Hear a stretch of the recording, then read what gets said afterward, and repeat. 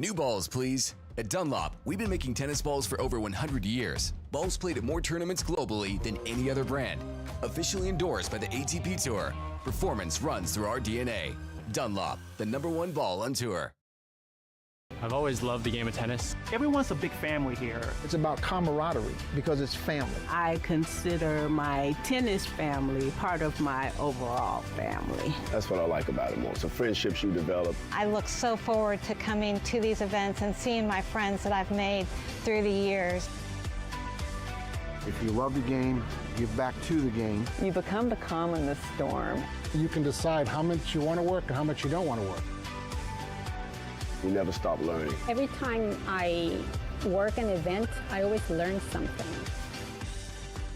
It takes time, it takes experience. Find your niche. We need you, and I think you will find it very rewarding. Get out there, start trying to do it, and see if you like it.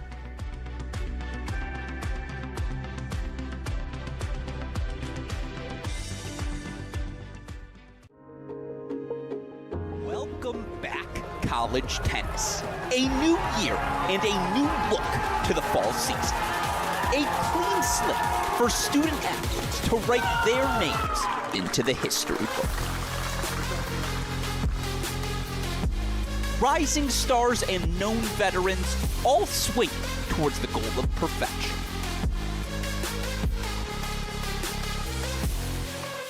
Their chance at greatness begins now. Where legends are made, where champions are crowned, it's the ITA All-American Championships. Tulsa and Cary await. College tennis fans, we'll see you soon.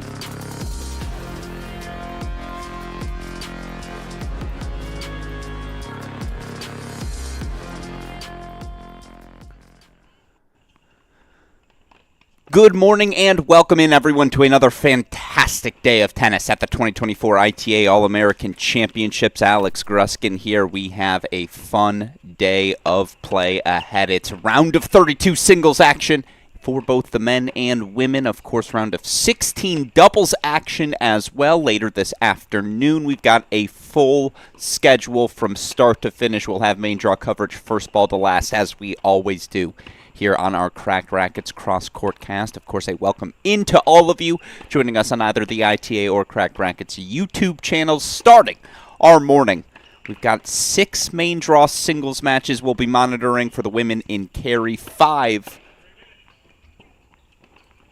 main draw doubles matches we'll be monitoring for the men in Tulsa. On the women's side, 2 matches already on your screen, still in the warm-up stage, so let me run you through the main draw matches to start. And it is worth noting, talked about this yesterday, a brand new fall format, the NCAA Individual Championships moving to late November.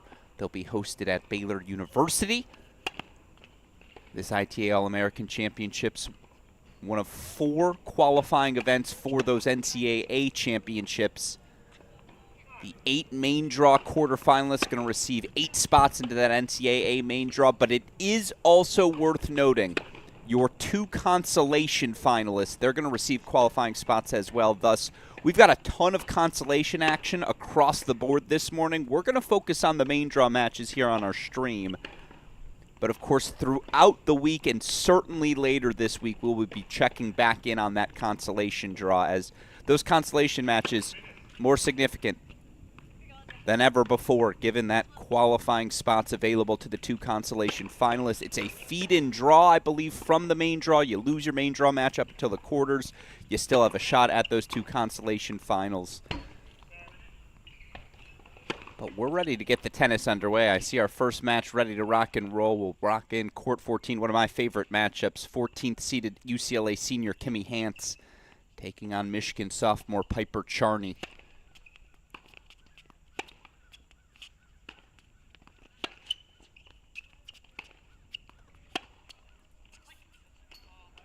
Charney serving first here on the near side. Just quick note of our schedule again. Right now, 6 main draw matches on court. This is one of them. You've got Vanderbilt's C.B. Moore, the number 3 seed, taking on Tennessee's Elza Tomase, 4th seed from Stanford, Connie Ma, taking on Penn, Sabine Lauka.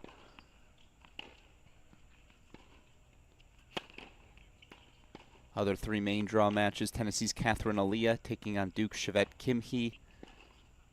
USC's Grace Piper taking on Michigan's Lily Jones. And then premier match over on the Chris Halioris feed, Valerie Glosman, Stanford freshman, taking on Duke senior Ellie Coleman.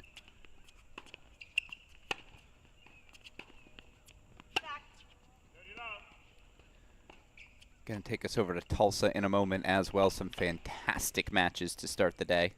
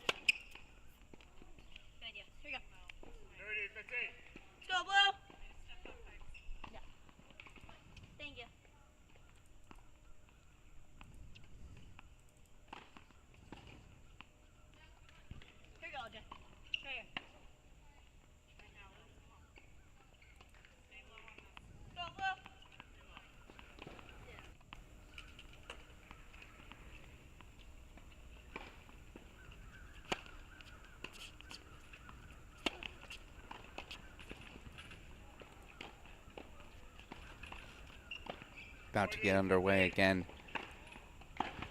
More Tomase, the matchup on court number 4.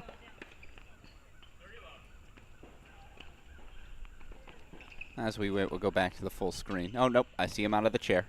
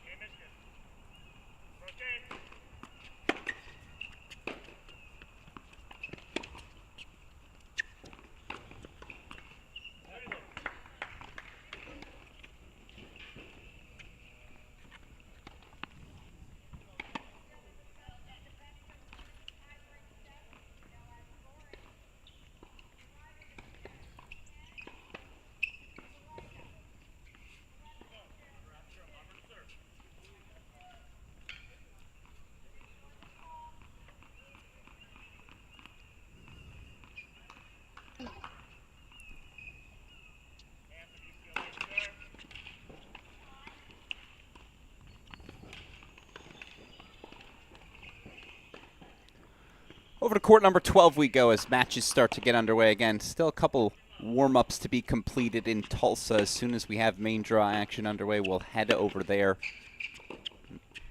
Matches going on in Tulsa right now. Some very, very tasty round of 32 main draw matches. Georgia's Ryan Colby taking on TCU's Pedro Vivez. Vivez a 6-1-6 love victory over 6-seeded Radu Papaway of Cornell yesterday. You've got 2nd-seeded Michael Zhang of Columbia taking on big serving Wake Forest junior DK Suresh. JC Roddick, the 9 through 16 seed, taking on Ohio State's Alex Bernard. Talented freshman Rudy Kwan taking on Arizona's Jay Friend. And then our primetime match, which I see they're hitting their final serves.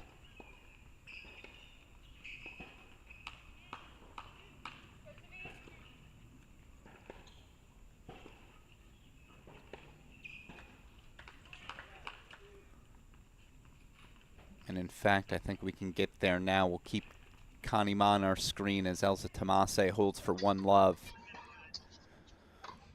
They'll fix those names on the scoreboard here quickly, but this might be my favorite for round 32 battle of the day on the men's side. 4th-seeded Cooper Williams, the Duke sophomore, 3-set winner yesterday. He's taking on Stanford junior Samir Banerjee, the former junior Wimbledon champion. And it's an ace to kick things off. Let's show you the replay. Not the worst way to start the day, right? Just a little casual ace-tee. Again, 5 main draw men's matches underway in Tulsa, 6 main draw matches for the women.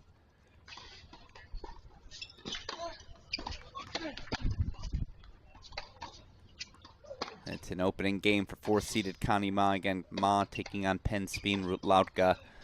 Want to keep showing you everything as we introduce all of these morning matches. Let's head over to court number 3. Another Tennessee Volunteer in action. It's Catherine Aaliyah, the senior, taking on Duke sophomore Shavit Kimchi, of course. Tennessee Cinderella story of last year's NCAA tournament, semifinalists at the team event. Knockout top-seeded and undefeated Oklahoma State in the round of 16. And now you've got both Tomase, Aaliyah competing here in the round of 32. Of course, Kim Hee, one of the premier freshmen of the 2024 season, looking to take another step forward this year. Impressive victory over UCLA freshman Kate Fakih yesterday.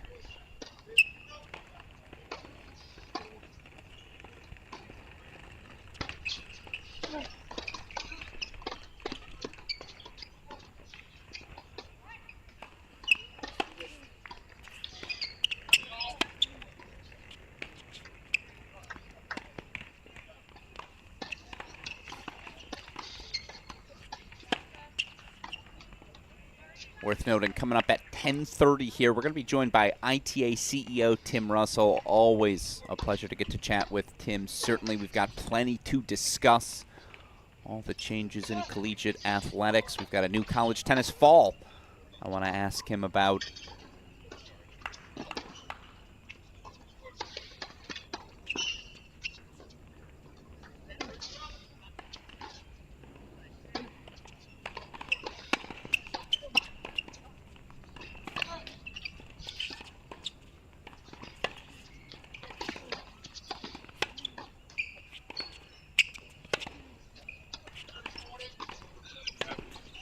We'll be talking automated line calling pilot system that's in use in Tulsa.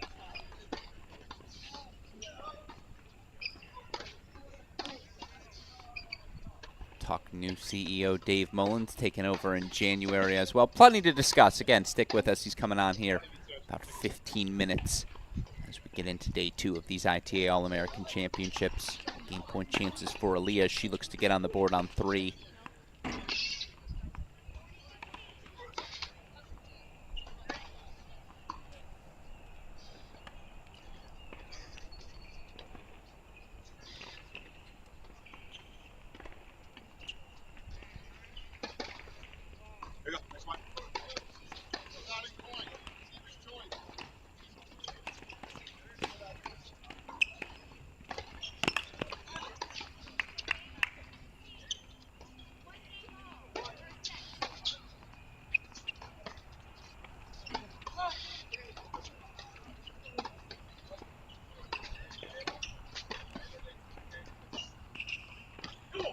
Job well done by Samir Banerjee. So opening hold for the Stanford junior. As you see our scoreboards up and running now in Cary. Let's show you the replay one more time.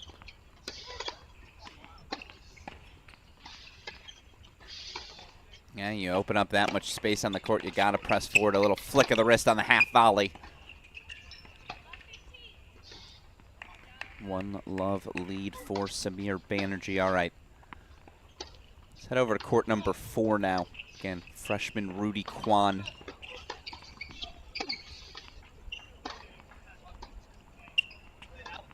Do a lot of things well, moves well, solid off both wings, but he's going to face a lot of firepower today. Taking on Arizona junior Jay Friend.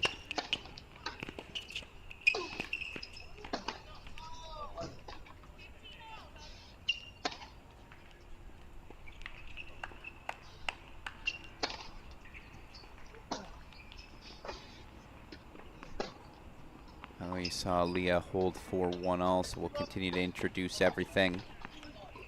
Show you our final matchup.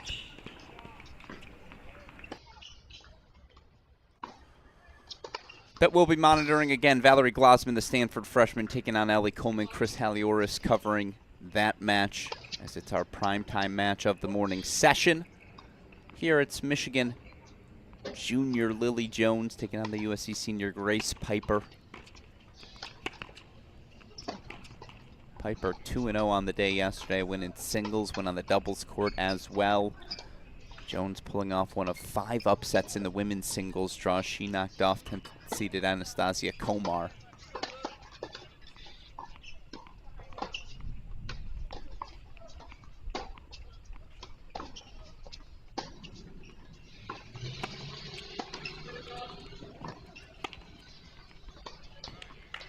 Until Lily Jones hold 4-2-all.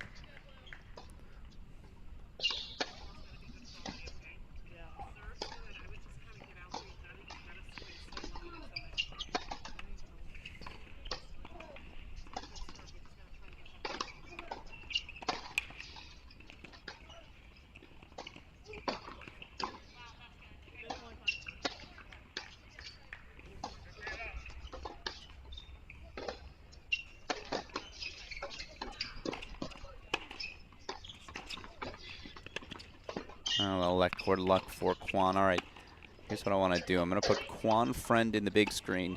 Piper Charney's raced out to a 3-love lead. It's also an early 3-love lead, and this would be an upset. Elza Tomase of Tennessee, 3-love up on 3rd-seeded Celia Bell Moore of Vanderbilt.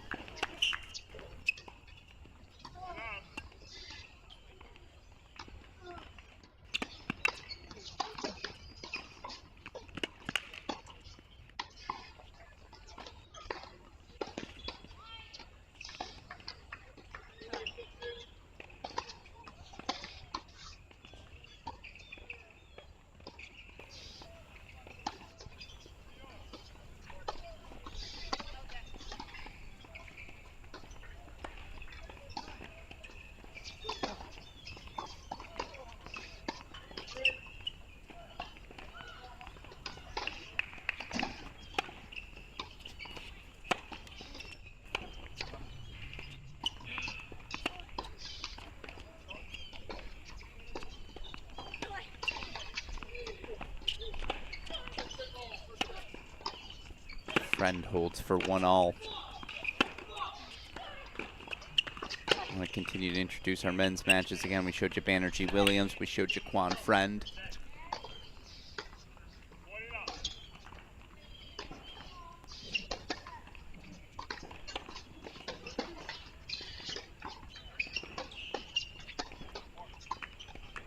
Let's move over to court number 2. Ohio State junior Alex Bernard, 2-1 early break lead as he takes on Texas A&M senior J.C. Roddick.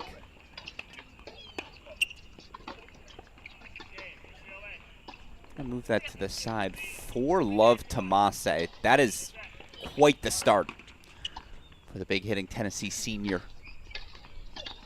Momentum, momentum, momentum for the Vols.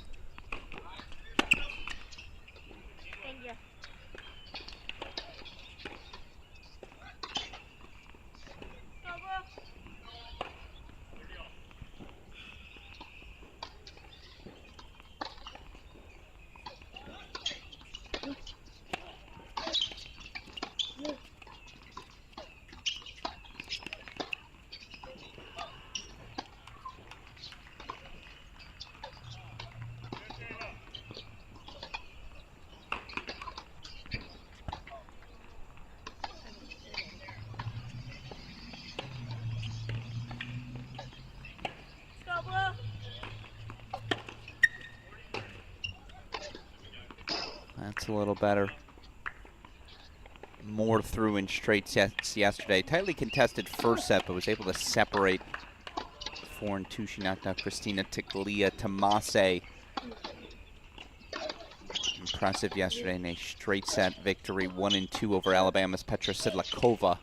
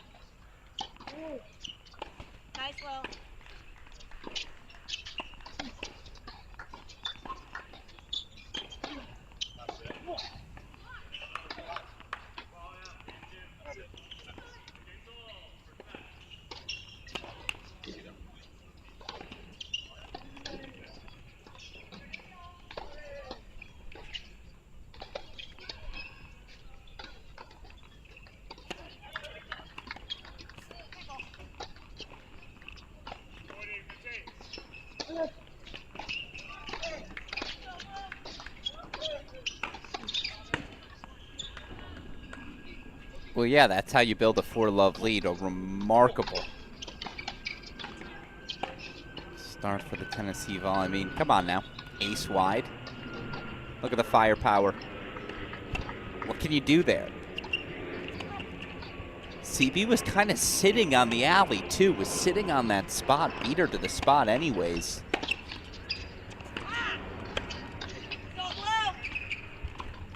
That's really impressive firepower. Dare I say, reminiscent of recent All-American NC State's Emilio Rayetsky, right? Just how relentless it is off both wings. 1-point chances now for Tomase as you see Charney maintains her break lead, 4-1 opening set. Connie Mai, 2-1 break lead as well.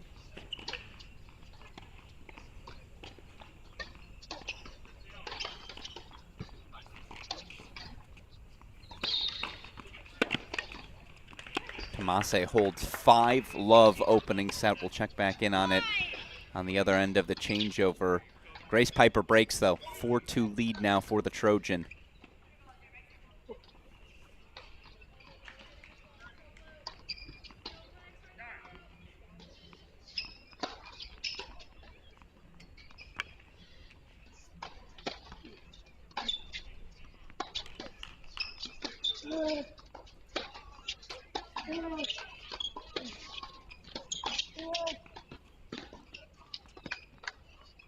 As you see, they're back on serve and Bernard Ronick. Let's move over to our fourth main draw match, of the morning here in Tulsa. Second-seeded Michael Zhang taking on the big serving DK Suresh. Zhang actually a break point chance early in the 1-all service game of Suresh. 30-40 heres.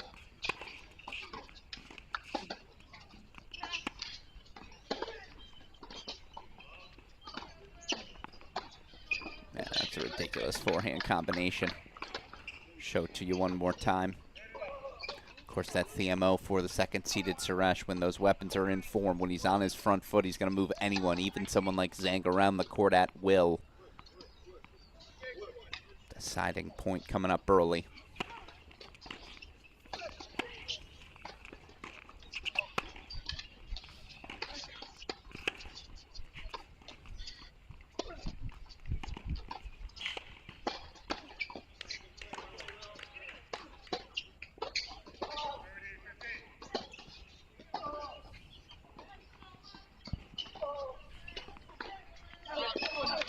thresholds for 2-1. Gotta love the aggression.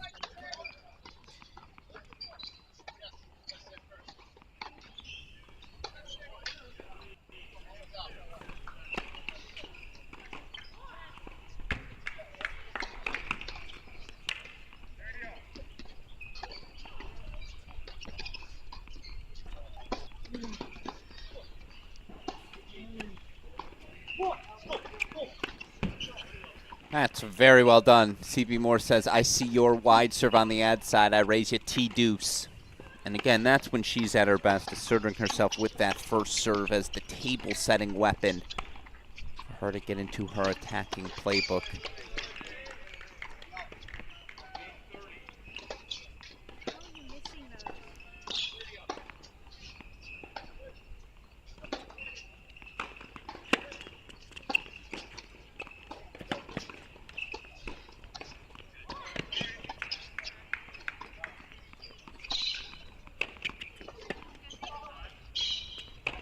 Oh, yes. No bagel this morning. CB Moore on the board, and maybe that love hold just establishes a rhythm for her moving forward. We'll show it to you one more time. First overhead off the bounce. Credit to Tomase, she's there, but more definitive with the final put away still. Elsa Tomase to serve for the opening set, of course, coming up here in 2 minutes.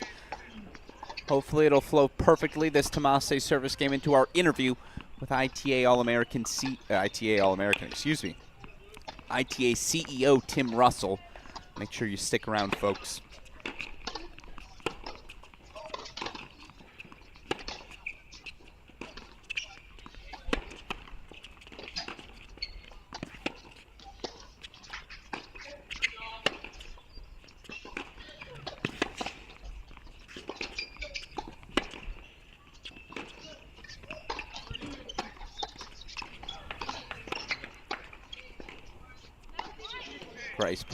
Grace Piper holds 4-5-2.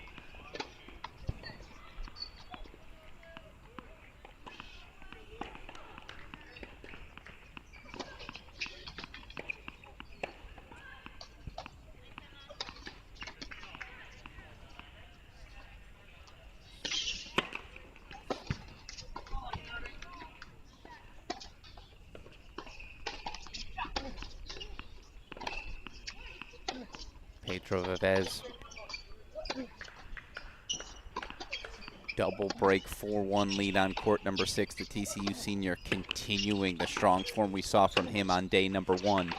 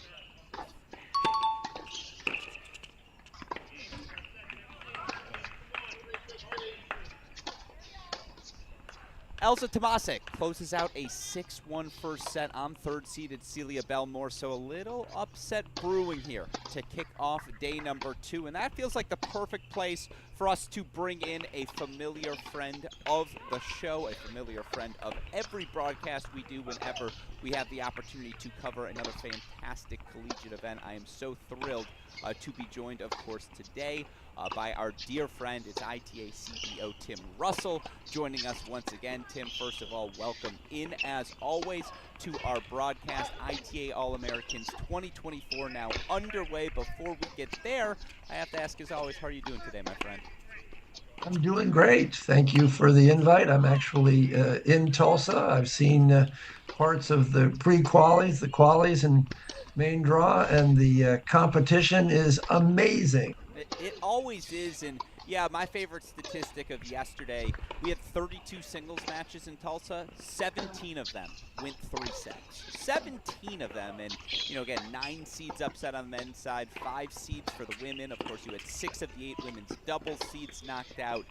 It's been a very fun level of play to start, and obviously the big news for college tennis fans across the globe, it's a brand new fall format here in the 2024 season, and that's where I want to start our conversation. There are a lot of changes right now across college athletics. Where does this change in college tennis, this reinvigorated fall format, where does it fit into that story? It's an important story.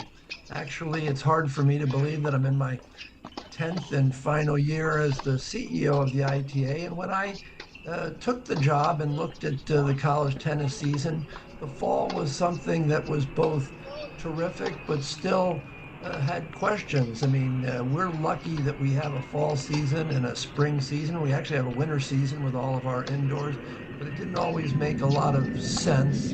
And in 2021, USTA and the ITA did a study, you might remember, and your listeners might remember, with our friends at SP Athletics and Tom Jacobs. It was called Reimagining D1 Tennis. And one of the messages that came through that study was administrators, whether it's conference commissioners, ADs, didn't quite exactly understand the entire tennis season. And I think given all the changes that are going on in college athletics, and we should talk about those as well, the opportunity for the 2-year NCAA pilot, I'm really excited about, because it lets us tell stories, which is something that you do. And the story is that the fall is individual singles and doubles.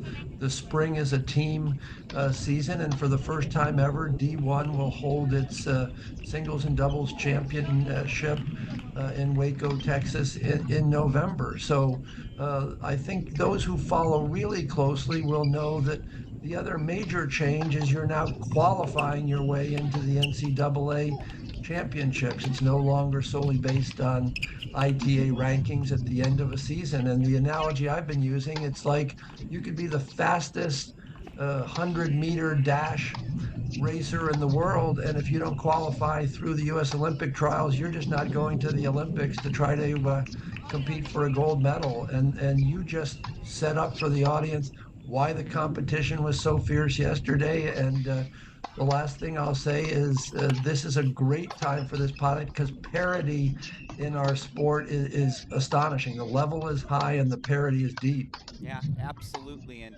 I do enjoy the fact, and we talked about this yesterday, there are 4 qualifying events now, of these ITA All-American Championships, 10 spots in singles, 4 in doubles. You have the sectionals, the regionals. It's called the Masters event, Fall Nats. I always forget the name of the 4th one. There's a Masters Conference Championship, and each conference can pick how they send representatives to that. But the fall should be really exciting, and I'm very proud of our ITA communications team, and they're doing a great job of telling the stories. And the All-American Championships in both Cary and Tulsa have always been a great launch, but now they're even more important. Yeah, no, absolutely. And I guess in that spirit, my question to you would be, what does this fall have to look like in your mind to consider it as a success? What should we be looking for as college tennis fans to know, hey, this 2-year pilot program, it's working already? Yeah, I think there'll be a buzz amongst coaches, amongst players, amongst fans. I think everybody needs to remember it's the NCAA's tournament. We are great partners with the NCAA. So while I'm happy to tell you what I think will make success visible and viable, it's ultimately a decision the NCAA will make. But I think the strength of the performance will be terrific. I think the actual finals of the NCAA in Waco will be an important component. I'm really confident that the events that you've referenced, the All-Americans, the regionals, the sectionals, and the Masters, will be terrific events. And if the players and coaches feel like the NCAA championship on site was terrific, I think we will have closed the loop. Yeah, no, certainly, again, looking forward to watching this fall play out. And if day one was any indication of what's ahead, we've got a lot of exciting tennis on the horizon. One exciting aspect of these ITA All-American Championships, and something you guys announced you are going to be piloting at a couple of ITA events moving forward, automated line calling, the opportunity to bring in electronic line calling, the opportunity to partner with a technology company to try and improve just every aspect of the sport, in this case line calling in particular. Talk about how that opportunity emerged. Talk to college tennis fans about how they can expect that electronic line calling to factor into this year's college tennis. Thank you. A really important initiative. I think everyone knows that throughout my tenure, we've had a couple of ongoing goals and objectives. One has been a high level of sportsmanship. The other has been to improve technology on all fronts. Working with cracked rackets is one. Our website is other. Live scoring has been one. But clearly, this is not the first pilot. I think everyone will remember there was a day when we were working with PlaySite, who's still a great partner of the ITA, and we had a project called Play Fair. And it actually was a great move forward in the world of sportsmanship. One of the challenges was not enough schools actually had the kiosks, etc. So for the last 3 years, the ITA has been focused on what would be a realistic product and partnership whereby we would have accuracy, we would have efficiency, we would have reliability, we would have cost effectiveness. And a year ago, our managing director of all things competition, Corey Brooks, and our director of officiating, Anthony Montero, rolled out an RFP, a request for proposals, and they talked to about 12 companies. And this project, this pilot, is with a company called Play Replay. They're from Sweden. Some of you, I know, Alex, you'll remember this. We actually did a shadow test of this system in Colombia last February at the D1 men's indoor. It was very successful. By shadow, I mean we ran the system in the background, but the players and coaches didn't see it. The folks at Play Replay and our staff have been working together throughout the summer, and all of a sudden it was time to put it into play.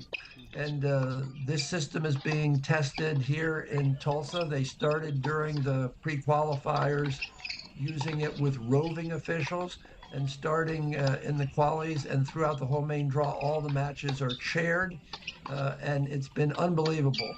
We have 4 courts, courts 1, 2, 3, 4 in Tulsa, and a couple of things have happened at the matches I've been there. One, I think the coaches and players realize, wow, every point we can go back and look. And I think without anybody checking anything, the level of sportsmanship has been unbelievable. Close calls. I think the players are doing a great job because they're still required to make their own line calls. And then if there's a question, the officials can look at their tablet. To be clear, this is not a challenge system. So all of a sudden, if it looks like there was an error, the official will quickly look at that and be able to overrule. This is a system that works indoors. Play Replays work very hard to make it work outdoors. We will be using it at a sectional event in November. We will also be using it at the D1 men's and women's indoors in February. So very, very fine work by the ITA staff. Lots of hard work from Play Replay. There are other companies still trying to get into this space, but I think we all believe it will be a great, great advance for college tennis. And you should know this system is also being tested by the USTA, by groups like the ATP. And I think, the world of technology is intersecting with the tennis ecosystem in a way that could really advance our sport. So I'm super excited. What I've seen in Tulsa has been amazing. And I think the coaches, the players, but also the officials have found it to be a terrific addition to our sport. No, absolutely. The fact that it's when, not if, we're going to have this technology available for college tennis matches, that's something fans everywhere certainly will be excited about. I'm curious, this is just a quick thing, as a former college professor, I have to ask, we had a meeting recently with PlaySite. You mentioned the company Play Replay. I asked the PlaySite people, hey, those are your cousins, right? Like, it's the same family. It's the Play family. And they were quick to say, actually, no relation. That's not a dumb question, is it? Oh, and actually, the ITA currently partners, I think everybody knows, with PlaySite, and they're an unbelievable company, and they continue to do incredible things, including trying to make their streaming services include things like highlights. They still have all of the analytics for coaches. I'm a big fan of PlaySite, always have been. It was the very first partnership I created back in my early days. We're also partners with Swing Vision. We're partners with Track Tennis. To be clear, Play Replay, we are working with them on the pilot, but we have not announced any official partnership at this moment. So yeah, we got a lot of play going on, but PlaySite and Play Replay are two independent companies, both worldwide contributors to the tech space, and we're honored to work with all of our tech partners. I like it. It's all about the play here in college tennis. That's certainly something I think fans can get behind. Well, my last two things I wanted to ask you about, you mentioned your 10-year tenure as CEO coming to a close. Now, you'll still stay on as a board member, I believe, until 2026, but there was a big announcement this summer. Obviously, Dave Mullins, currently the COO, I believe, of the ITA, was named your successor and will be the new ITA CEO beginning in January. Talk to us about that decision process and what it means to you to see Dave be named your successor. Sure. Just to clarify a little bit, I will not remain as an official board member. I will remain as an advisor to the organization, to Dave and to the board, and I'm excited to do that, happy to do that. This is a very, very critical time in college athletics, and maybe as we close after I speak about Dave, we can just make a few comments about the context in which we find ourselves. But we announced my transition plan last January. In February, we hired Bowlesby Sports Advisors, had a terrific search committee, had a large number of applicants for the position. It got narrowed down to about 9 semifinalists, and then we had a series of in-person interviews in May in Dallas. And Dave emerged as, I think a lot of people thought he would, as a clear favorite. I think everybody should know that this pool of candidates included sitting D1 ADs, other leading college administrators in the world of higher education, serious leaders in the tennis world. And I think everybody who knows Dave knows that he is a man of the highest integrity. He loves college tennis, passionate about our sport, knows the ITA inside out as a brilliant COO and a great partner to me the last 5 years. And the reality is the ITA and our sport will be in really good hands. You're not going to find a person of higher integrity. I think everybody knows Dave was a first-rate player. He actually played college tennis. He was on the Irish Davis Cup team. He was a coach, including as a head women's coach at the University of Oklahoma. In my early tenure, he was on our operating committees. He actually worked as a member and the co-chair of a task force we had my first year that actually, back to your first question, Alex, looked at what the fall might look like. And Dave was also the chair of our internal task force that worked with the NCAA committee and staff on putting together the current fall. So he knows our sport as a player and a coach, and he certainly knows the ITA just inside and out. So he and I are working closely on this transition. We'll be on a call shortly. Dave was just in Cary.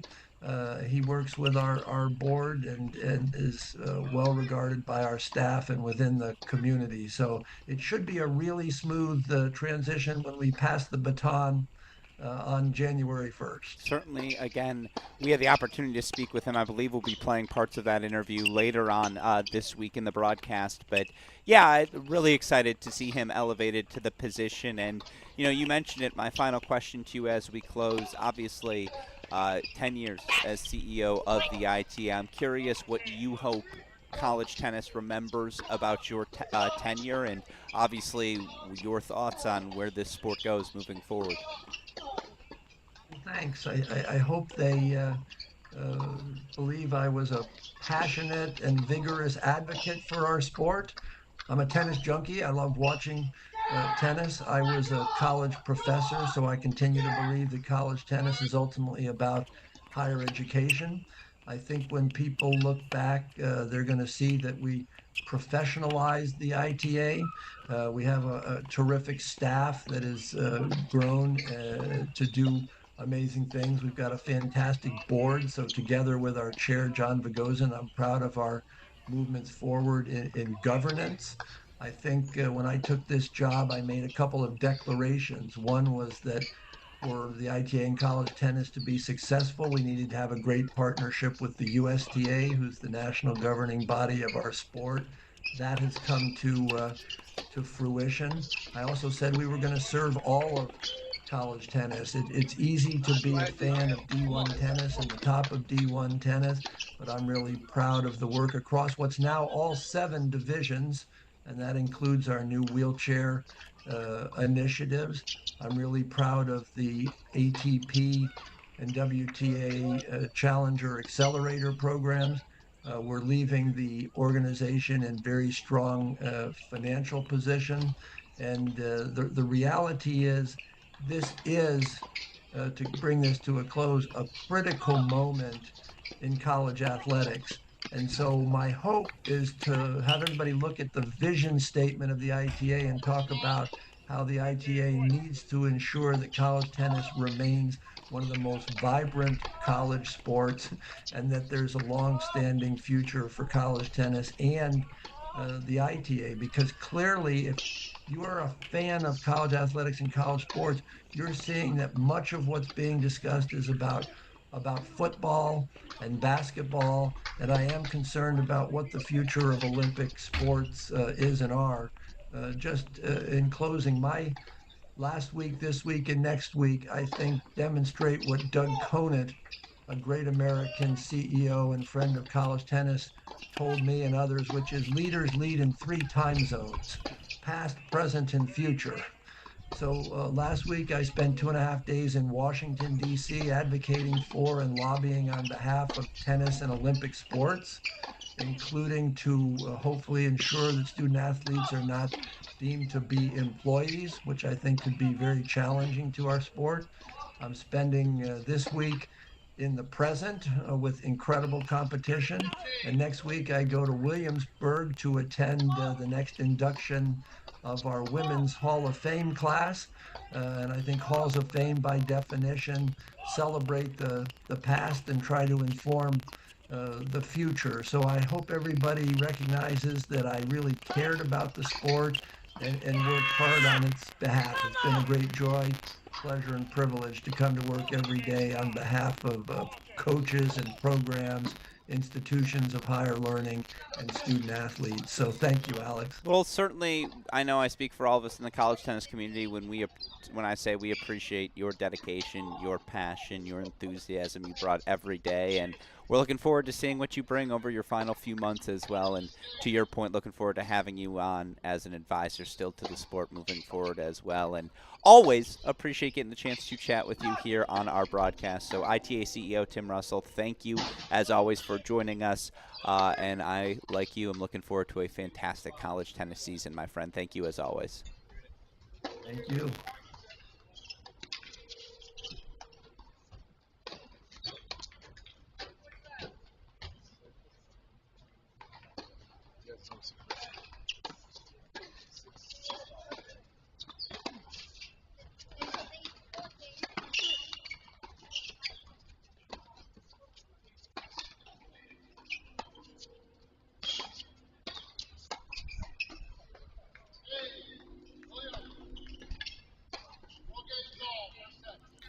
All right, ITA CEO Tim Russell, I thank you to him as always for taking the time to join us, providing some insight into the changes afoot in college tennis. We've certainly had some changes in our matches as we've been away, and I actually got a run to court number 13. Grace Piper is having herself a day. 6-2, 5-1, 15-all lead on Michigan junior Lily Jones. First sets in the books. They belong in our main draw matches.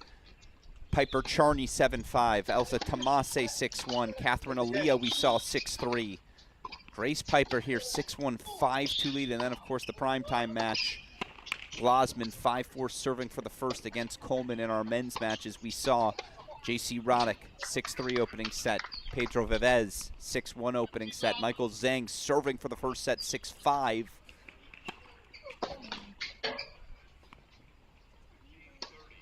Four all in Banerjee Williams, 5 all in Quan Friend. So we lock in.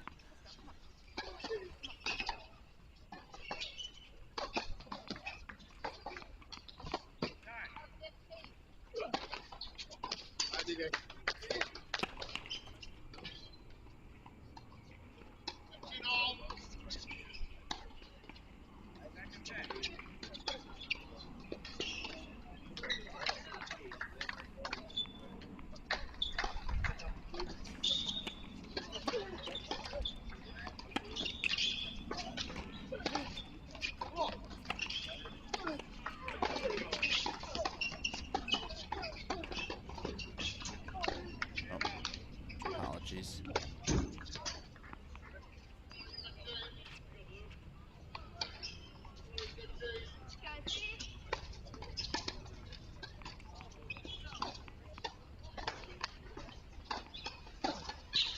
That's just a beautifully ripped.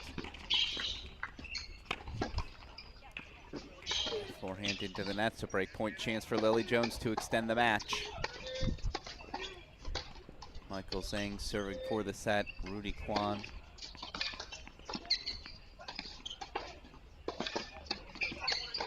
.40-30 in his 5-all service game.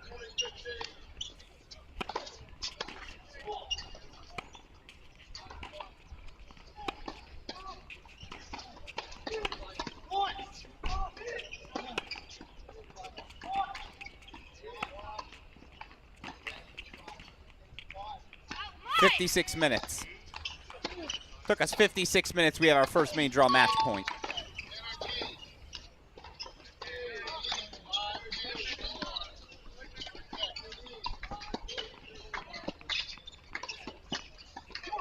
What a fantastic shot from Michael Zhang. We'll go full screen for his set point in a moment. Just show you that replay bottom left of your screen.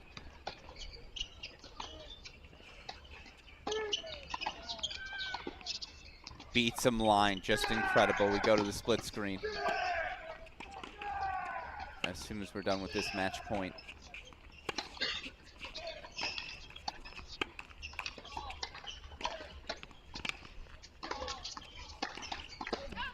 Lily Jones goes long, so our first player through to the round of 16, it's Grace Piper. 6-2, 6-1 victory for the USC Trojan through to the round of 16 in dominant fashion. Meanwhile, Michael Zhang does take a 7-5 first set. All right. Rudy Kwan to the big screen. I'll get you other matches here. Let's head over to our remaining first sets. Banerjee Williams. It's 5-4 Banerjee on serve. That might be my favorite match of the day in Tulsa, so certainly got to bring the home stretch of that first set onto our screen. Williams out of the chair. He'll serve 4-5. Meanwhile, first women's match of the day in the books. Grace Piper advancing.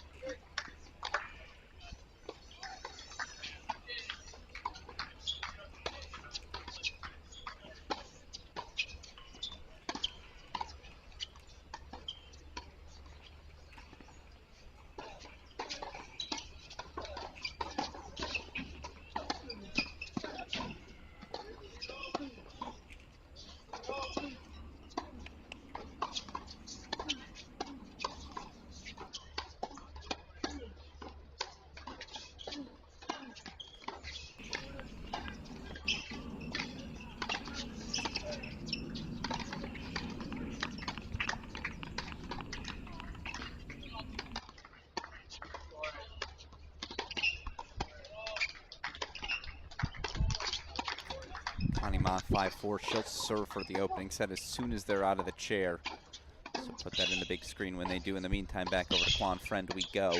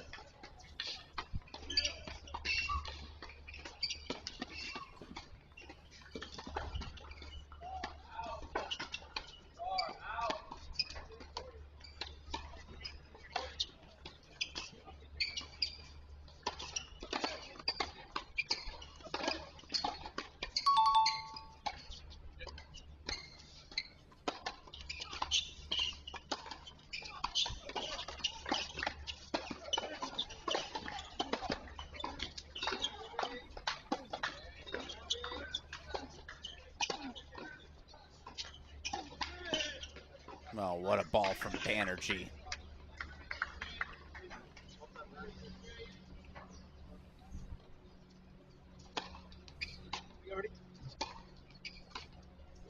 Show you that replay bottom left. I mean, look at this drop volley. Come on now. It's twice he's done that.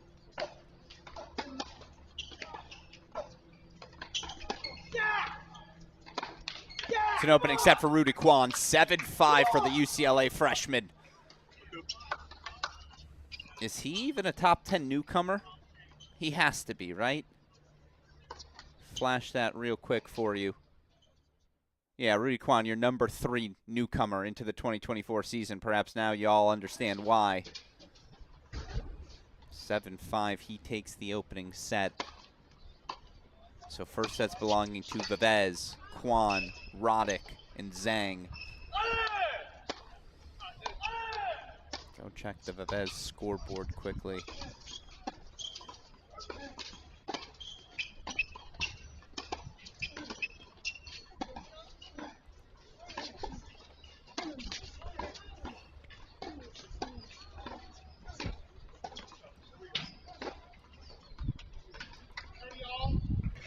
Set and break lead, 6-1, 3-1, though Kobe just got the break back, so back on serve, but fascinating. All right, 2 first sets remaining. Let's go to the split screen.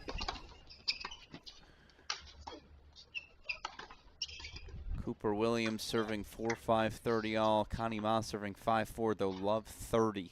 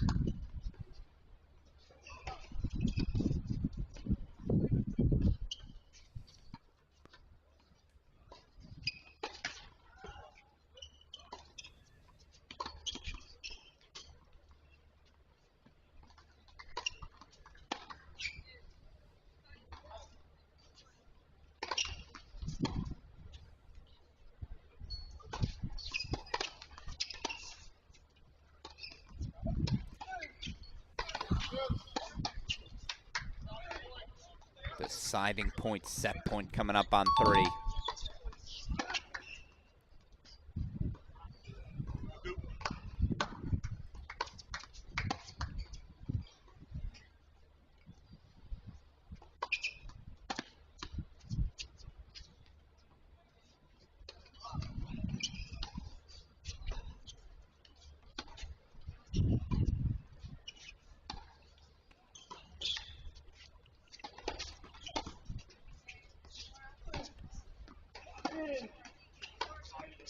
Cooper Williams holds for 5-all. Oh, that's a frustrated Rybautka. See set point. Coming up for Connie Ma. The loose error.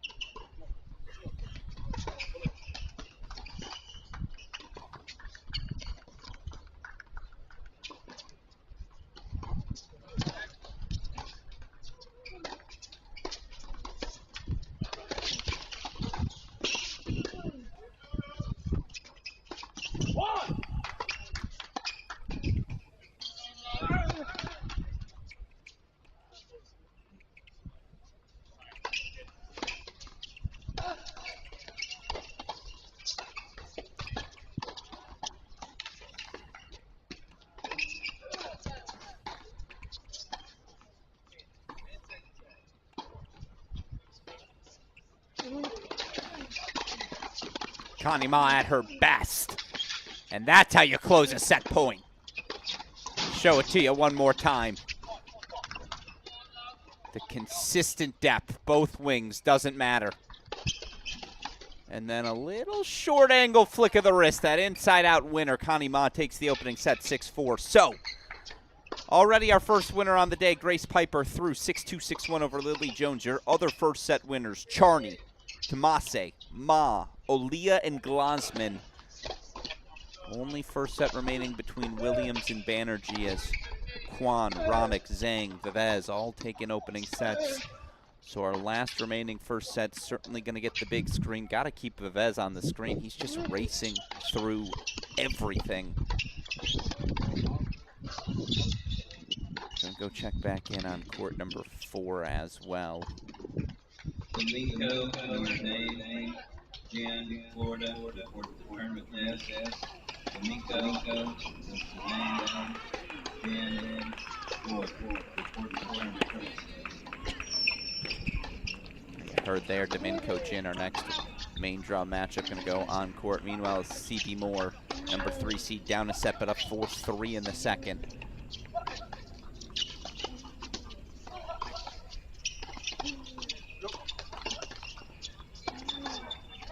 Banerjee's got game points. Let's do this real quick. Pedro Vivez, break point chances to retake his break lead.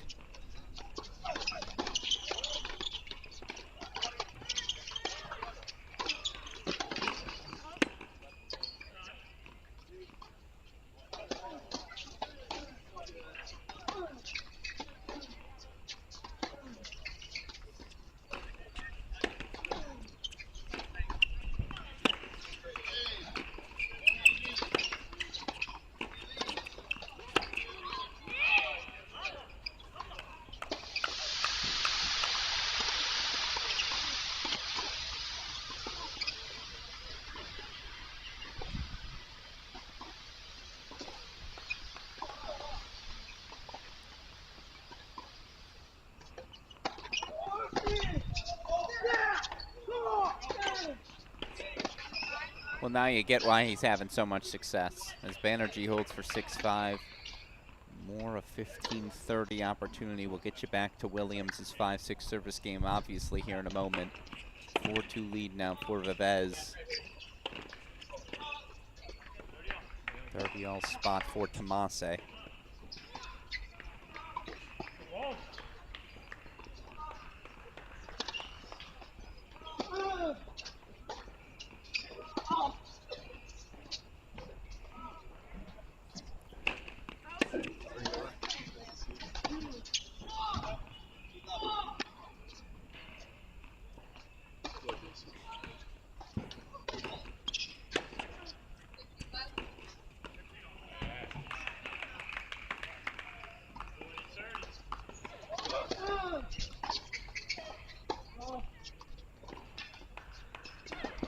He's just fantastic. It's an elite level right now off the racket of Pedro Vivez.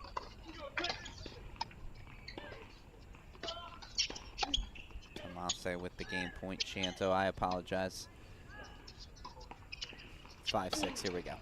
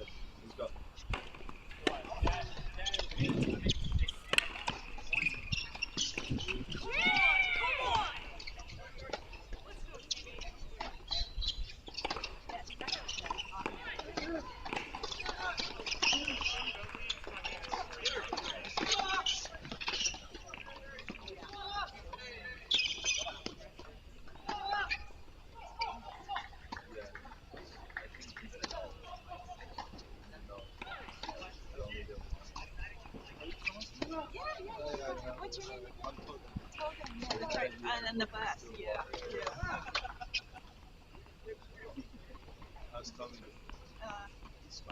This student.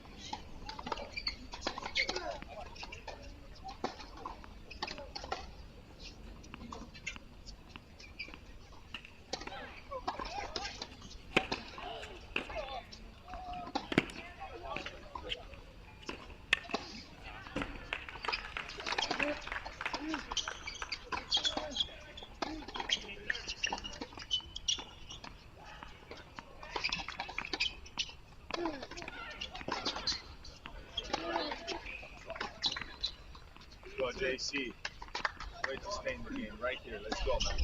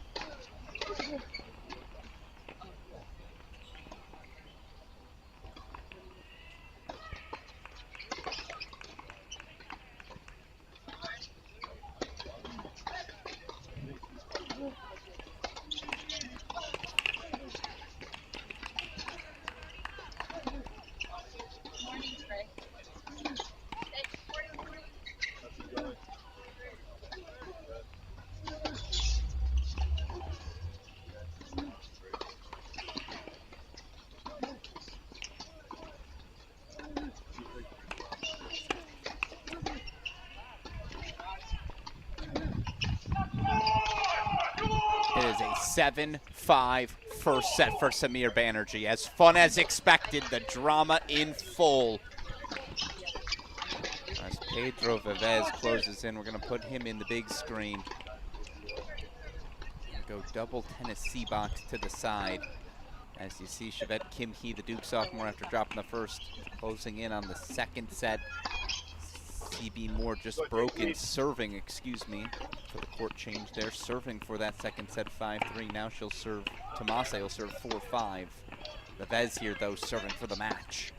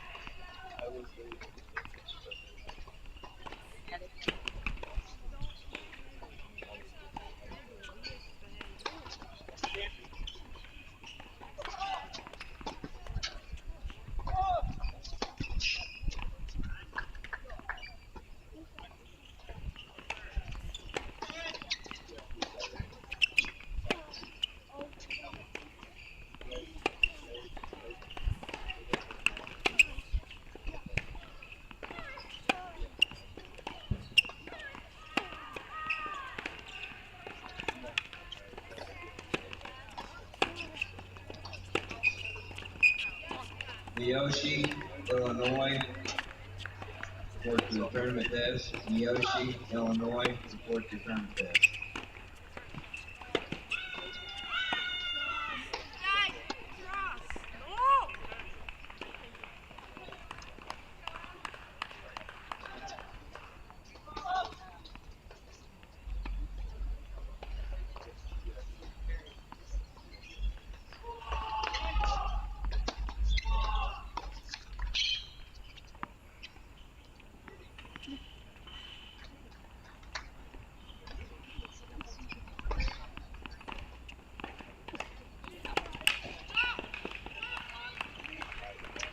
He does hold for 5-1. She's a game away from forcing a third more.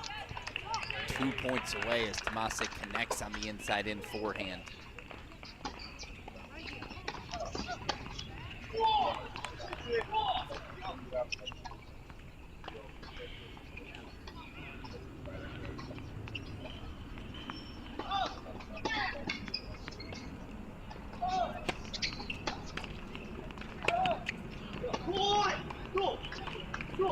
Just like that, break point chances back for Colby.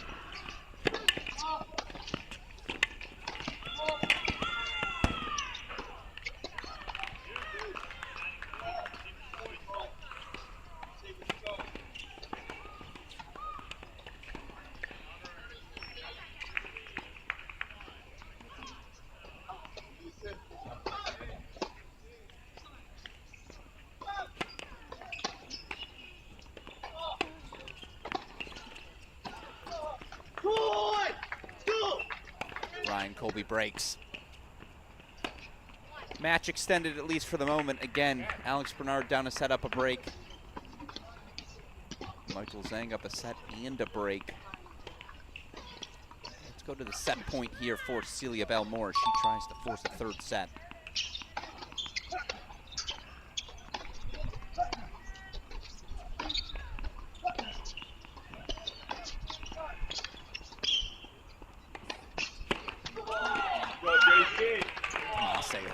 5 all right.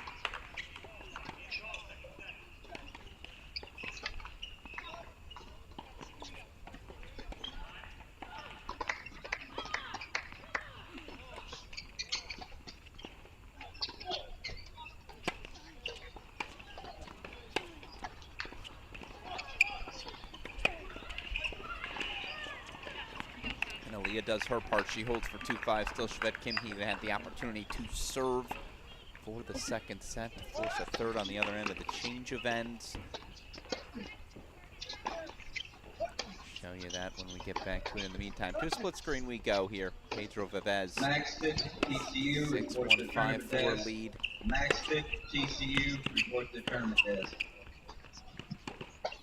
Oh, Tomase overcooks it. That was the easiest shot in the rally.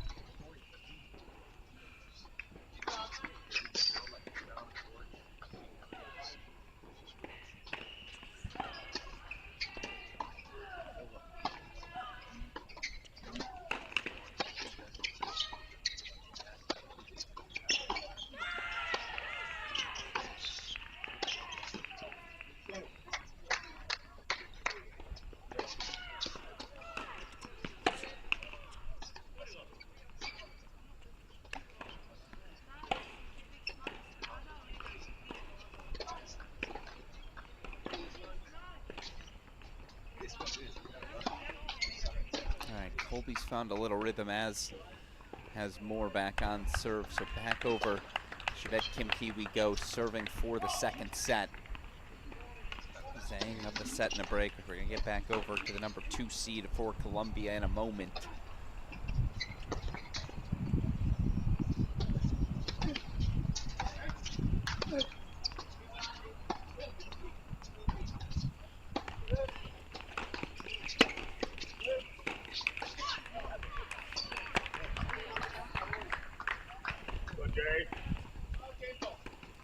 Colby holds, so back over we go.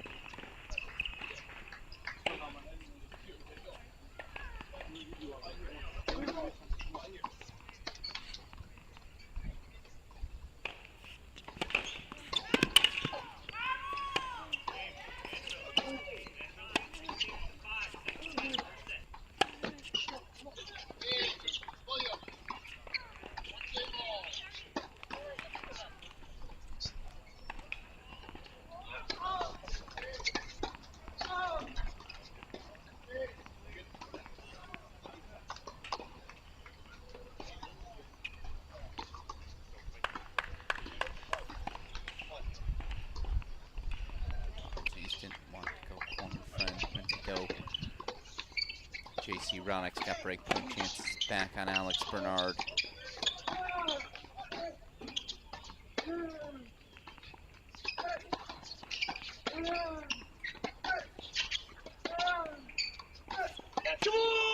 Ronnick breaks right back. Back on serve they go.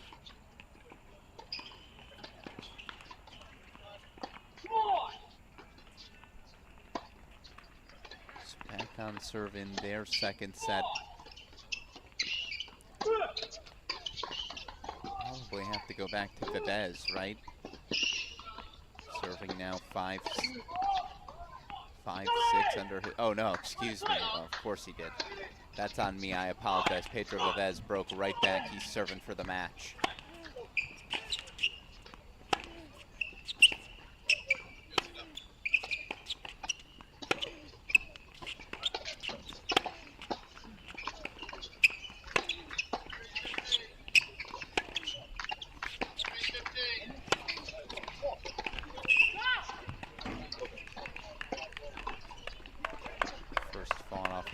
to Vivez.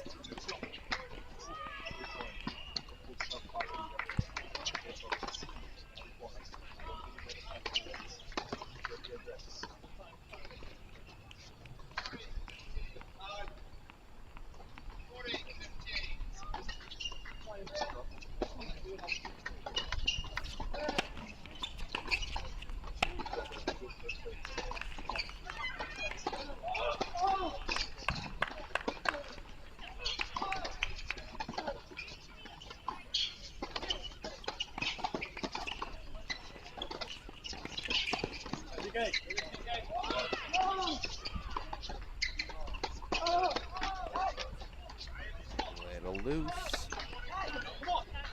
As Aaliyah, by the way, breaks 4-3-5 to extend the set.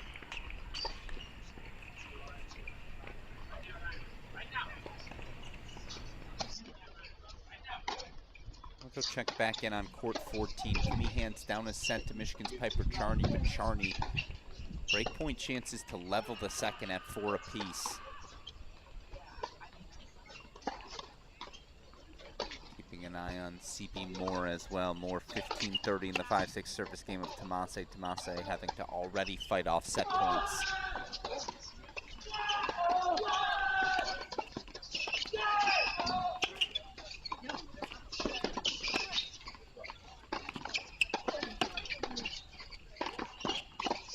No way.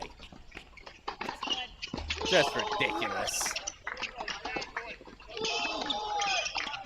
Is Ryan Colby gonna break again to extend the match? First overhead, Vivez is there. Second overhead, Vivez is there. Third one's the lucky charm.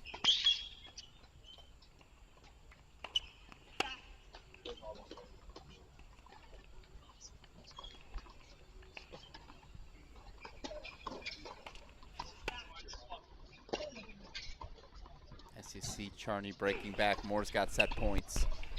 And Tomase's volley's in the nets. Third-seeded Celia Bell Moore forces a third, 7-5. She takes it on 4.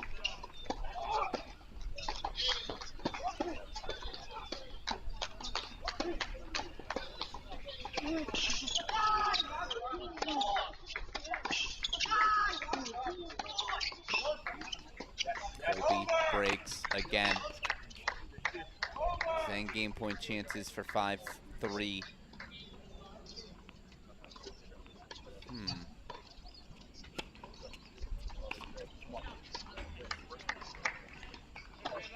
Wait, what?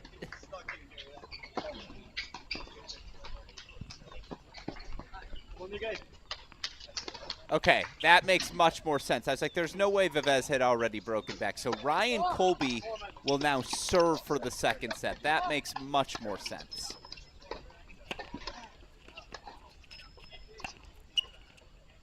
Deciding point in the 4-3 service game of Michael Zhang. Here's one, Sabine Rudlauka, 4-love second set lead on Connie Ma. Did not have that on my bingo card.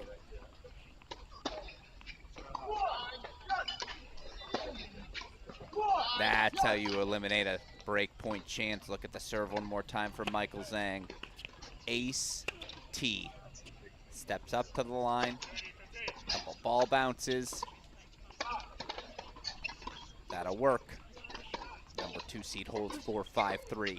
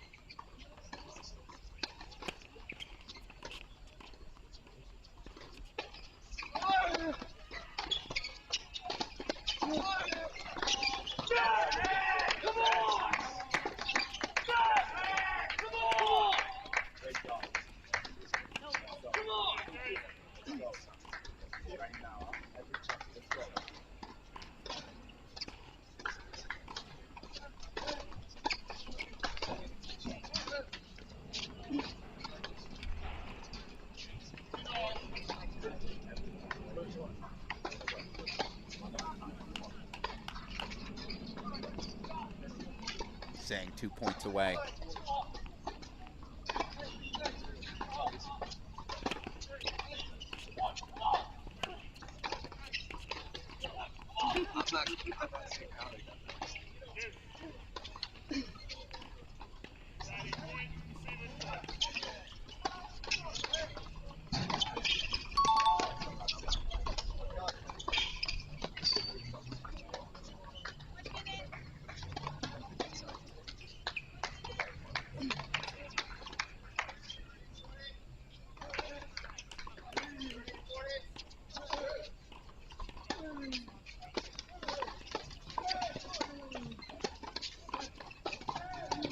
Yeah, a little wide.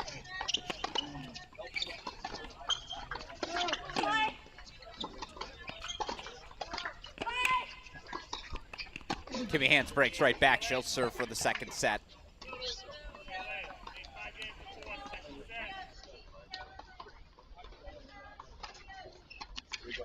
But Michael Zhang is through to the round of 16. Your first winner on the day on the main draw in Tulsa, the number 2 seed, 7-5-6-3.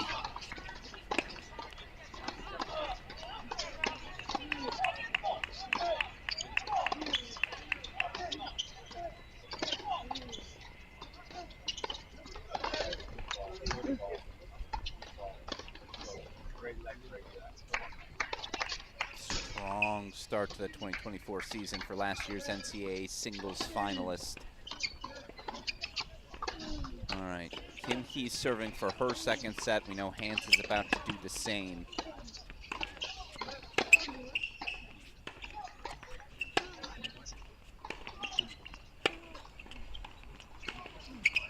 Ryan Colby serving for his set, 6-5-30 all.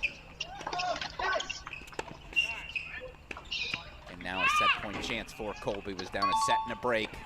Was all Vivez for the first hour of this one, but slowly but surely the Georgia senior works his way back.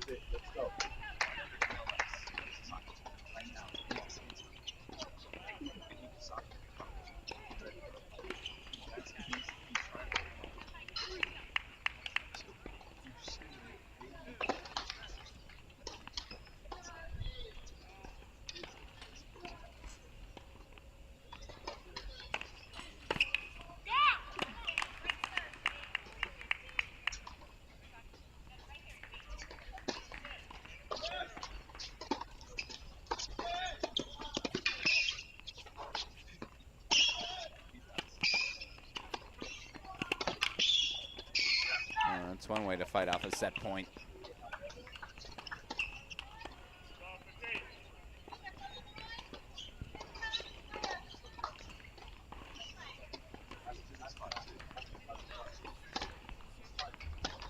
Yep. That'll work. Ooh.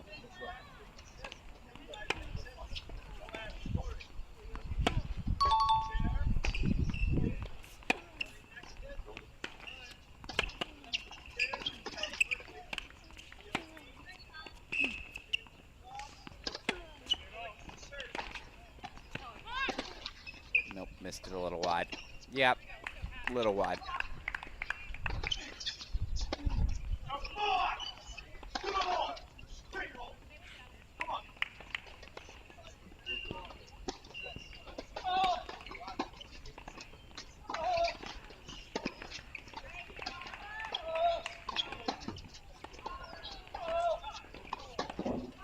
Vivez breaks back.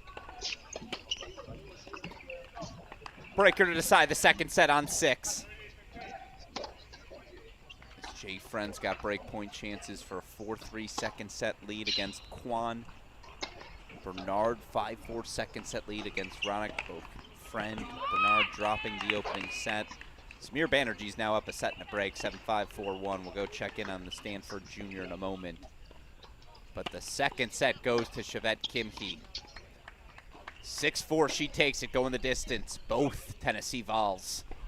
Courts 3 and 4, all right.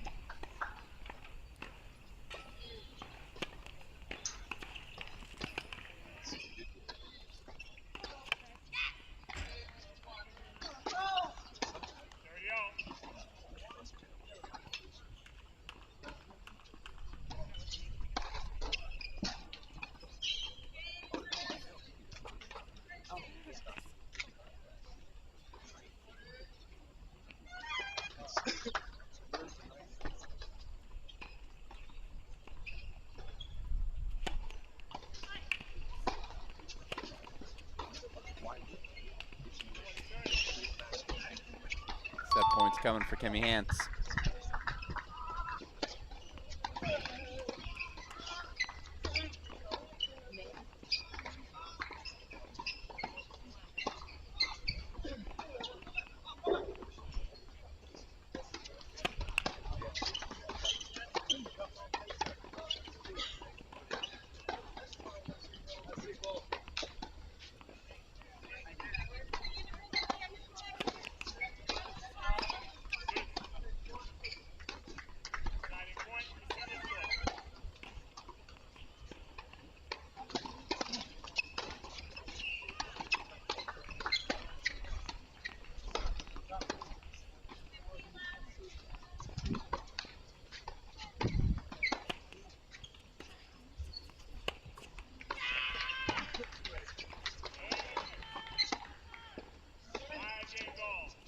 Charney breaks back for 5-all.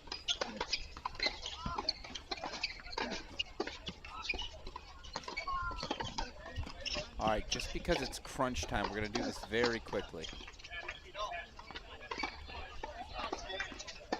No, that's a lie. I was going to bring us to the 5-4 game for Alex Bernard. Yeah, you know what? Never mind. That was an internal thought. Probably could have stayed internal, but I'm going to take us back over to Bernard Roddick on court number 2.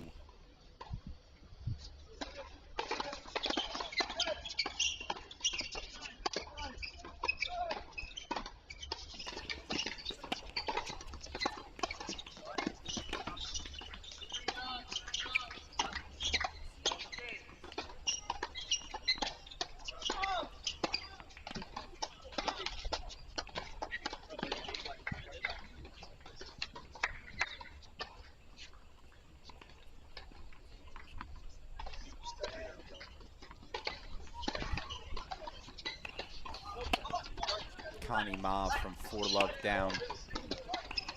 Back on serve now. She trails 3-4 in that second set because, of course, the 2022 NCAA singles finalist does.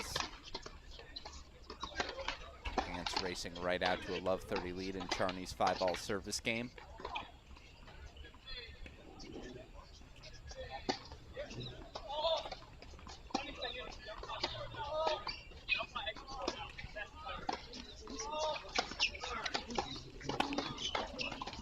And now a 4-2 Vivez lead on the turn. Again, your winners so far today, Grace Piper in under an hour. 6-2, 6-1, the USC senior knocking out Michigan's Lily Jones. You also had Columbia's second seed in the men's singles competition, Michael Zhang, 7-5, 6-3. Over Wake Forest, DK Suresh. Pedro Vivez 3 points away from the match. Third sets already in action. Moore, Tomase, Aaliyah Kimhi. Might we be headed there, and Hance Charney as well. Jay Friend did break, so now up a set and a break. Down a set, but up a break on Rudy Kwan. Meanwhile, again, 4-2 Vivez here on the turn.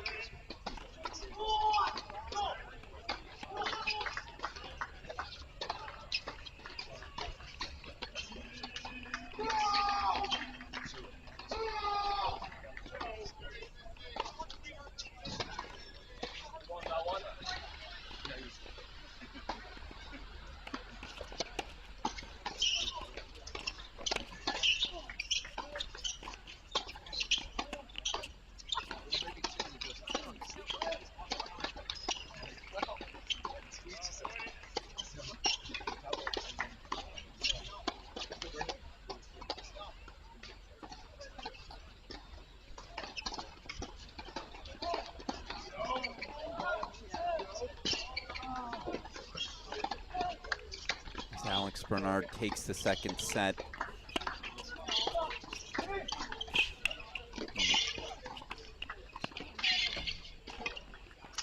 Over to Jay Friend we go.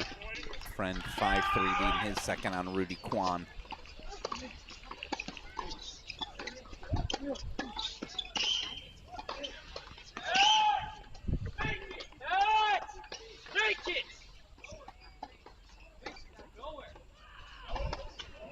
Meanwhile, in a match of zigzags, now set points for Ryan Colby. As Piper Charney, of course, breaks. We're going to a breaker in that second set. What was that? 6 straight breaks to end the set?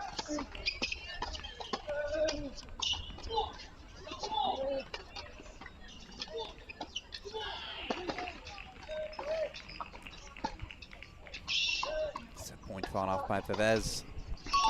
Still one more for Colby to come.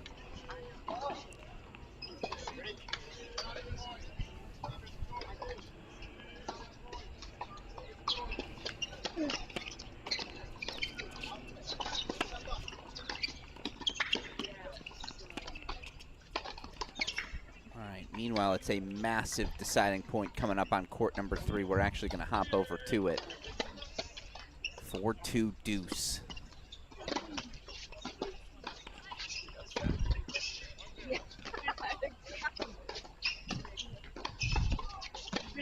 A tentative overhead just works out, and I'll tell you what, that serve might have been out. As we quickly jump over, we'll show you that replay.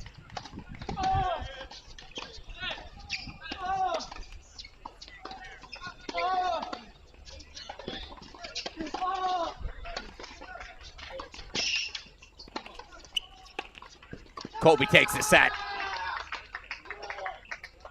Show that to you one more time as Ryan Colby, 7-6, forces a third. It's great range from Vivez, but definitive from Colby.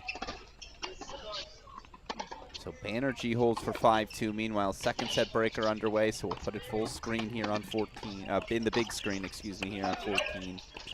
6-4 all between Glosman and Coleman.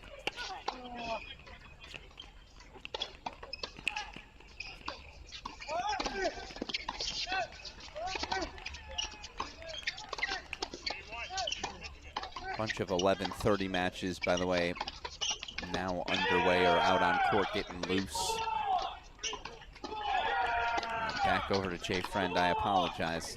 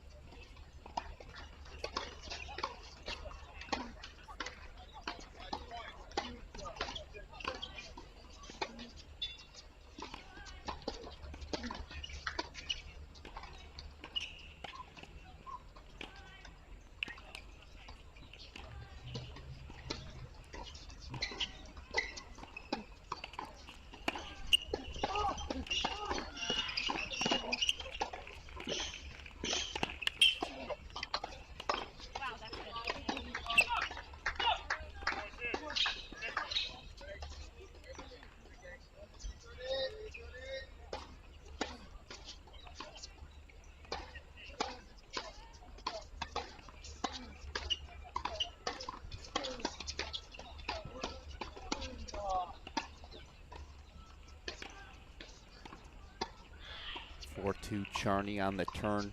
Williams again 2-5, serving to at least ask the question.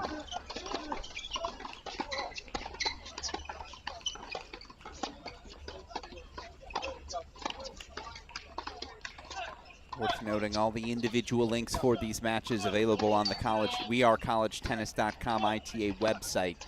Just Google search ITA All-Americans. Again, you can find the individual links for any match you're searching for. We're going to do our best to jump around through everything. It's crunch time, though. 11:30 matches starting. 10 o'clock matches reaching pivotal junctions.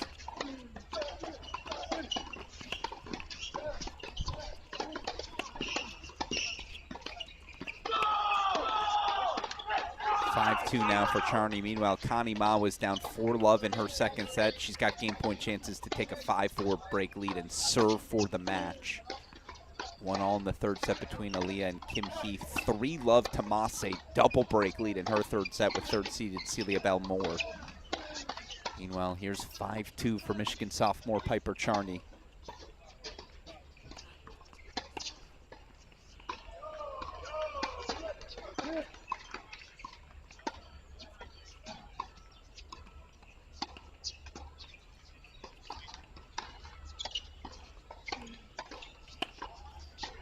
Jay Friend did take his second set 6-3. So Friend, Kwan, Bernard Roddick going the distance.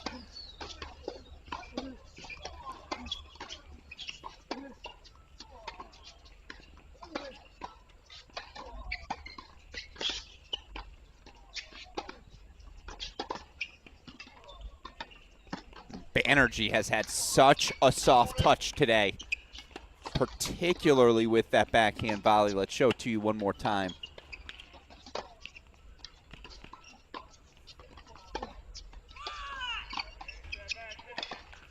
As Charney takes the match. 7-5, 7-6 victory for the Michigan sophomore. So 1-1 morning for the Wolverines in singles. Jones knocked out by Grace Piper, but Piper Charney through 7-5, 7-6 over Kimmy Hans. An upset to start the day. As it's a match point fought off by Cooper Williams. We'll go full screen for the second.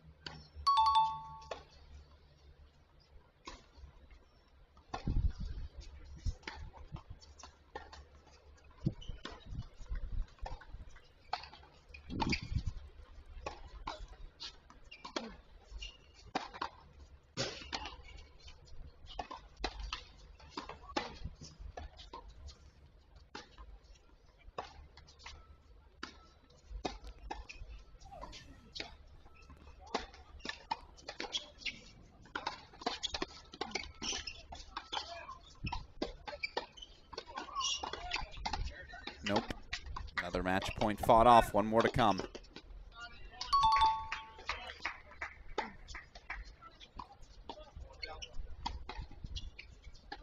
Got to go back to the split screen. Elsa Tomase, 4-love in her third set.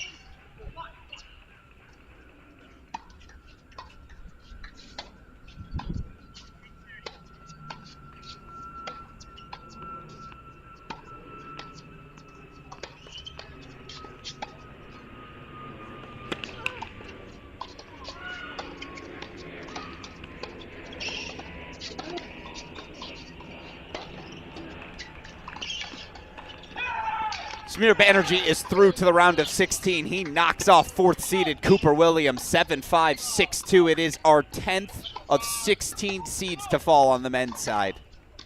That has just been one of our themes of the week. Banerjee knocks off Williams, 7-5, 6-2.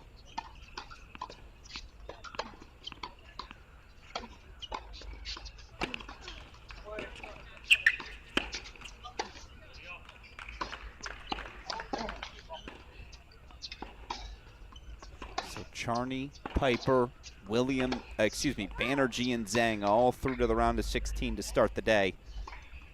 Now out on court, I believe Theo Dean versus Louis Maxted. Colton Smith versus Lucas Stahaley. Some more main draw action underway in Tulsa as well.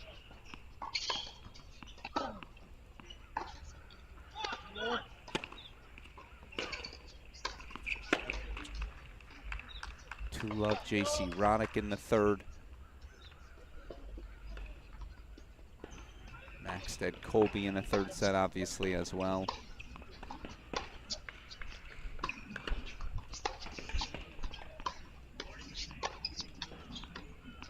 Let's go over to that Ronick-Bernard match.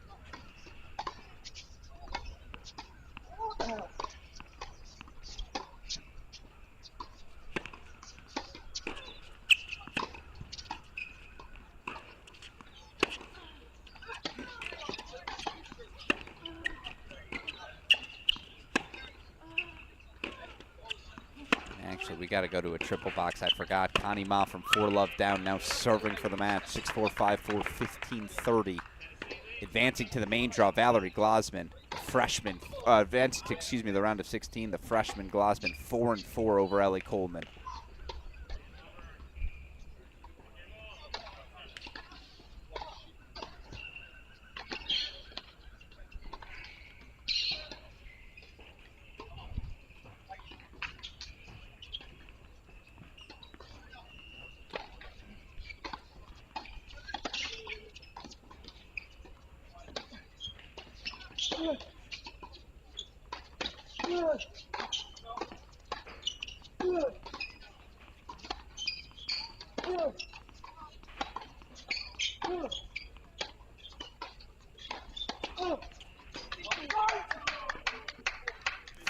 Love Tomase, by the way, in the third. She'll serve at least twice for the match.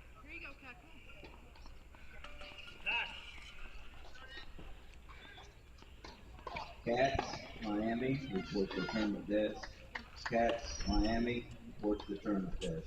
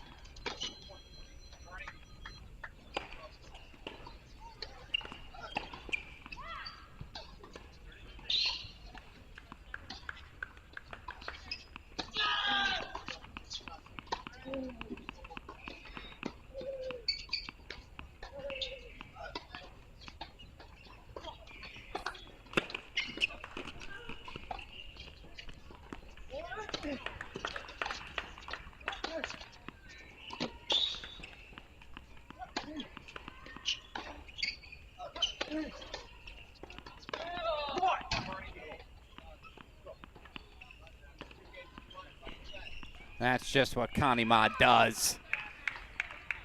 She scraps, she claws. She works her way through to another round of 16. Show you the match point effort from the Stanford senior one more time. Side to side to side she goes. And boy, if you're Ruth Lauka, 4-love lead in this second set. 6 straight games from Connie Ma to close things out. 4-4 win for the number 4 seed. She is through to the round of 16. All right, over to Tomase we go, serving for the match.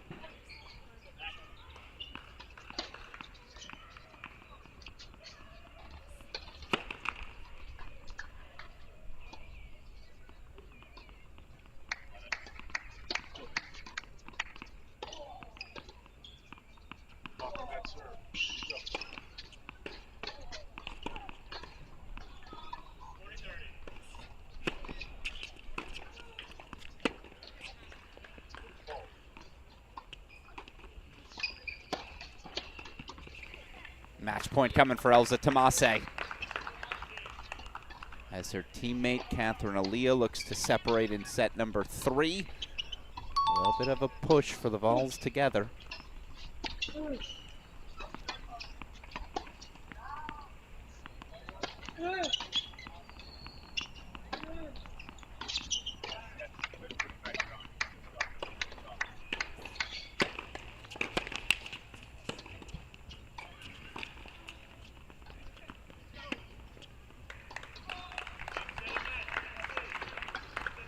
Elza Tomase is through to the round of 16. She knocks out third-seeded Celia Belmore. 6-1, 5-7, 6-love. Another seed falls to start the day in Cary. First it was Hance at the hands of Piper. Now it's Celia Belmore, knocked out by Elza Tomase. All right, now we can lock in on some third sets remaining. Worth noting, a couple more round of 32 matches. Amy Haddad versus Sophia Johnson. Sarah Hamner versus Bianca Fernandez now underway.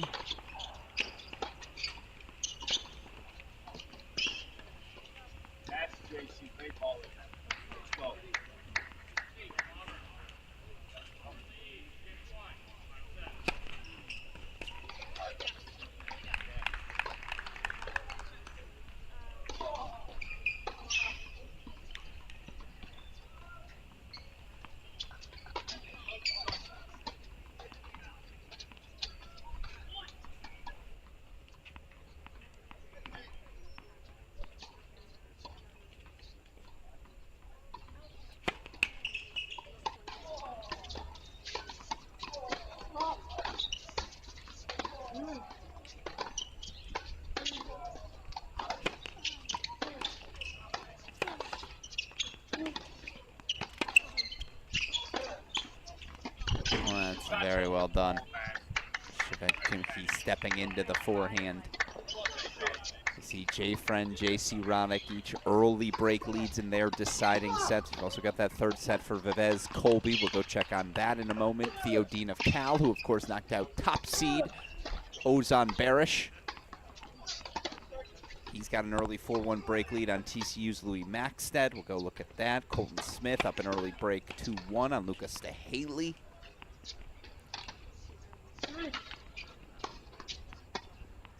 Here's more game point chances for Aaliyah.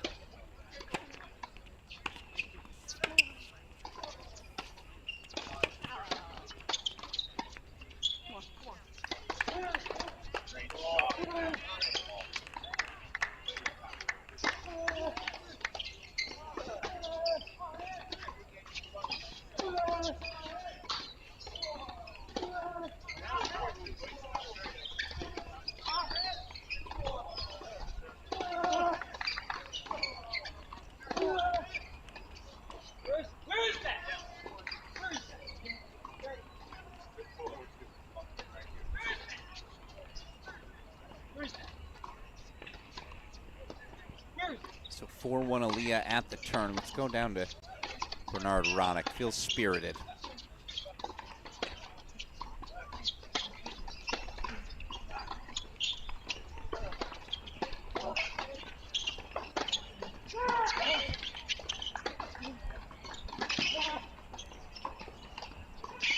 That'll work. As Rudy Kwan steps into a forehand. Believe he's got break point chances now. Or excuse me, that wasn't Kwan, that was Friend stepping into a forehand. I think they're both rocking the gray tops today. Yeah. My apologies. It was indeed Friend.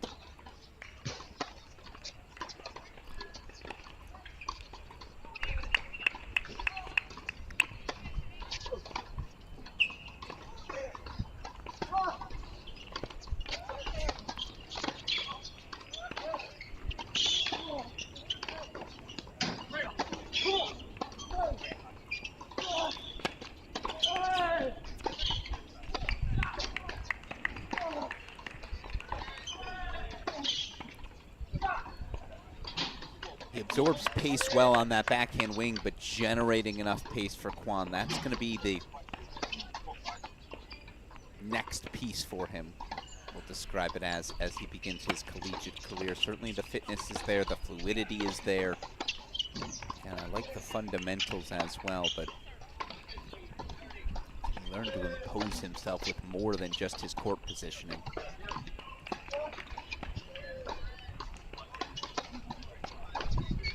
That's how you rip.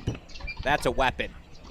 Jay Friend's always had those. We'll show you that forehand one more time as Friend consolidates his third set lead, holds for 3-love.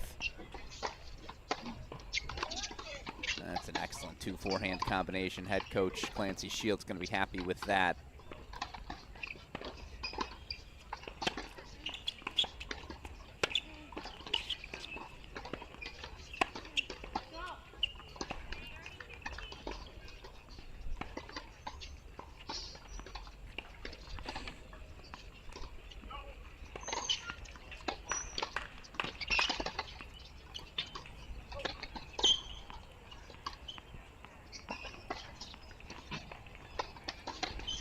That will work.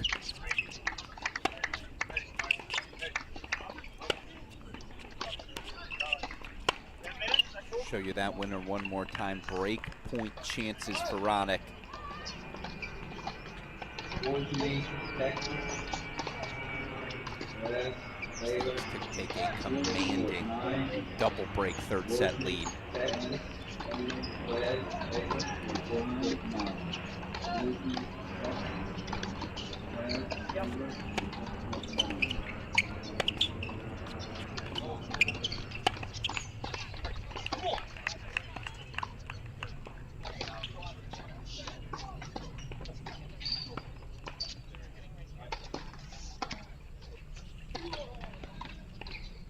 So it is indeed a double break lead for Roddick. Meanwhile, over to court 3 we go. Chance for Aaliyah. Break and serve for the match.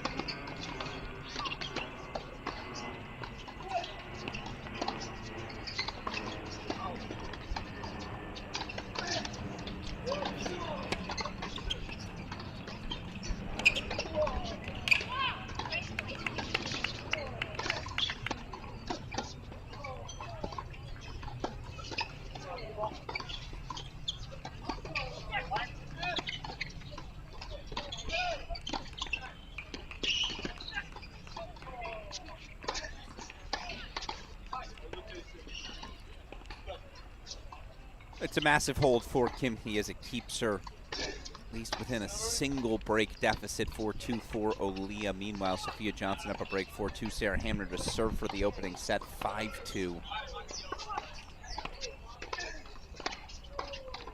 Looks at double break now for Jay Friend as well.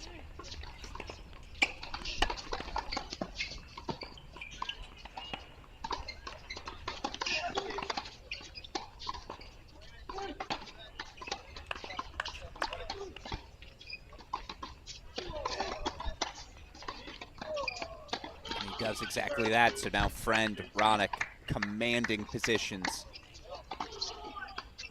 Hold here as Friend will serve for love in the third.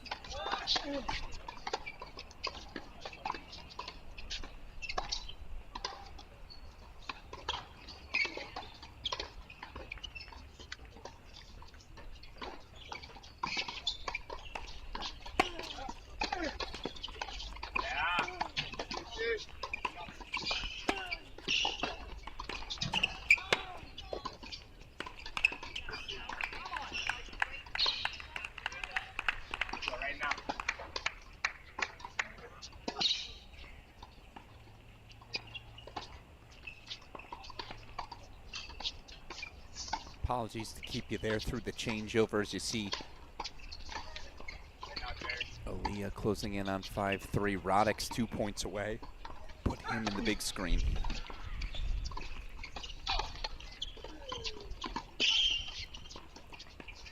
Oh, just hits the back of the line, does Alex Bernard. As, by the way, top seed Ozan Barish, 0-2 at the All-Americans. Knocked out yesterday by Theo Dean, knocked out 5-5 in the back draw by Tennessee senior Alex Kotzen. Wow.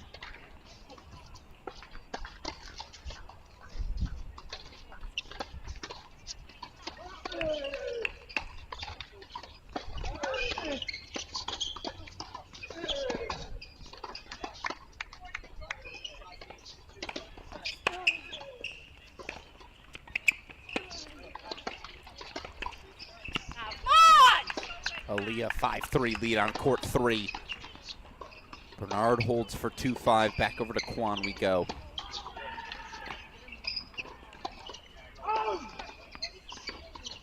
Jay Friend now 2 points away.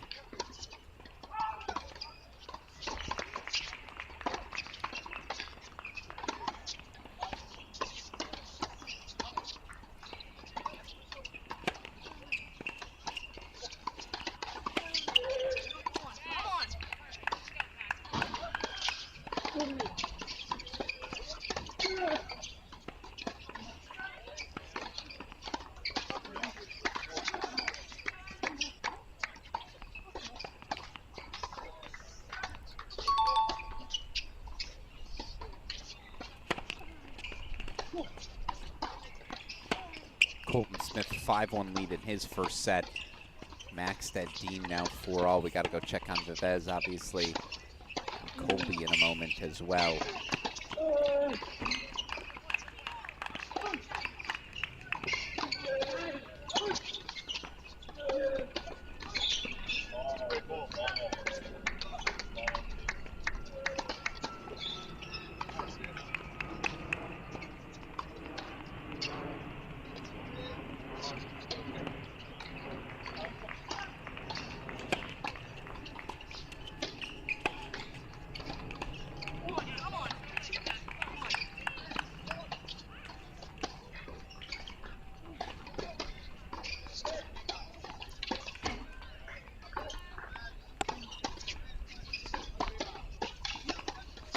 Jay Friends through the round of 16, a 5-7, 6-3, 6-love win for the Arizona junior. The weapons win out. And again, freshman Rudy Kwan's tournament is not over. Remember, with the 2 consolation finalist spots, burning qualifying bid is a feed-in consolation. You got to play your way in. But a big victory for Jay Friend puts him 1 win away from a qualifying quarterfinal main draw spot. All right. Over to Roddick serving for the match. Aaliyah's close, 2 points away. Or does she have a match point?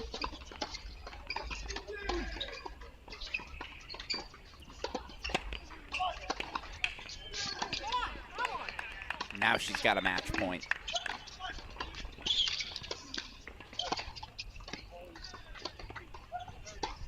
Two all in the third set with Vivez and Colby, so we'll get back to it. Match point Aaliyah. Roddick closing in as well.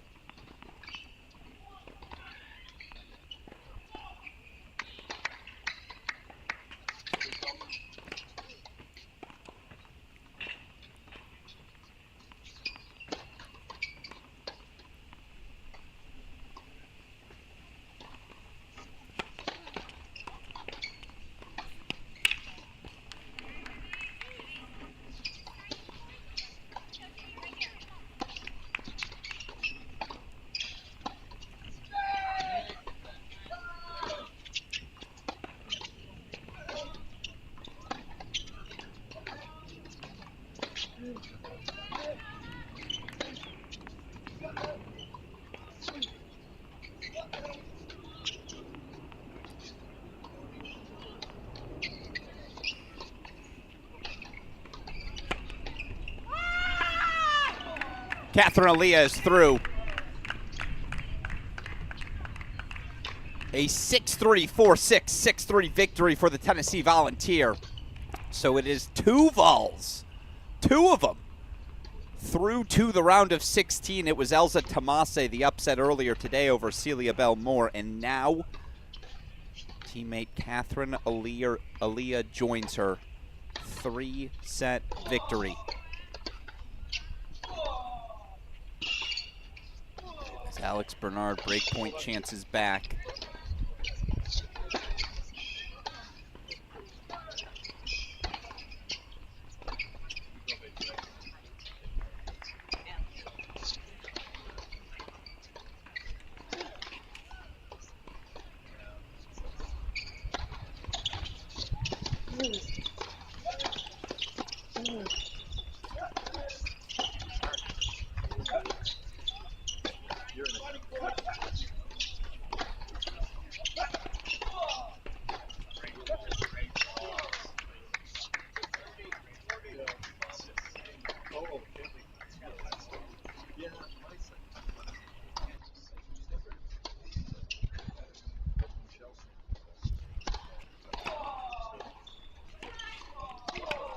Sarah Hamner serving for her first set was 5-2, now 5-4. She leads UCLA sophomore Bianca Fernandez. The breakpoint chance here for Bernard, to extend the match. Hang in there, Ryan. We'll get the chance.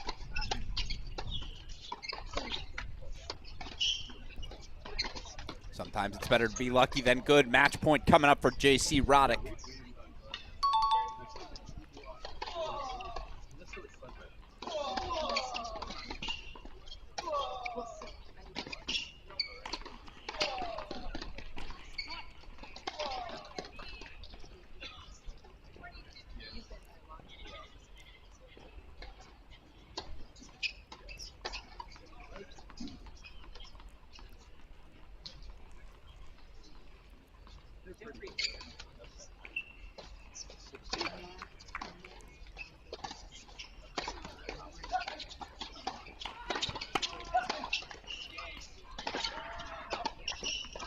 Alex Bernard breaks. We play on court 2.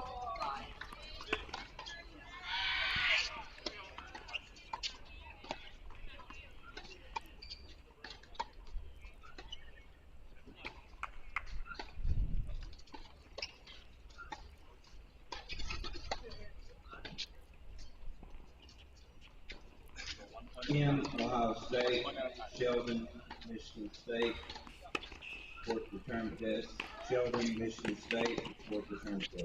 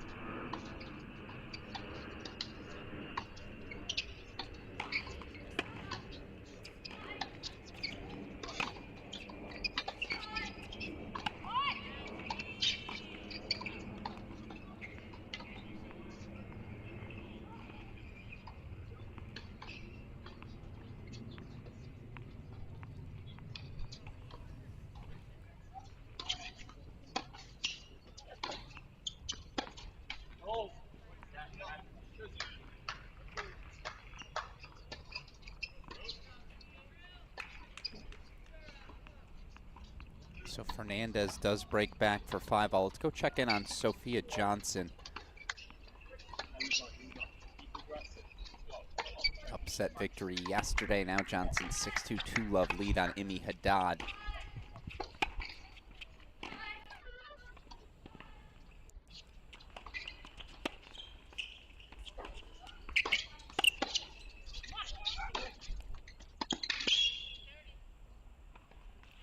Johnson yesterday 1-1 over Oklahoma's 13th seeded Julia Garcia Ruiz.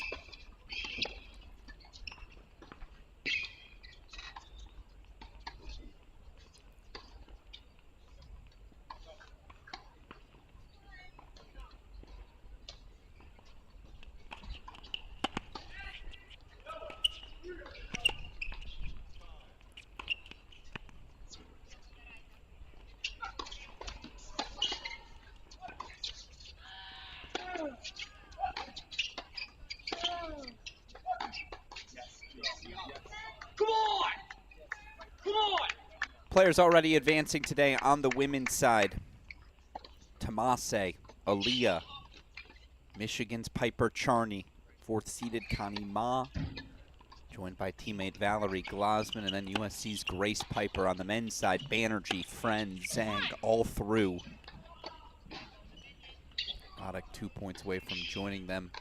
Sophia Johnson now 6-2, 3-love lead.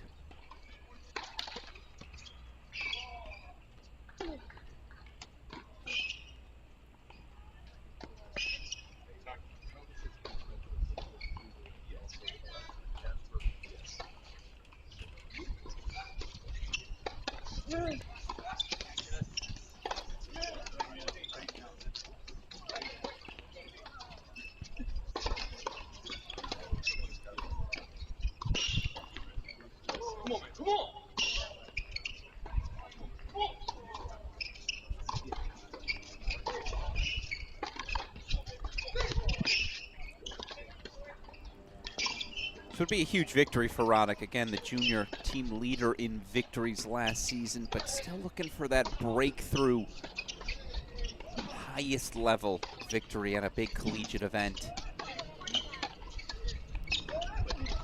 Oh, what a push forward there from Alex Bernard. Come on now.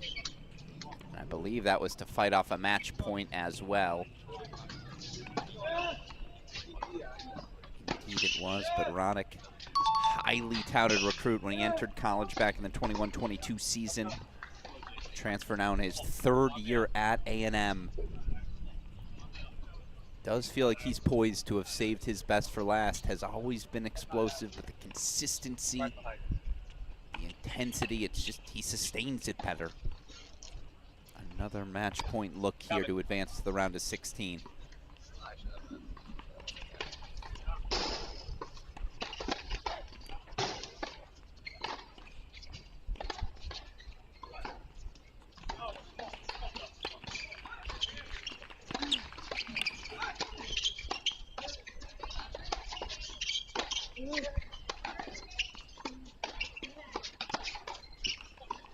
Alex Bernard says not yet.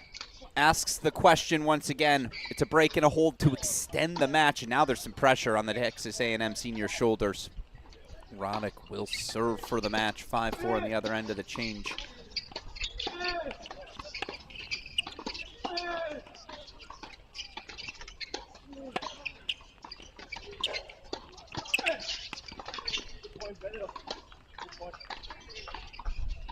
That one got a little loose off the racket of Emmy Haddad, so game point chances here for Johnson for 4-love. Here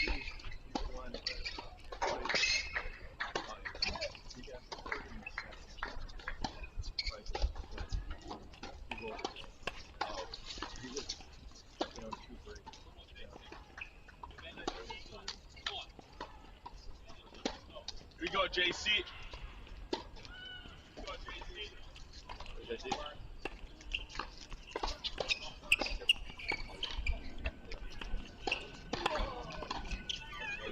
Love Johnson cruising towards the round of 16. All right, let's head back over to Roddick Bernard again. Can JC Roddick, the senior from San Antonio, serve things out in time number 2? Opportunity number 2.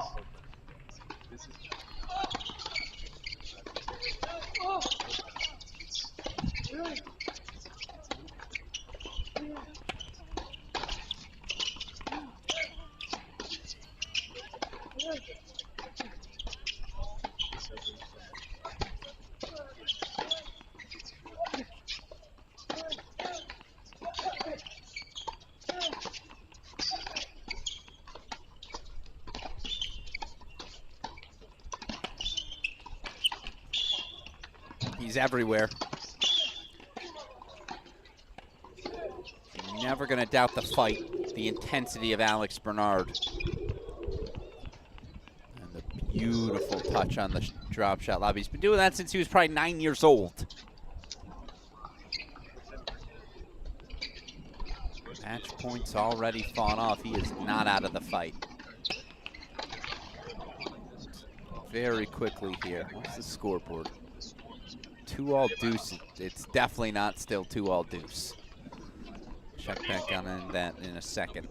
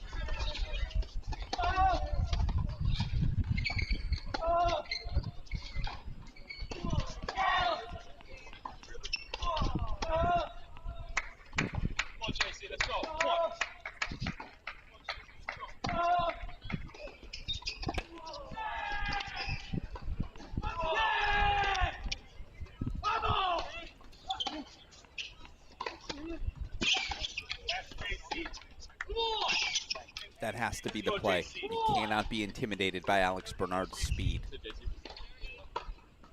Have to continue to press forward. Make him do something amazing. He can. Force him to do something exceptional.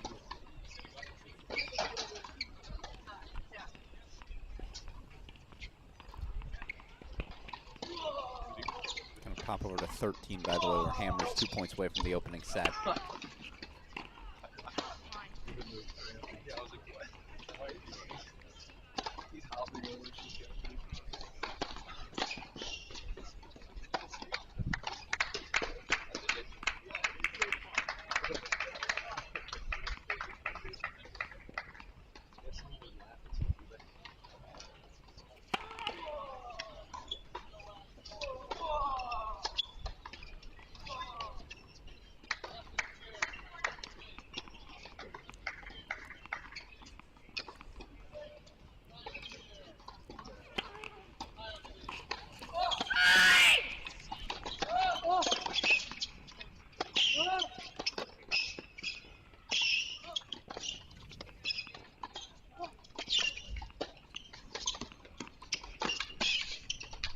Oh, I thought he was going to come up with something extraordinary. He almost did.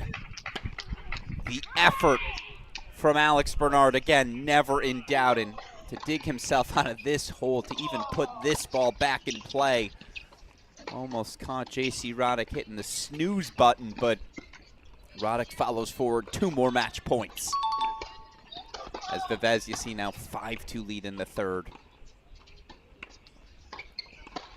Sarah Hamner does take the first set, 7-5.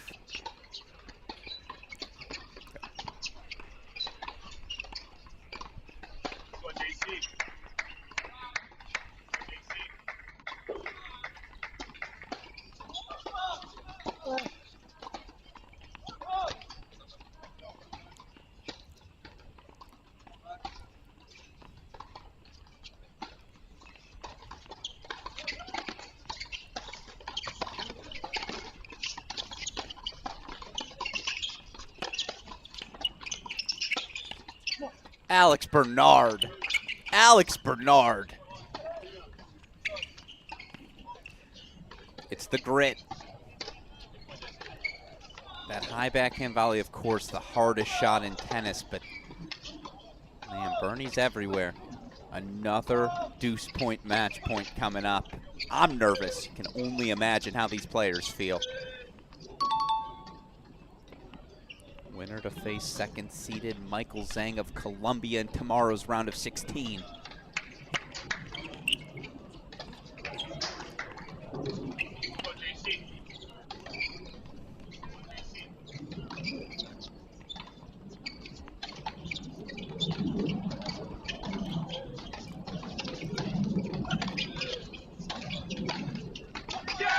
J.C. Roddick's through.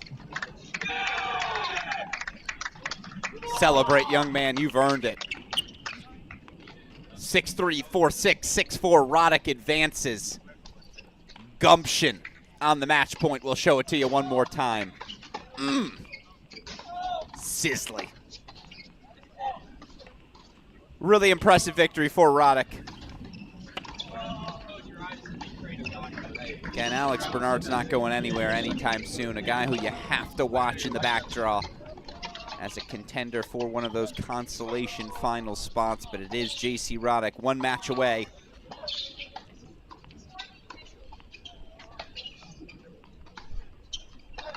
Sets up a date with Michael Zhang, and for what it's worth so far today, after losing 9 of 16 seeds, so far the seeds 3-0 so far on the men's side today. Stability returning.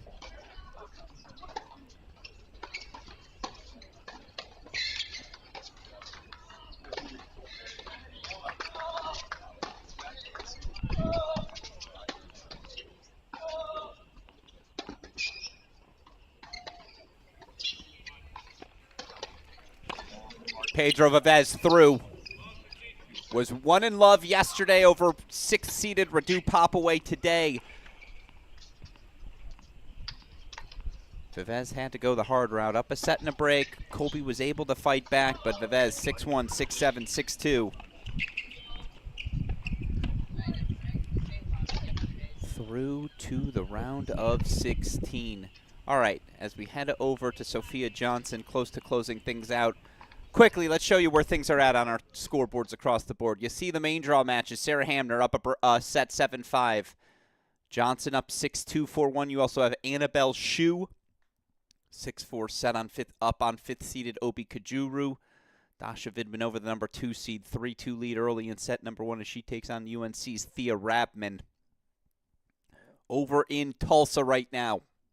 Just saw our wave of 10 a.m. Eastern time matches come to their conclusion. I have another great set of matches to go. I will get us to Dean Maxted here in a moment. Colton Smith looking to go up a set and a break, and then a bunch of other main draw matches early in their opening sets. All right, back to the action we go.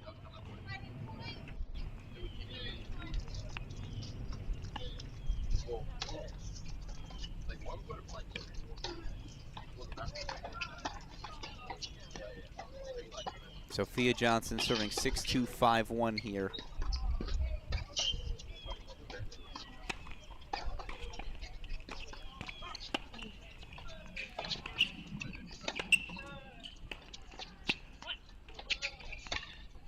Indeed, 5-all in the first set breaker. Dean and Maxted. Dean beating top seed Ozan Barish yesterday.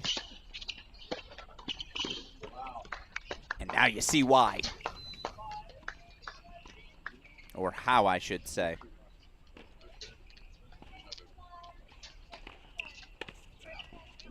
Here we go.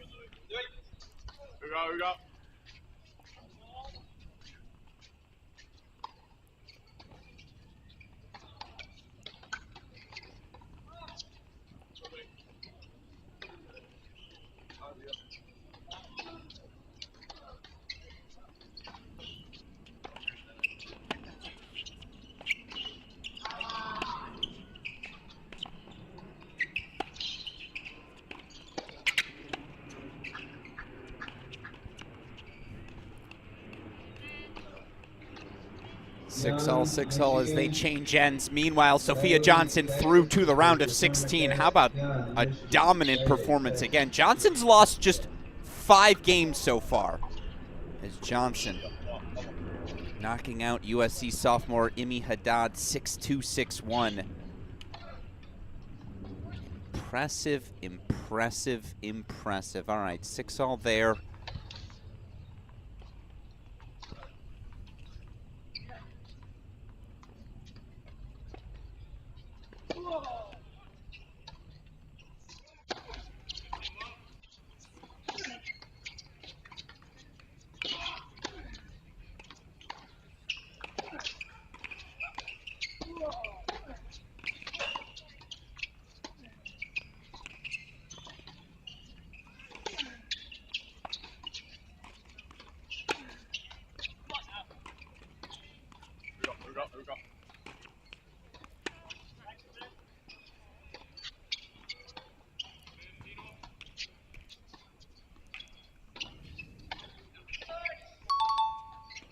Set point coming up for Maxted.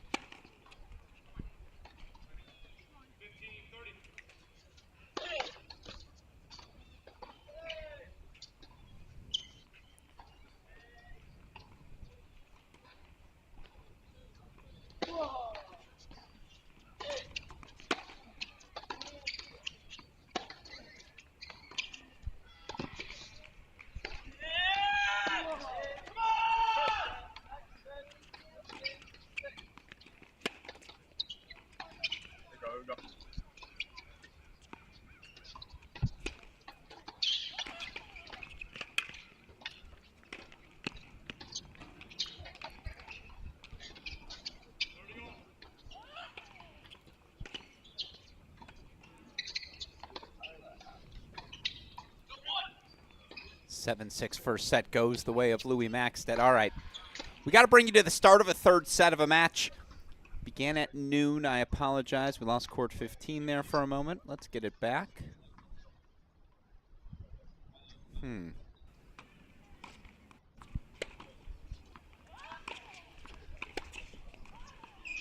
But Sebastian Domingo, the Notre Dame. Is he a junior now? Maybe even a senior. That's crazy to say out loud. The big hitting lefty, a 9 through 16 seed, taking on Florida sophomore Jeremy Jin. 2 men split the first 2 sets. Believe this is the opening game now. 1-love Domingo here in the third.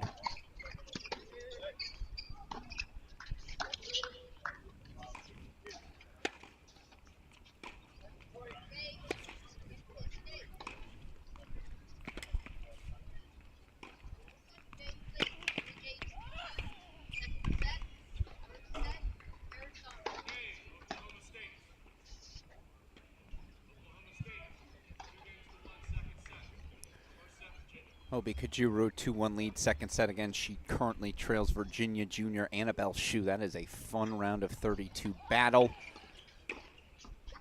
Let's go check in on court number 10. Dasha Vidmanova, your number 2 seed. Certainly her, Mary Stoyana, have to be considered the top 2 contenders.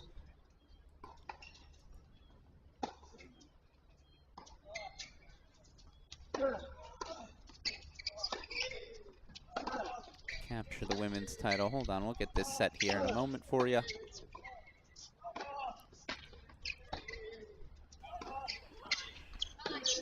And we're back with that action. Apologies for that.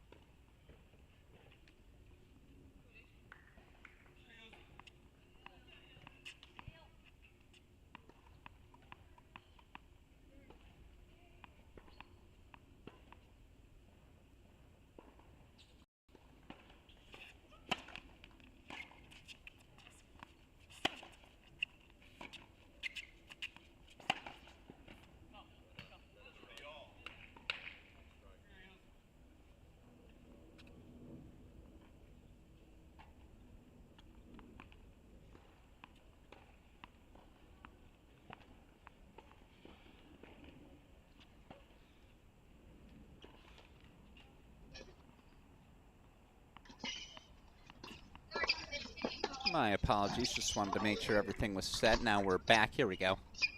1-2, third set, Jin Domingo.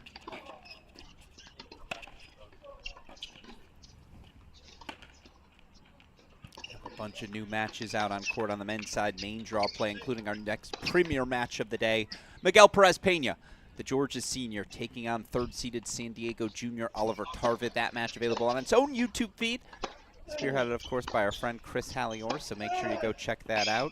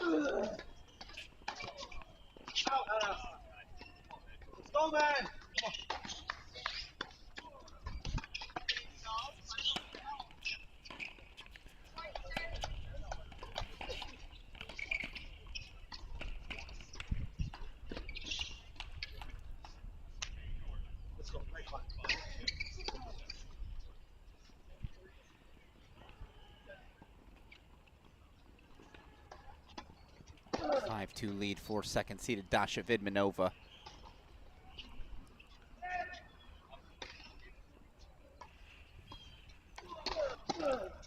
He's down a set, but up a set, but down a break. Let's bring in Colton Smith, number 5 seed, Arizona senior. 6-1 first set, but he currently trails 3-2 to NC State's Lucas Stahaley in the second. Again, men's main draw matches on court. Gorsny Veltz, Tarvid MPP, Kim Sheldon, Mock Katz, Landau Jansen, Dean Maxted, and then the two on your screen.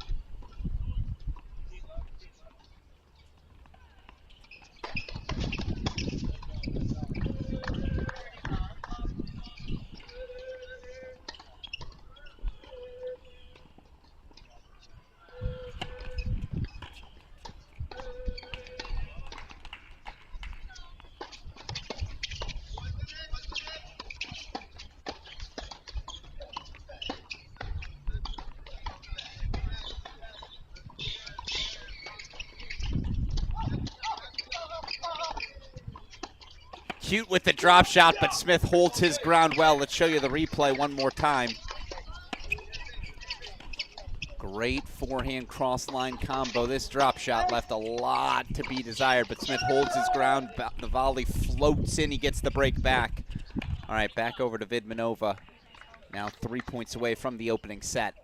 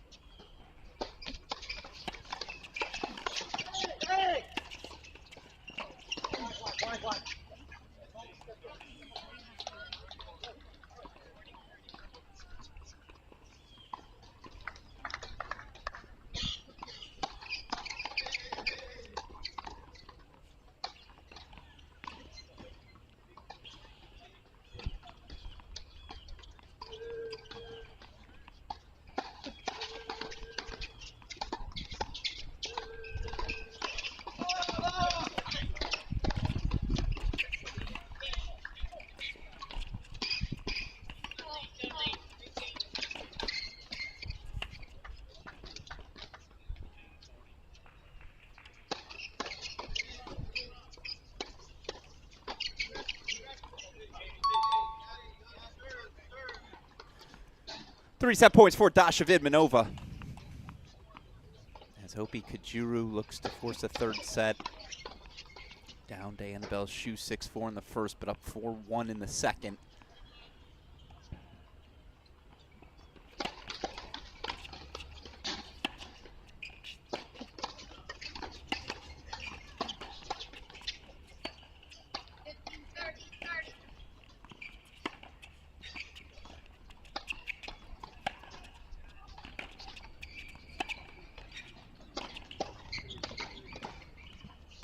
So many different gears to the game of Dasha Vidmanova. The serve, the movement, the length.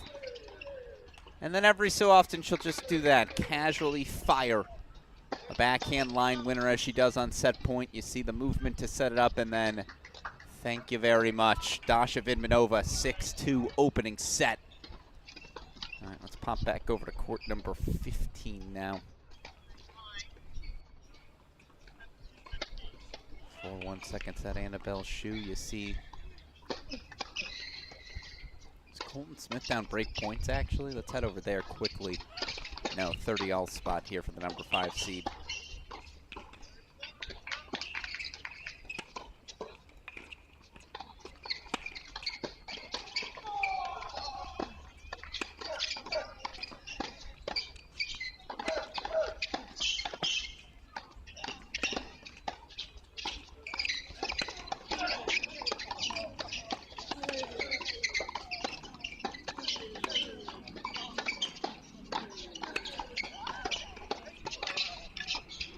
Ugh. It's just absurd. Absolutely absurd. Oh, you think we're not going to show it to you again? We will. This first forehand cross. Ugh.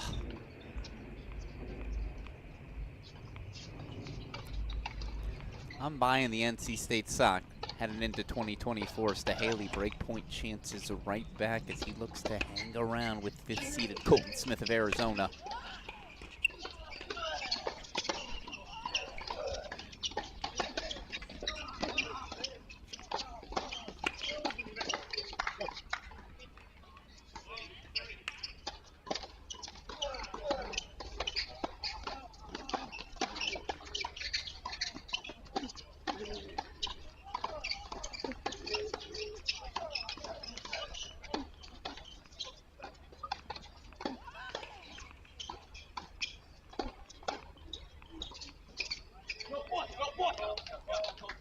Another pivotal deciding point coming up.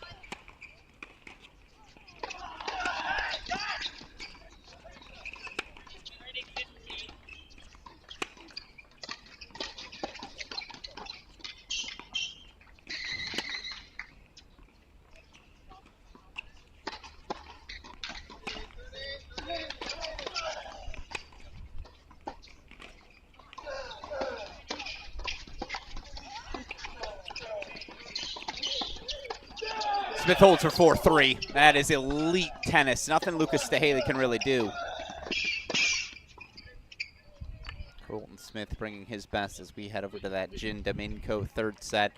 See the question in the chat, and feel free to fire questions all day to those of you tuning in. Alex Gruskin here.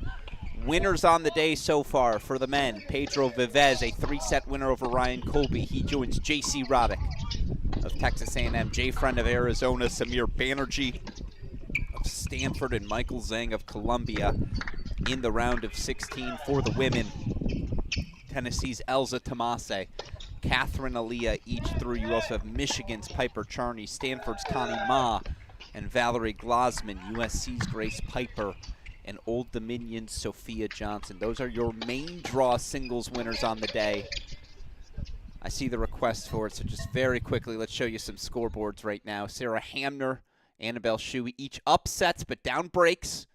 In set number 2, you see Melody Collard 0-0 over seeded Anastasia Komar. So Komar 0-2 here in ITA All-American singles play. Dasha Vidmanova, we just saw 6-2 first set, defending champ Mary Stoyana. Kaylee Evans, DJ Bennett, all up early in their first set main draw matches. Meanwhile, here in Tulsa, Louis Maxted, Colton Smith, each up first sets in main draw play. You see Miami's Martine Katz. He's got a set point. Aiden Kim, Seb Gorsny, each going to have chances to serve for their opening sets, and then Sam Landau up the early break as well. That's where things stand. Back to the action. Obi Kajuru closing in on a potential second set.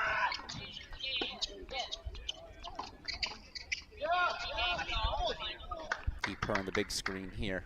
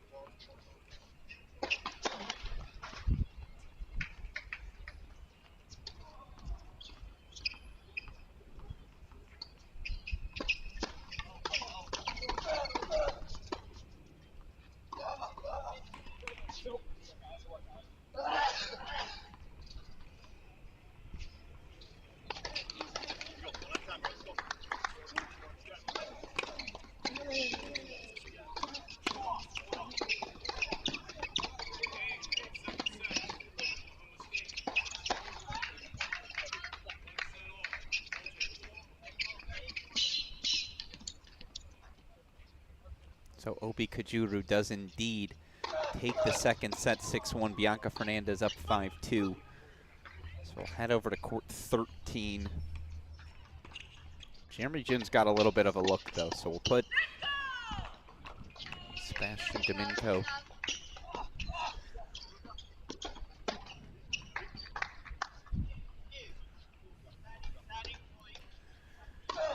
in the big screen. We've got a deciding point. Let's go full screen for it. Get us back over to Smith. To Haley in a moment. 30 love there for Colton Smith. 6-4 first set for Seb Gorsny. 6-2 first set for Aiden Kim. 6-4 first set for Martine Katz. First set's moving off the board.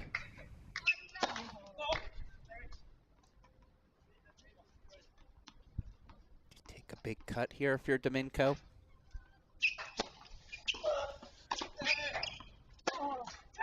Goes slow roller. Jeremy Jin connects with it, and now Jin up a break 4-3 in the third.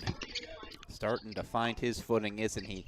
here in his second season on the job. Meanwhile, we'll go to the split screen. 5-2 lead to your left for UCLA sophomore Bianca Fernandez. Colton Smith holding for 6-1, 5-4. So 2 changeovers in the 2 men's matches we're monitoring at the moment. Early second set action still, I believe, for Max Dean. We'll get back to it.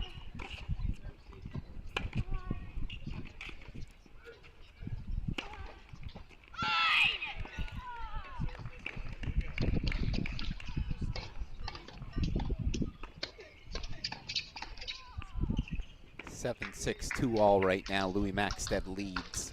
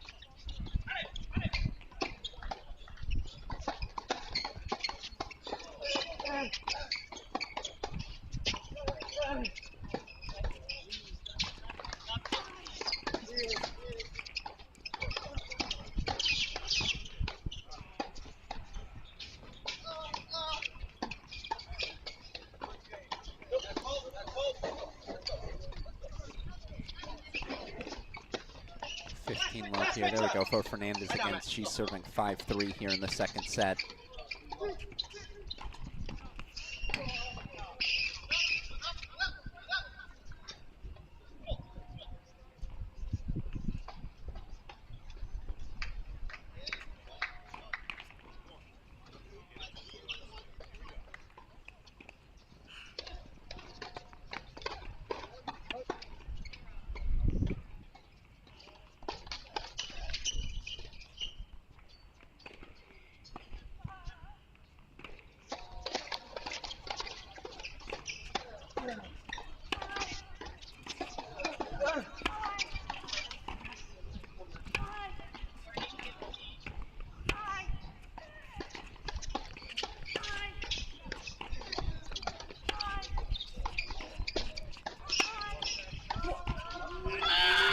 Hamner's at 15-30, but we got to go over to Colton Smith, who's now 2 points away from the match. Love 30 here in the 4-5 service game of Lucas Stahaley.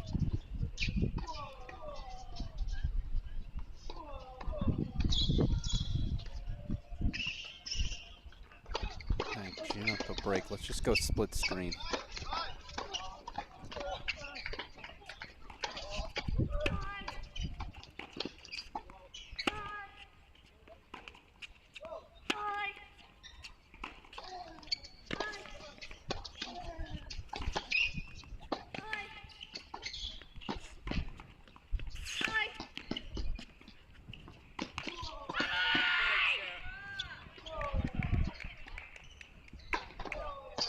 Well erased by Stahaley. Meanwhile, you hear the intensity. That's Sarah Hamner every point. The energy, the fight. She'll make you earn it. Breakpoint chances to get back on serve in the second set.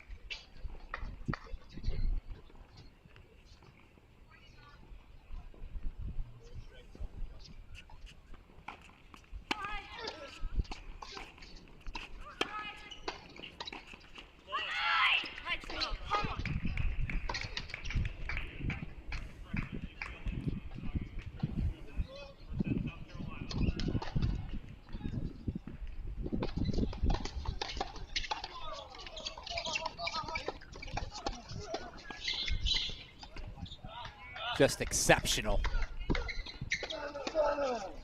Show it to you one more time as it sets up a match point for Colton Smith. Hamner, of course, breaking for 4-5, but that inside-in backhand return maybe touched the line. 2 on the rise, backhands and a volley into the open space. Colton Smith's got match point.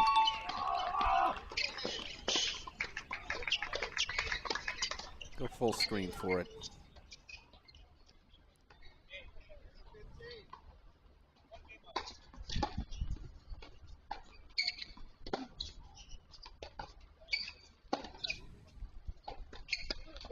Colton Smith is through to the round of 16, much smoother than yesterday's 3-set victory for the number 5 seed.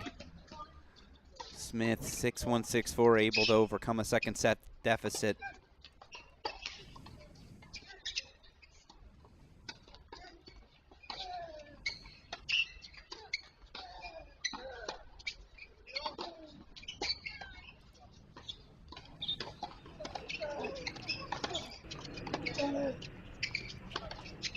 Next for Smith, a date with either Sebastian Gorsny or Zambor Veltz. Smith, your 6th man, through to the round of 16, 1 match away from earning that NCAA individual qualifying spot.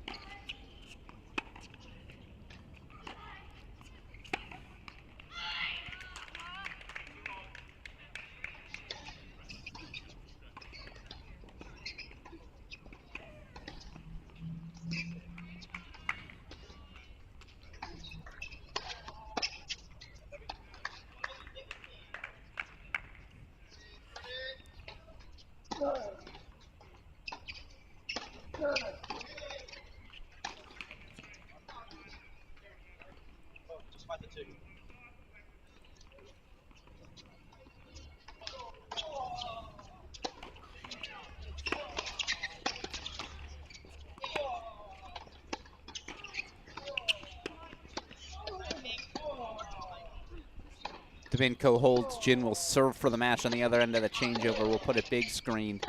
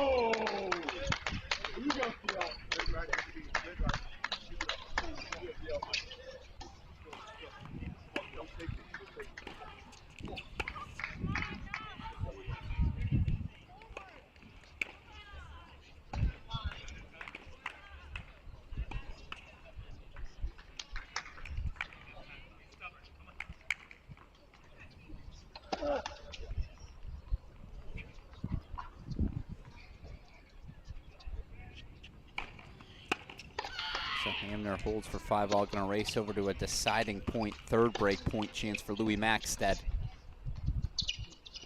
The lob sails long, Theodine holds for 3-all.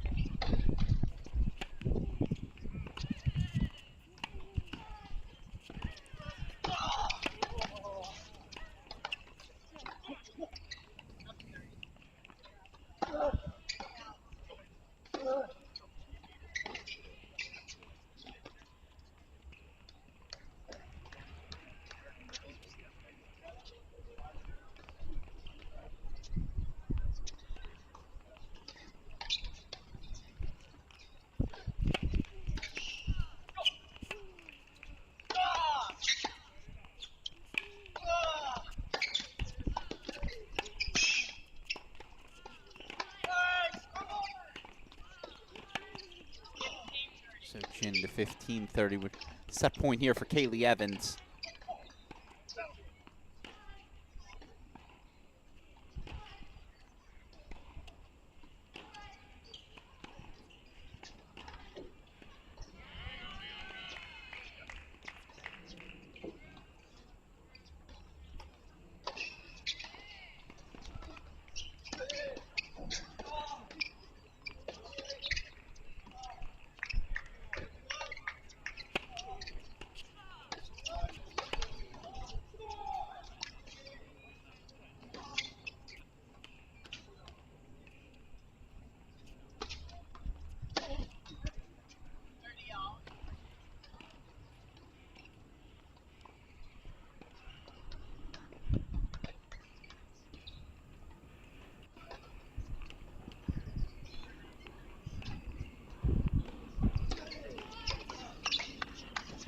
Got set points everywhere, in fact.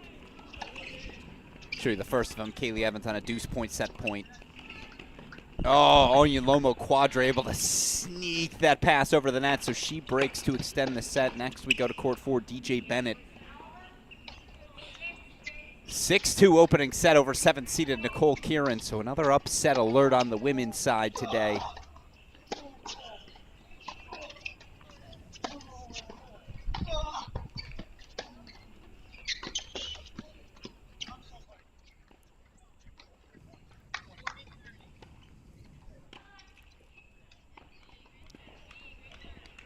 Over to 13 we go. Hamner.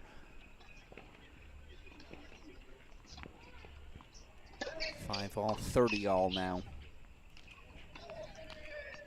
Meanwhile, here's a match point for Jeremy Jin.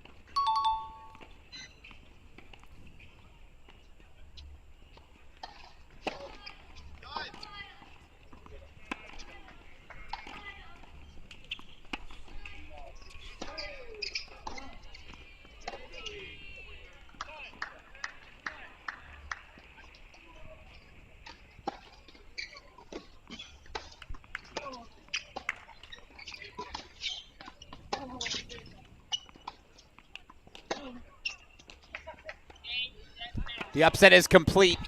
Florida sophomore Jeremy Jin, 6'1", 2'6", 6'4". He knocks out the 9 through 16 seed Notre Dame Sebastian Domingo.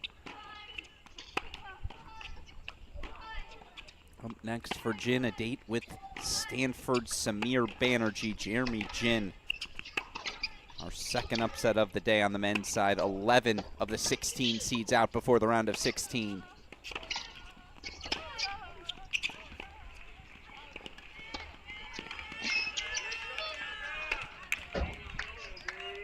Fernandez holds for 6-5.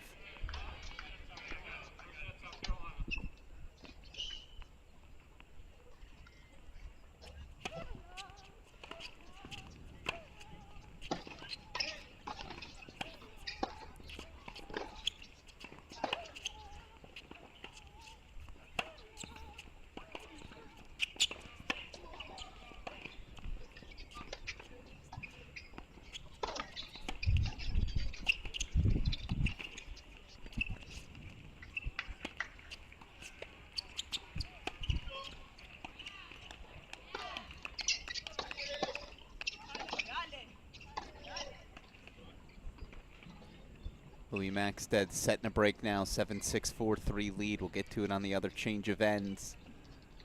Again, Fernandez now 6-5 up in her second set, looking to force the third against 8th-seeded Sarah Hamner. So far today, 3rd-seeded Celia Belmore, 14th-seeded Kimmy Hance upset by Elsa Tomase, Piper Charney, respectively. Pushed into a third set right now, 5th-seeded Obi Kajuru. She's up 2-1, a break in the third on Annabelle Shu of Virginia.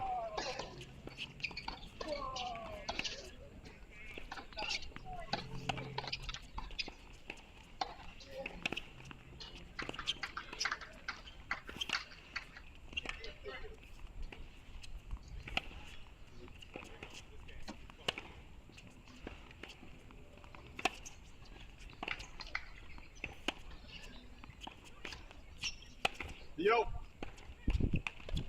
All right, let's head over to court number 5. Louis Maxted, not a set and a break lead, excuse me, 7-6, 4-3.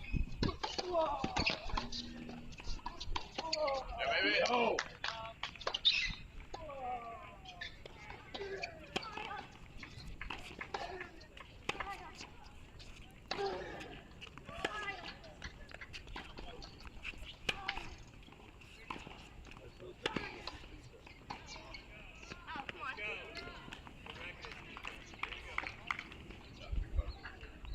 Overback, Cal, Van Horse, Baylor, for return guest. Overback, Cal, Van Horse, Baylor, with return guest.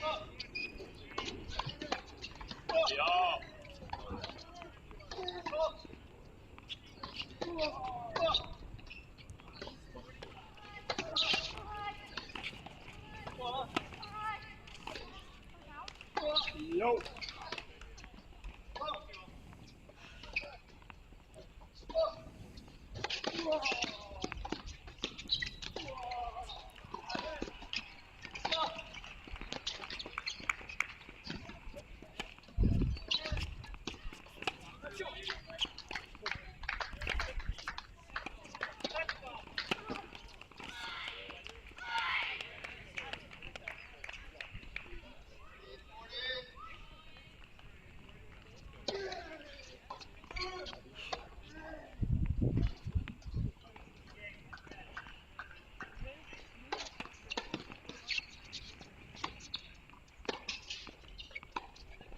Trying to jump away from Sarah Hamner. Here's why. Top seed and defending champ Mary Stoyan is in some trouble. She trails 3-5 opening set, taking on Wisconsin's Maria Shelikova. Throw that bottom left of our screen. Theodine now game point chances for 4-all.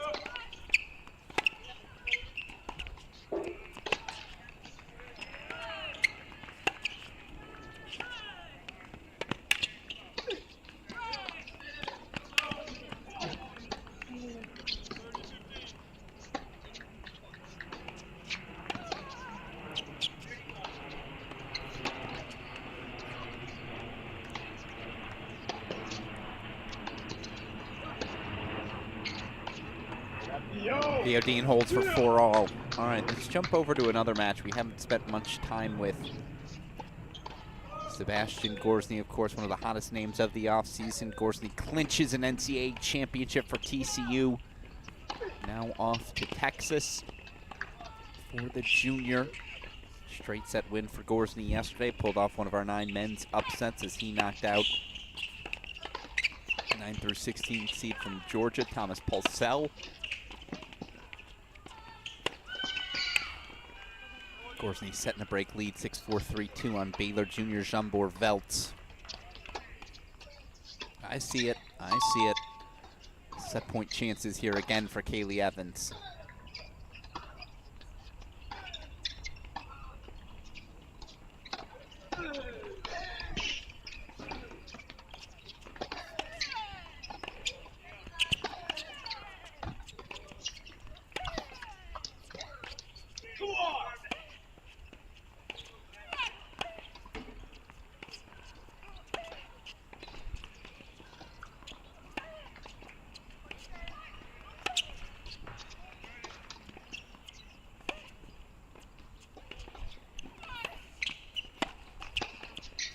Kaylee Evans takes the opening set. The San Diego senior 6-3 over FIU's Onyolomo Quadre. Gonna go. Stoyano holds for 4-5. We'll put that in the big screen. As Wisconsin's Maria Shelikova will serve for the opening set against our defending champ. Here's Gorsny, game point chances for 4-2.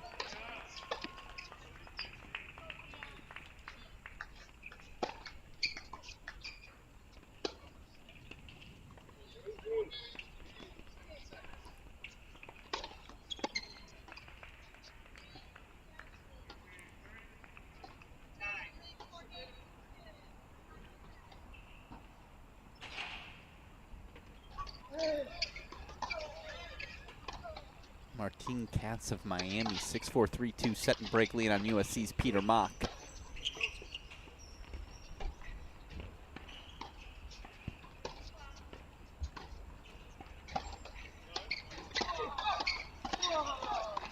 Double fault from Gruskin, will hold for one more point, then get over again. Upset potentially brewing. Way too early to say yes to that, even if Stoyanova were to drop this set, but certainly Shalikova serving for the opening set. It's a storyline we have to jump to.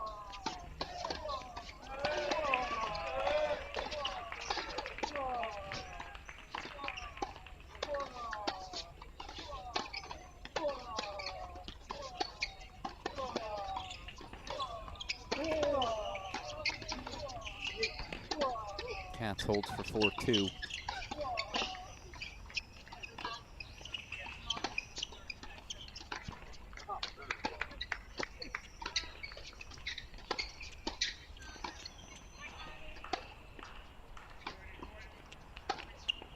Gruskin holds for 4-2. Over to court number 3 we go at carry. Top seed Mary Stoyanova.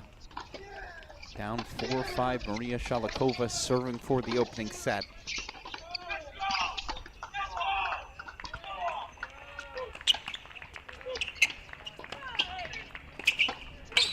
It's passes like that.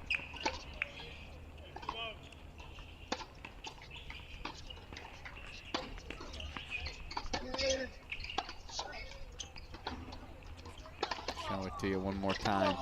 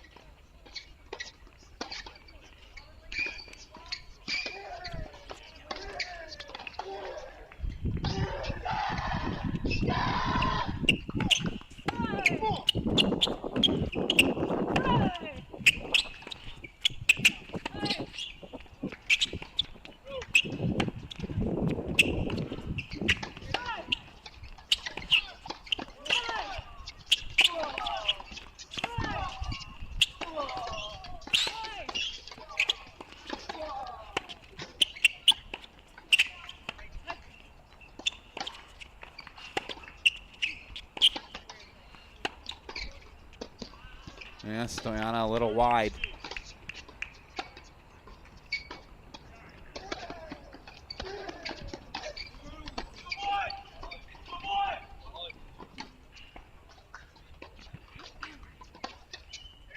Oh, I thought Feltz almost landed that.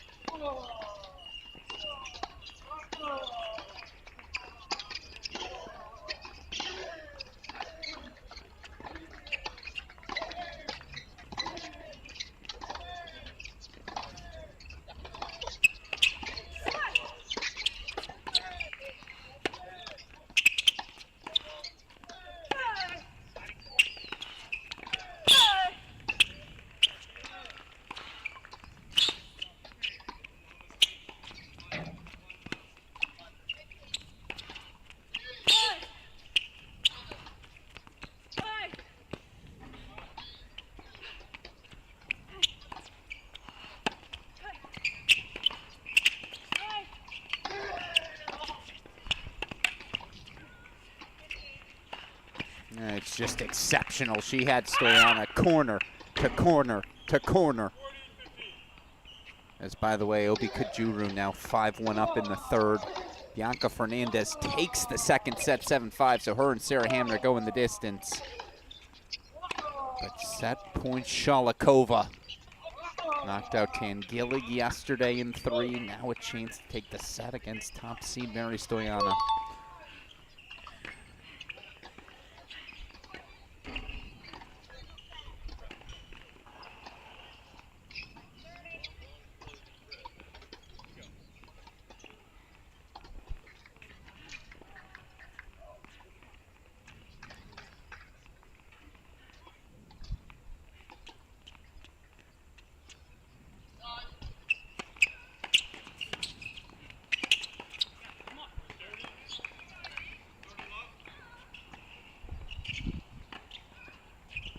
Theo Dean serving for the second set now.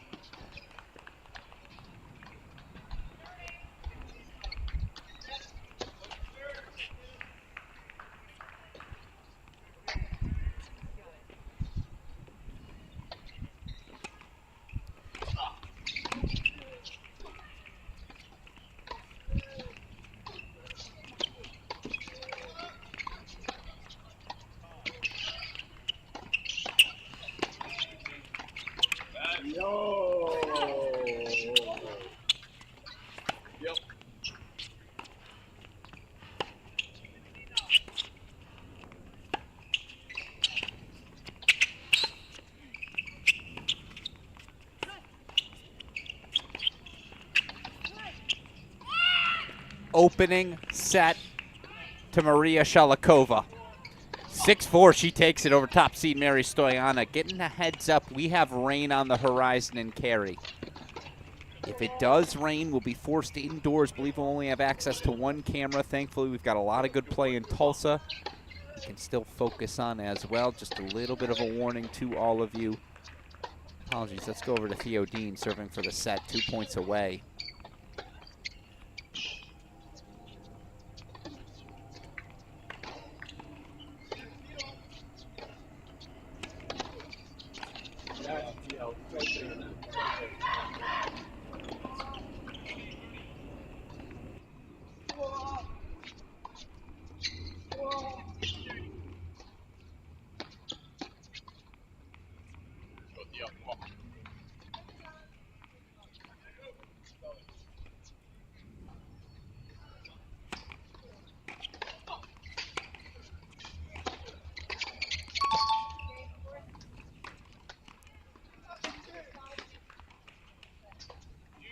Gonna go split screen. It's a set point for Dean. It's a match point for Kajuru.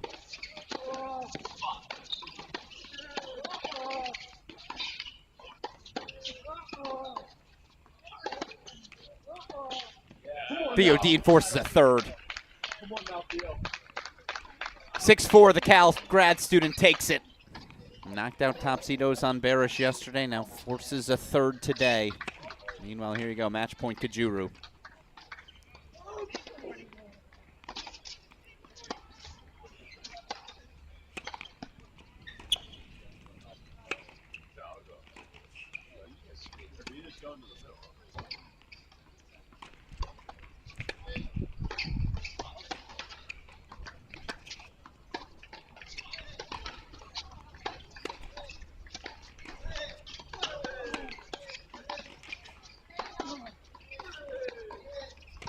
Not yet.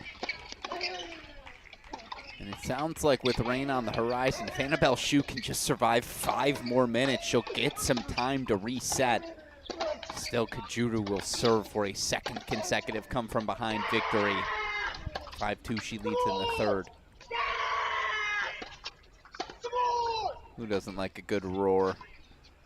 Over to Gorsny we go. He's 3 points away, 15-all in the 3-5 service game of Baylor junior Jambor Veltz.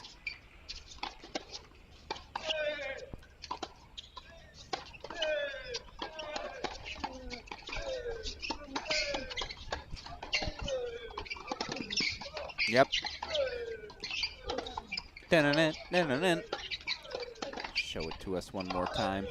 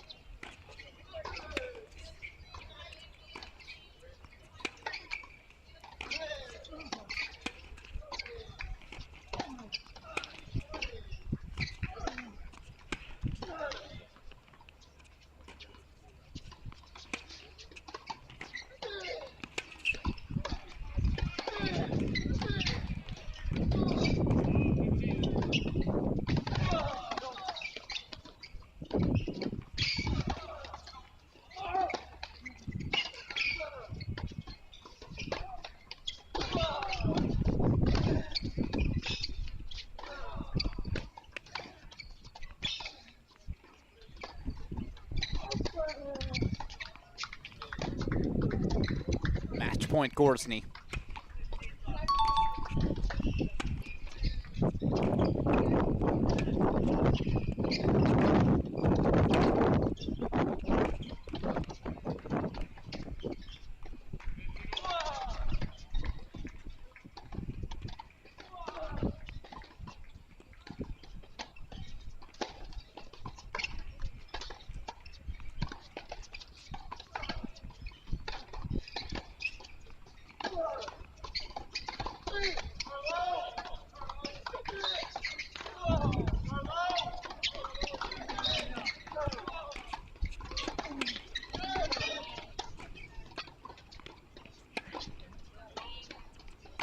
Seb Gorsny through to the round of 16, 6-4, 6-3 win for the Texas junior.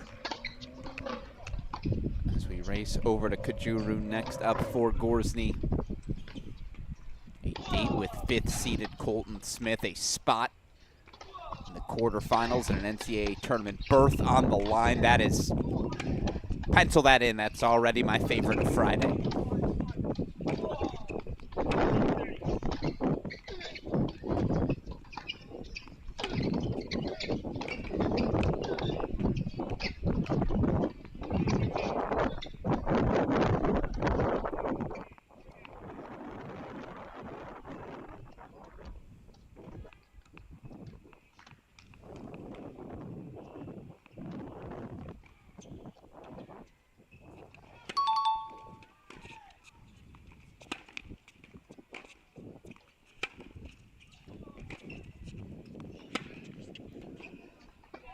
First match point fought off. Meanwhile, here's a set point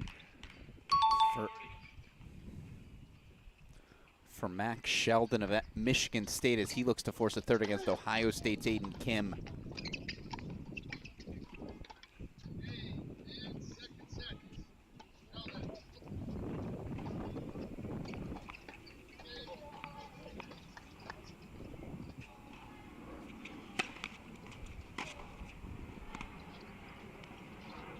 Shelton does take the second set 6-3, so going the distance there. Maxted Dean going the distance as well.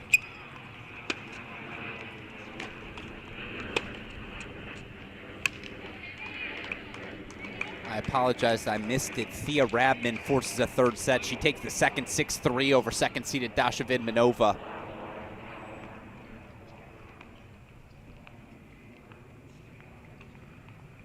Jay Bennett of Auburn, 6-2, 4-1 lead on Texas A&M's Nicole Kieran. Meanwhile, here it is, another match point, third for Obi Kajuru.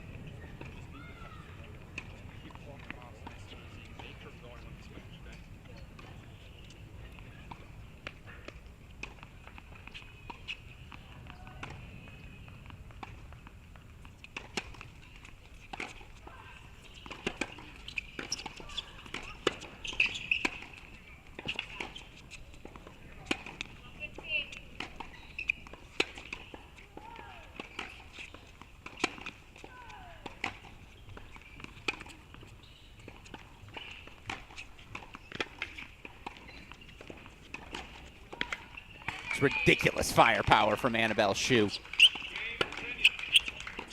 Opened up the court so well with that sequence of forehand. Show it to you one more time. First one inside out, footwork diligent, finds the second, breaks to stay alive.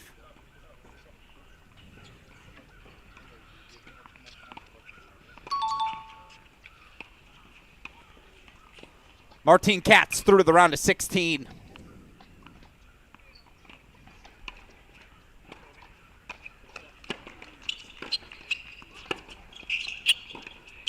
(6-4, 6-3) win for the Miami Hurricane upperclassmen.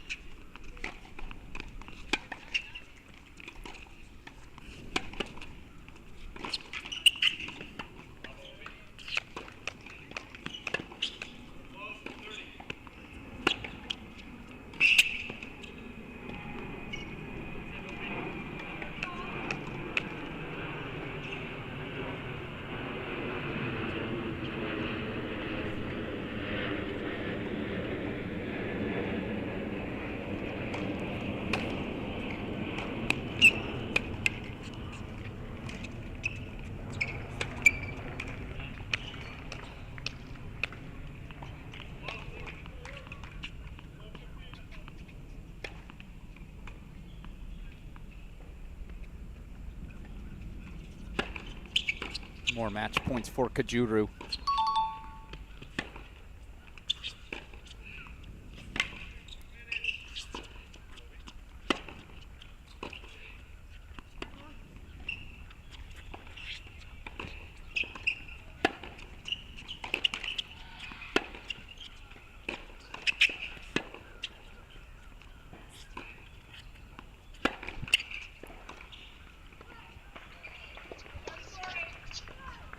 Sam Landau, 3-love lead in the second, set up a break on Ohio State's Will Jansen.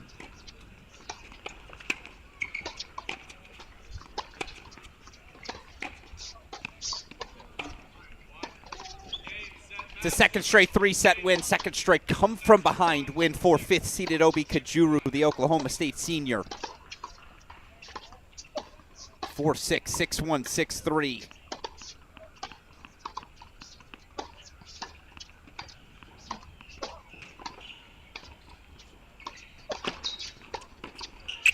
Through to the round of 16 she goes. A date with Tennessee's Catherine Aaliyah awaits.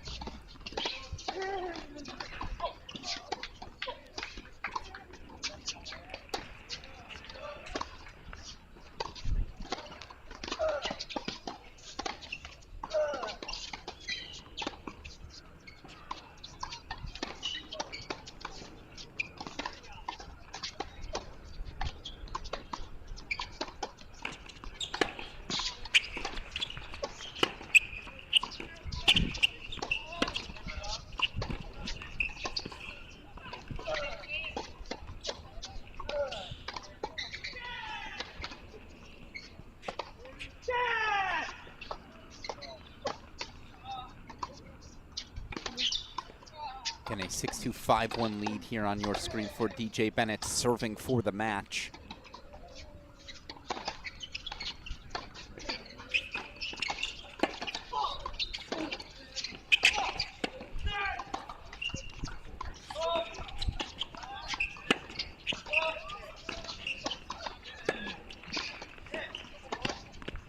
Very quickly, let's show you where things stand on our two scoreboards. Very quickly here, you see Bennett closest to the finish line, but 3 sets for Fernandez, Hamner, Vidmanova, Rabman.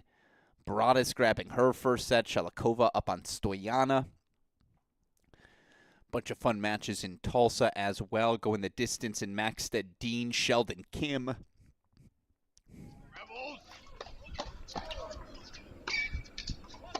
Back to the action we go, though, here.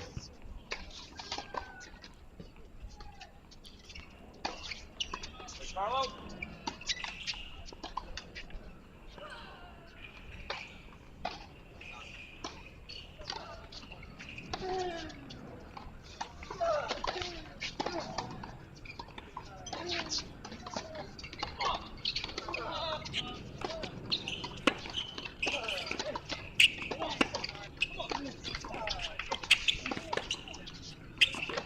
All right, Bill.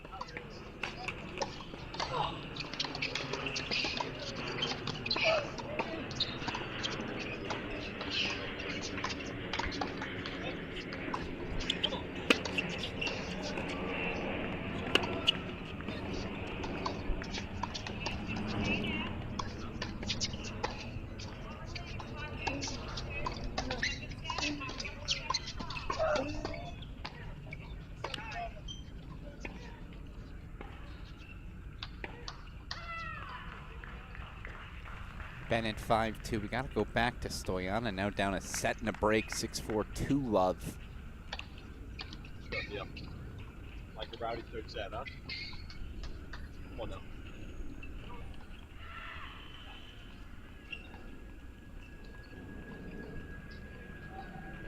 Love in her Love 2 service game, but the top seed defending champ looking for any sort of rhythm.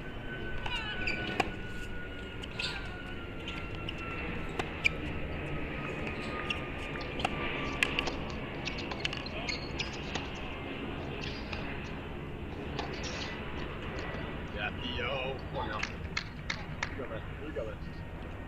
Great tennis, great tennis.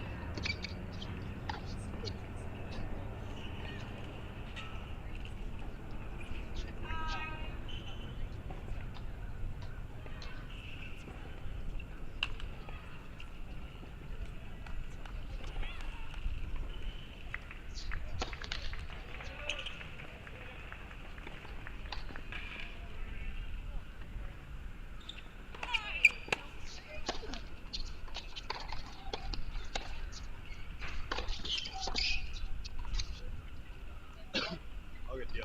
Here we go, man. Ready.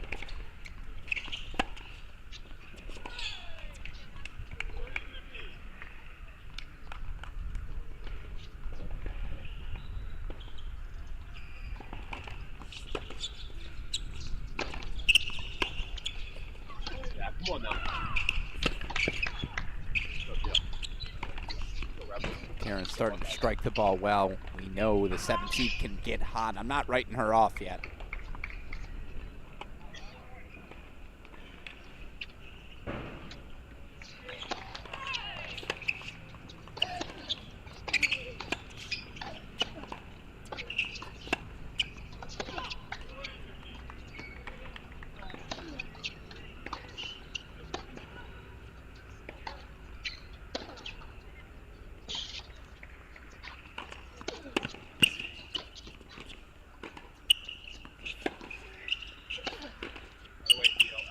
Baby.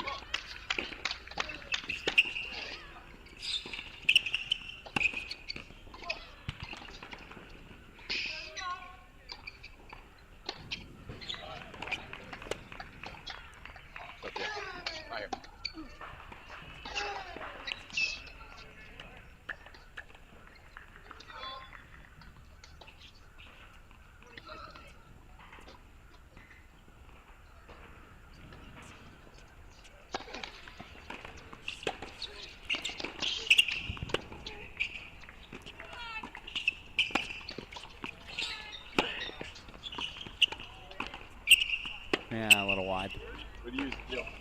Two more game point chances, but very reactive right now from Mary Stoyana, unlike her when she's at her best.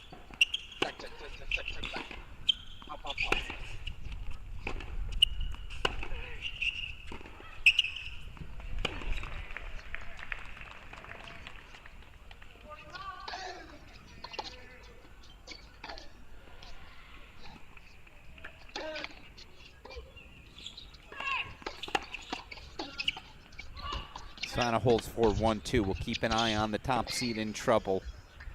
Over to Bennett we go again. A couple of third sets in Tulsa certainly to keep an eye on. Let's head back to the other of them now.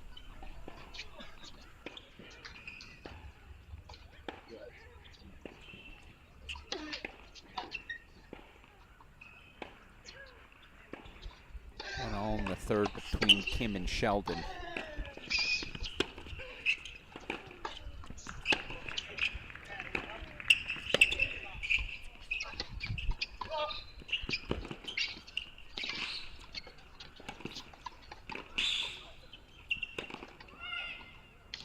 DJ Bennett says thank you very much. By the way, 3-all third set between Fernandez and Hamner. 1-all third set Vidmanova-Rabman. Two top 8 seeds push to third sets, each in trouble.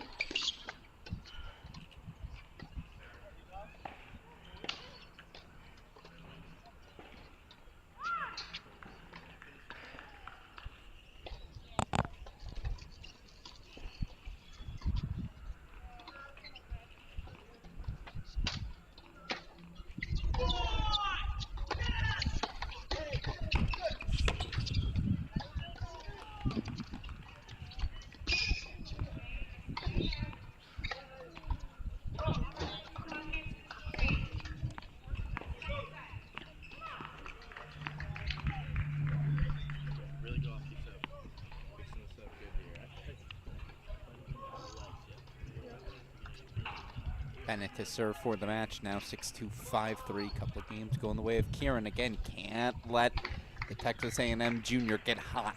When she does, that firepower immense. 3-2 Maxted leaves on serve in the third, on serve on 10 as well.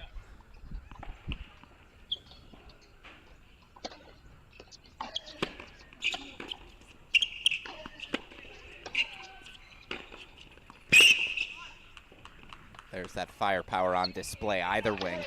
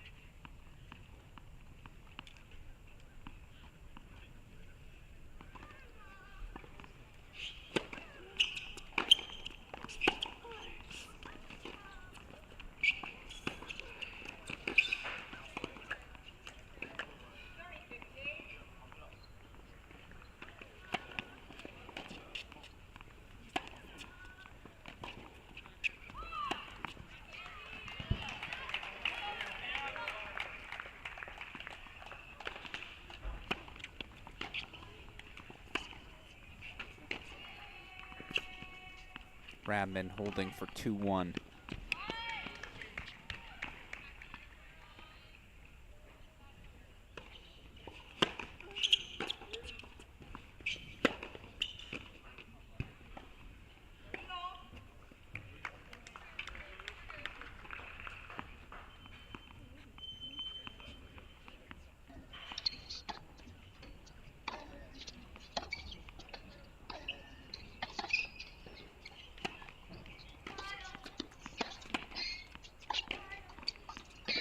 Fernandez holds for 4-3.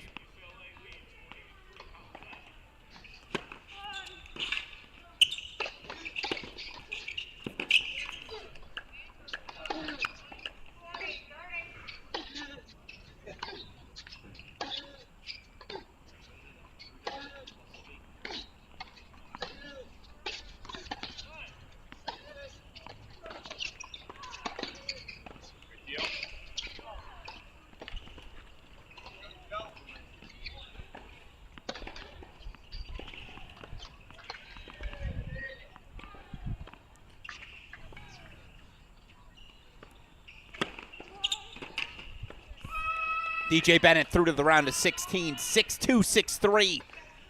The upset over 7th-seeded Nicole Kieran.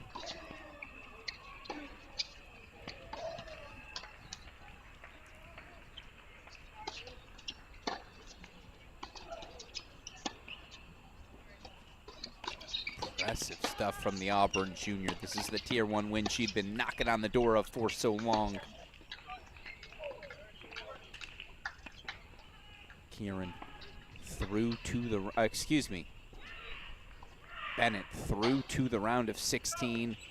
Faces the winner of Kaylee Evans, Onyolomo Quadre. Evans currently up, setting a break, 6-3, 3-2. That's top left of your screen.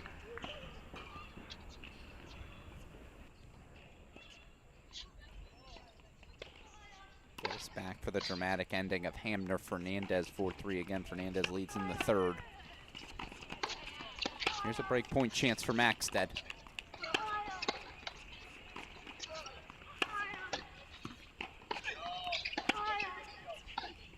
Footwork not quite there on the forehand, so deciding point.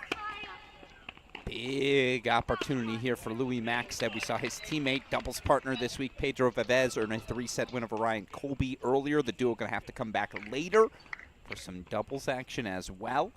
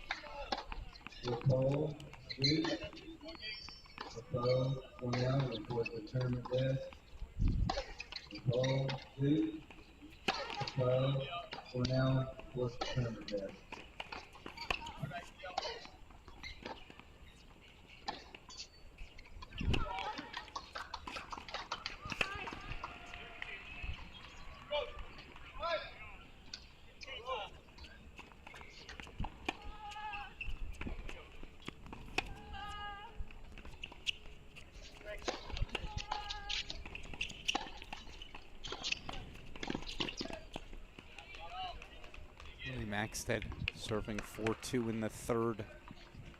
Other men's scoreboards, 3-1 Aiden Kim now up a break in his third set. Landau down a set, but up a break 4-2 in the second.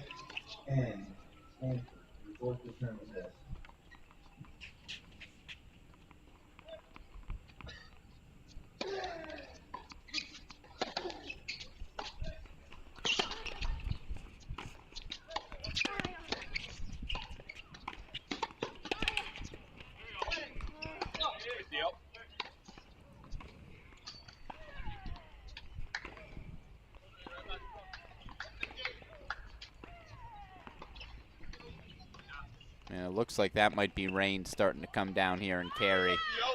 Uh-oh.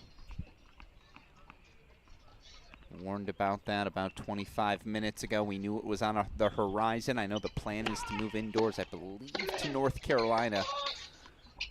Indoor facility in Chapel Hill. Let's see how much camera availability we have.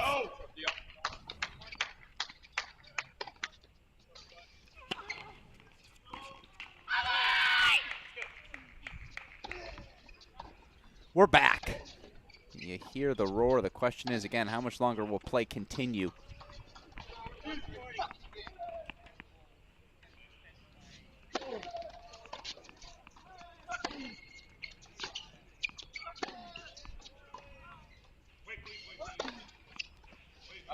Right back, Theo. Match suspended due to rain. All right, I'll keep an eye on it. Thankfully, we've got fantastic action available in Tulsa, so we'll hop over to a couple of third sets. Maxted up a break, though down break point chances right away. Aiden Kim consolidating his 4-1 break lead. Rain delay in Cary. Keep you up to date when we have an update.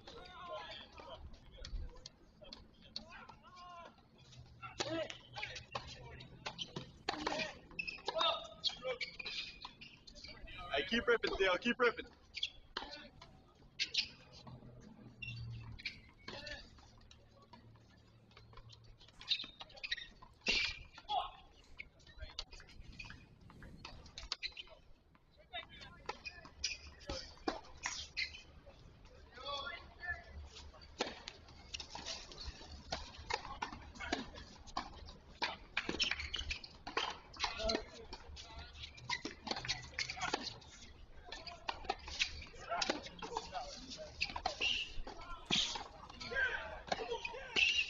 He's able to find forehands. Exceptional point construction from Louis Maxted. We'll show you the replay. From love 40 to deciding point we go. Here we go, Theo. As again, play suspended in Cary for our women's event due to rain. Keep you updated when we figure out a resumption time, what the plan is moving forward. In the meantime, deciding point to come. Theo.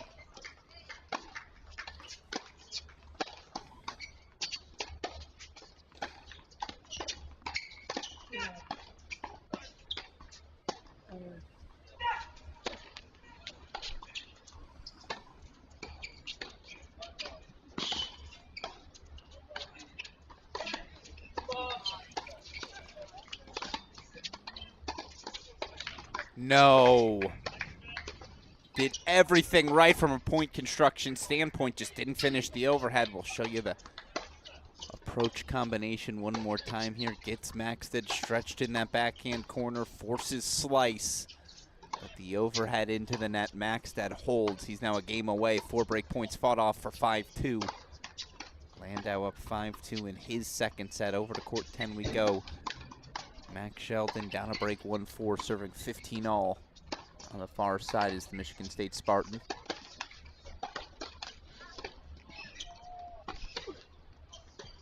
Little trickery gets the job done.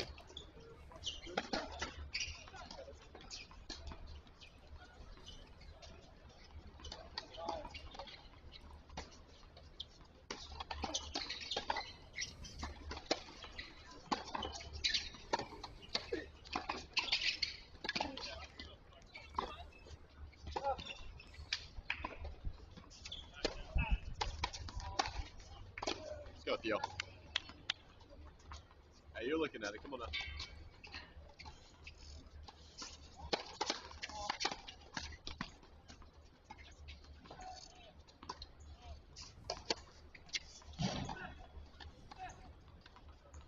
Show you quickly, by the way, where things stand with those scores suspended in carry. That's where all the matches are. Vidmanova, Radman, Fernandez, Hamner, and a couple of fascinating third sets. Yeah, Theo. Yeah, Theo. Here you go, man. Head back over. Theo Dean serving 2-5 to stay alive.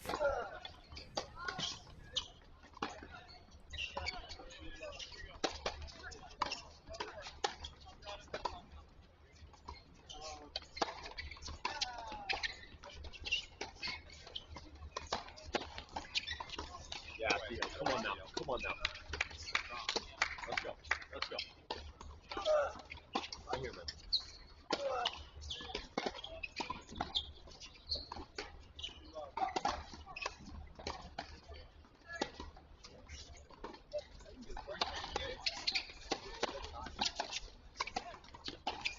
Yeah, Theo. Here we go. Here we go. Right now. Come on.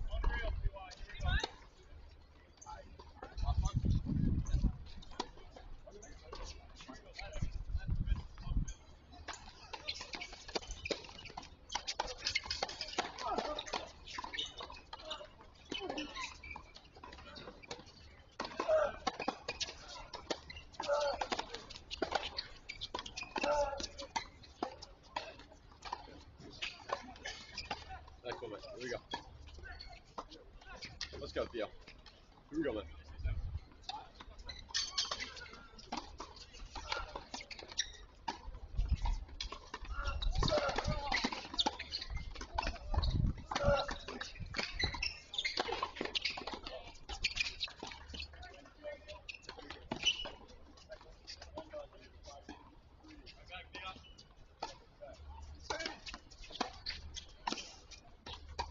Go, Theo. Go, big man.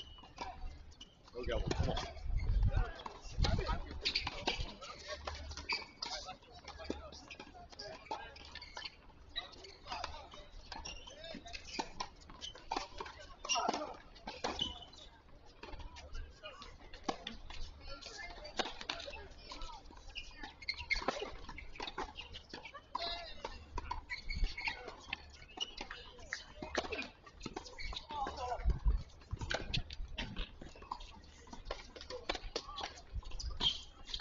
Yeah, Theo, come on now. Come on now, Theo.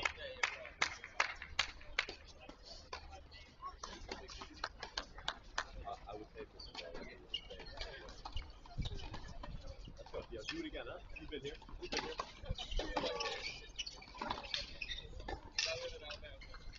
You've seen this story, Theo. Come on now.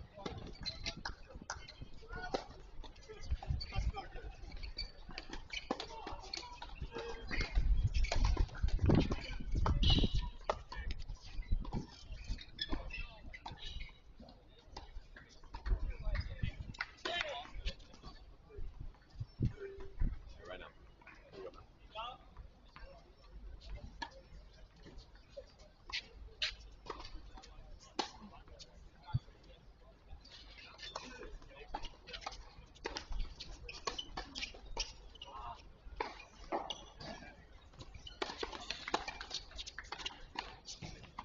Yeah, Theo. Yeah, Theo. Here we go, man. Dig in. Let's go. Right here, man. Right here.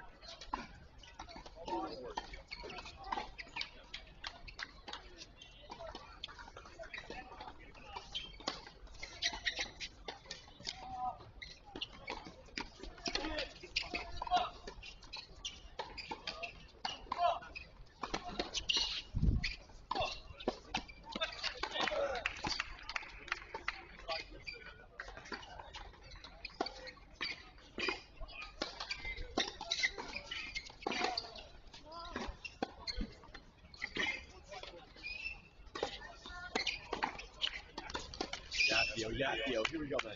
Here we go. Here we go.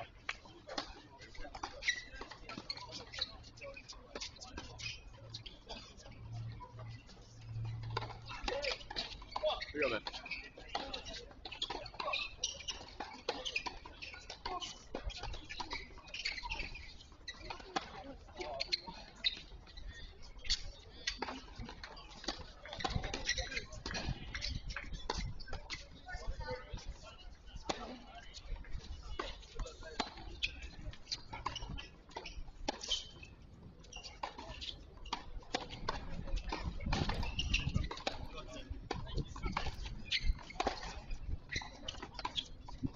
Perhaps you saw it, top left, Sheldon breaks back for 3-4, back on serve, deciding set. Meanwhile, more break point chances. Maxted just fought off 4. He'll have to fight off 3 more as Sam Landau closes in on forcing the third. Meanwhile, in our primetime match, available on the Chris Halliora stream here on the Cracked Rackets and ITA YouTube channels, Oliver Tarvin, 7-5 first set over Miguel Perez Pena.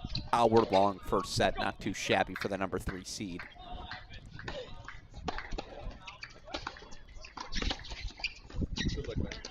That's always the play. That's when he's at his best. Maxted on that front foot, pushing forward. Landau takes the second set. Going the distance, so in the meantime, I'm going to take us over for the first time to court number 9. Now underway, Jonah Braswell, Texas junior, taking on Kalamazoo Boys 18's champion, Michigan State freshman, Matthew Forbes. Let's go, Theo. Come on. Let's go, big man. Get gritty, huh? Arm. Look, baby.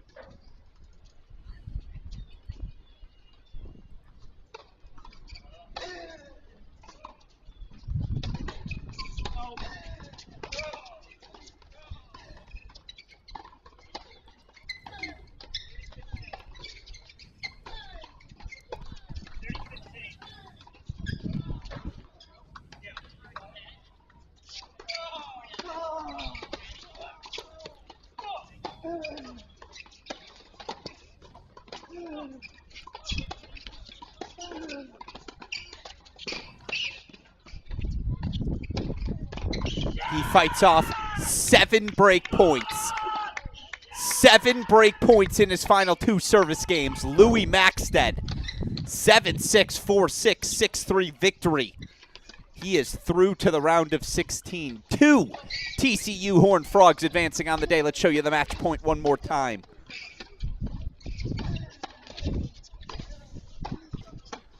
Louis. Through to the round of 16, a date with either Landau or Jansen, about to play a third set of weights. 2 TCU Horned Frogs through to the round of 16. Vivez Maxted will be back later for some main draw round of 16 doubles action as well. All right, we'll take us back to Landau, Jansen, getting their third set underway. Again, why only the action in Tulsa? Because we're in a rain delay right now in Cary. ITA Women's All-American Championships Day 2 suspended right now due to rain.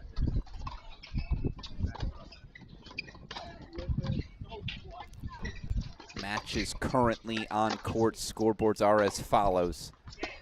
Hamner, 3-4, 40-30 in the third with Bianca Fernandez. Thea Rabman, 2-1. She's got 3 break points in the third on second seeded Dasha Vidmanova. Stoyana broke back. Trails, though, 6-4, 2-all. The Wisconsin's Maria Shalikova. San Diego's Kaylee Evans up 6-3, 4-2. Savannah Broadus 6-2, 2-1 lead. UNC's Tatum Evans 6-2 first set. Julia Fleetner of Michigan 3-1 deuce with Texas freshman Carmen Herrera.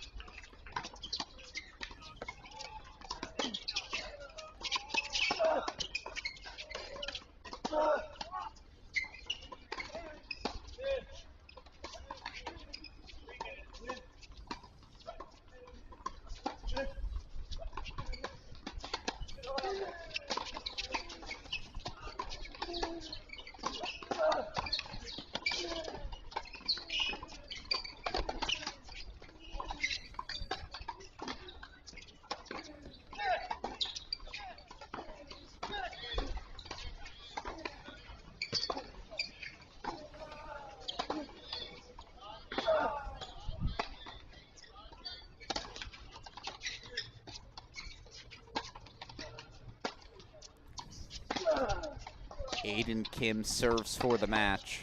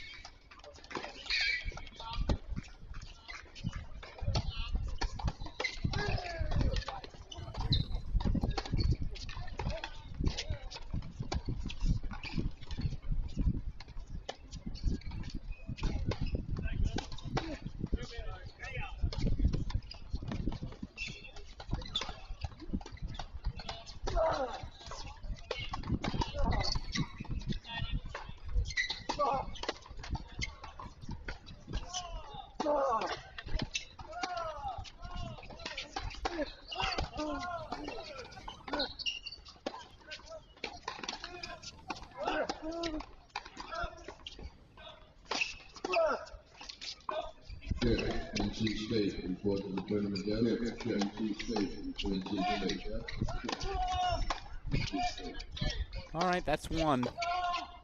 Aiden Kim swinging freely again. Holds his ground on the baseline so well. We can get him pressed with power. We can throw him off his rhythm, as Sheldon likes to throw in the slices, the drop shots, the angles. That's how you get him in trouble. But when Kim's on script, boy, is he effective.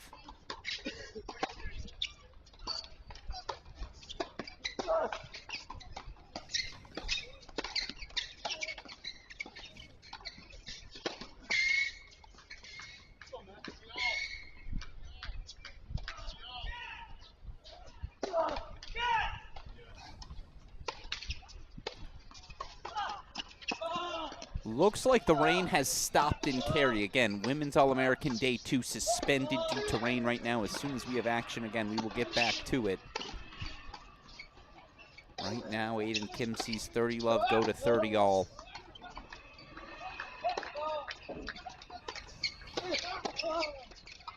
That's how you get yourself out of a tough spot. Big serve from Kim. Match points coming up for the Buckeye sophomore.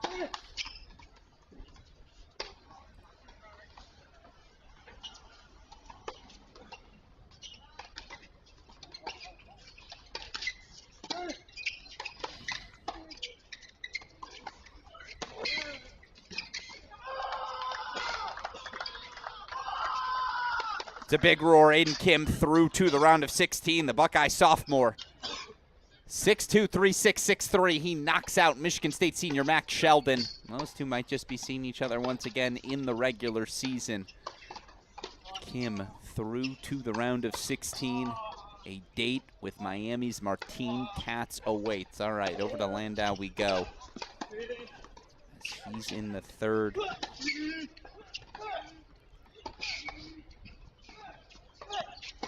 Schick and Houle, Craig and Weeks, the two matches we're waiting to get going. Assigned courts, they'll go on 5 and 6. Have them in a moment. Chris Halioris covering the Tarvit and Miguel Perez Pena match. So for in the meantime, we'll go to a split screen.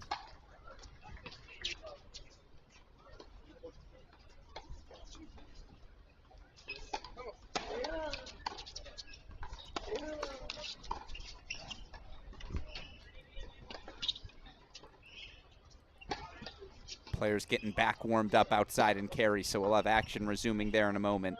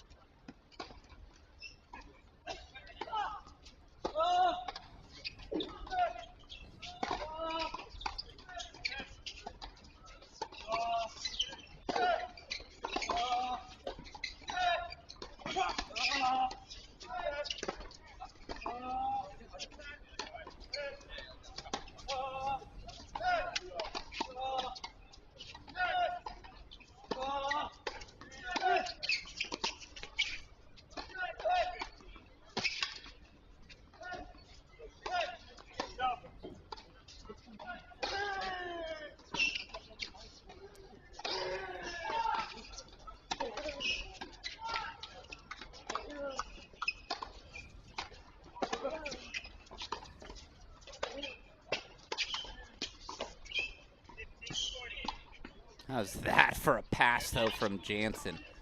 Keeps that forehand slice so low. Credit to the lefty Landau on covering. Is that back-to-back lefties that the lefty Landau has faced? Yesterday a win. No, he played the righty Peter Jovanovic. Jansen, the 3-set win over Maxwell Smith. A lefty on lefty. No, it was Rodinas who was in the all-lefty matchup. Rodinas knocked out, of course, yesterday by fellow lefty Jaden Weeks.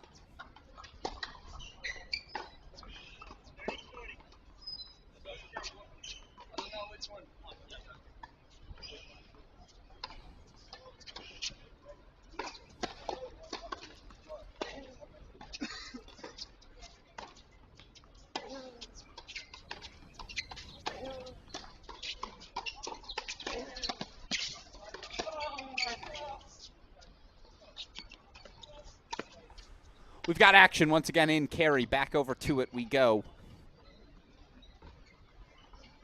Do I not have action resumed on court number 13? I believe I do. Indeed, I do.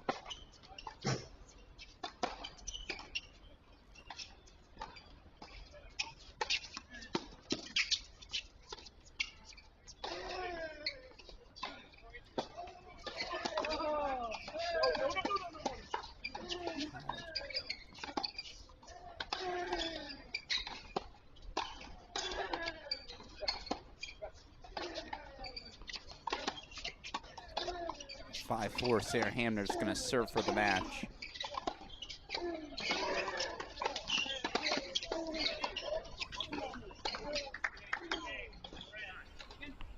We do have action here on 10. Breakpoint chances for Thea Radman taking on second-seeded Dasha Vidmanova.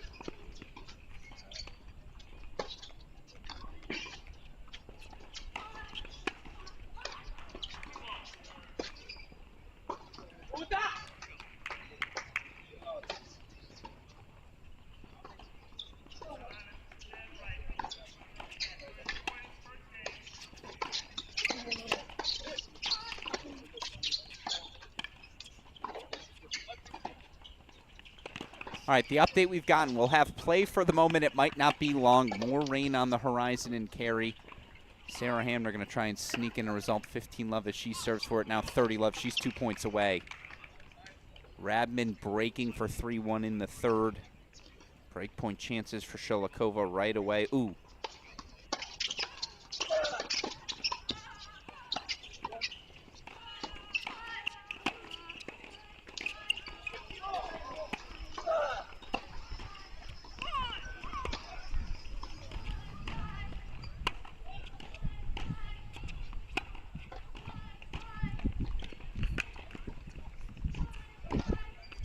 That goes wide, so we can go to a split screen. We'll get back to Tulsa in a moment. Match point, Kaylee Evans. Sarah Hamner, 2 points away.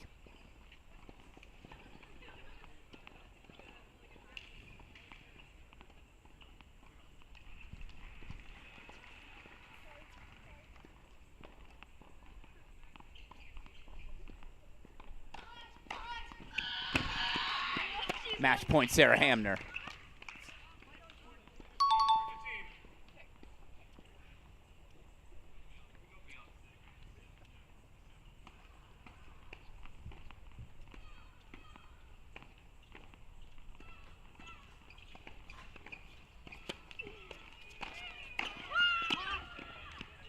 Kaylee Evans through to the round of 16. 6-3, 6-2 win over only one Quadre. We'll see Quadre again in doubles. Let's go full screen for the Hamner match point.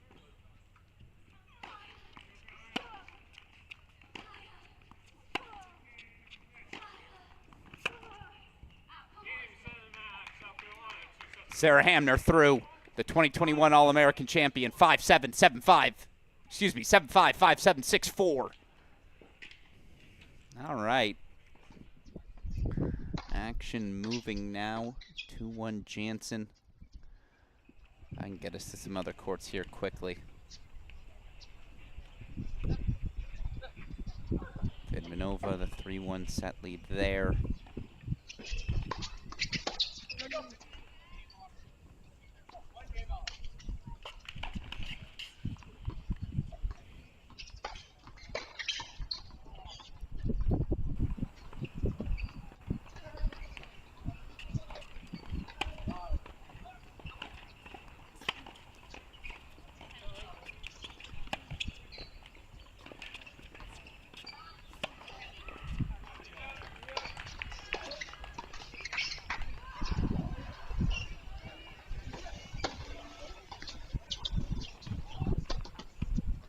By the way, Sarah Hamner's 3 victories at these at this 2024 All-American Championship. 2 singles victories in 3 sets, a 3-set doubles win as well. Sneaks in her win before the heavy rain comes. Hamner through to the round of 16. Quick updates on the draw for Hamner, Evans respectively. Evans a date with Auburn junior DJ Bennett. Next up for the 8th-seeded Hamner.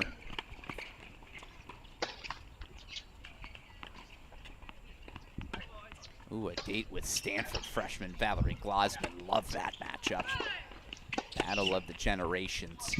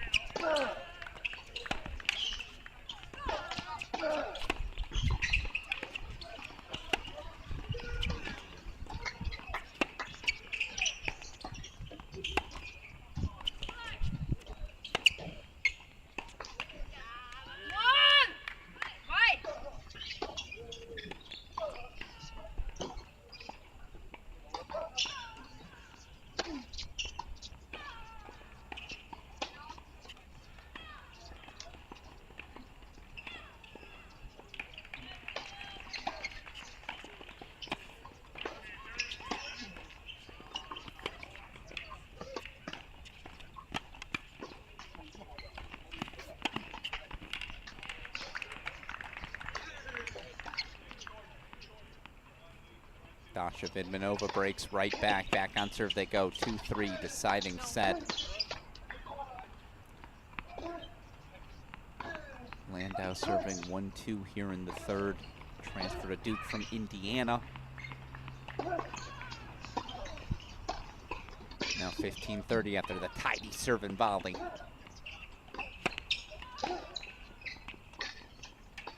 Top two seeds both in trouble. Vidmanova back on serve, but trails 2-3 in the third. Stoyana down a set and a break. That was, again, I had in our preview podcast with my friend John Parsons, we said there was a big delta between the top two seeds and the rest of the women's field, just based on the experience the 2024 spring seasons put together by Stoyana Vidmanova. Right now the field's having its say.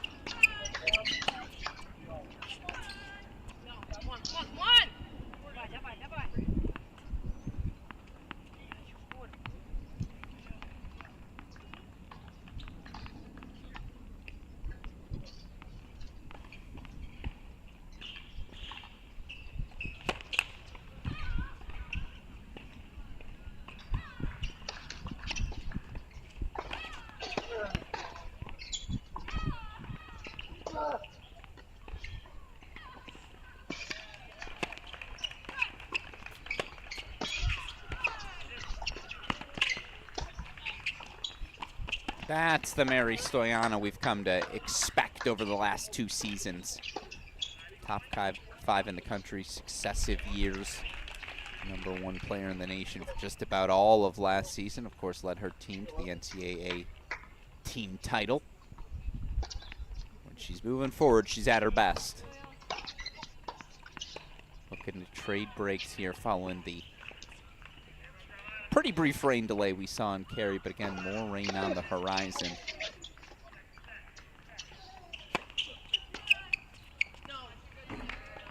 Shalikova holds for 4-2, break consolidated. Let's sneak on over to the Vidmanova 2-3 service game.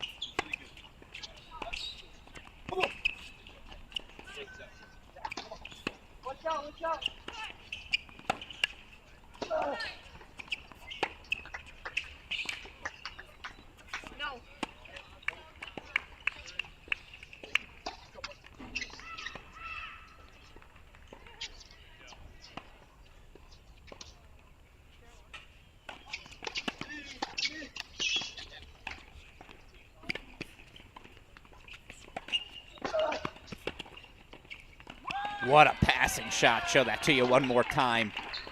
Sophomore Thea Rabin, more breakpoint chances.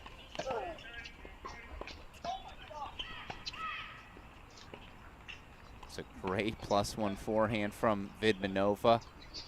Great opportunity to move in. As I've said before, sometimes good just loses to great. That was great off the racket of Rabin. She's got 2 breakpoint chances as Jansen holds for 3-2 in the third.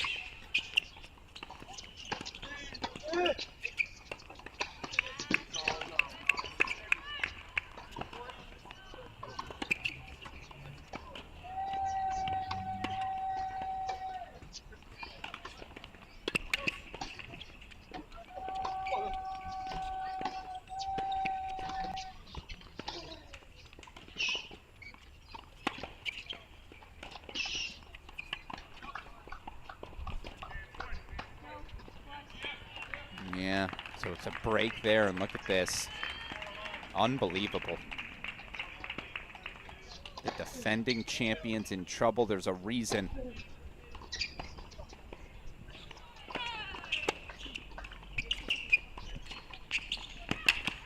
Beautifully fought off. There's a reason no one's won this titles in back-to-back seasons this century. Not since 1998-99, excuse me. Zuzana Lesnarova of San Diego, back-to-back women's singles titles.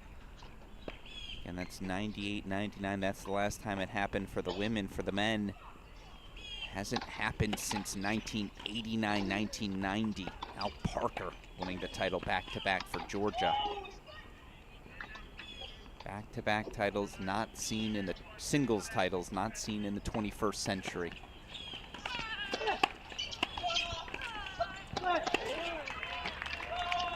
Stoyana holding on for dear life. 2 break points fought off.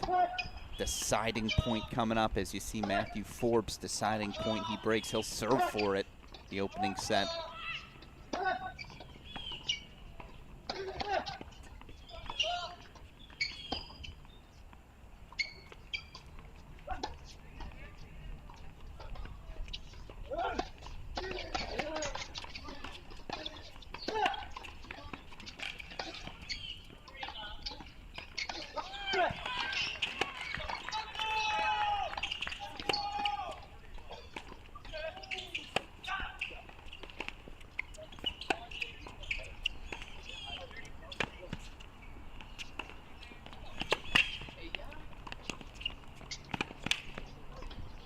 Only a fool counts Mary Stoyana out.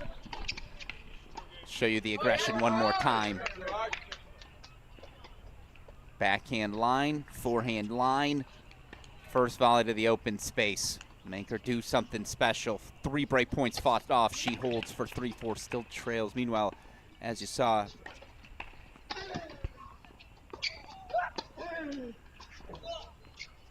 Matthew Forbes breaking and serving for the set. Now 5-1 will put him in the big screen. Keep our top 2 seeds in trouble on as well.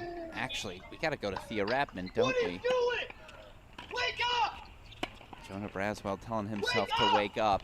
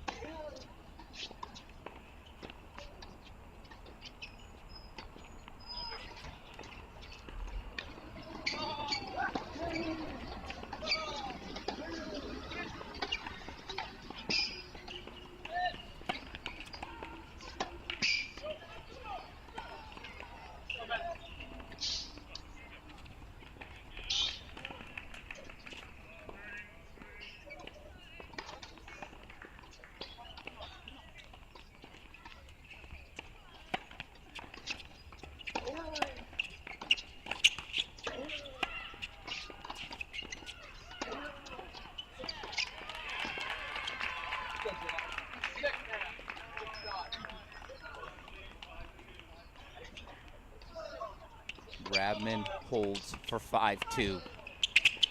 Pressure's on second seed Dasha Vidmanova. Down just a single break, but maybe more importantly, she'll have to find a way to hold twice here down the home stretch of this final set if she's going to overcome the deficit. Back over to Forbes we go, serving for the set. 30-15, 2 points away.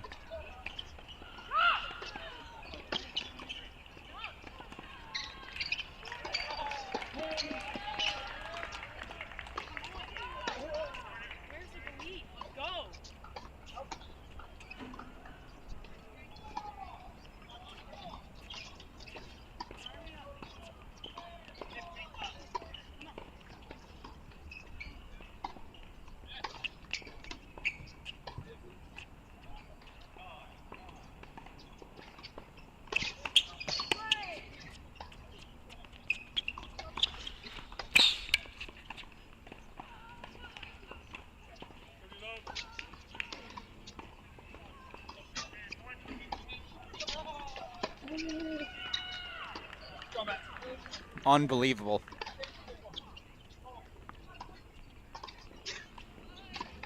Show it to you one more time. Matthew Forbes with the pass. And just like that, it is a breadstick. 6-1 first set. An easy flick of the wrist of that backhand.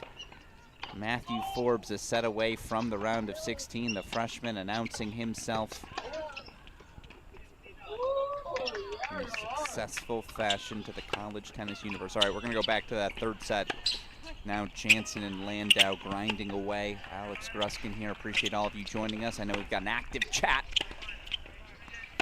over in the Tarvit Miguel Perez Pena match. Always fun to see former college tennis faces join us in our broadcast coverage.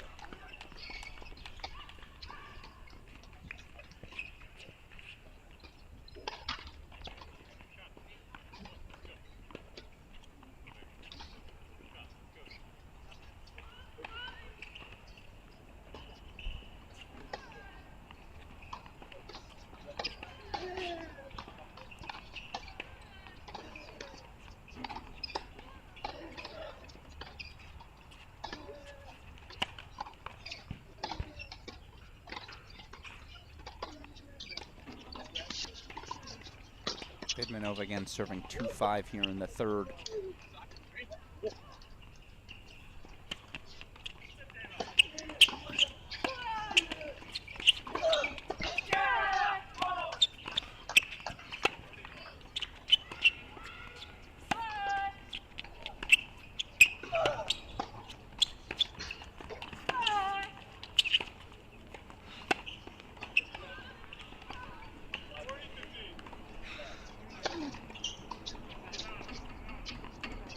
Jansen 5-2 lead third set.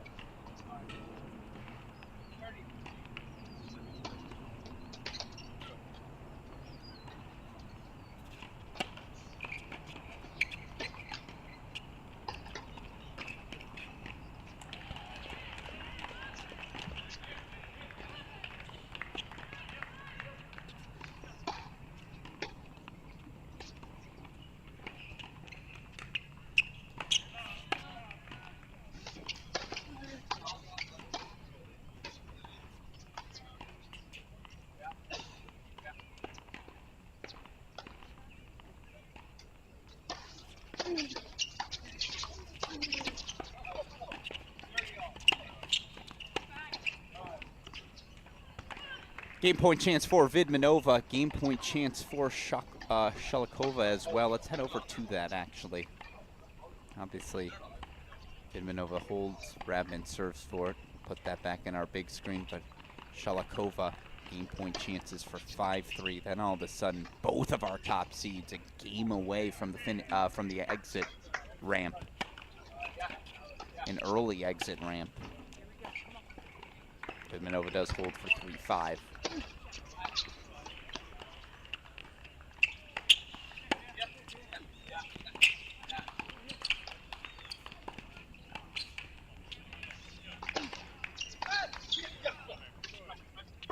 We've actually got 4 matches near the finish line. Savannah Broadus, 6-2, 5-3, 15-love lead for the Pepperdine senior.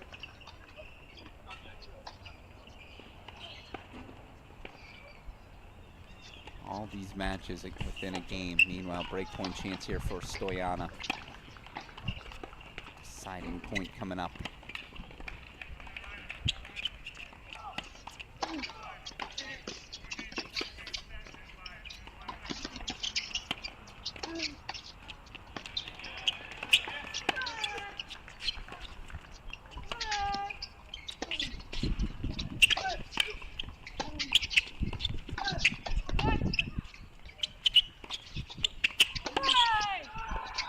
Stoyana goes wide. It's a 5-3 hold for Shalikova. All right, we'll get back to this one in a second.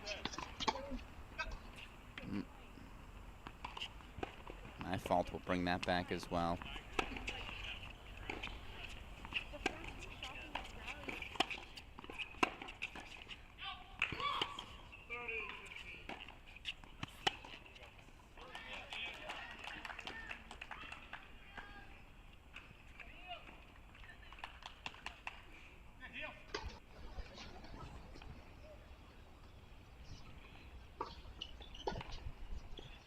Rabman 2 points away. Broadus 2 points away.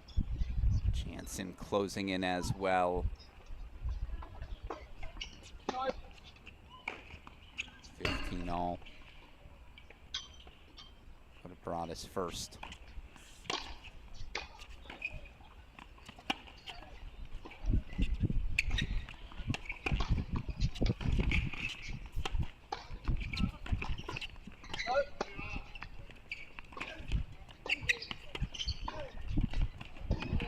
Thea Ratman, excellent with the drop volley. She's got 4 match points.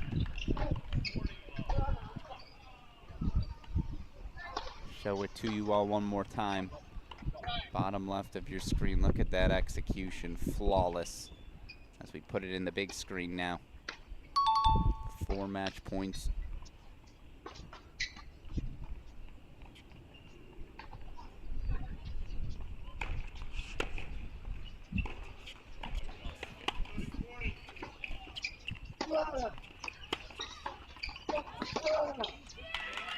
Thea Radman knocks out second-seeded Dasha Vidmanova.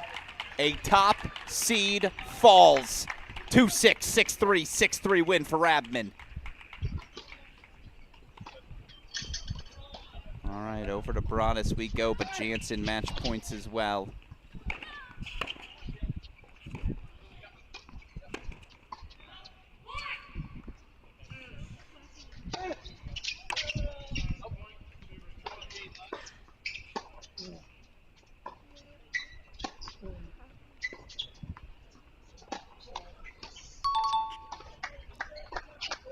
Our 4th top 8 seed to fall on the day as Jansen 6-3, 3-6, 6-2. He's through over Sam Landau. So 2 Buckeyes once again through to the round of 16. New faces, same results. Savannah Broadus 6-2, 6-3. She's through as well. It's a match point bonanza here on the cross-court cast, and we got more action to show you as Mary Stoyana serving to stay alive, the defending champion, top seed. 2 points from elimination as rain starts to fall and carry.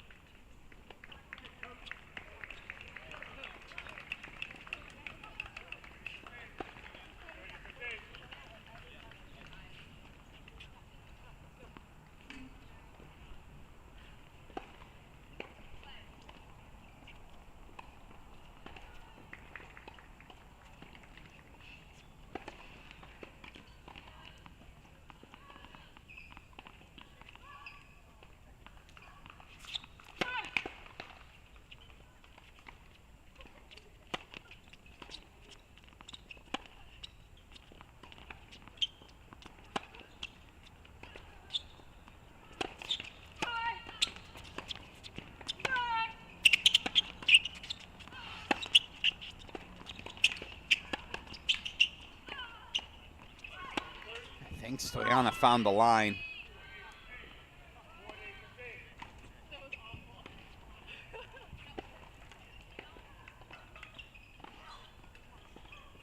Indeed, she did. Game point chance. 3 singles matches to go on the women's side. 4 still to come for the men.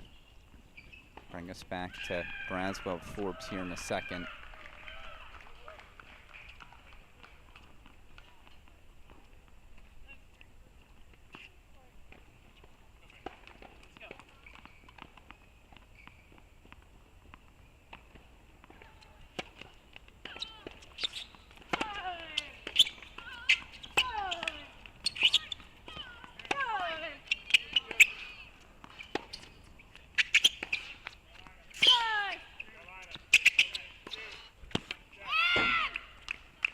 Match point Shalikova. Are we about to lose our top 2 seeds in a span of 5 minutes?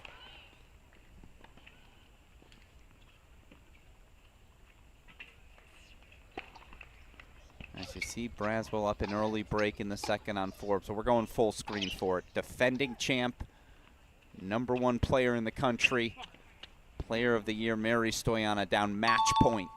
Just moments after second-seeded Dasha Vidmanova was eliminated.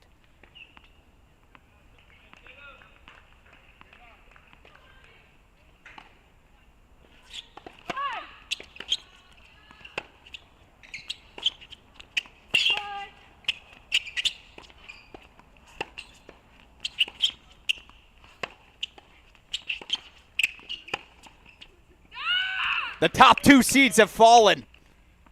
Maria Shalikova of Wisconsin, 6'4", 6'3". She knocks out defending champion and top seed Mary Stoyanova. On a day that has seen 4 of the top 8 seeds all eliminated, another one falls. Maria Shalikova, 6'4", 6'3". The defending champ is out.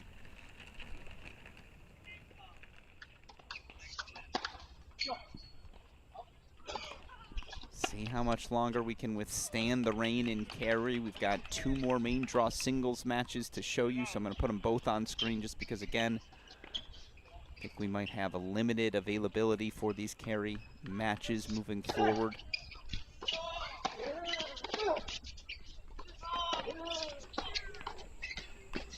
(6-5). Julia Fligner leads first set, taking on Texas freshman Carmen Herrera. Tatum Evans of UNC, the sophomore, 6'4", 4'2" lead. She's actually got 30 love on Katie Codd. We'll put that in the big screen.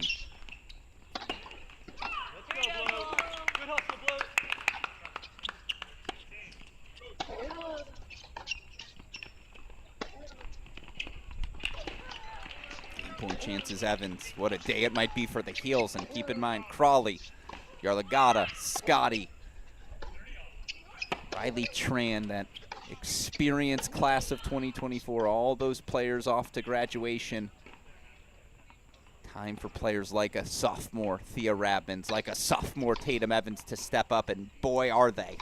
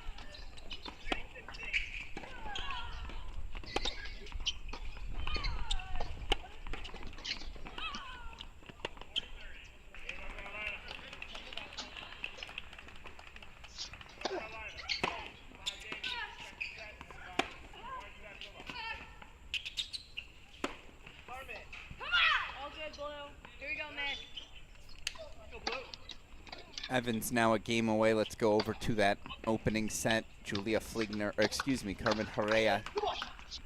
Game point chances to force a breaker. Again, winners on the day so far for the men. Banerjee upsetting 4th-seeded Cooper Williams. Jeremy Jin an upset 3 sets over Sebastian Domingo. You had Jay Friend, J.C. Roddick, Pedro Vivez, Louis Maxted, Aiden Kim, Will Jansen all advancing in 3 sets, and then Michael Zhang, Colton Smith, Seb Gorsny, Martine Katz, your straight set winners on the day. 4 men's singles round of 32, battles to come. Just 2 remaining for the women as they also battle the rain, the elements here in Cary. Set point here for Julia Fligner.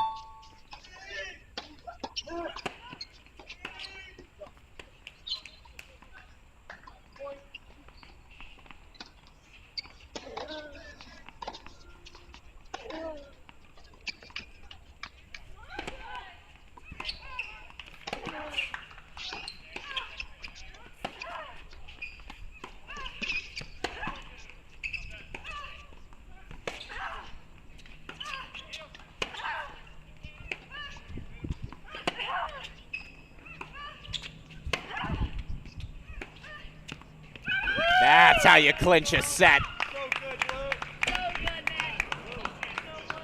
Show you the replay one more time. Julia Fligner working every corner of the court. Forehand line ripped as a winner. Fligner 7-5 first set as the rain comes down. Back over to 11 we go. Tatum Evans 6-2, 5-2 lead on Duke's Katie Codd. They might be calling it. We about to call it due to weather. Uh-oh. Another suspension looming. Bring us back to Tulsa.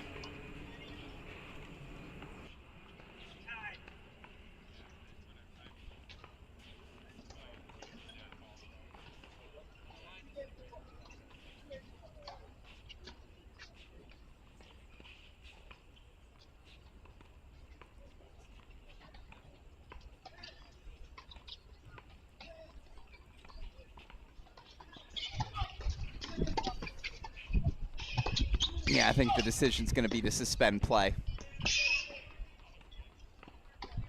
Tatum Evans 6-2, 5-2 lead. Julia Fligner 7-5 first set. But again, the big story of the day in Cary, your top 2 seeds in singles, Mary Stoyana, Dasha Vidmanova. Heck, your top 3 seeds in singles, Celia Bell Moore, all eliminated in the round of 32. Play suspended. We'll head on over to Tulsa. Show you the 3 remaining matches we'll have on our feed. Of course, Oliver Tarvit, Miguel Perez Pena, available on Chris Halioris' feed independently. Tarvit up 7-5, 5-4 in that one.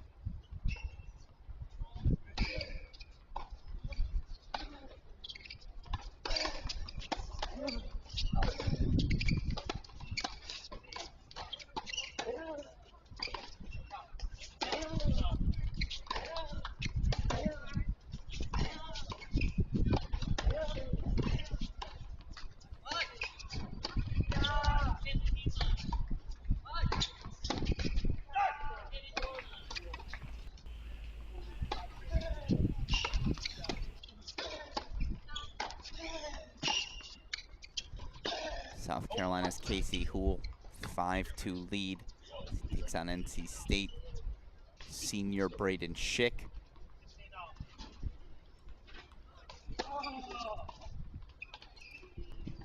Three matches we'll be focusing on here singles-wise in Tulsa. Now on your screen, your final 3 round of 32 results for us. See some first set break leads. Casey Houle 5-2. How about Kentucky junior Jaden Weeks? 4-1 lead for Weeks.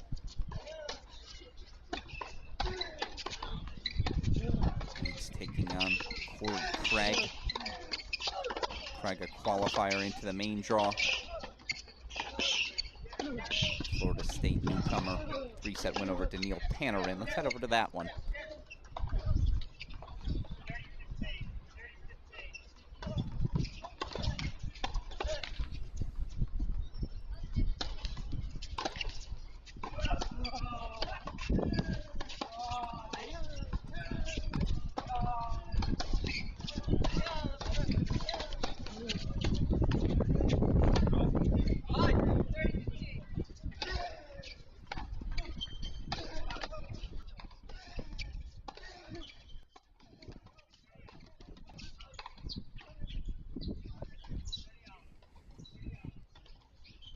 rain delay again in Cary. So we'll lock in here on these Tulsa matches for now.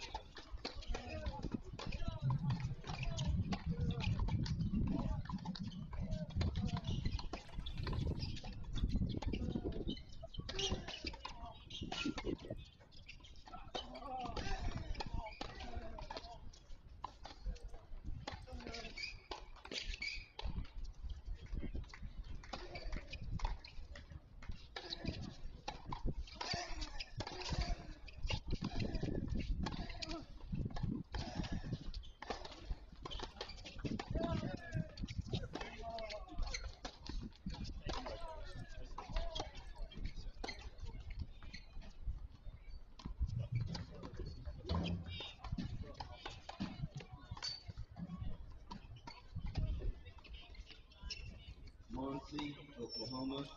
Minha, Cornell, Muncie, Oklahoma. Muncie, Oklahoma.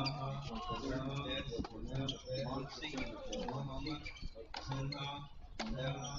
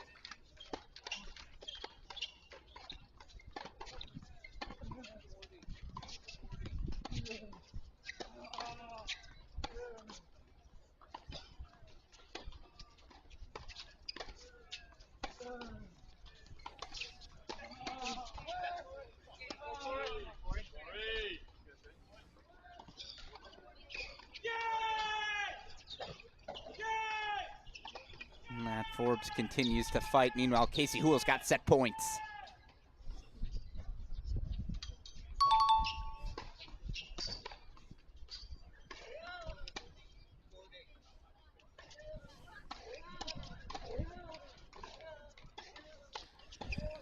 All right, official announcements from Cary. They have moved indoors. We'll have one streamed court in Cary as they move indoors. The rain too severe.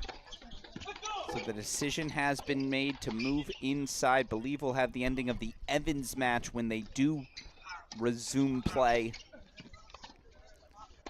Thankfully, we have fun play here in Tulsa. Set point chances again for Casey Houle.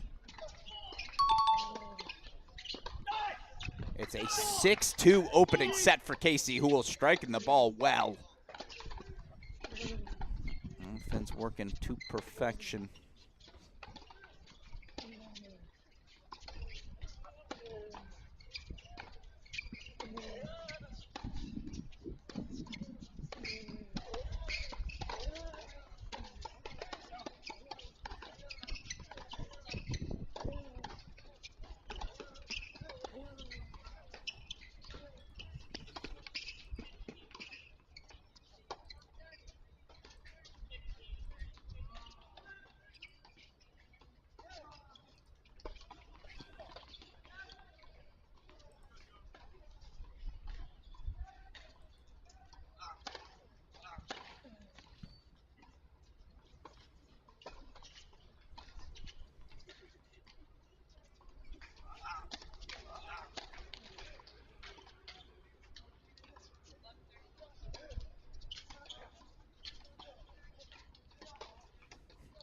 It's official, third-seeded Oliver Tarvith, 7-5, 6-4. He is through to the round of 16. Up next for Tarvith, he'll face the winner of Braswell and Forbes.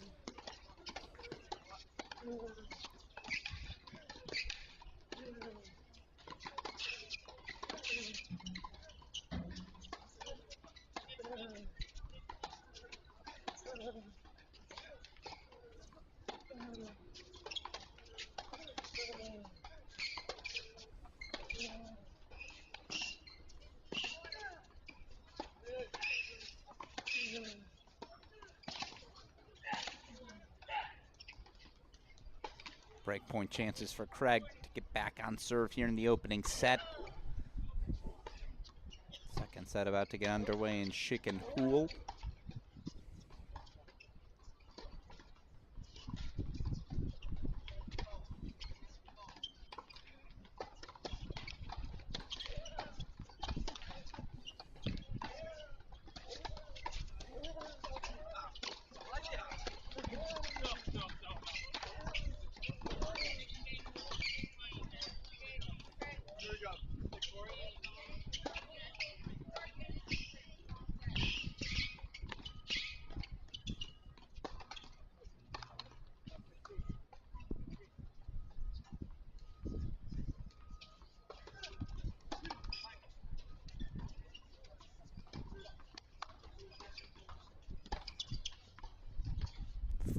Back on serve we go. All right, as they change ends on 5 and 9. Let's go to court 6.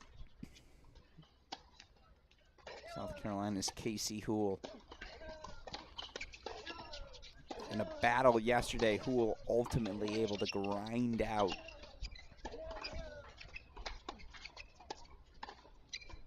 2-6 win over 8th seeded Jack Anthrop.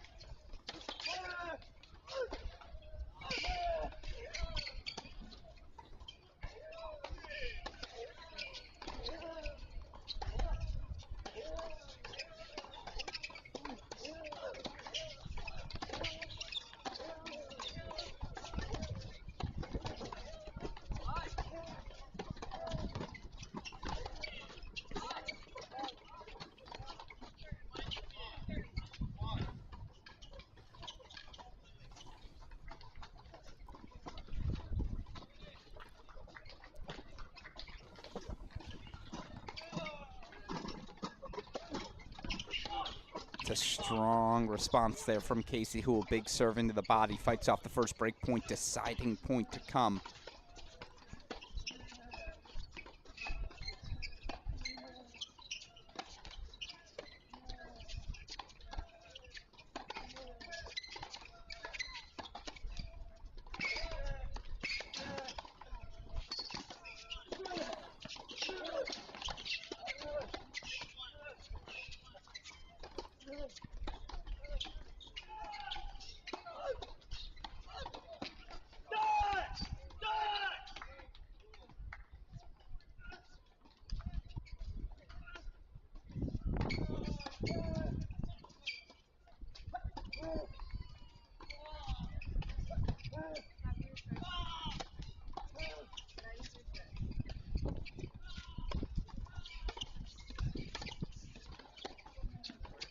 Houle holds 4-1 love. Let's go over to court 9.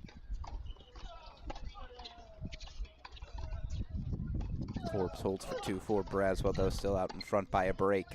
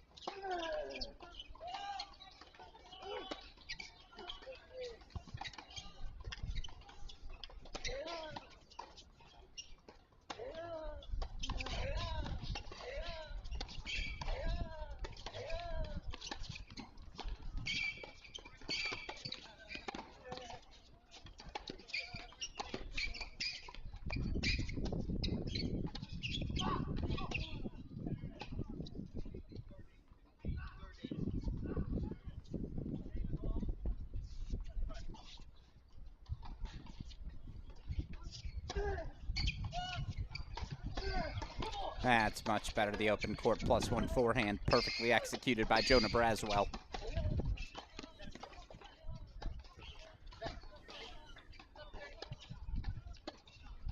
Crazy to think about. Texas all day lost. Baziri, Waldeep, Harper. Micah Braswell, of course, as well. All this experience, and yet Timo Lagu now eligible. You bring back G.A. Bailly, P.Y. Bailly, Jonah, Lucas Brown. Bring in Sebastian Gorsny.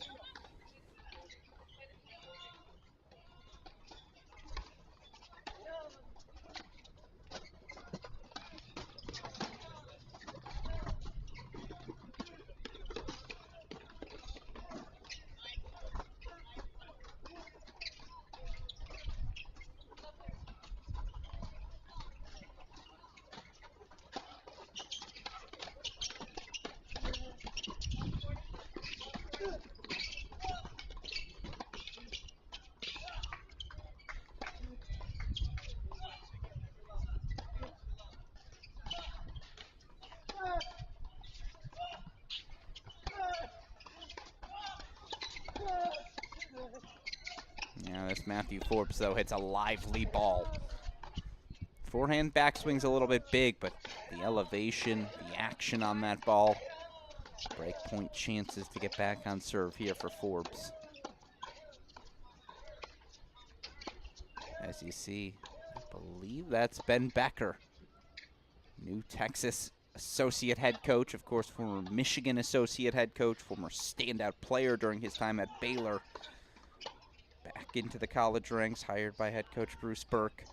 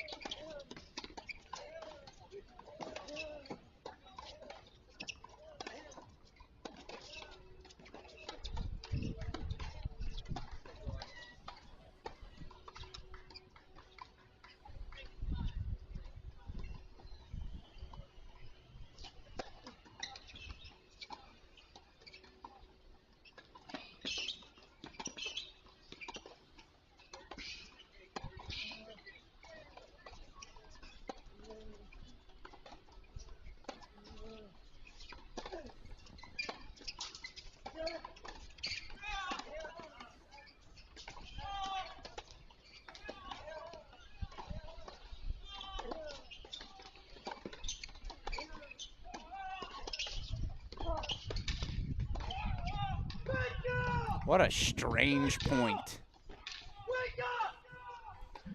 Jonah Braswell screaming at himself to wake up.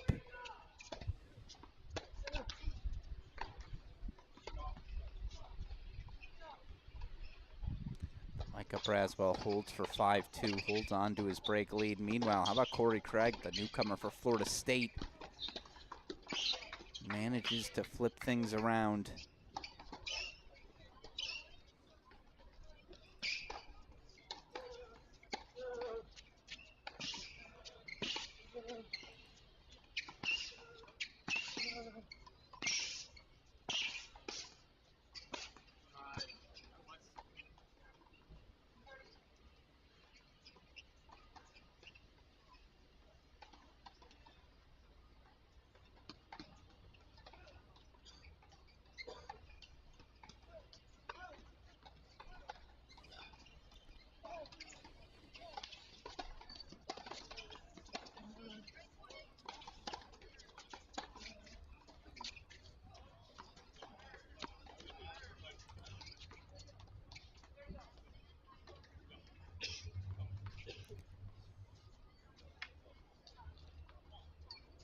You see Casey Houle now setting a break lead. I'm going to replace that here.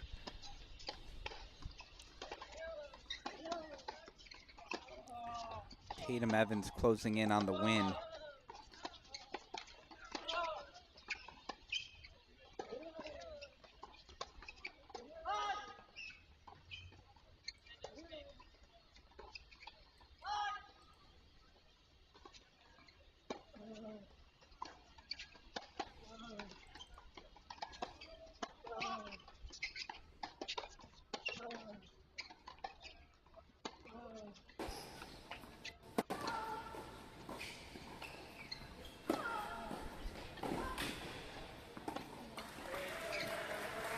And we got it just in time. Tatum Evans. 6-2, 6-2. Through to the round of 16 she goes. Up next for Evans is, of course, the women's singles draw opening up immensely following the elimination of top 2 seeds Mary Stoyana and Dasha Vidmanova earlier today. Doesn't get any easier for Evans, though, as she faces 4th-seeded Connie Ma. Impressive stuff for Evans again.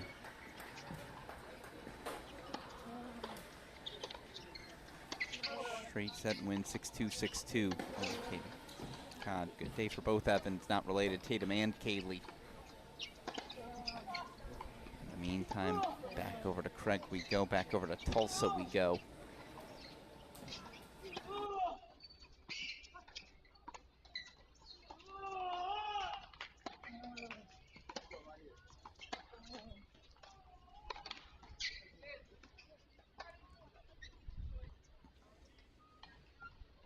Set point here for Corey Craig.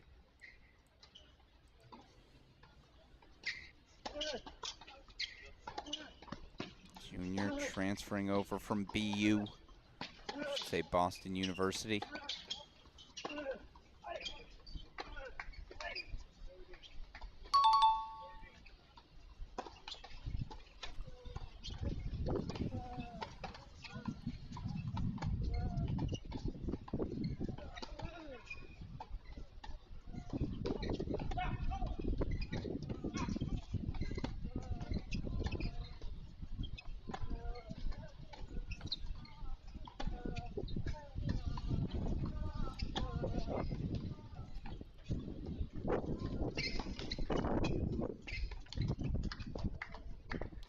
Jaden Weeks breaks, 5-all first set. Pop back over to Braswell Forbes as Jonah Forbes now set point chances to force a third.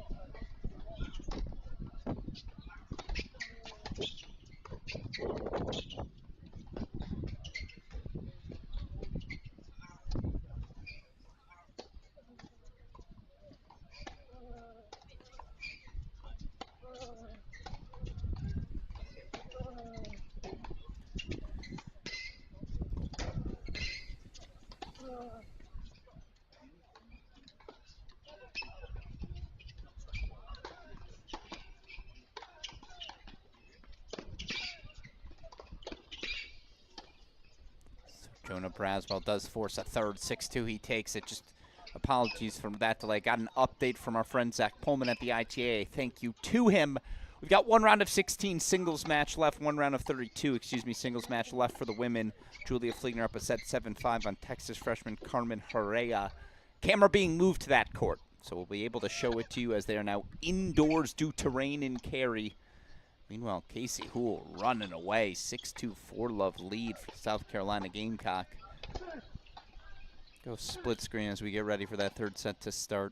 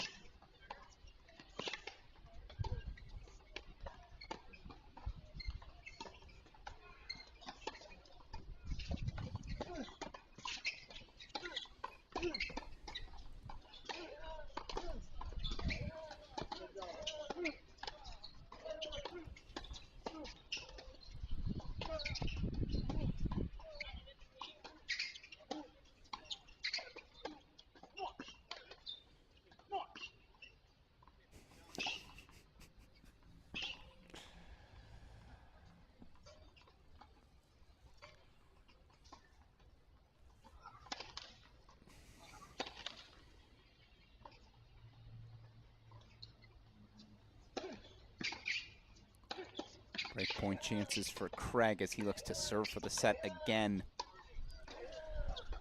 Looks like we might have an extended changeover here for both matches. We'll run you through the day's results when we do. Yeah, it's a double fault for a week, so Craig will serve for the set as we put Houle in the big screen.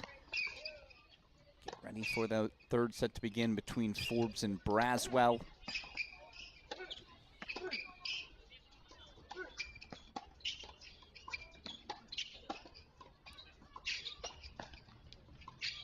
Beautifully executed. We'll show you that replay one more time off the racket of Casey Houle, in form right now. Winners earlier today. We've had a bunch of three-set battles again for the men. We had 17 of our 32 men's matches yesterday go three. Today, 7 of the 13 we've seen unfold thus far. A couple of great battles. I see the comment. Really fun match between the lefties. Will Jansen, 3-set win over Sam Landau. His teammate Aiden Kim, 3-set win over Max Sheldon. Pair of 3-set victories for the TCU teammates Pedro Vivez, Louis Maxted.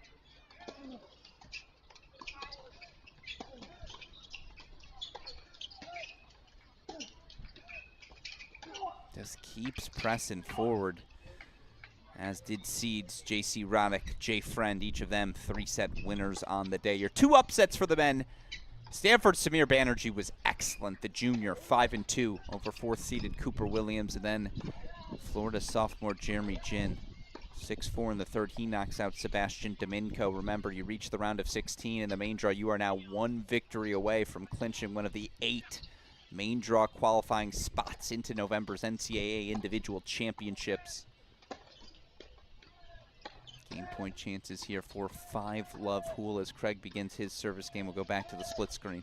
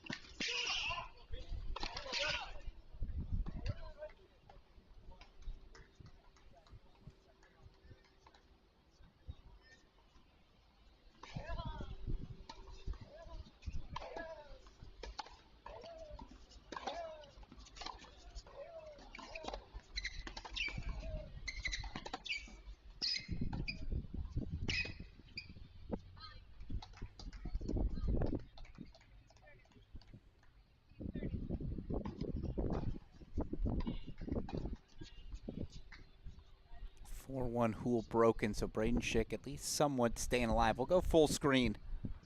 See if Corey Craig, the newcomer, Florida State junior, can serve things out.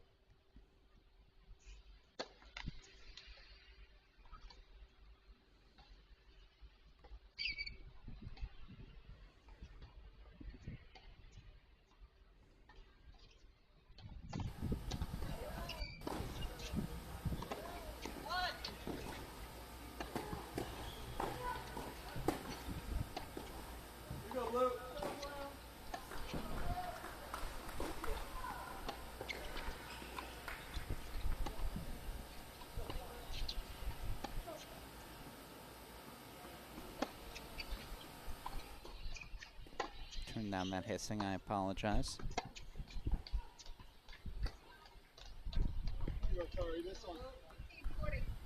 Break point chances for Weeks to force the break, or might we just see 4 straight breaks down the home set of set 1? Meanwhile, Julia Fligner again, 7-5 first set over the talented freshman Carmen Herrera. Herrera serving 1-2, love 30. There we go. Scoreboard up.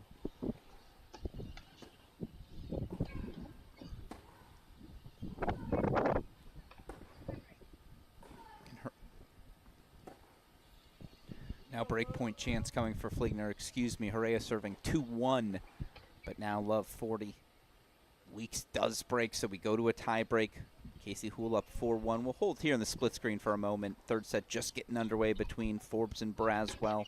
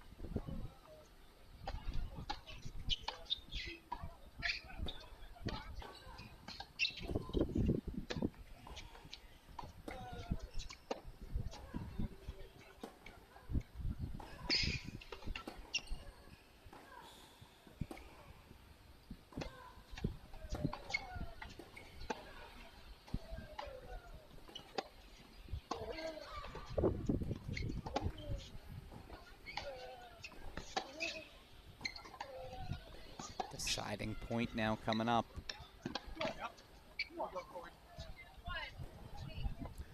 Appreciate the question asking for predictions. I try not to make predictions when I'm on the broadcast.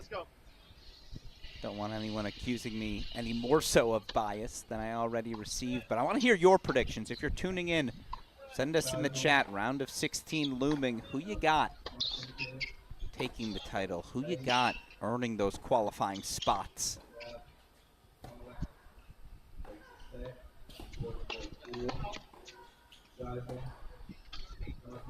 Julia Fligner can keep ripping like this. She'll certainly be in the mix.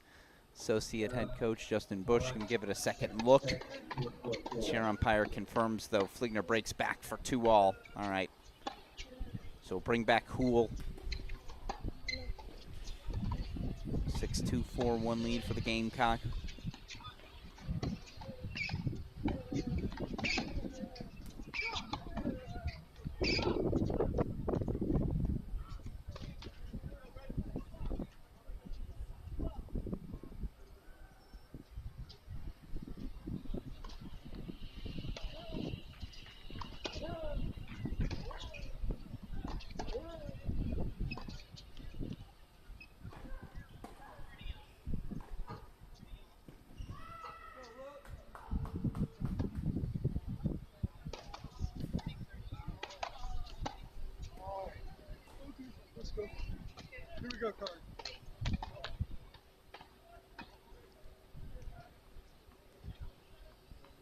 So 3-2 Weeks leads here in the first set breaker. Remember, first to 7 win by 2. Schick does hold. Keeps it a single break deficit now.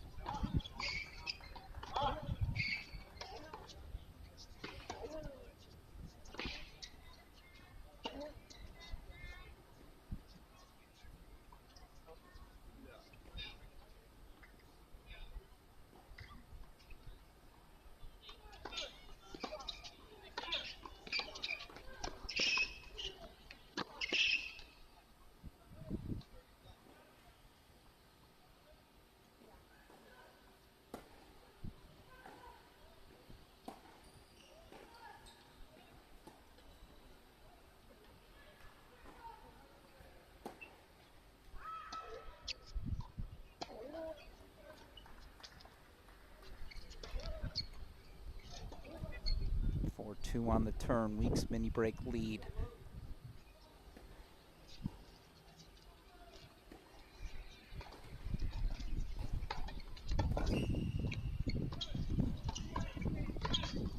He airmailed out of that. Just paint the line. Believe it painted. Indeed it did. 3-4.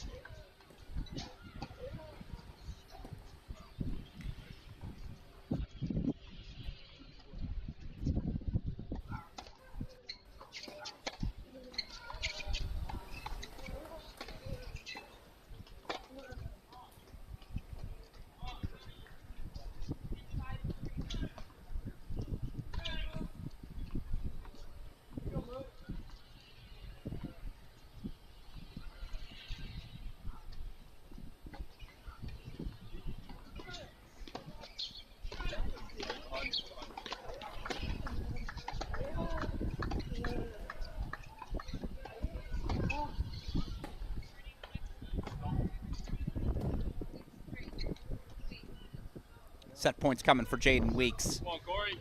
3 of them consecutively, obviously the last of which will be on serve. Meanwhile, Casey Houle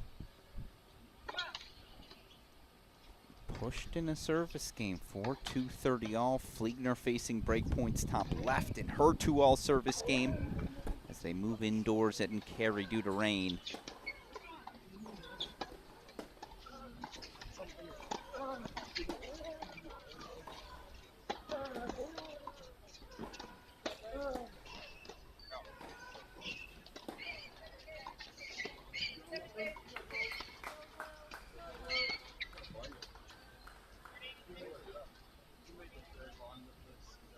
Seven-6 first set for Jaden Weeks. Set away from the round of 16 is the junior Wildcat. Over to breakpoint chances for Braden Schick we go. First signs, dare I say, of serious life here for the NC State senior.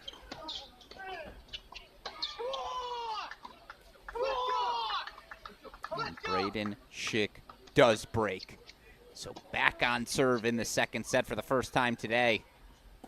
Was 6-2, 3-love Houle, now 6-2, 4-3. Still leads, but back on serve we go. As Herrera breaks again, 3-2 lead. She's up in set number 2.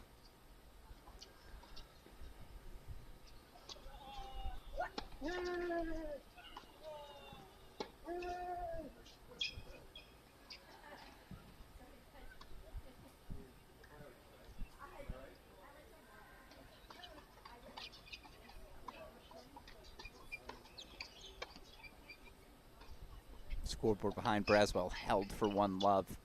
I apologize. Now love 15 here for Braswell. Only one court camera inside court in Carey. We will have doubles action here in Tulsa on our stream to answer your question, Eliane. Doubles will begin as soon as we have doubles action to show you in Tulsa, or as soon as our singles action, concludes. I'll jump on over to doubles. It's our final round of 16 singles match on your screen. Julia Fliegner, the Michigan senior, 10th seed, 7-5-2-3. She leads freshman Carmen Herrera of Texas. Indeed, a day of upsets on the women's side. Your top 3 seeds, Stoyana, Vidmanova, Moore, all eliminated. Saw 5 seeds eliminated yesterday. We've had 5 seeds eliminated today.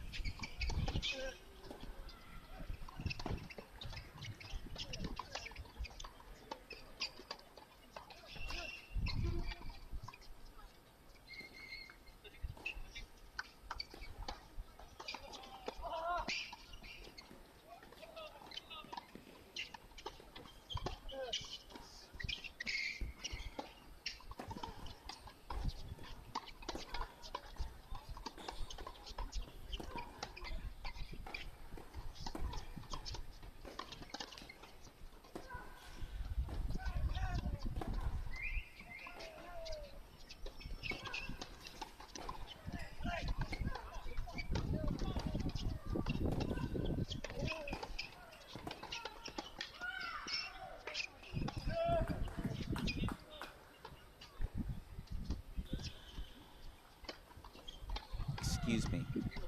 Gomez Alonso, the other seed eliminated.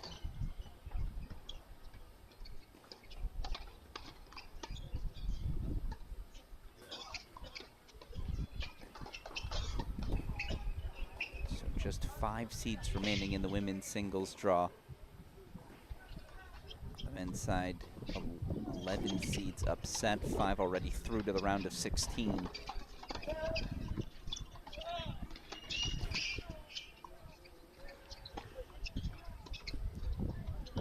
Ball just sails on Braswell, but another break point chance here early. A deciding point coming up in the service game of freshman Matthew Forbes.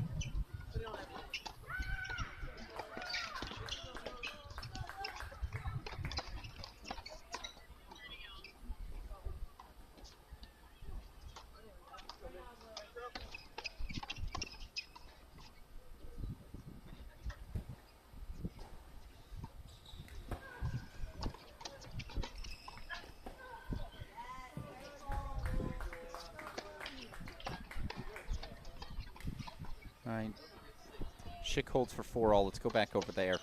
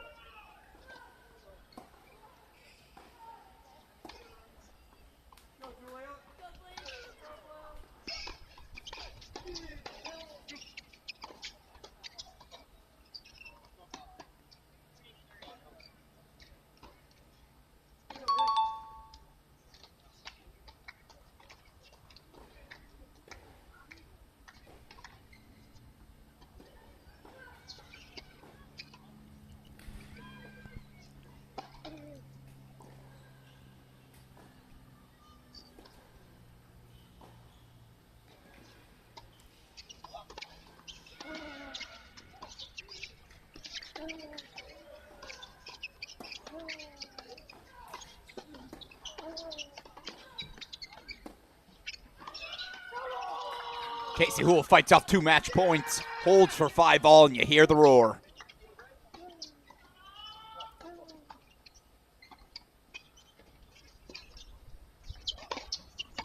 Back to the triple box we go. 3-love Braswell deciding set, and I believe he's got breakpoint chances for 4-love. Meanwhile, Julia Fligner from a breakdown breaks, now game point chances for 5-4. Final. Excuse me, 3 of our final singles, 4 singles matches. You also have Jaden Weeks. The set on Corey Craig. Craig served for that first set twice, broken at 5-4 and 6-5, so Weeks taking it in a breaker. Obviously, Villette called indoors. That'll happen more frequently. Nice overhead, Casey Houle.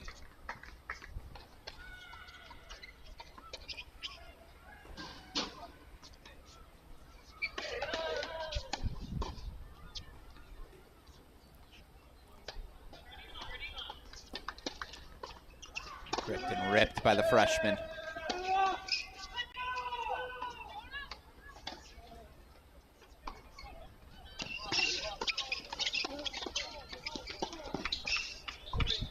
Forbes pleading his case. He thought that forehand landed good. Cher and Jonah Braswell agree forehand missed. And apologies, I didn't capture the replay. Give it a second look.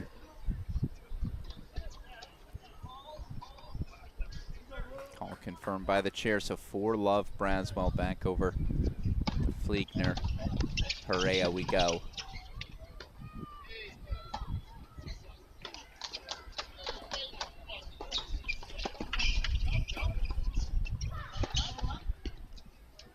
Did everything right but the volley. We'll show it to you one more time.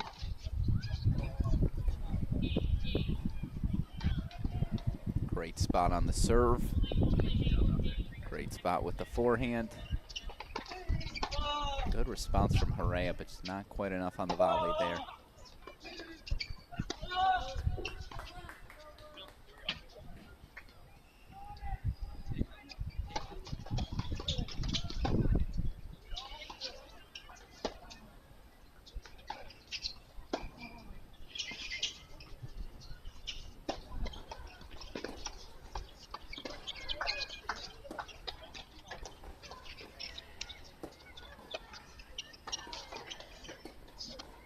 Nope, goes wide. Julia Fligner holds for 5-4. 30-all in the 5-all service game of Casey Houle. What does the South Carolina Gamecock have for us? What's the play call? I'm going to go slice wide, first forehand to the open court. He hit the slice wide, but Schick was ready. Maybe if I can anticipate it, Schick can too. That's the spot he likes to hit. Break point chances for Houle after fighting off 2 match points down 5-4.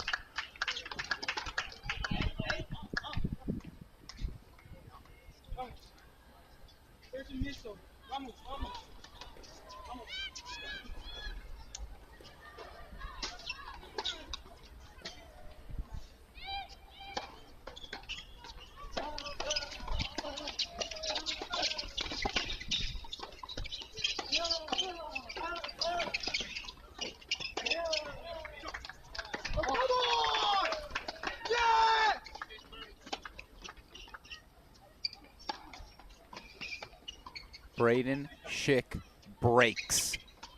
He will serve for the second set again, face 2 match points in his 4-5 service game. Love this sport.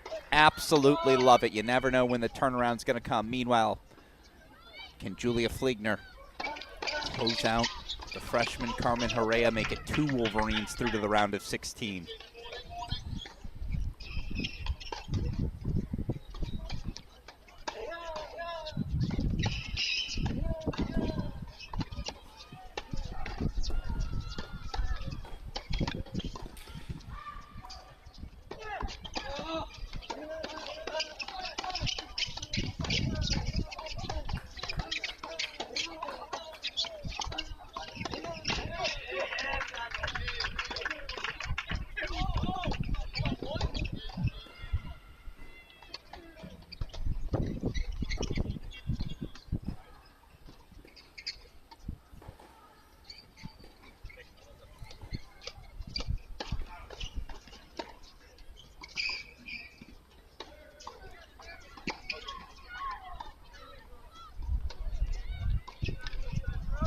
Jaden Weeks up a break, 2-1 second set on Corey Craig.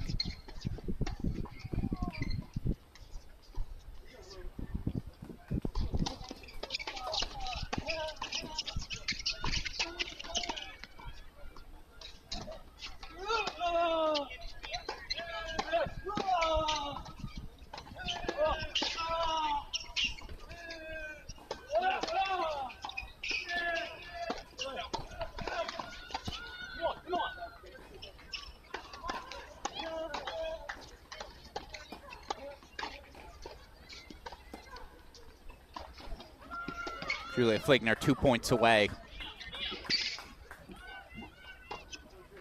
Has always had that pace off both wings. Yeah, the errors will come, but when she finds discipline, when she finds consistency, especially indoors, boy, is Fligner a tough opponent to crack.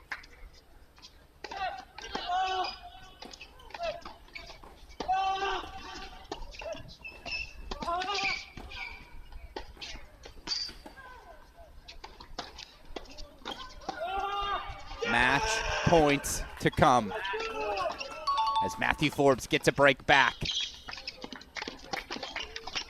On the board he goes, deciding set on 9 to a split screen we go. Julia Fligner's got match points. Love 30, Casey Houle.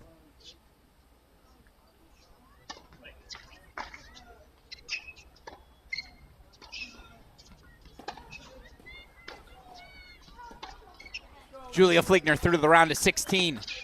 7-5, 6-4. She knocks off Carmen Herrera. Round of 16 is set on the women's side.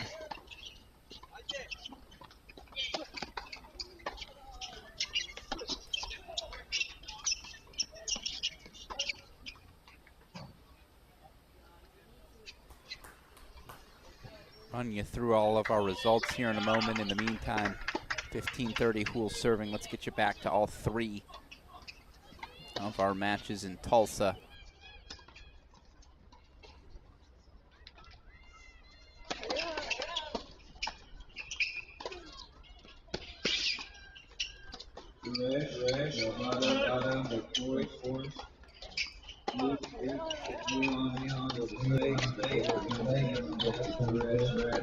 Apologies for the echo. Schick now 30-all announcing players to come to court right now in Tulsa.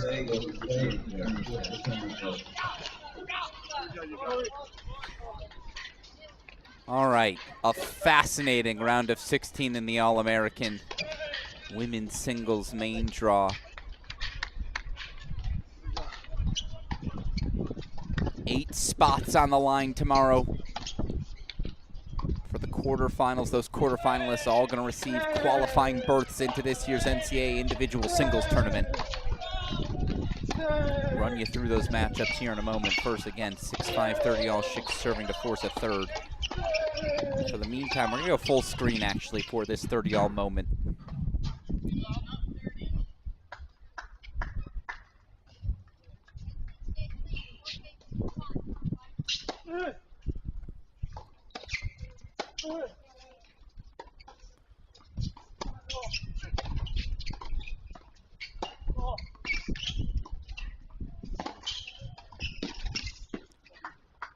That's brilliant execution from Schick. Sets up set points. He's had to raise his level like that. To come back in this match again, was down 6-2, 3-love. But has stayed aggressive. He's hit Houle off his spots.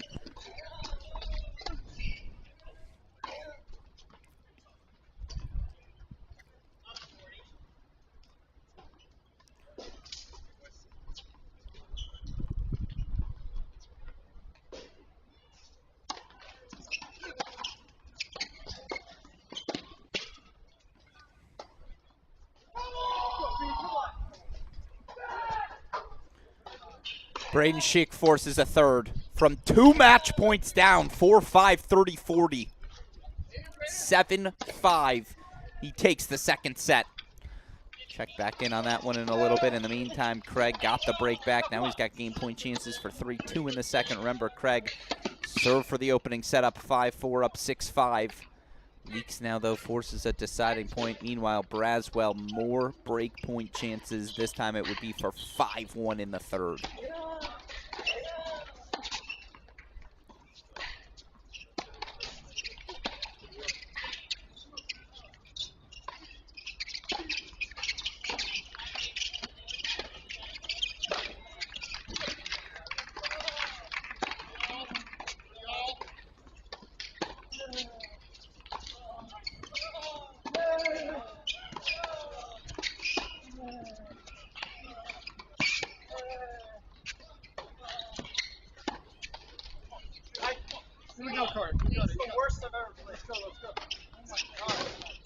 Craig furious with himself. The worst he's ever played, he claims.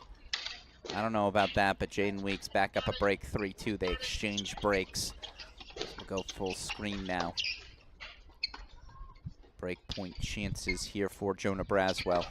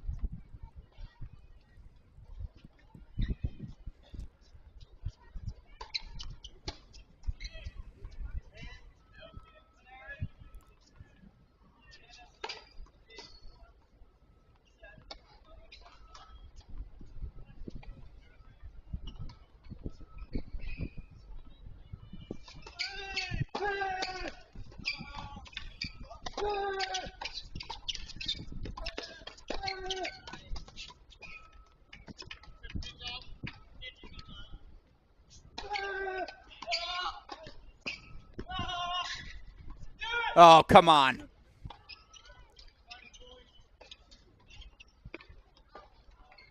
Absolutely ridiculous. We'll show it to you one more time. I don't know if Jonah Braswell fell asleep here. Great stretch on the first volley. Did he think it was going to sail? Might have gotten over his head. The depth perception just off on the camera, but Matt Forbes was 4-love down. He's fought off a couple break points. Now a chance to narrow the deficit to 2-4. Just staying alive. Staying alive as, again, Hool forced to a third by Schick. Jaden Weeks up a set and a break as well, but let's stay full screen for the deciding point. And again, the pace generation for Matthew Forbes. I don't know if that's there yet, but certainly the speed, the fluidity already has him ready to compete at this level. Wow. I stand corrected. You fire a serve like that. Even the first forehand, a little juice behind it. So he holds for 2-4. We'll keep him in the big screen. Still waiting on that third set on 6. But Weeks, Craig out of the chair. 15-all. Weeks serving in the 3-2 service game.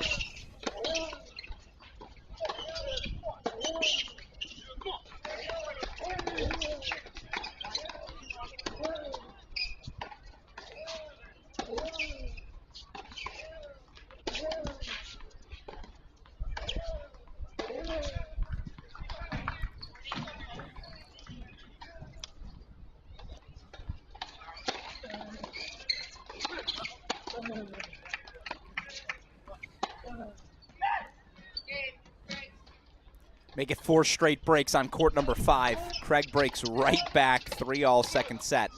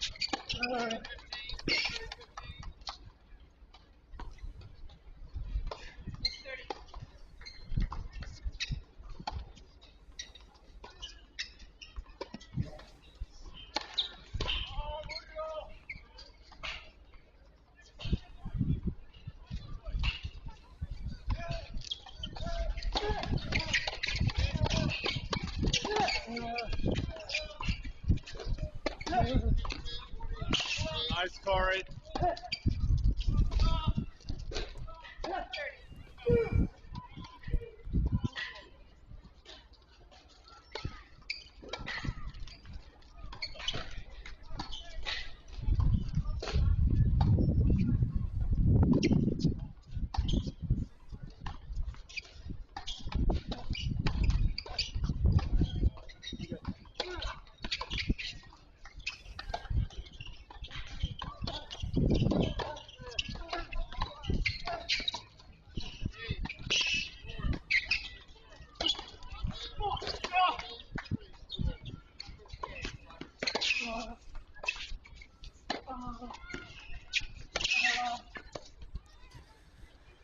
More break points.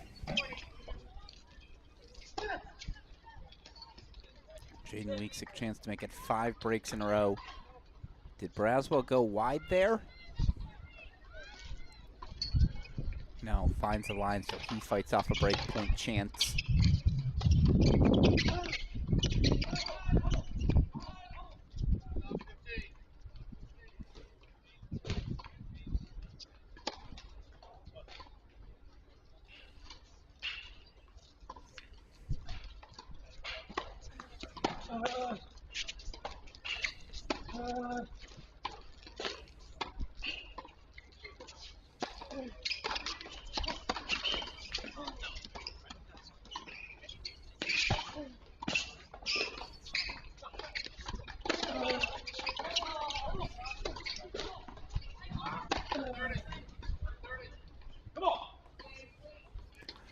Make it 5 straight breaks on court 5. 4-3 lead for Jaden Weeks. Meanwhile, we're going to go full screen. Another deciding point. Remember, 3-love deciding point. Forbes hit a +1 forehand. Called out by Braswell, confirmed by the chair. Forbes did not like the call. Hasn't dropped the game since. It is a swing moment, certainly, here in the 3rd set.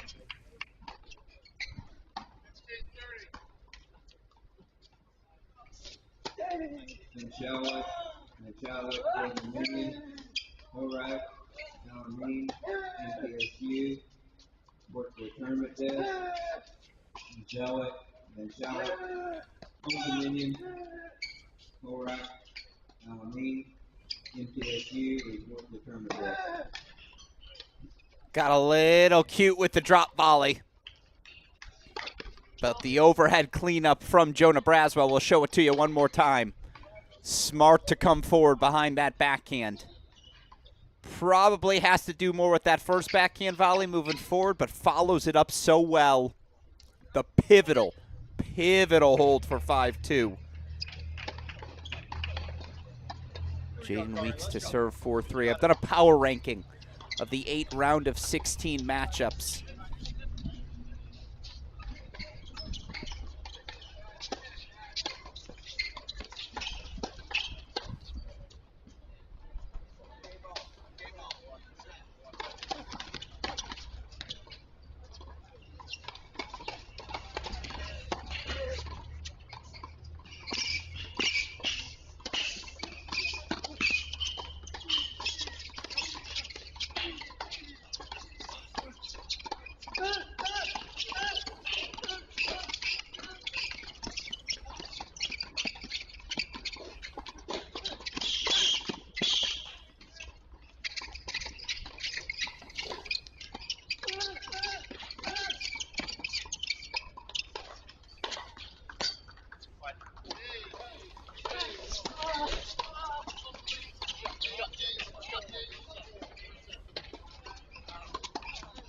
Nice.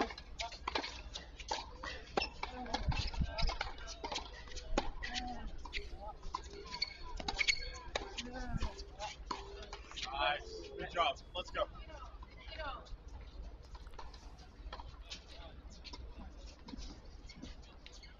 1-all Hulshik. We'll get back to it. Let's go to a split screen. 15-all for Weeks. 2-5 service game for Forbes.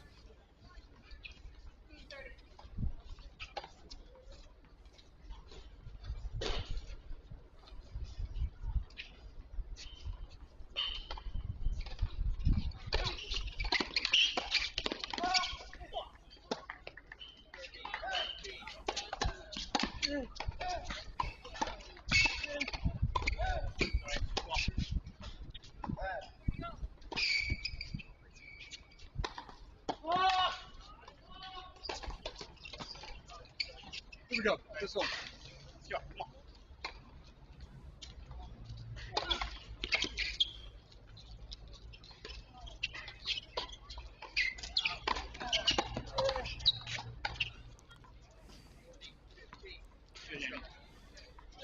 You got it. You got it. Here we go.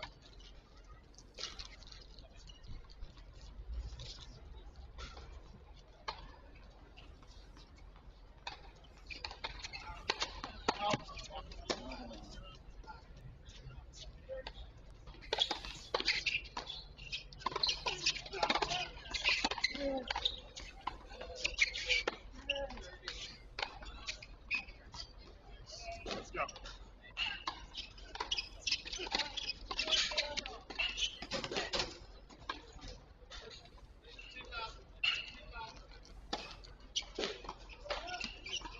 I mean, of course. Let's make it 6 straight breaks on court 5. 4-all second set.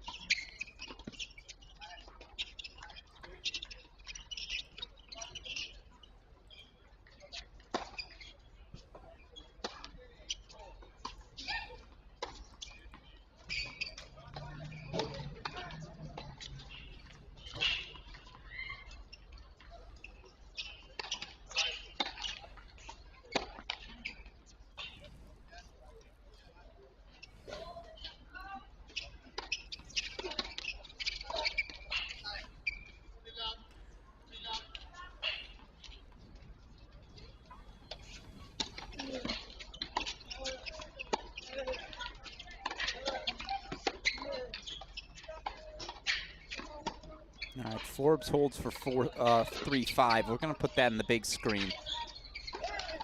We do have doubles action underway in Carey. Going to get back to it as soon as one of these singles matches concludes. Jonah Braswell, the Texas junior, serving for a spot in the round of 16.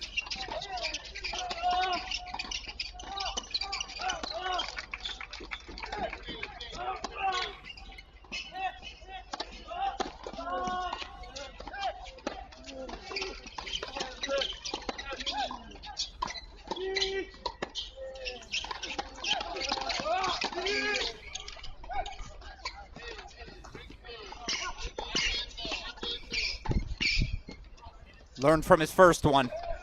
Perfectly executed by Jonah Braswell.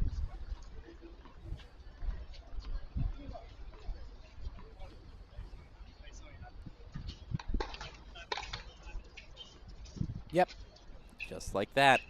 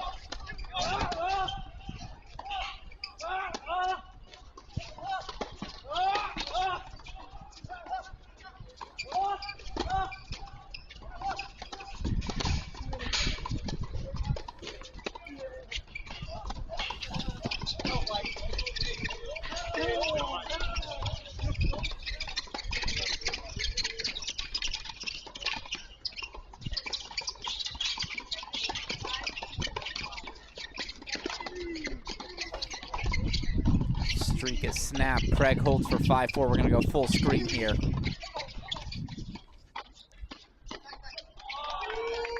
Jonah Braswell 2 points away from the round of 16, 2 points away from a potential date.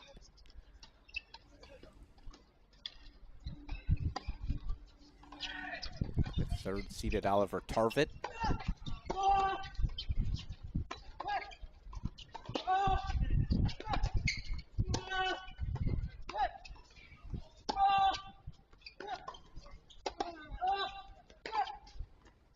Nope.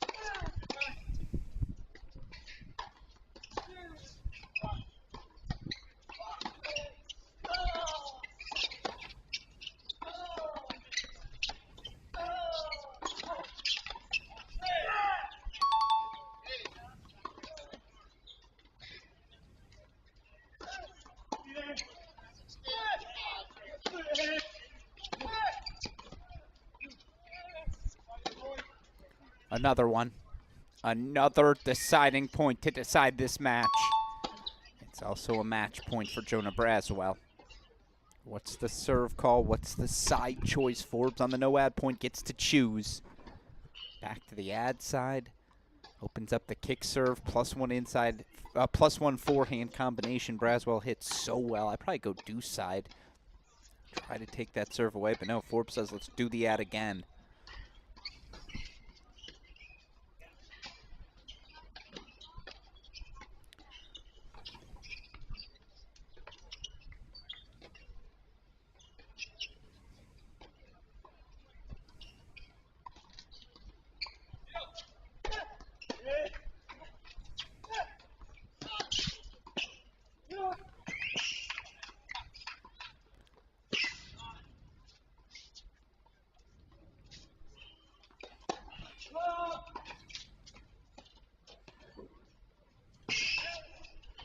Insanity. Let's show it to you one more time. Braswell was on top of the net. Had such command of this point. For Forbes to find that? Are you serious?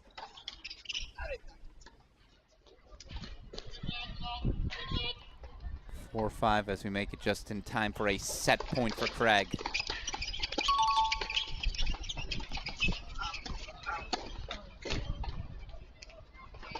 And the double fault from Weeks. Good job, Corey. Corey Craig, 6-4 second set. Serve for the first set, up 5-4. Serve for the first set, up 6-5. You felt like he had been lingering. Takes a 6-4 set. Braswell still up, but back on serve on 9. They're on serve in the third on 6 as well.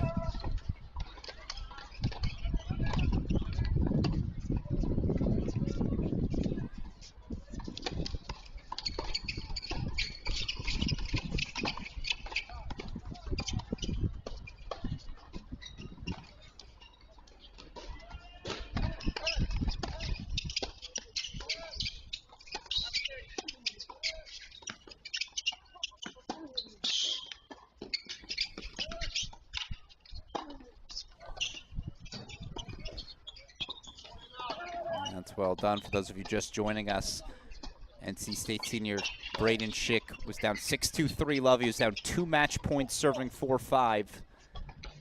Now still trailing 2-3 in the third, but on serve. Closing the net well there for 15 love. They're out of the chair, so immediately back to it we go. Matthew Forbes serving to stay alive, 4-5.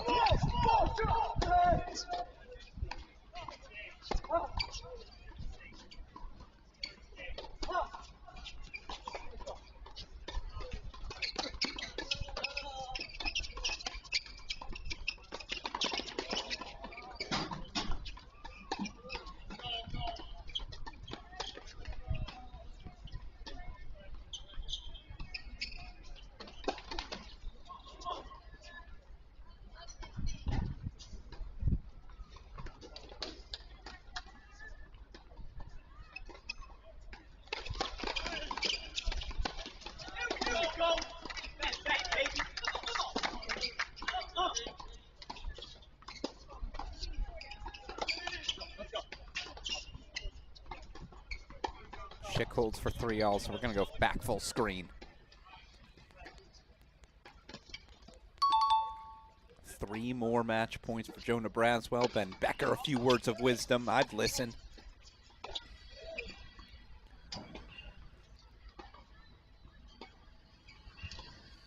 Last time it was a ridiculous drop shot. What does Matthew Forbes have for us this time?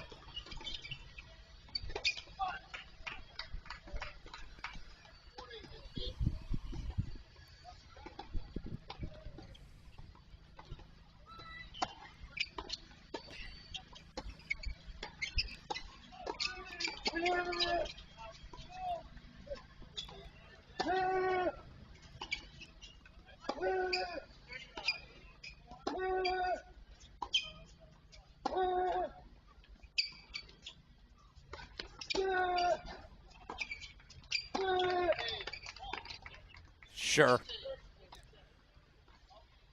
Pushed into the corners where he does his best work. We'll show it to you one more time. I mean, if the forehand slice comes out, Jonah Braswell, that's probably the ball he's got to follow, but that first forehand line would have been a successful pass. And then just a grip, a rip, a match point fought off.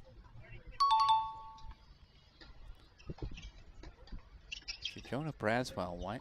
You get the slice on the forehand wing when you push him to that corner, but I'd make him do that, hit that backhand again. Prove to me you have that in your bag here on a match point twice. If you do, too good.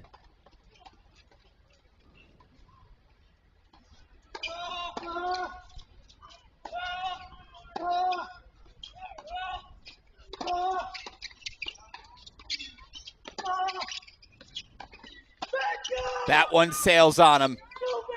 A fantastic battle goes the way of junior Jonah Braswell of Texas. 1-6, 6-2, 6-4.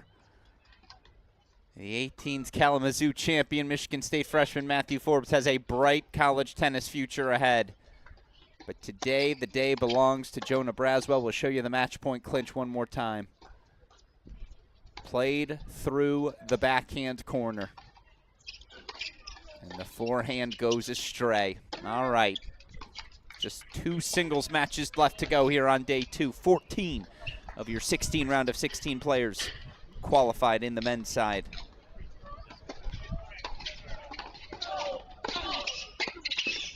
Our 8th 3-set match of the day. Another day ensured at least 50% of our matches go the distance.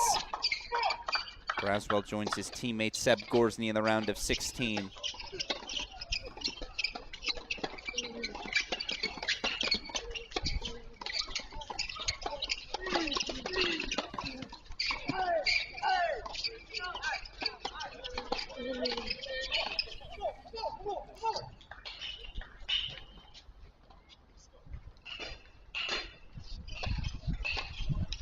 Next for Braswell, a date with 3rd-seeded Oliver Tarvett.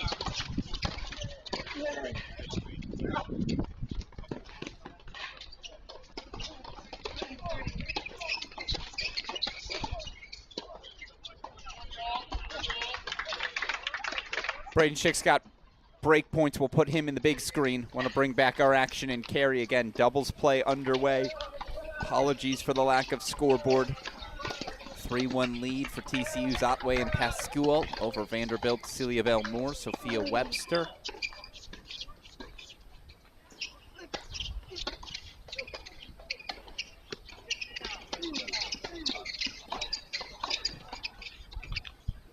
Braden Schick does break for 4-3. Let's put the doubles in the big screen for a moment.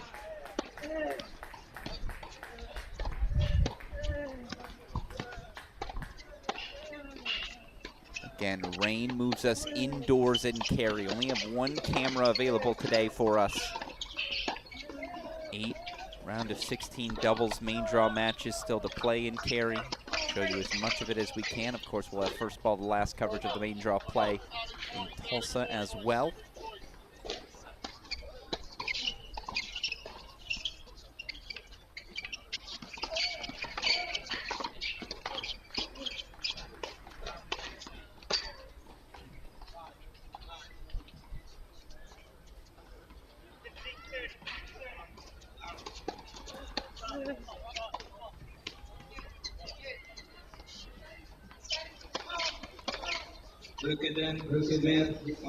Clinching. Fourth determined,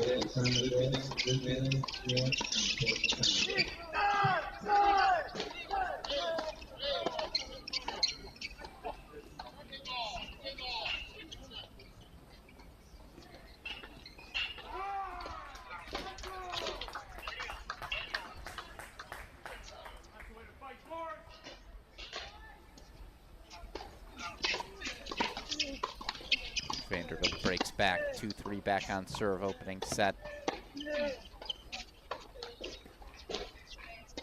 Deuce point goes to Craig, so the trade breaks once again to start the third. We'll check in on action and carry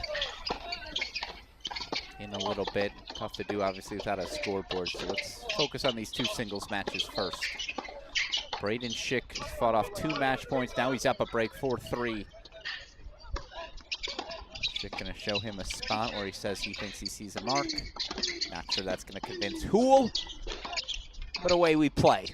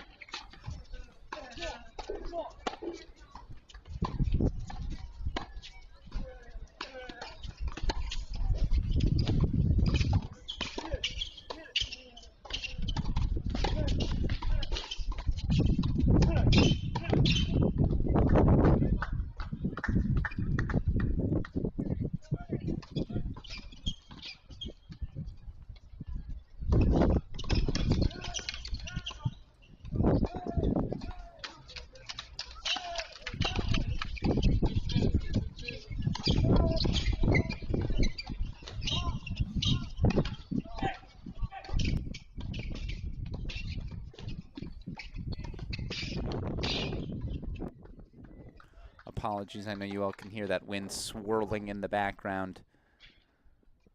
Braden Schick holding for 5-3, a game away from the round of 16.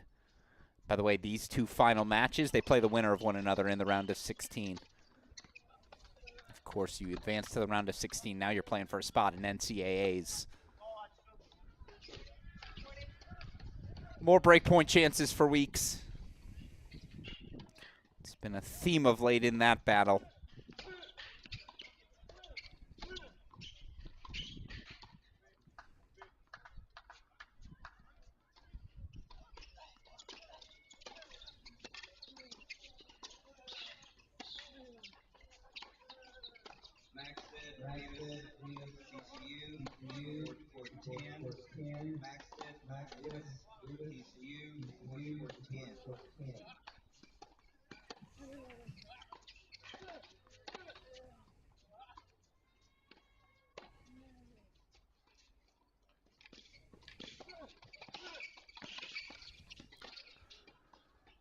Good job, Kari.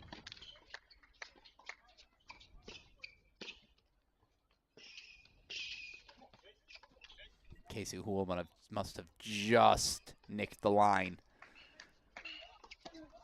Good defensive forehand slice for 15 all.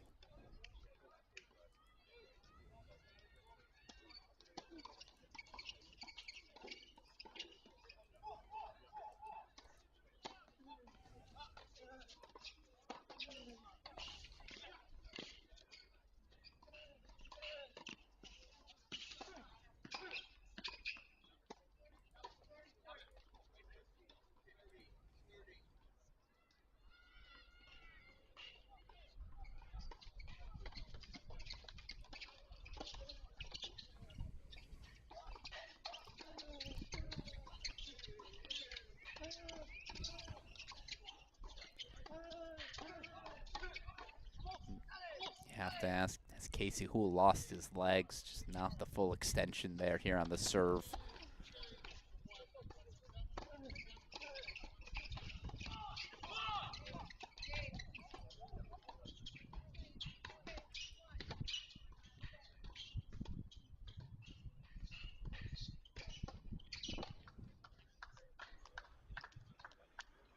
He faced 2 match points in set number 2. He has 3 match points here.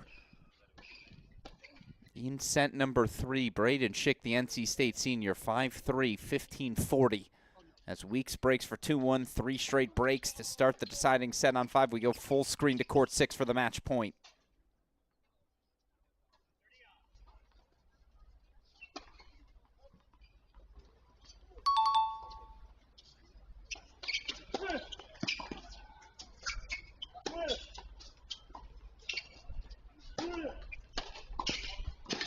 We got to show you that one more time, don't we?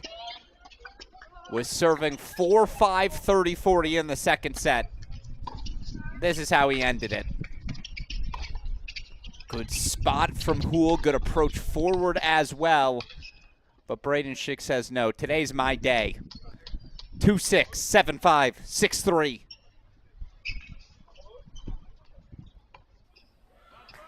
One singles match to go on the day. Jaden Weeks, the Kentucky junior, serving 2-1 in the third. He takes on the transfer to Florida State. It's junior Corey Craig. Meanwhile, doubles action underway in Cary. 3-all, 30-all is where we pick things up on court 18. TCU serving on the near side.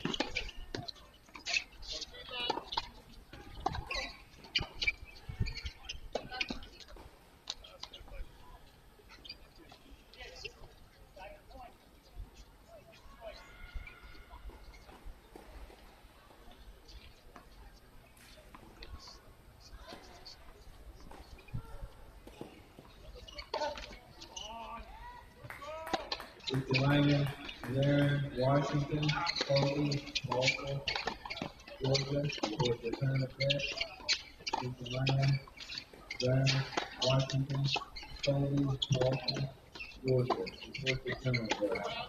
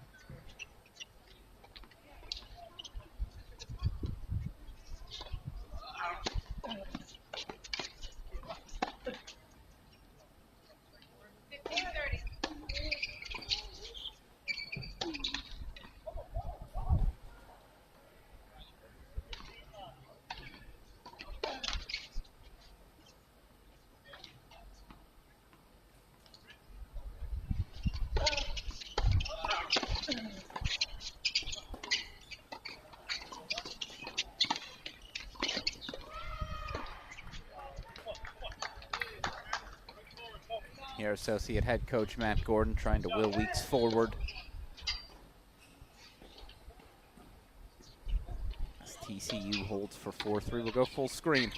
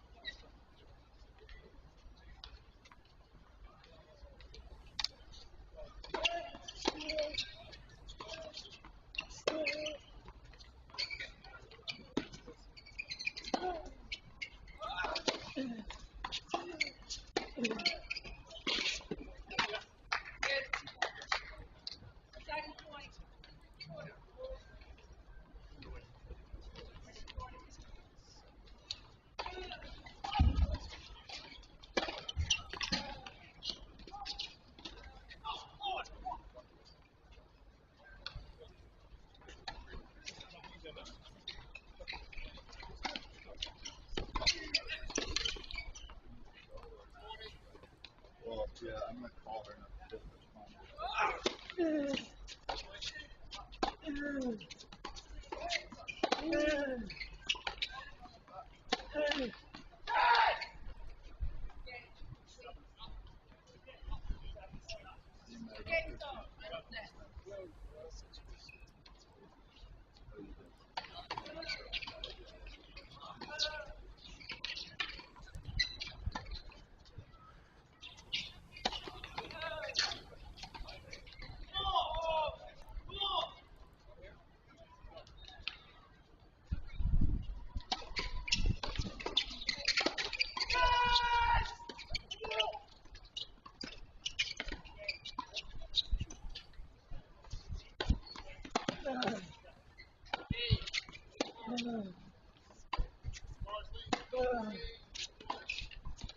No one wants to hold serve right now. We'll keep this in the big screen. Worth noting, we're getting doubles action, main draw play.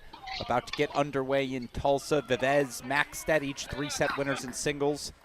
They'll take on the 4th-seeded pairing of Vukadin and, take on the unseeded Duke pairing of Theo Winiger, Cooper Williams.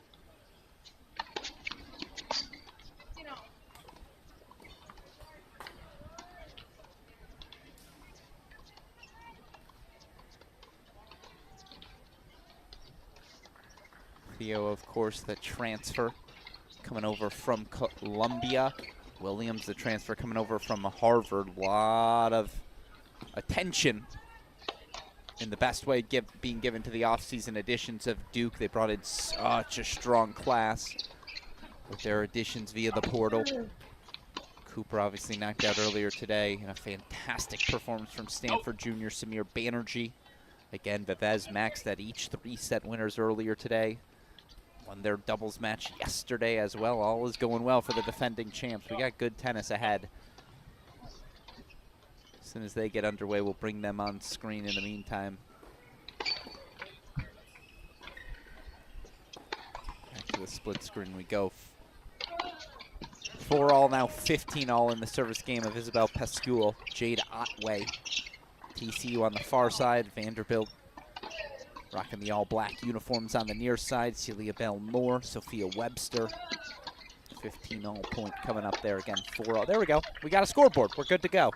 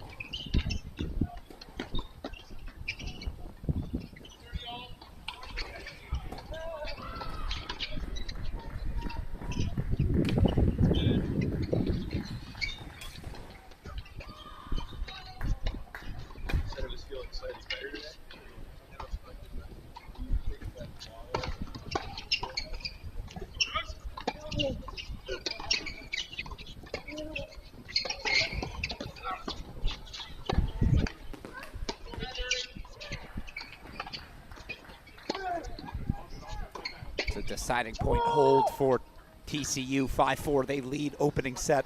Excuse me. Other main draw doubles action underway currently in carry. In fact, we only have one camera. We can show you the scoreboard. Mob, Lokina, 5-3 first set lead, up a break as well there. Broadfoot and Zimpardo, 3-1 lead on the Oklahoma State pairing of Lopez and Epps. You've also got some consolation singles action going. Remember, we moved indoors, only the one camera available.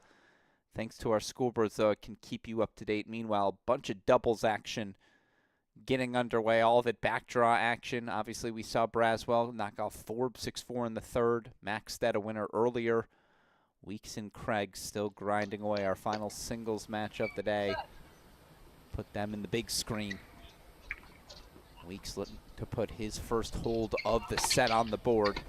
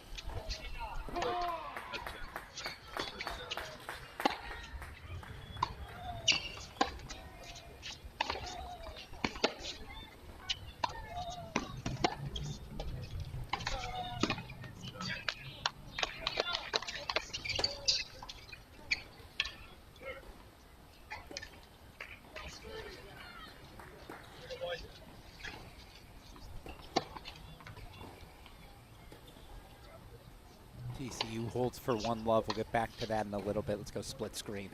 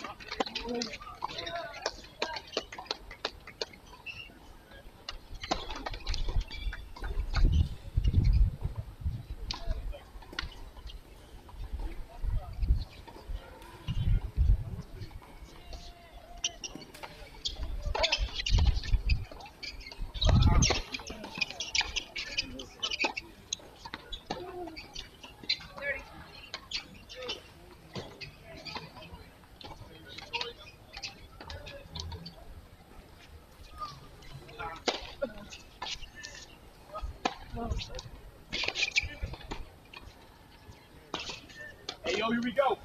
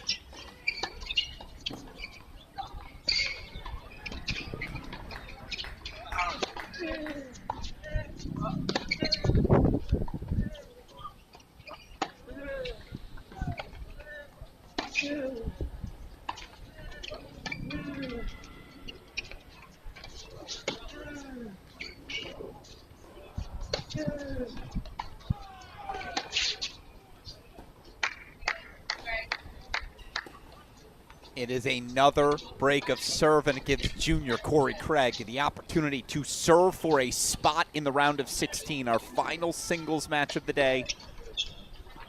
Dorn will still have 3 active matches as we've got doubles action on court 9 to get to. Baylor taking on Clemson. Miladinovich Polson taking on Smith and Vukadin. Celia Bell Moore, Sophia Webster serving for the set, 6-5.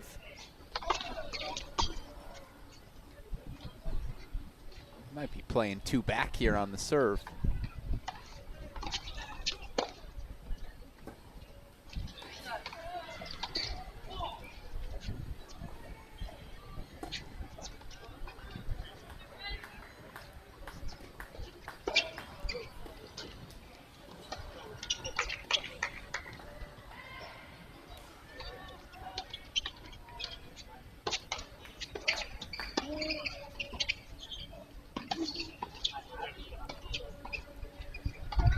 TCU leads on serve.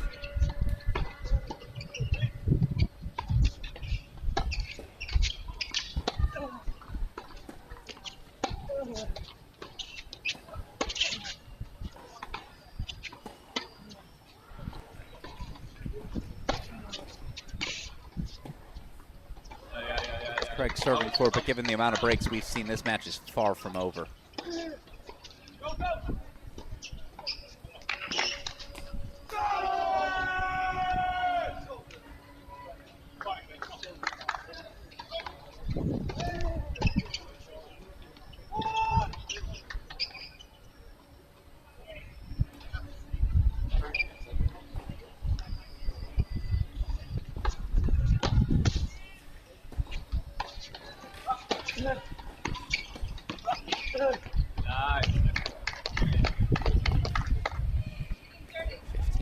Let's go split screen.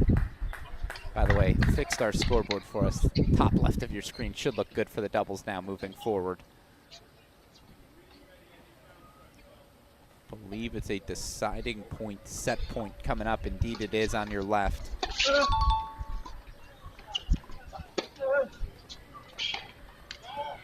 And break point chances for Weeks to extend the match.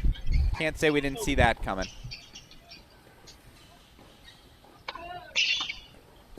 And 5 indoor courts in use today in Cary. 2 back on the serve here of Celia Bell Moore.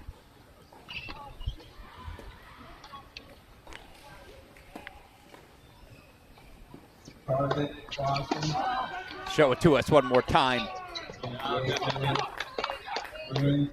The effort from Webster tracks down the extra ball. Obviously that CB Moore serve, something must be up with her shoulder, but Webster able to show off the wheels. It's a 7-5 first set for the Commodores. Meanwhile, Weeks does break back for 4-5. So they play on court 5. Final spot in this men's singles round of 16 on the line. Winner to face NC State's Braden Schick. Fought off 2 match points to advance 3 sets over South Carolina's Casey Houle. Here's Marko Milutinovic serving on the far side. 1-2, 15 love for the Baylor Bears.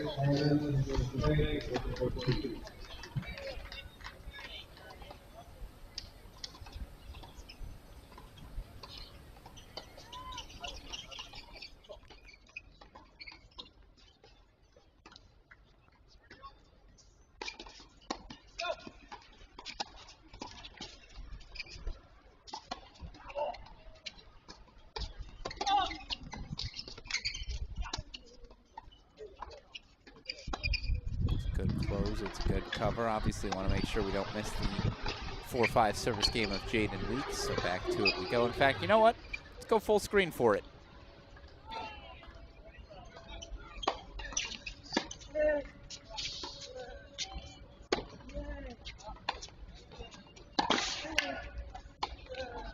Oh.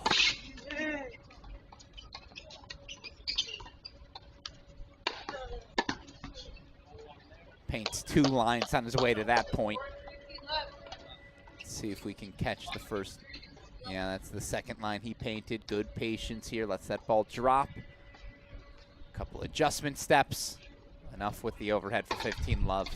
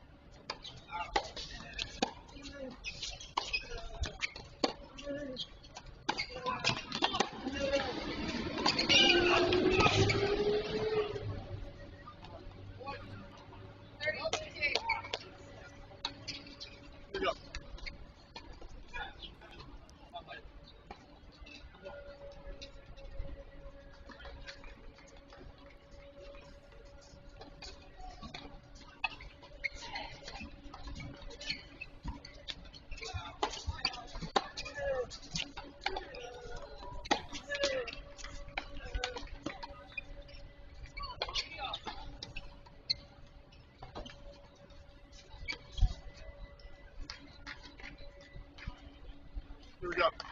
This one.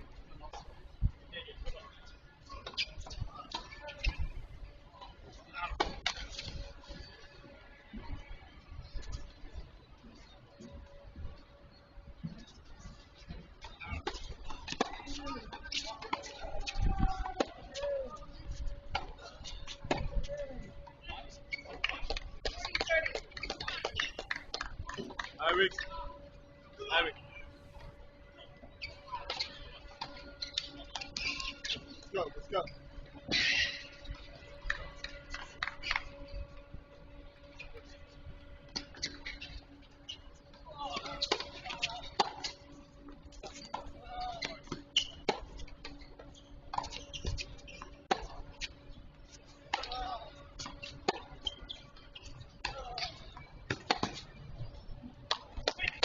All good, all good. Next one, next one.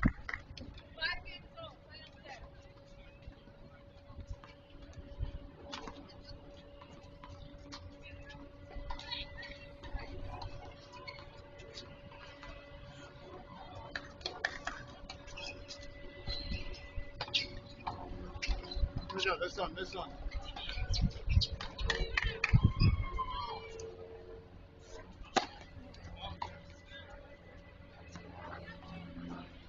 It's holding 4-5 all back to the triple box we go.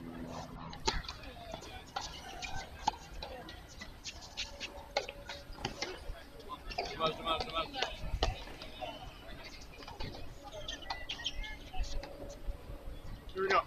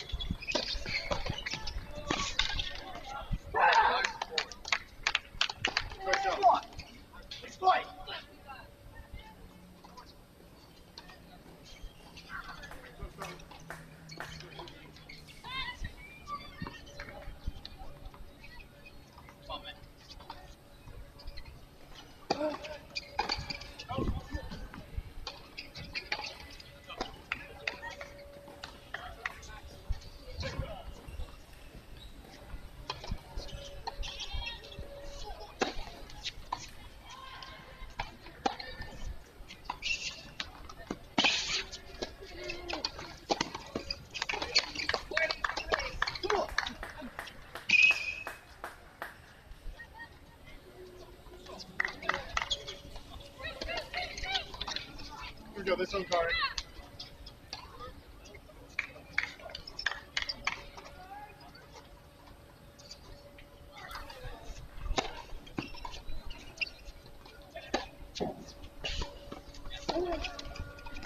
Let's go.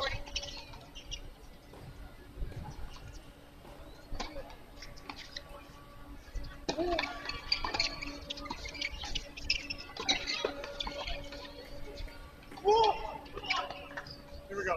This one, this one. Alex it.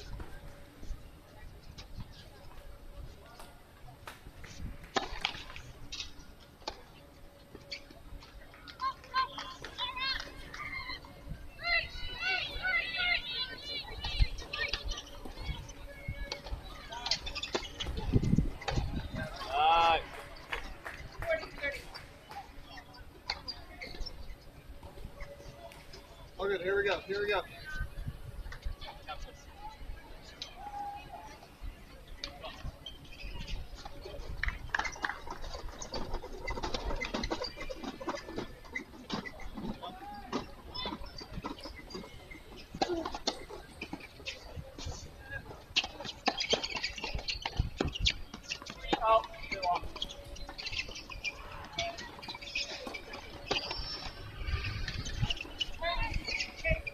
Bartlett, Johnson, San Diego, report 46. Bartlett, Johnson, San Diego, report 46.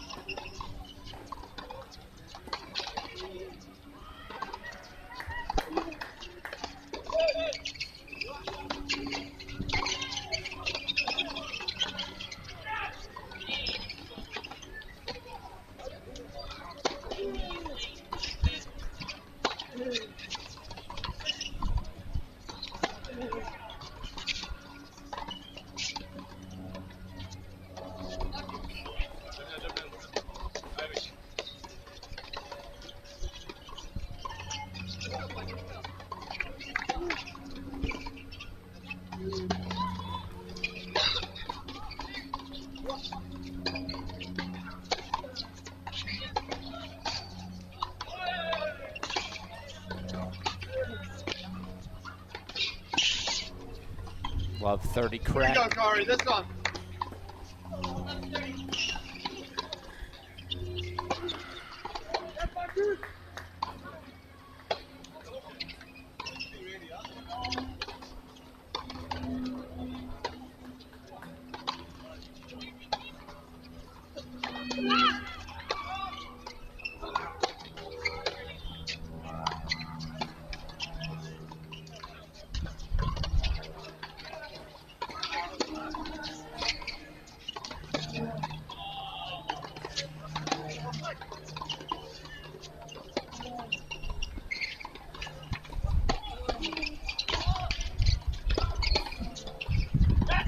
Match points, Craig. He's got 4 of them.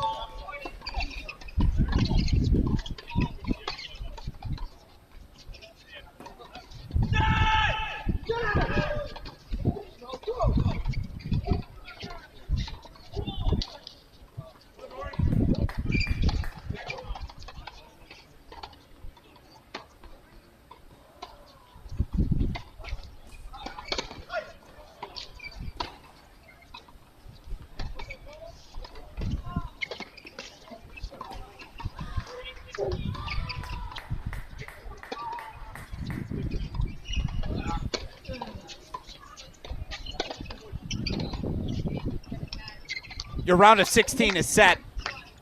Corey Craig of Florida State, the final man through, knocks out Jaden Weeks. 6-7, 6-4, 7-5. A date with Braden Schick awaits, and again, the round of 16 is now set.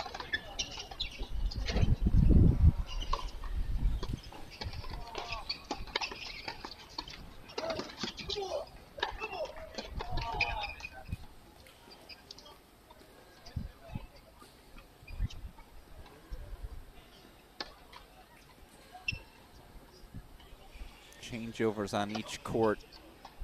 A little lull in the action. Perfect opportunity for me to reset now.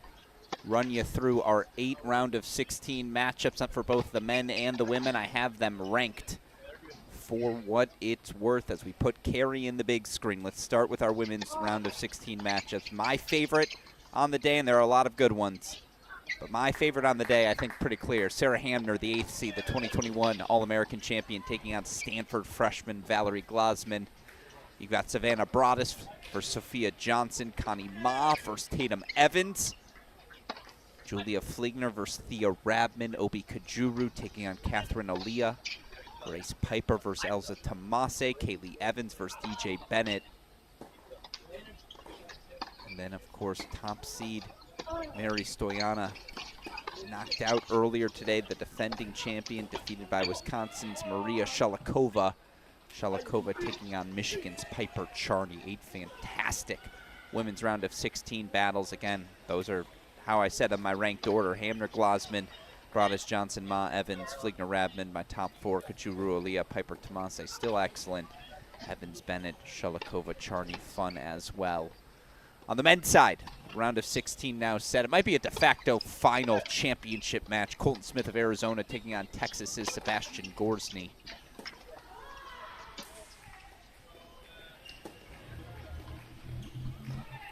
That match is going to be exceptional. By the way, you see something clearly up with the shoulder of Celia Bell Moore. Smith-Gorsny, the matchup of the day, but Michael Zhang versus J.C. Roddick, in on that. Jay Friend versus Pedro Vivez, that's going to be fun. Vivez's teammate Louis Maxted taking on Will Jansen. Always fun when the Buckeyes Horned Frogs share the court. Samir Banerjee taking on Jeremy Jin. Oliver Tarvik going to take on Jonah Braswell. Braden Schick going to take on Corey Craig. And then Martine Katz taking on Aiden Kim.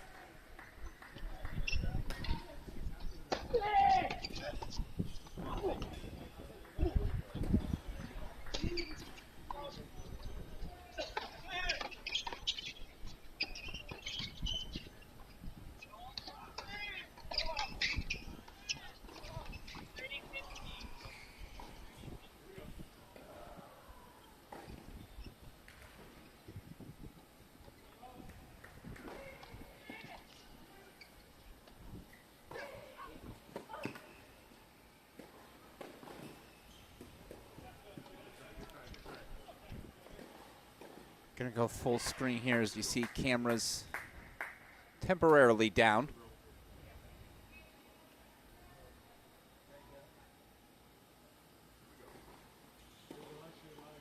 Get them back here in a moment.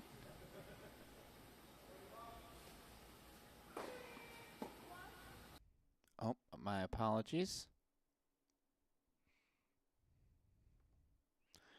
Back to 18 we go.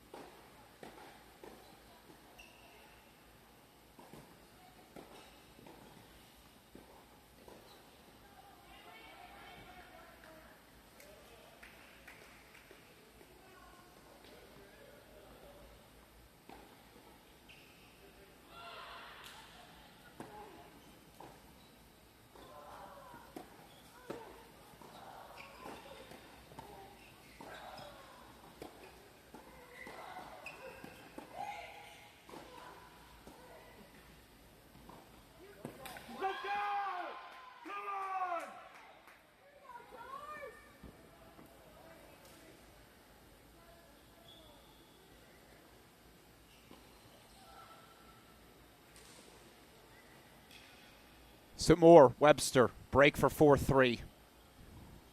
We reset the cameras on 9 and 10. They're back online, so we'll have those for you momentarily over in Tulsa. Alex Gruskin here. A round of 16 singles matchup set. It's doubles the rest of the way.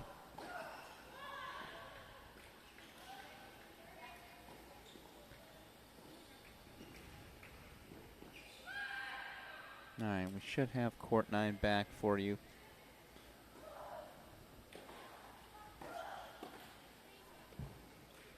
Or let's start out on court 10. Maybe not. All right. Apologies for that. We'll get that set.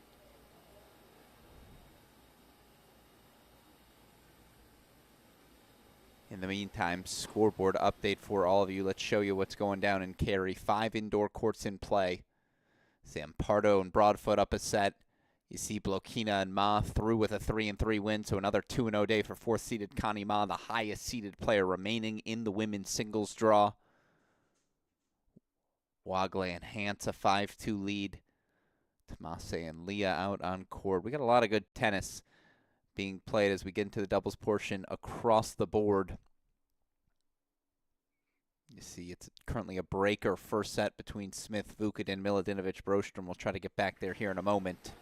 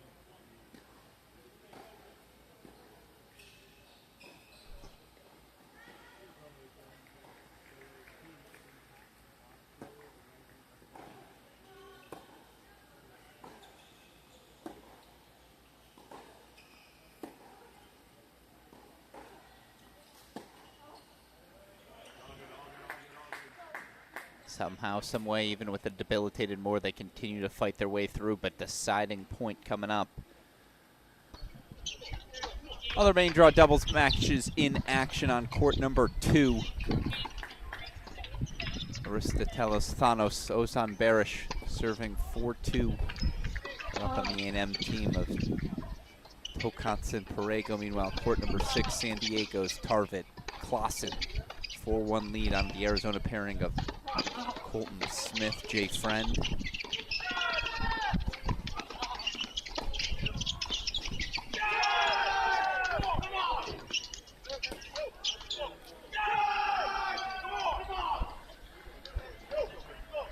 A&M breaks back, so back on serve they go. Deciding point.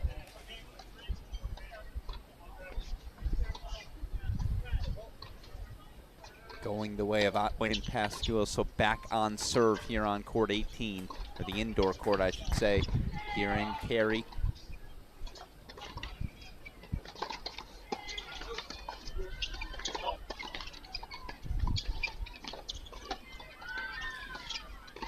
Still full screen for it.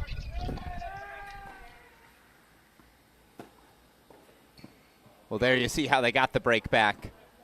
Have to break more with how she's serving. They do. 4-all.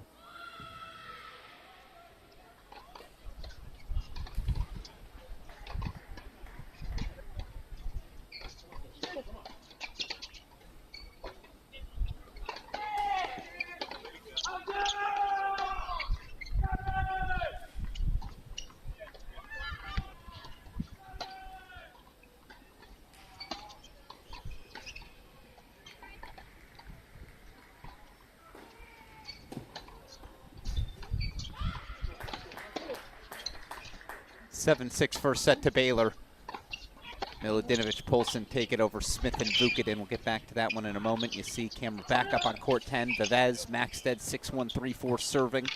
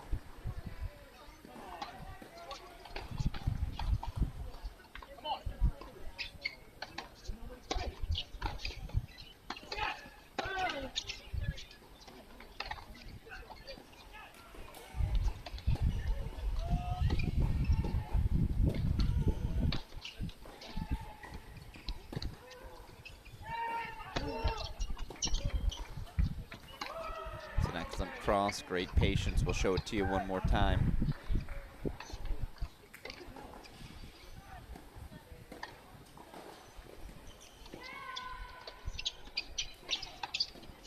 Yep, perfect tracking of the ball.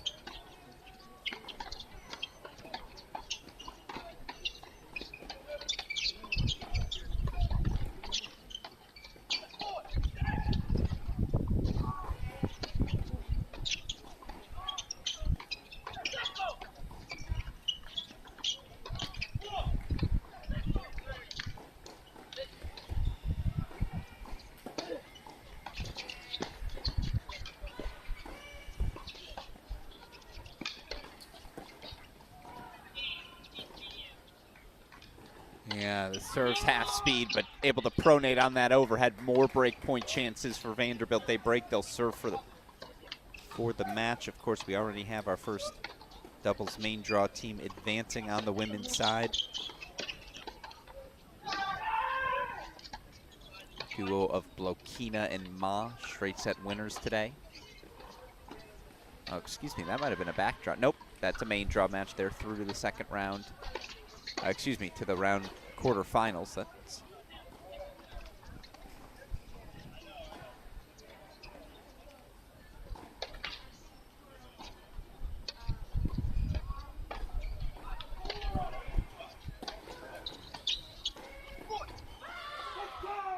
Vanderbilt breaks, they'll serve for the match. Quickly jump over to a deuce point here. I believe that's Tokats here for A&M, serving on the near side. Returning is Ozan Barish.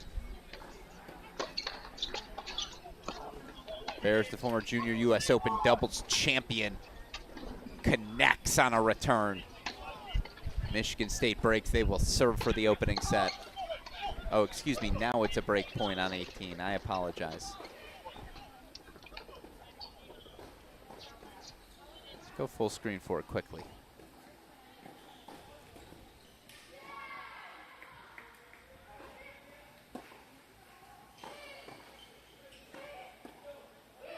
Deciding point to come.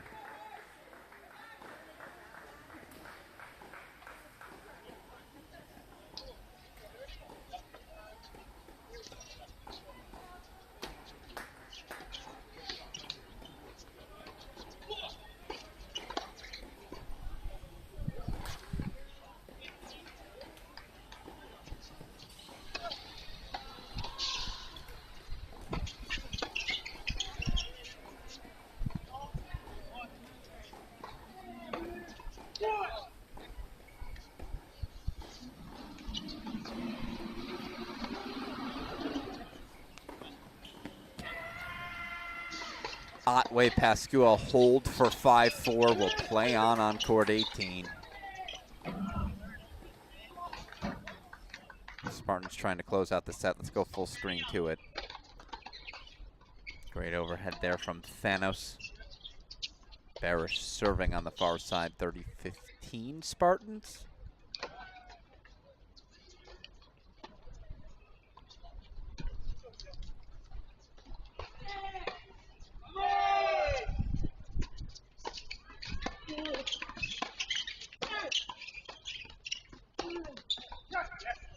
Wow.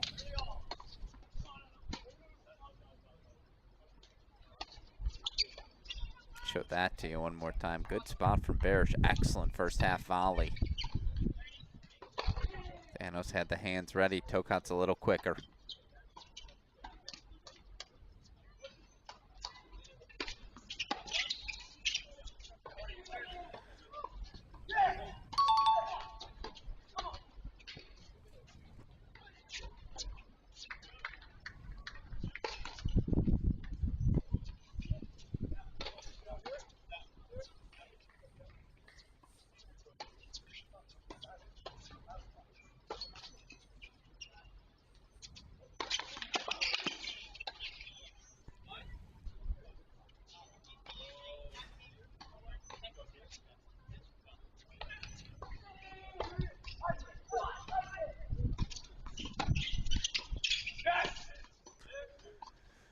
Deciding point, set point coming up. You go right back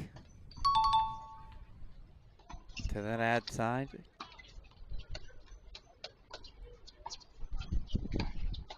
Give Julio Perego another look here. You almost have to, right, with how well he connected.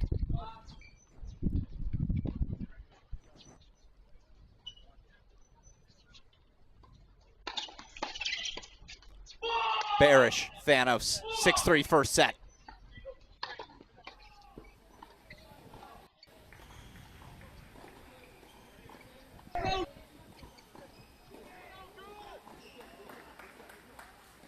TCU to serve for the match. 6-1, 5-4 lead from Ekstedt and Vivez.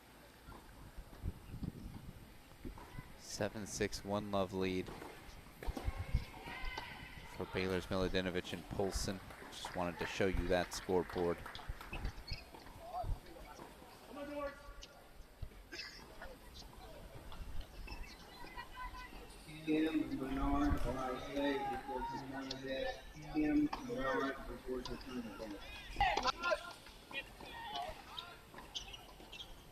Split screen we go.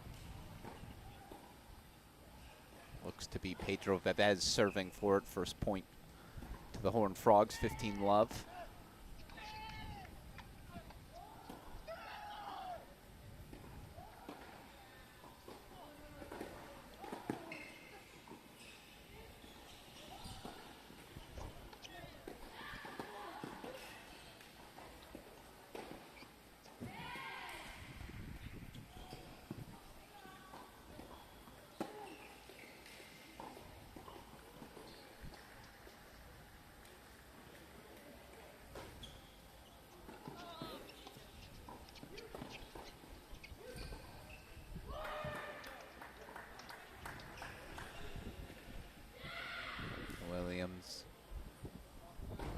Not out of it yet.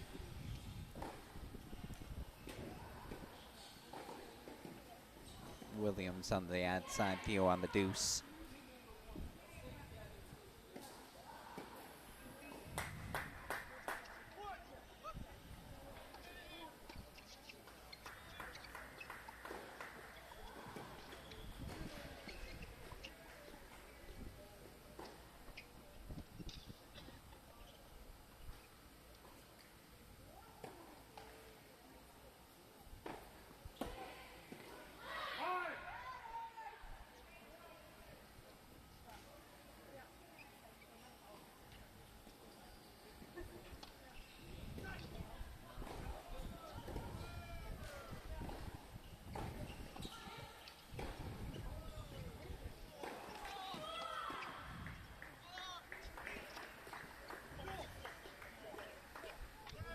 All of a sudden, 30 all, good movement.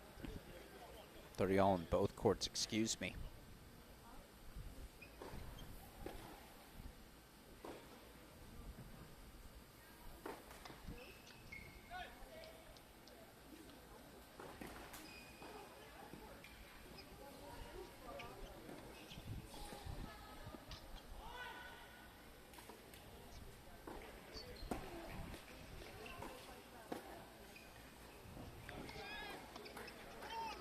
Finds the line.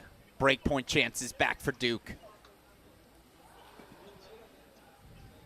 As it's set point chances for TCU.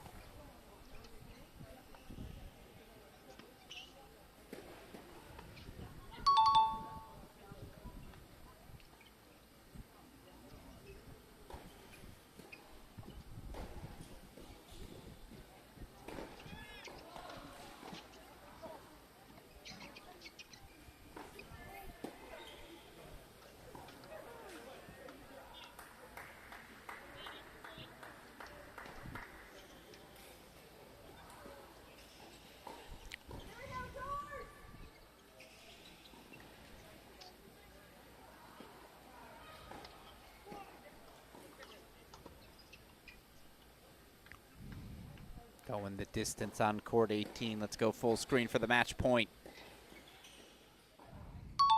They say, let's go to Cooper Williams for the return.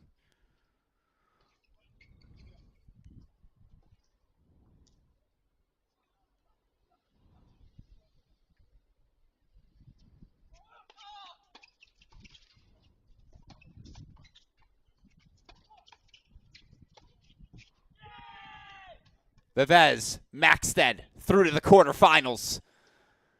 TCU remains undefeated in main draw play. Both Maxted and Vivez through to the round of 16 in singles and now quarterfinals as a doubles pairing. The reigning national champs just keep on winning. 6-1, 6-4, they are through. Await the winners.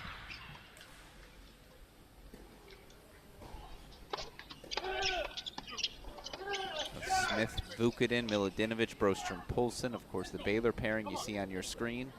Up 7-6, 2-1. Third set to come on court 18.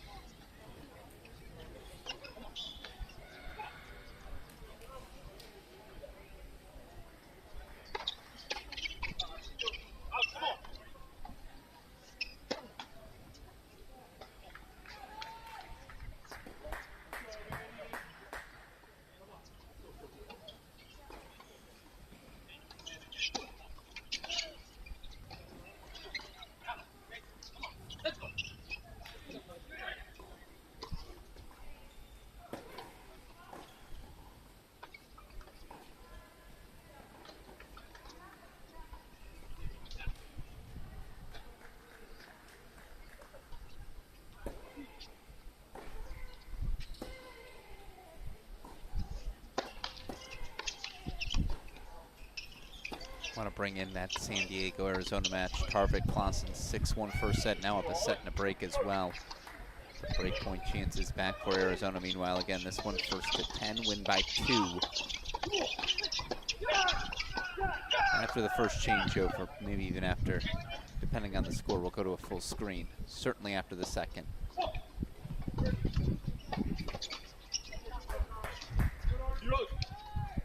Actually, you know what? Let's go full screen now. Third set breaker, why not?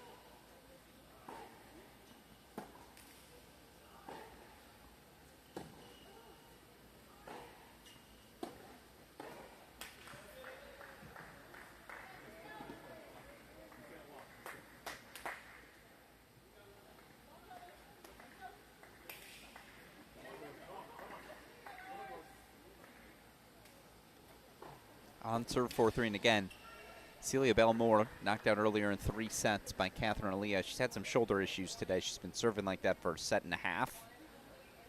Even when it was over the head, it was half speed. 4-3 lead, though, on serve.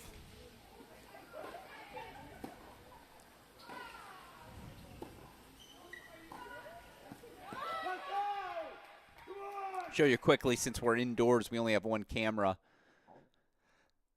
Sampardo and Broadfoot, 6-2, 7-5. They are through to the quarterfinals. You see Husser and Shu up a set on Ziodato and Navarro.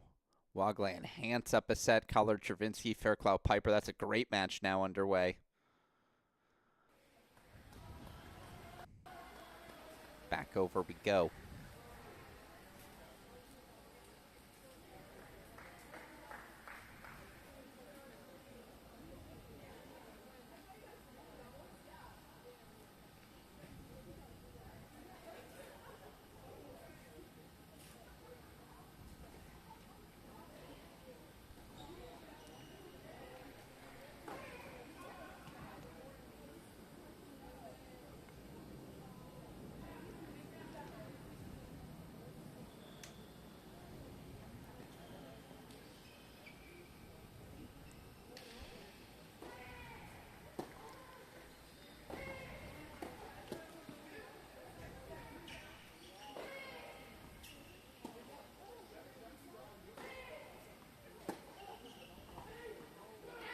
Holds her ground well, 4-5. Still mini break lead for Vanderbilt.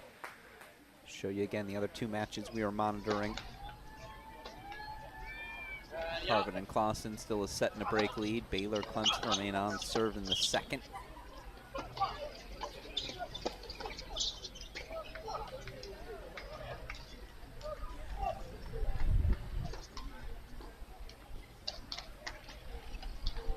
On serve, second set between Thanos, Barris, Tokanson, Parego.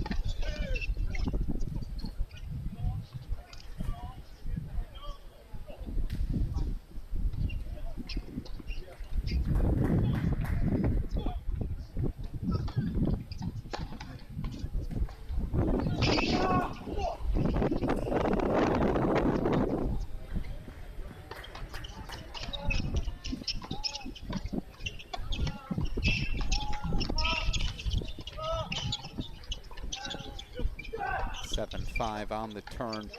Game point chance for Baylor. Will flash over to it.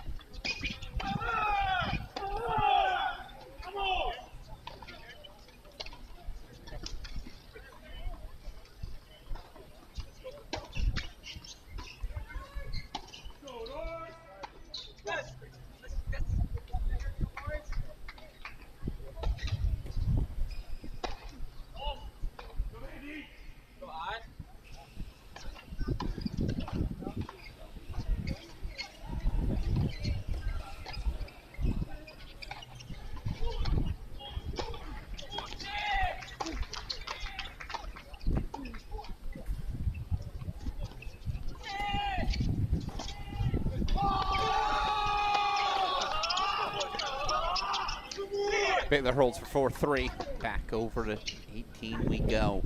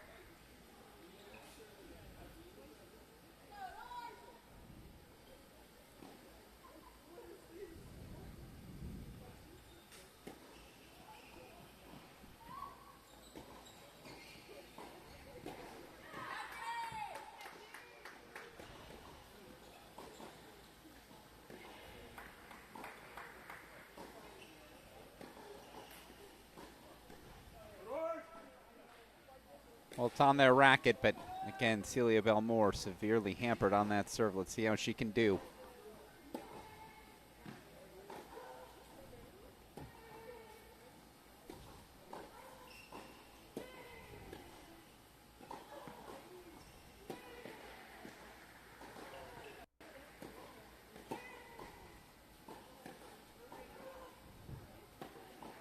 And yet it's TCU who sends the overhead wide. Match points coming up for Vanderbilt.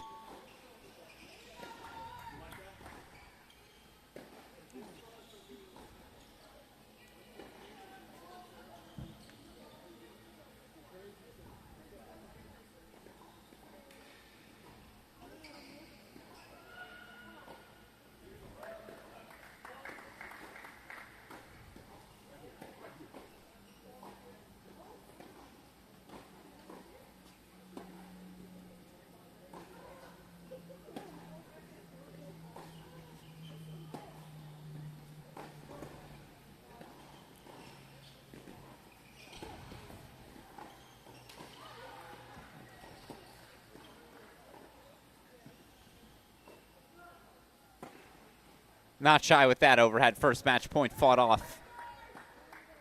So if you're Vanderbilt, maybe you're happier with a match point not based upon the CB Moore serve just at this particular moment.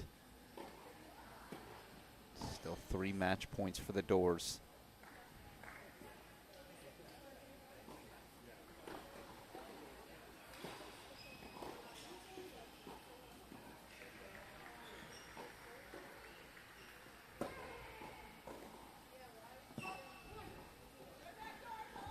Match point fought off 9-7.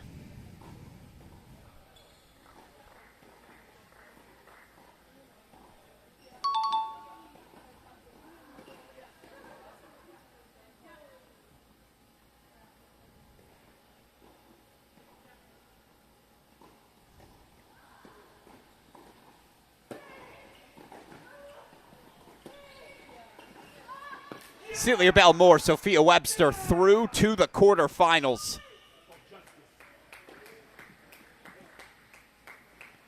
7-5, 4-6, 10-7. Up next for the Vanderbilt pairing, a date with either Mushika El Sola or reigning NCAA champs Vidmanova and Mert. All right. While we wait for the next match to come on to our, while we wait for the camera to adjust, excuse me, at our indoor facility in Cary.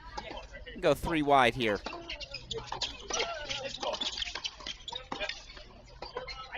So we've got action across the board in Tulsa. Let's show you our 3 matches furthest along.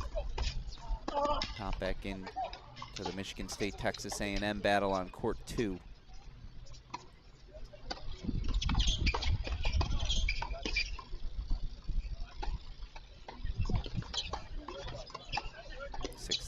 All lead for Michigan State's Barash and Thanos.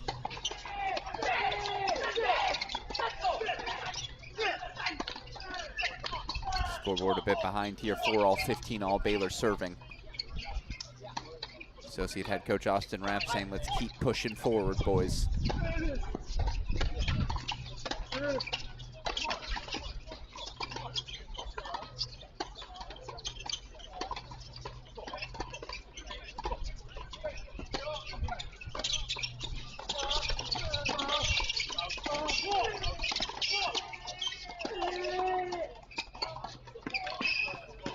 Too much space for Miladinovic. An excellent little flick of the wrist.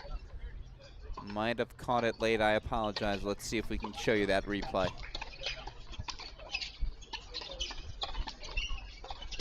Oh, yes. Hand was caught in the cookie jar. It happens.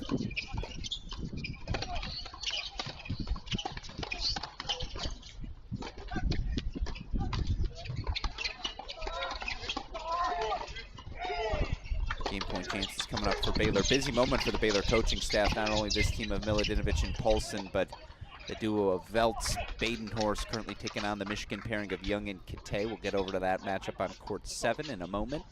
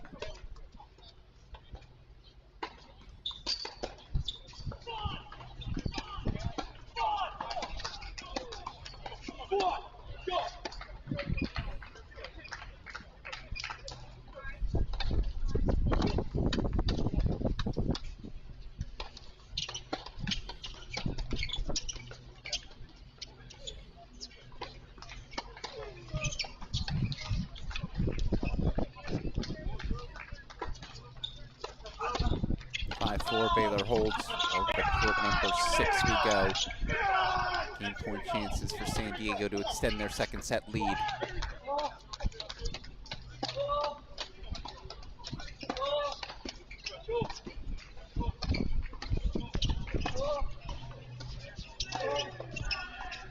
That's a really good point.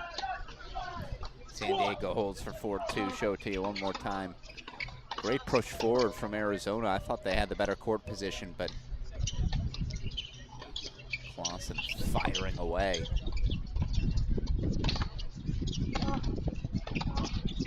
Back over to 9 we go.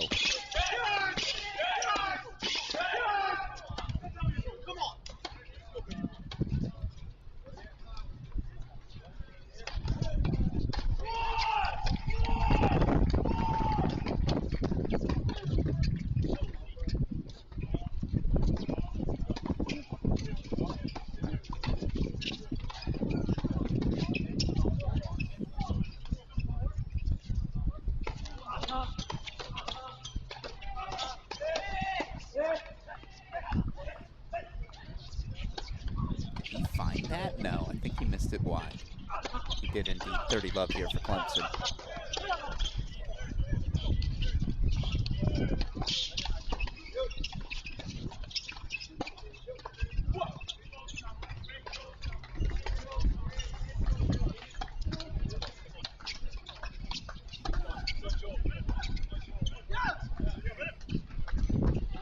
Love 40 or 15-30? I think it's 15-30. Thanos serving here on the near side.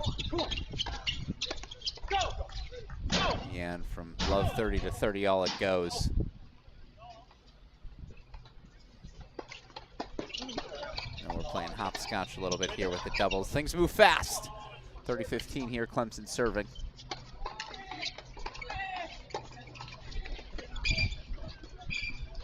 Well finished. Done that a couple of times.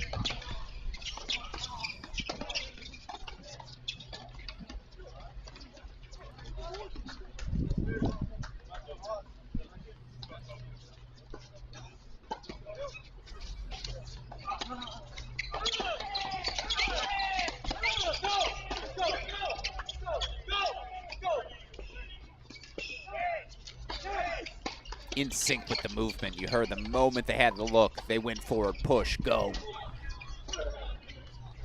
Show it to you one more time. It's an excellent return from Poulsen. Better finish from Milutinovic.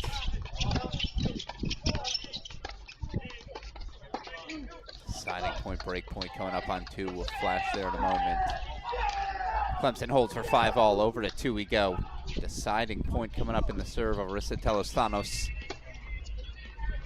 Flashing very quickly. Here's what's going on in carry. Oh, a lot of main draw doubles action on the board. Still waiting for our next match to begin. When it does, we'll have a camera set up there for you.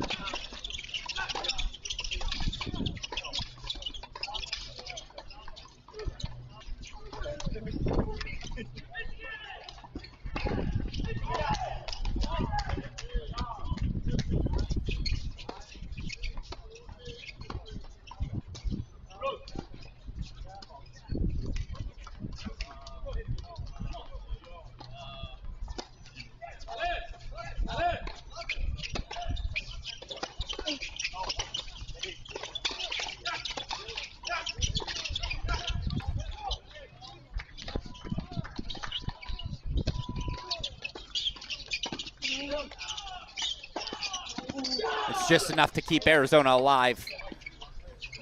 Deuce point hold. San Diego still up a set and a break. 6-1, 4-3. Meanwhile, 5 all, second set, court 9. So back to it we go.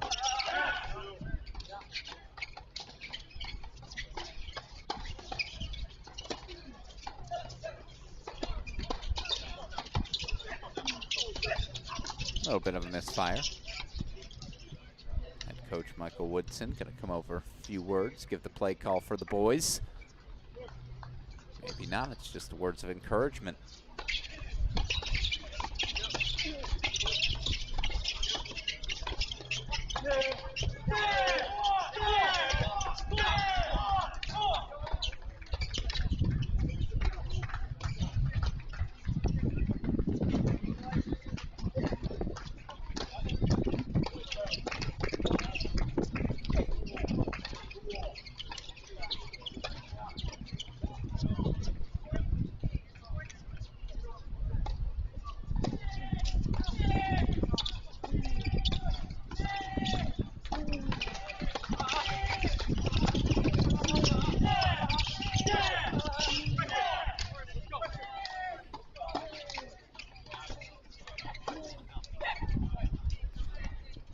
It's a little bit of a look here for Clemson. 30 all in the service game of Oscar Poulsen. Love how quick the feet are shuffling for both teams up at net. Milutinovic looking to leak over there. Just didn't have a clean look. We do have a break point.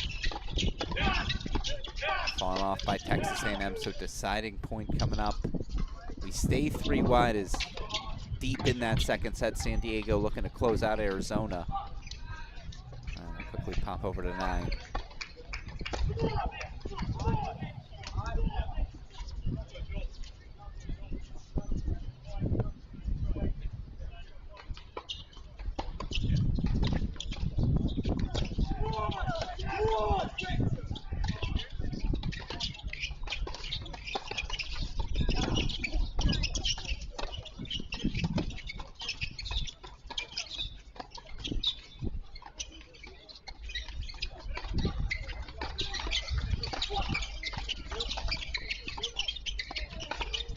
Didn't get away with the last one.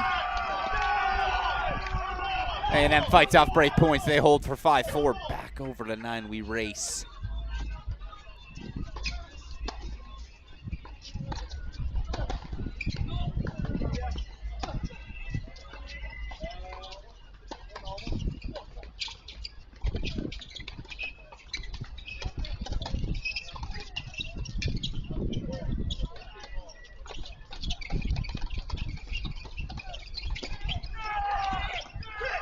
I like the call. I like the aggression. Clemson jams Milutinovic, though, so deciding point coming up.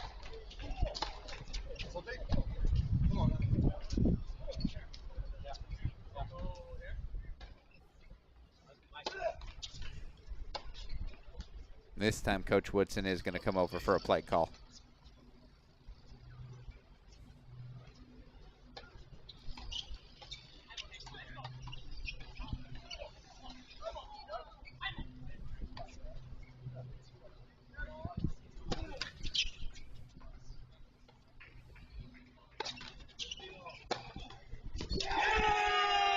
It's an ace tee from Polson. Baylor holds 6-5.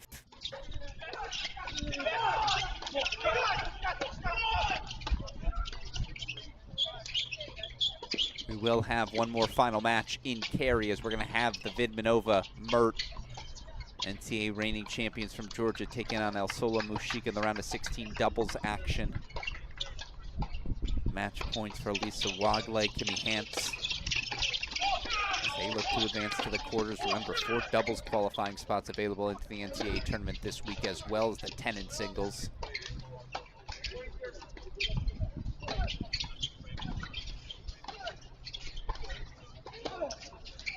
Heard from ITA CEO Tim Russell earlier this morning. That's the best part of this new fall format. You have to play your way in.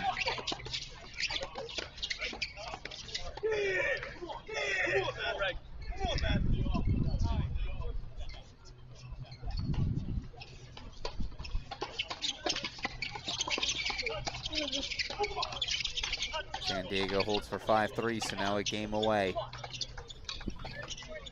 They had a break point chance. It was an ace tee from Oscar Polson. Closes Clemson's window. How does Clemson respond? Serving here 5-6, the number 4 seeds.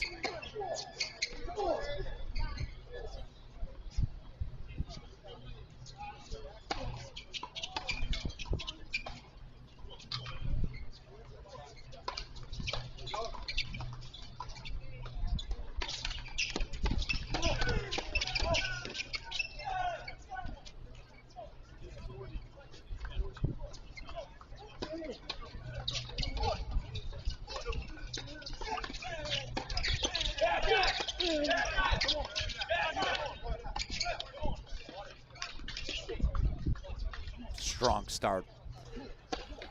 Smart spot, safe but smart serves.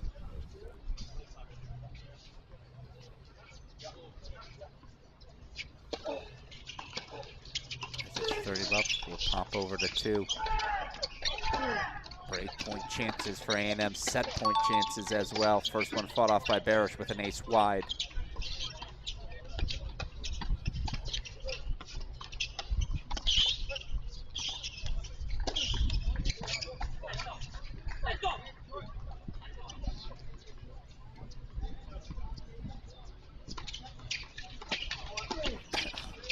Two ridiculous wide serves, the first flat, the second kick.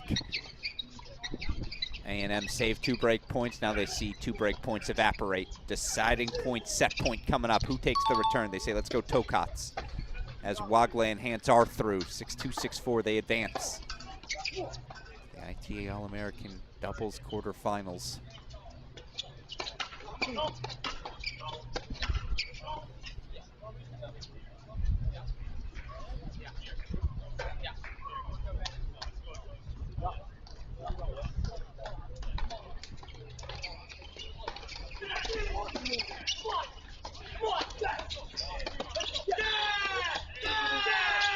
State fights off break points.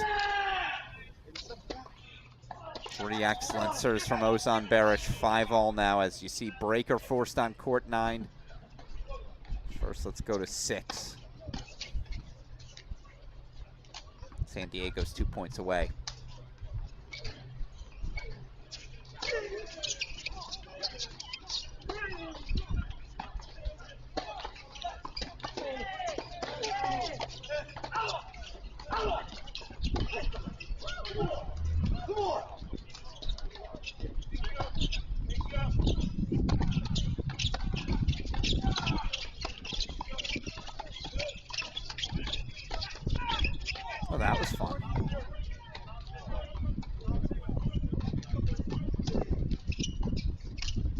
Thought he might poach there, didn't. Good for Smith to follow forward.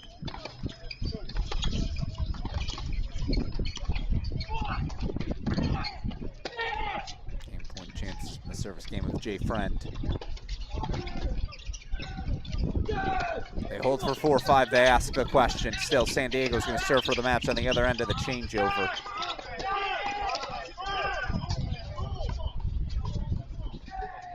That's just quick hands.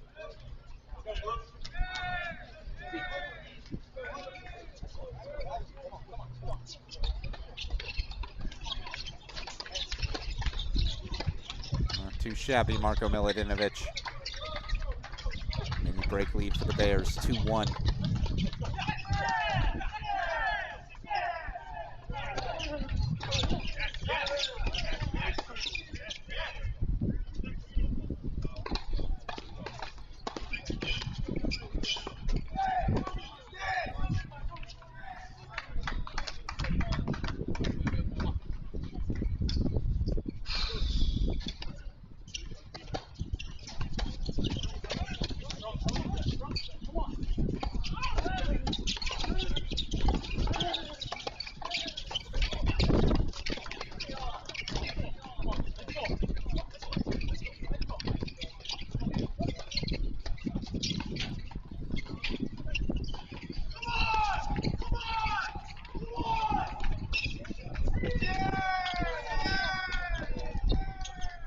Get back to court 2 in a second.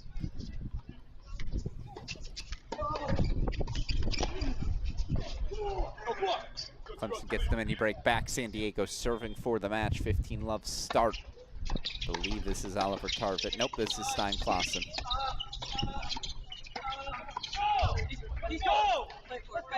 Come on.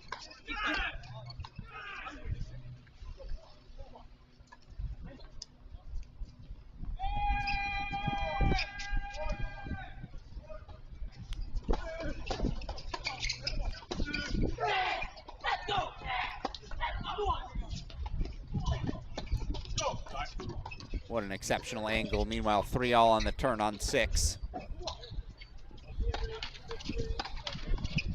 Michigan State with break points. Let's pop over to it.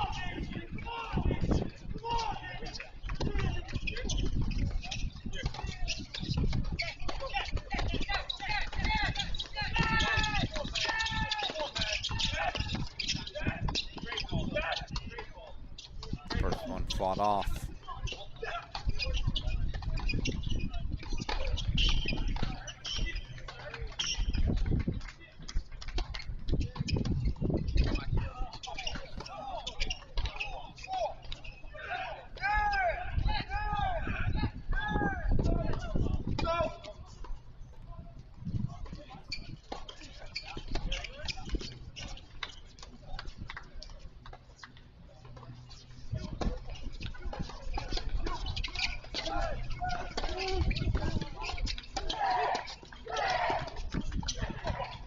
Match points coming for San Diego.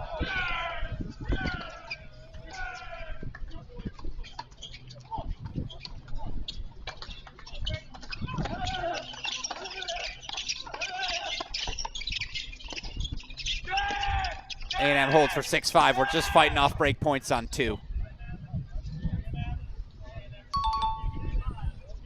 Meanwhile, here's a match point, 3 of them for San Diego.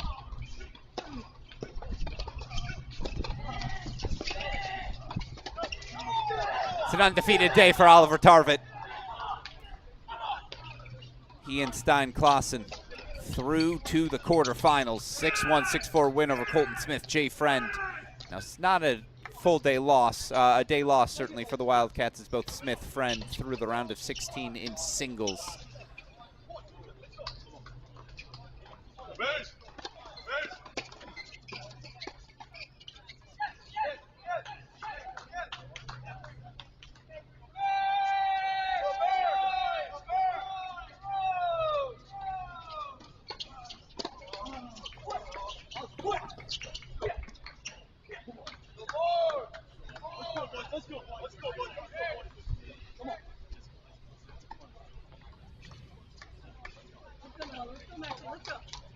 Go over to court number 4, BYU's Zach Fuchs, Wally Thane, 6'3", 2'3". They lead the LSU pairing of Penslin and Loftman. Come on, come on, come on.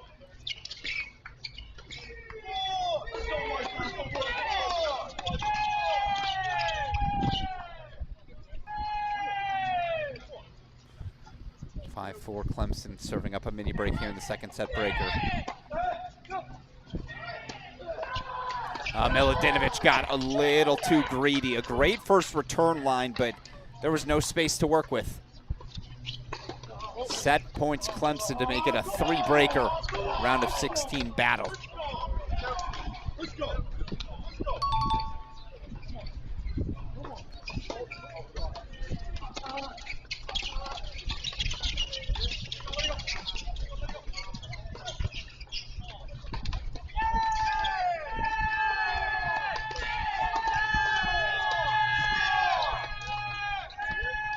Just so much noise.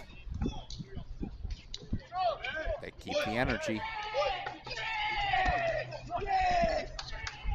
Set point fought off. They're back on serve in the breaker. Poulsen connects. 8.5 hours into today's broadcast. If you're still with us, let us know in the chat who's having fun. What do you want to see?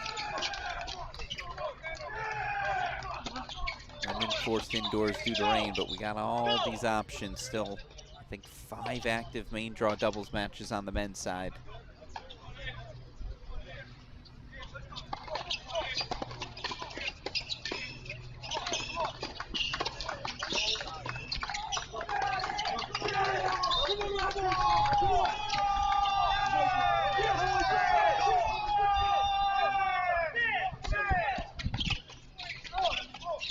Six active men's matches. 6 all on the turn. 2 set points fought off by Baylor.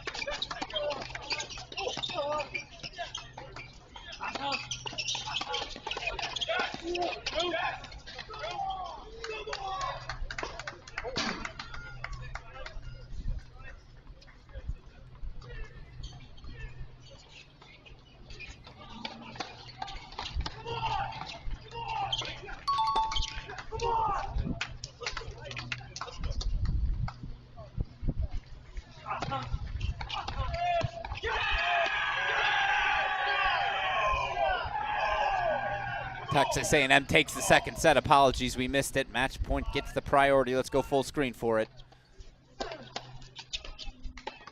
Going the distance on court 2.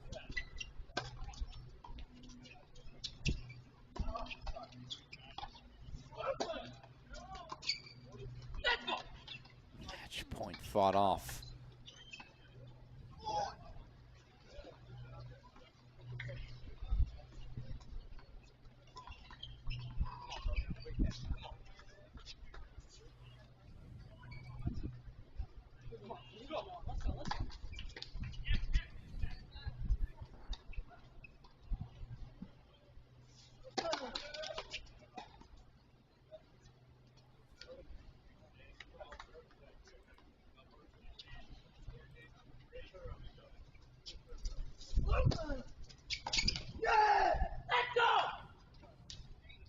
Set point number 3 for Clemson.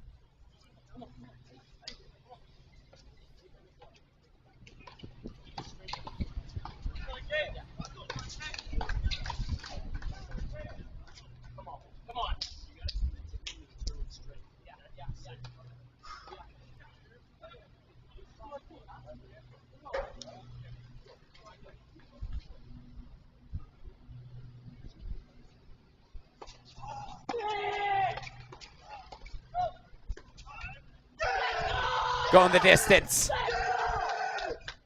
3 breakers to decide our battle on court number 9 as Clemson's Vukadin Smith, 7-6 second set. Fought off a match point along the way, so we'll have simultaneous third set breakers. Not the worst way to spend a Thursday evening. Alex Gruskin here. Appreciate all of you still with us. Round of 16 in singles now set. 5 seeds apiece alive for the men and women. Just 1 freshman. Stanford's Valerie Glosman, who plays your premier women's match of the day, or primetime match, as she'll take on 8th seeded Sarah Hamner. My favorite match of the day, I should say.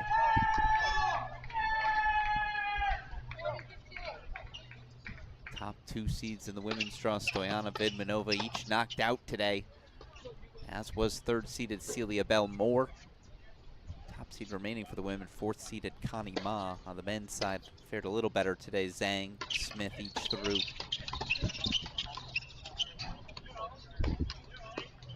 Oliver Tarvin, a straight set winner as well. You had Friend Roddick escaping in 3 sets. Remember these breakers, 1st to 10, win by 2. All due respect to LSU, BYU. There's a great first set breaker going on court 7 right now, so I'm actually going to try to pop through that. We'll put breakers everywhere.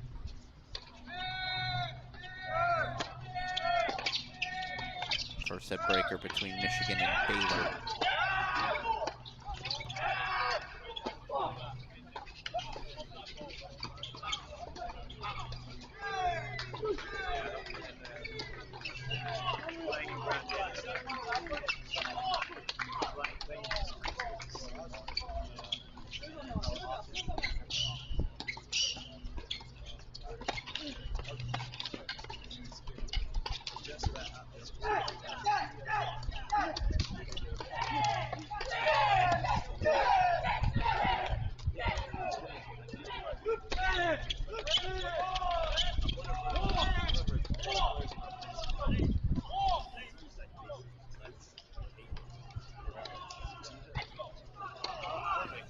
Quick flash, here's what's going on in Cary. We'll get you over to that Vidmanova Mert Mushika Alsola match once we clear up the board a little bit more here in Tulsa. We got more time right over there, just getting underway. Ball from Poulsen.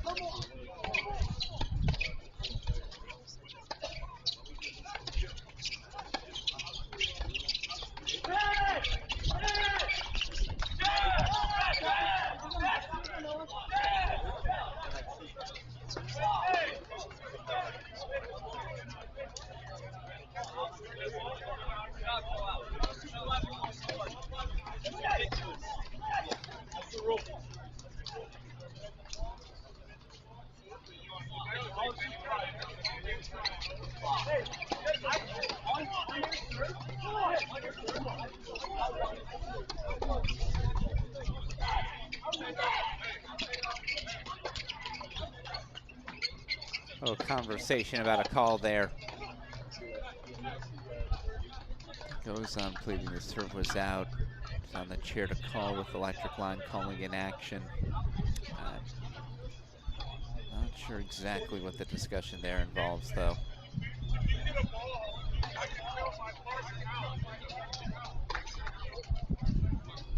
I apologize. Not electronic line calling, no.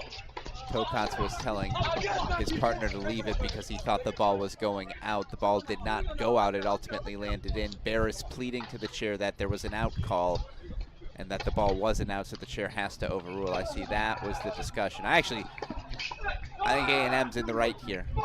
I think his partner was telling him, hey, I think that ball is traveling out. Gotta love a little controversy. Wakes us all up, right? The noise on court 9 isn't already. What's the score here? 5-3 Baylor mini break lead. 2-all in the third set breaker on 9, 2-all in the third set breaker on 2.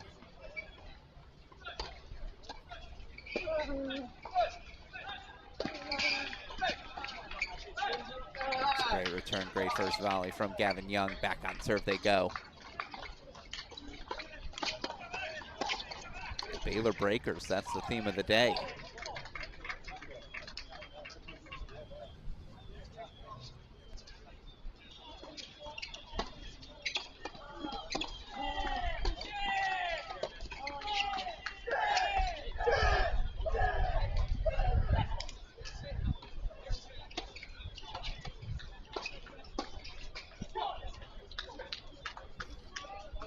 Benjamin Kittay, the transfer coming over from North Carolina. Big weapons. This is a potentially very fun partnership for the Wolverines. Again, how they complement one another. How many returns can they put in play? I feel like there might be a lot of breakers in their future.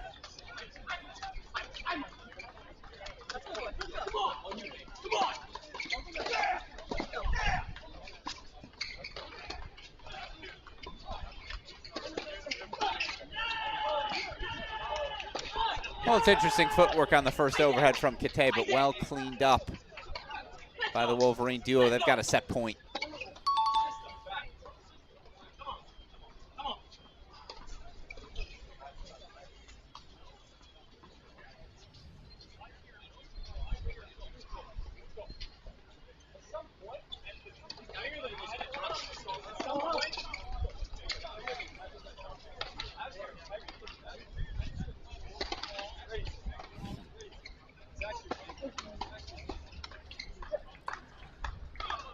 Set point fought off.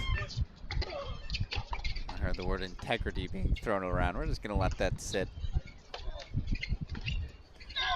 Certainly we should monitor the action.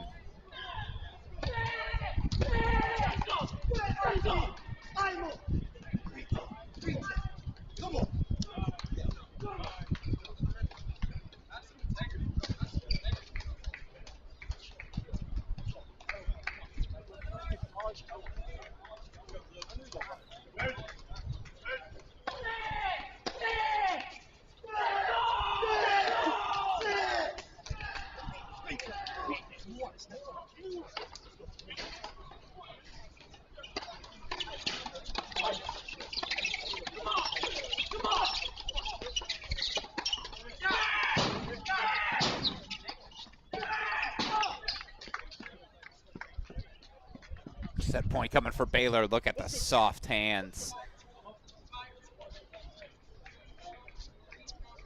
Show it to you one more time. Great cover of the center from Gavin Young, but the soft drop volley, so much easier to see than execute. Set point for Baylor.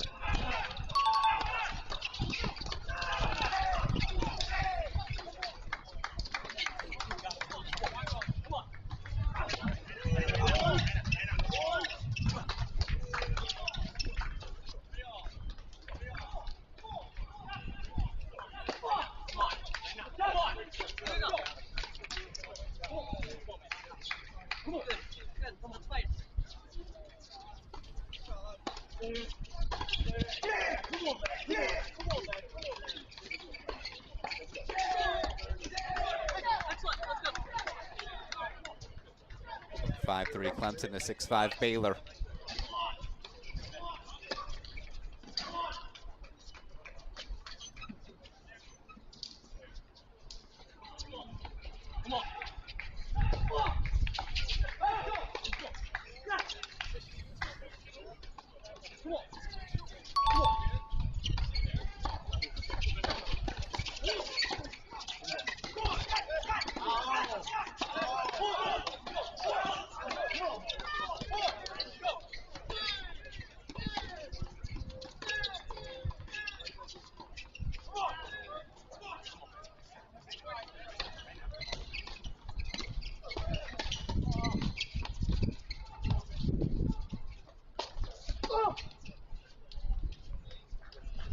Another set point fought off. Let's go back to the drama.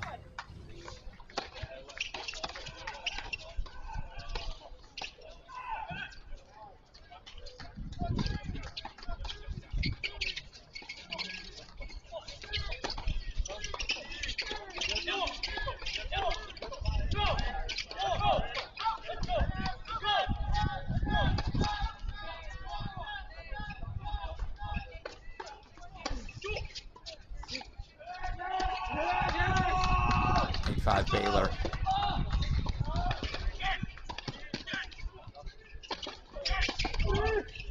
Third. Be another set point for Baylor. 8-5 Baylor on court 9. I should have clarified. I apologize. 9-8 Baylor leads here. Set point coming up.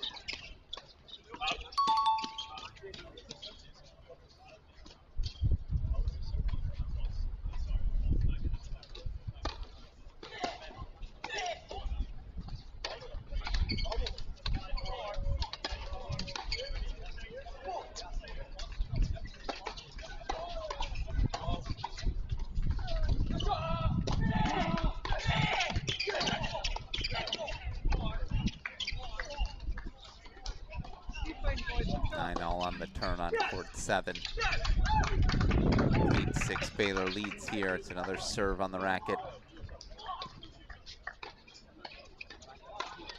Marko Milutinovic, the senior.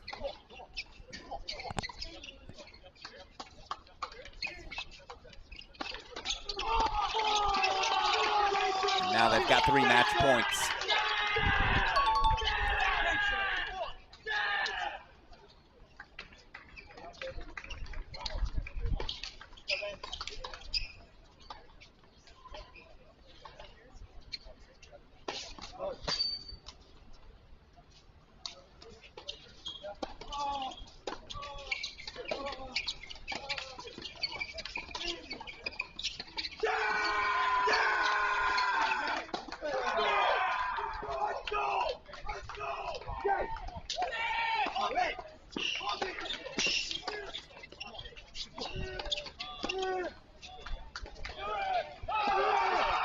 Match belongs to Baylor.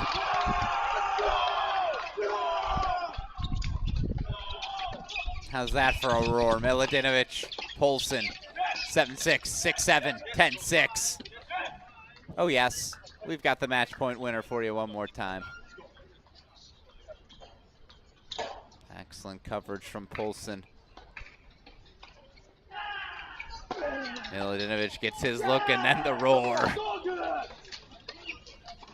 As Baylor Bears take a couple of breakers, they get the breaker on court 7 as well.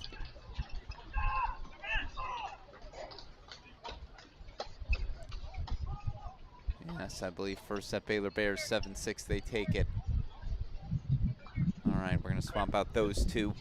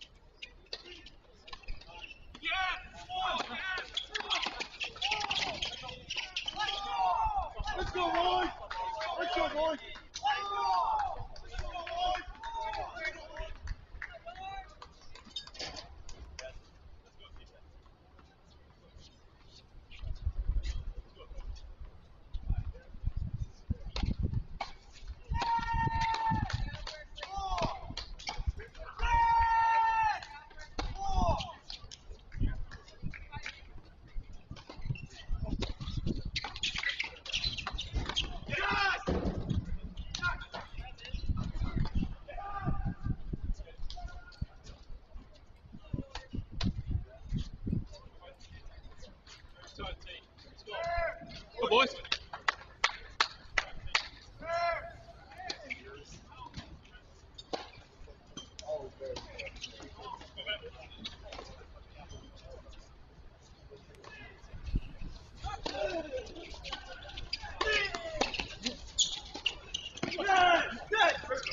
Let's go. Come on. Come on.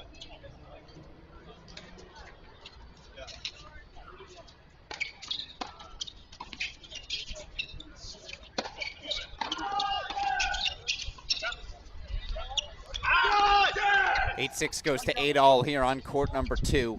BYU serving to force a breaker. Columbia down to set up a break in the second. Let's go full screen here. 8-all point.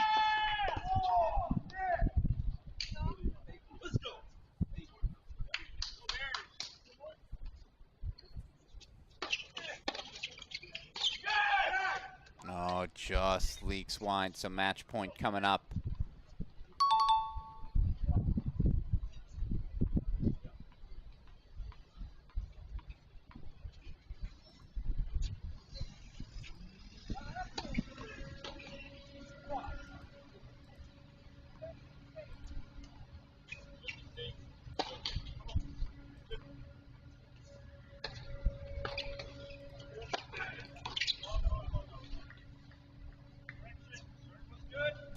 Overruled by the chair for 9-all.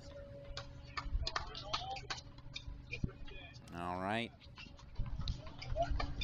Get back to it on the other change of ends. Meanwhile, Dane and Luke serving 5-6.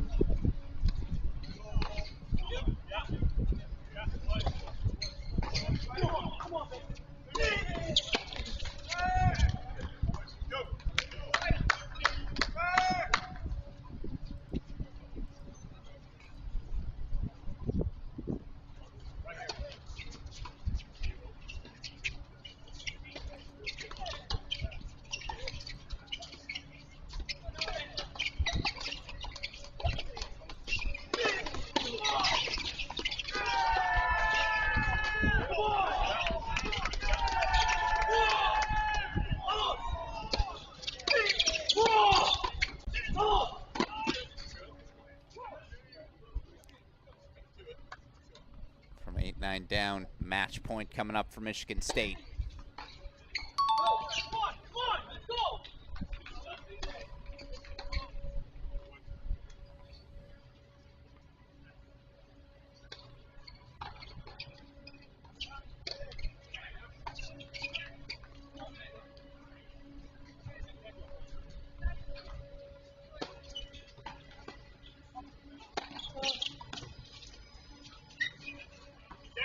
Big serve from Tokats.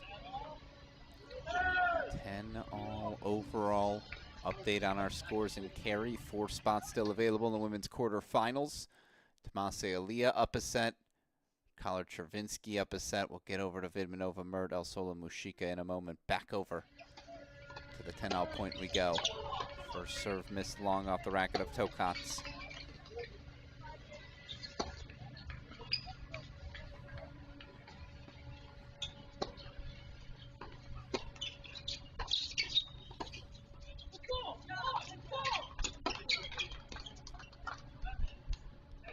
This one's on serve. Match point bearish Thenos. Match point on the racket of Thenos.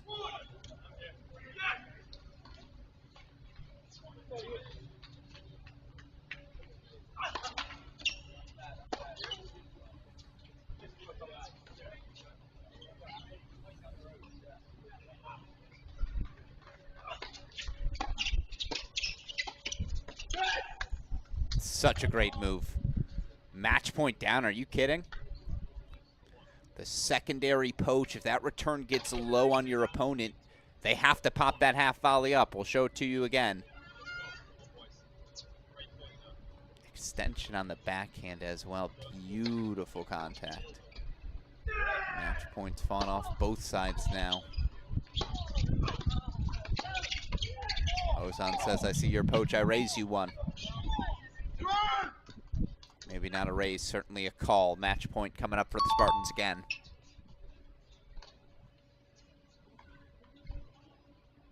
Winner of this to face Tarvit Klassen in tomorrow's quarterfinal.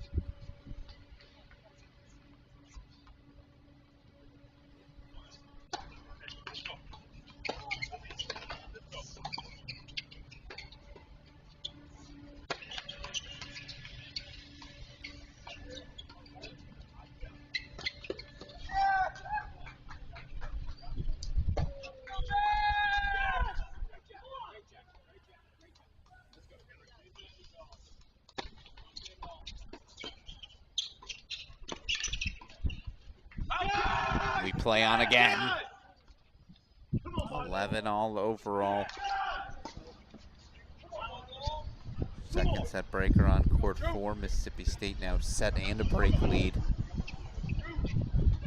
Excuse me, I think I said 11-all, 12-all, so they'll change ends again.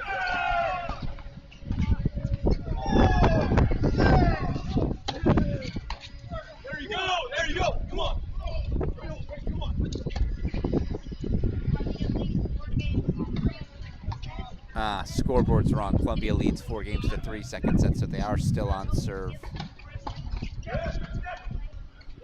Gonna go split screen then. Don't want to miss that second set breaker. LSU trying to make a pushback. Meanwhile, 12-0 overall. Win by 2 the rest of the way on court 2.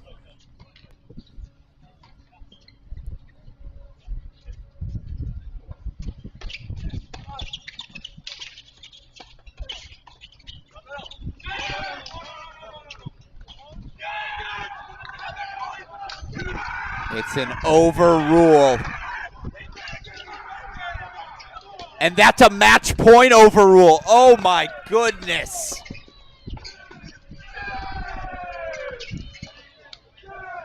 Quick handshake. Do we have the replay? We'll try to show it to you again. Unbelievable.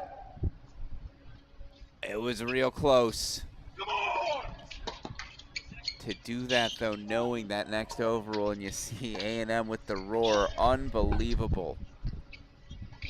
Point penalty, match point assessed on the point, on match point. Just, we're back.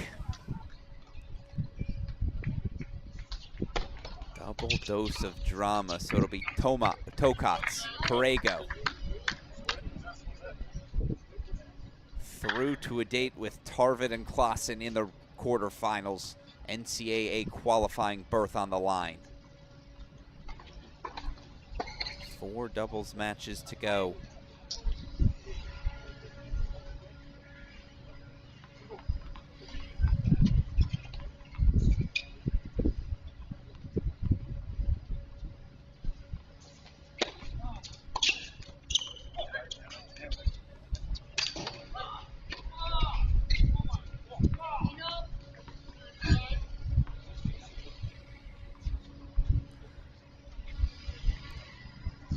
Last main draw match we hadn't shown you. Cal pairing, currently a 6-4 1-all lead. Alex Chang, Michael Wright taking on Henry Ruger, Hugo Conklin.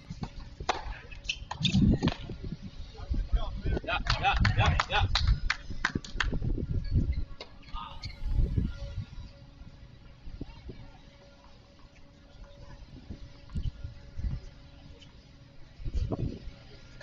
Set points here for LSU to try and force a third set breaker.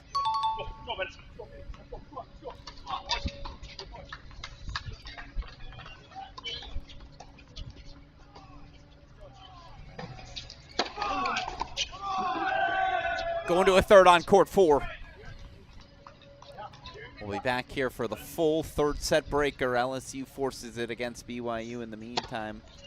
Go check in on the second set. First set 7-6 to Baylor. 1-all in their second with Michigan.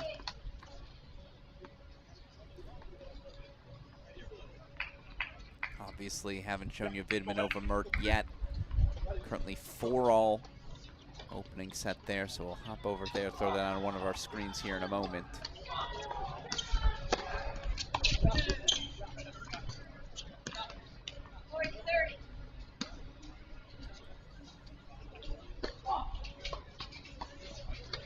Hashimoto connects.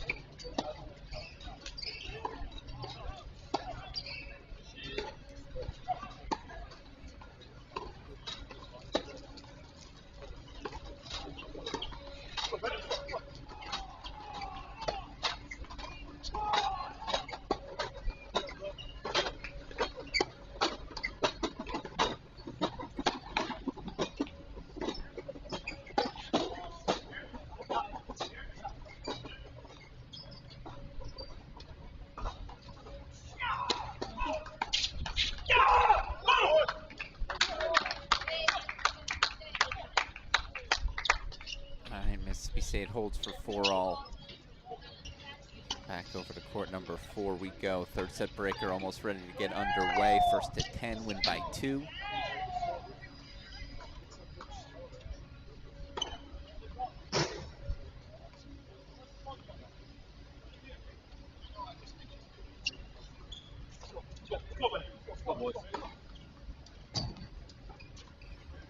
So they are ready to get underway. Back over to 5 we go. Michael Zhang serving the number 2 seed into the round of 16 in singles. Can he make it to the quarters in doubles?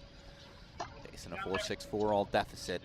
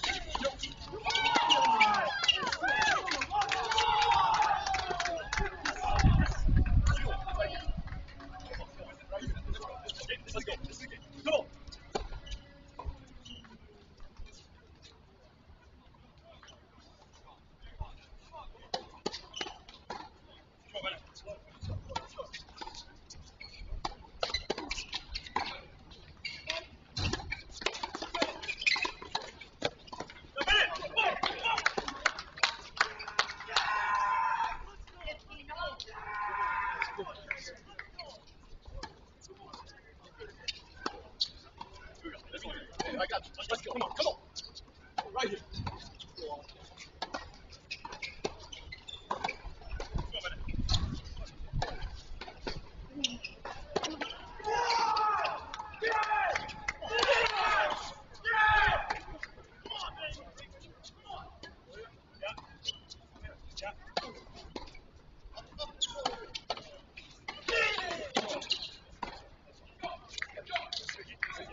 Right here.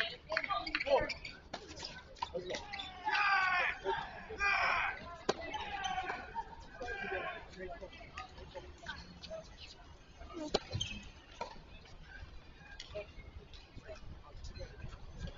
Let's go. Right here, Mike. Here we go.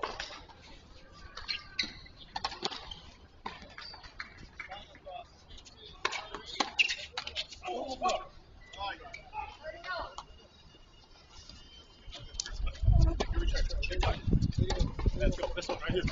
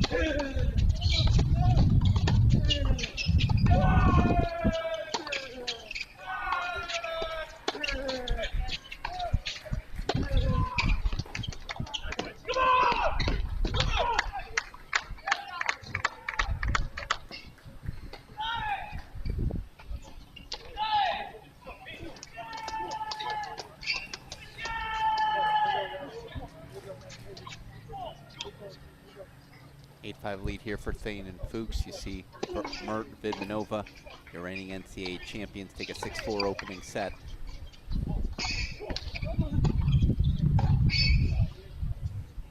Grace Piper might just be your player of the tournament on the women's side. Through to the round of 16 in singles, the unseeded USC senior now through to the quarterfinals in doubles. 10-7 win for her and Lily Fairclough over second-seeded pairing of Melody Collard, Elaine Chervinsky of Virginia. Impressive, impressive form for Epps to start the season. Charney, Piper, Haddad, Fairclough, a lot to build around for this USC team this season.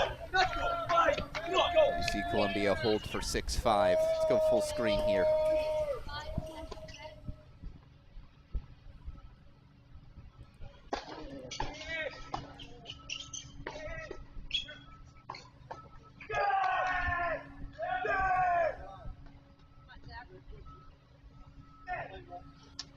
Now 8-all overall here in the third set breaker. Obviously, we just saw some drama as Tokats Parego of Texas A&M advancing on the overrule point penalty on match point.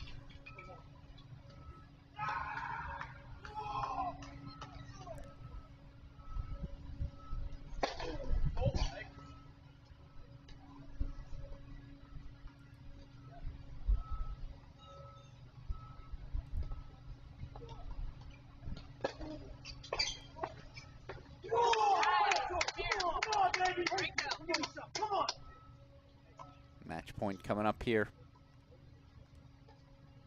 for BYU.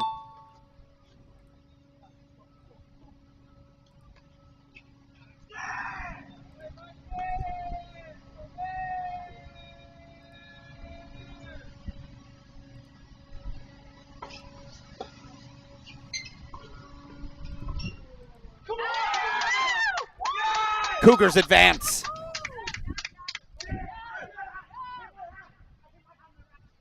No way. No way! No way! Best way to show it is to so you see it one more time. No way! Come on!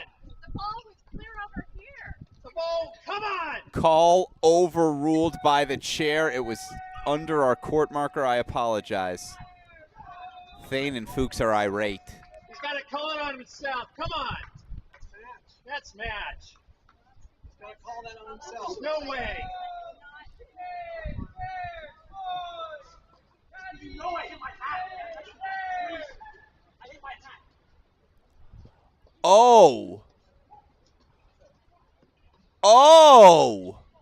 It wasn't an out call overruled. No. The chair umpire thought the ball hit the BYU player. You can't make the call. Yeah, good match, guys. Good match. BYU player saying, no, I hit my hat. It wasn't the ball. Did the chair umpire just reverse the call? Hold on. Some confusion here, clearly. Let's see it one more time. Did he hit his hat or did the ball? Good match, boys.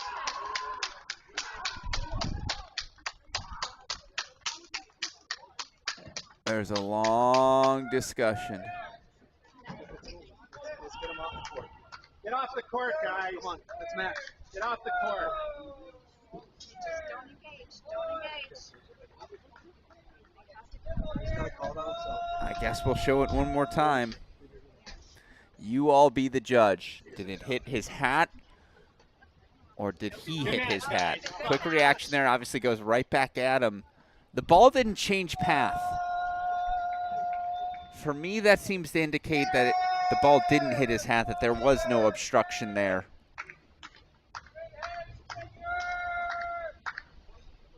Long discussion between coaches here. Obviously, the crowd very animate. Their opinion's less important. We'll show you the replay one final time. Come on. That's BS. LSU.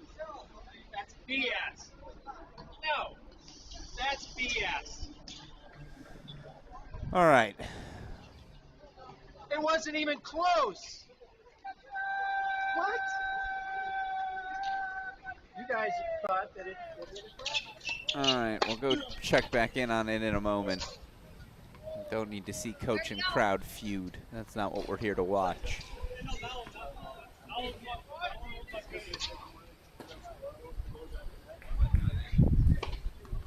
So again, I do want to know, is the match over? Is the match over or not?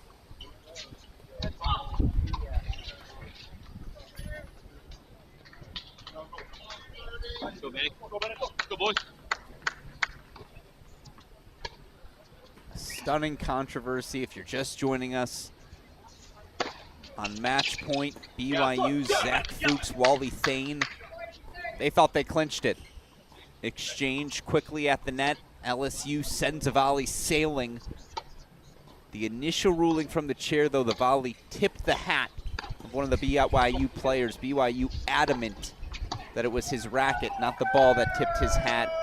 The officials waffled back and forth. They were confident, then they overruled themselves. Thank you to our producer, Daniel Westhoff. We can show you the replay. No, we cannot. I've used up the length because I went to the triple box.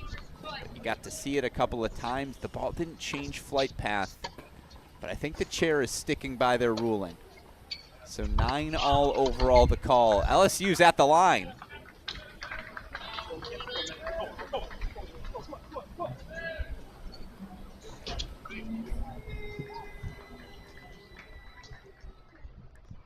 All right, we can show you the replay one more time. Thank you, Westhoff. You be the judge. You be the judge. I mean, there was a quick reaction. It's really tough to tell what happened.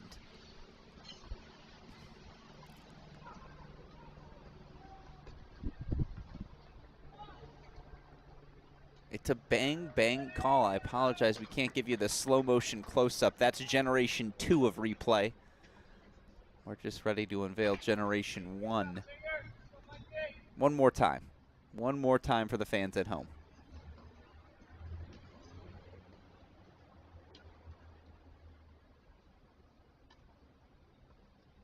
I mean, the ball sailed. If it hits the hat, does it still sail?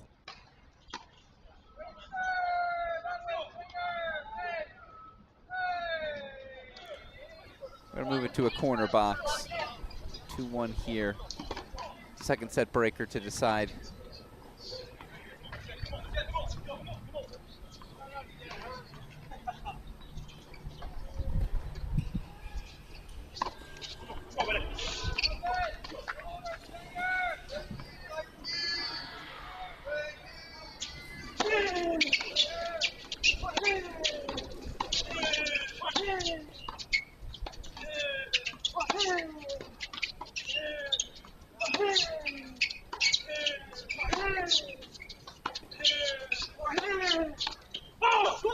Indecision from Michael Zhang. Was leaning right but didn't commit.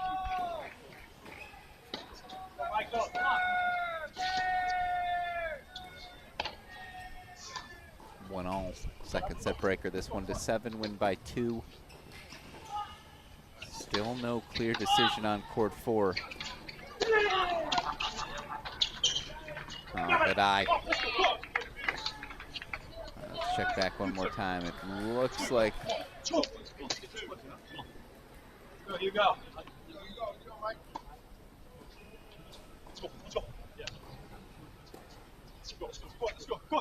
Usually who's ever talking is not in the advantageous position.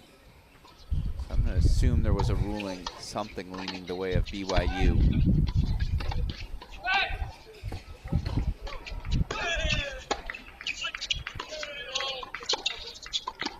That's commitment from Michael Zhang. Go, Michael. Aggressive, man. Come on, Michael. Come on. Show it to you one more time. They might be playing a lead on court 4. Well, when you can't make a decision, that's the call. But you see Zhang leans left this time, commits to move through it. 2-all overall, still on serve.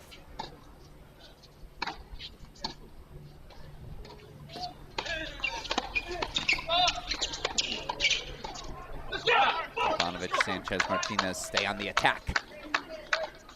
The lefty Sanchez Martinez. Too much pace.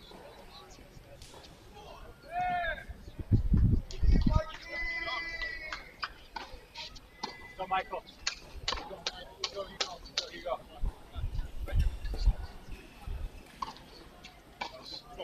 Zephyr Talkin is not in the advantageous position. BYU seems to be pleading their case. I think we're going to play a let. BYU leading 9-8.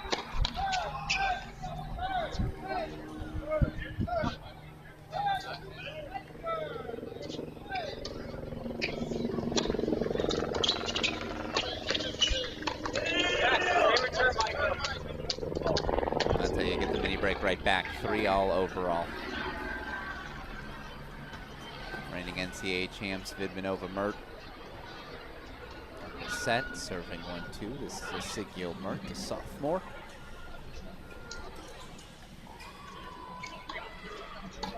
Third set breaker in the battle between Hamner, Carnicella, Carter, and Jacobs. Quarterfinal spot on the line there. Hamner a win. It would be 4-0. All 4 wins in 3 sets in main draw play. They're playing a let on 4. That's the final ruling. I love this sport. Back to court 4 we go, and we can't dip out of a second set breaker.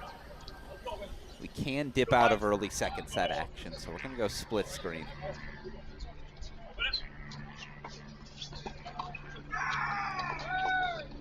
That's just unbelievable. It's the same play through the center. That one, there's no doubt it hit. 9-all on the turn. Again, the initial celebration from BYU as LSU sailed that backhand, the volley, at 8-9. BYU celebrated like they won the match, but the call from the chair was that the ball hit the BYU player's hat. Now, BYU contested. There was some wavering from the chair, but ultimately let called.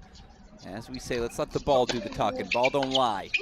So 9-all overall it is. Win by 2 the rest of the way.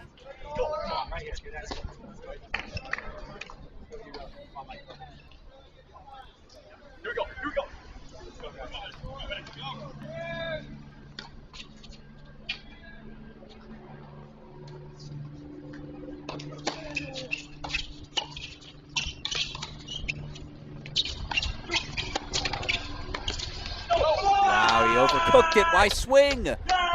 Too much there from Benito Sanchez Martinez. Oh my God. Yeah. Can't say I'm shocked at the lack of handshake. LSU, 3 straight points. They advanced 11-9. I mean, just stunning. Absolutely stunning. I can't say with all the indecision. I don't, the idea of playing a let, but BYU just, they were out of sorts on those 3 points. You can understand why. LSU through to the quarterfinals, round of 16, quarterfinals, excuse me. Apologies for talking through the point. Yeah.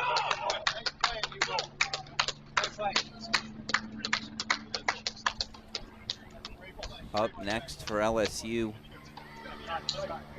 a date with the winner of the matchup on court 5. This sport always delivers.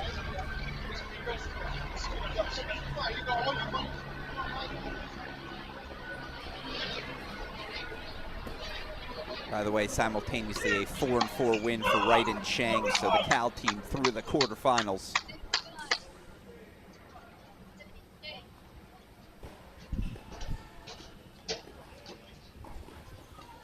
So just 3 matches left for us to go here on our day 2 coverage. Make it 2 matches. Baylor 7-6-6-2. Badenhorst and Veltz join teammates Milodinovic, Polson in the doubles quarterfinals. They knock out Michigan's Gavin Young, Benjamin Kate. So just 2 matches left to go. We'll go to a split screen. Come on! Come on! Come on! Go, you go. Great turn. 6-all on the turn in the breaker on 5. If you're just joining us, Alex Gruskin here. What a day it has been. Just one quarterfinal spot remaining in the men's doubles. All of our round of 16 matchups set. On the men's side, Smith-Gorsny. That might be a de facto title-defining match. The Texas junior taking on the Arizona senior. Michael Zhang going to be back tomorrow. He'll take on J.C. Roddick, a battle of seeds, our only battle of seeds. Right now he's worried about the doubles. 6-all, second set breaker.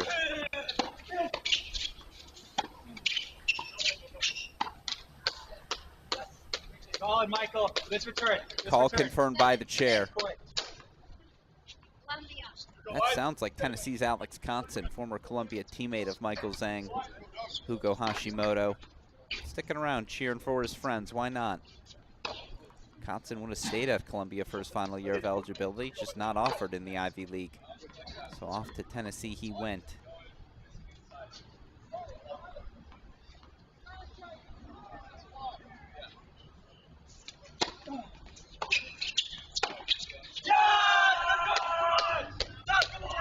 Zhang, Hashimoto, force a third.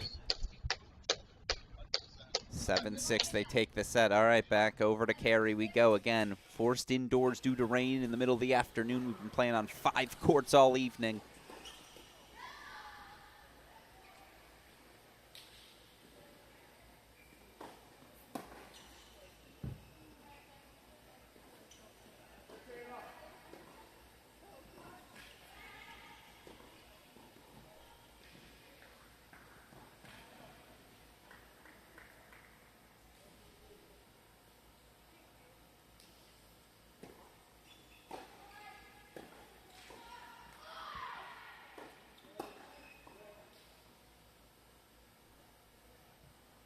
Three spots still up for grabs in the women's doubles quarterfinals. Winner of this match to face Vanderbilt, Celia Belmore, Sophia Webster in tomorrow's quarters.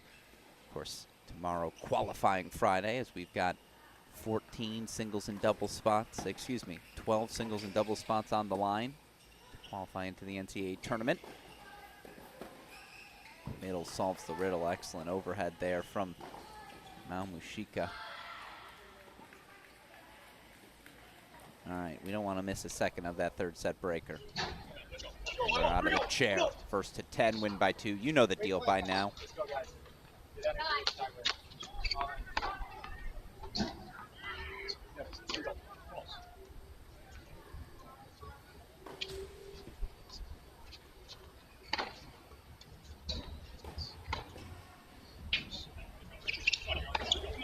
Come on.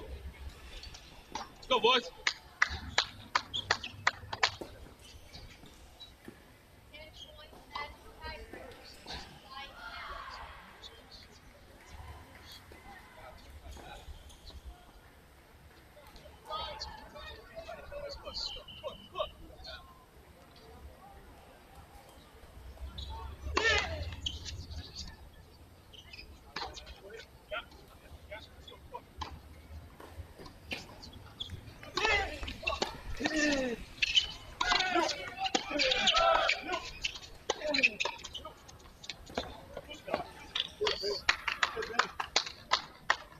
Great volley.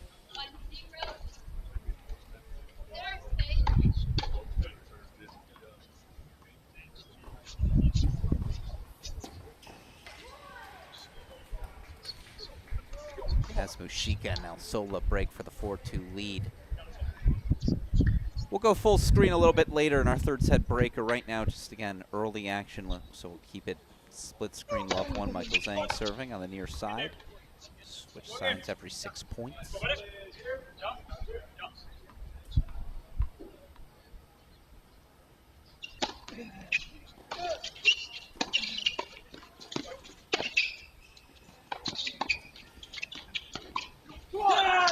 Come on, man. Right hand, Hugo. Let's go. Let's go, Hugo. Let's go. Come on. Right here. Come on, guys. Let's go.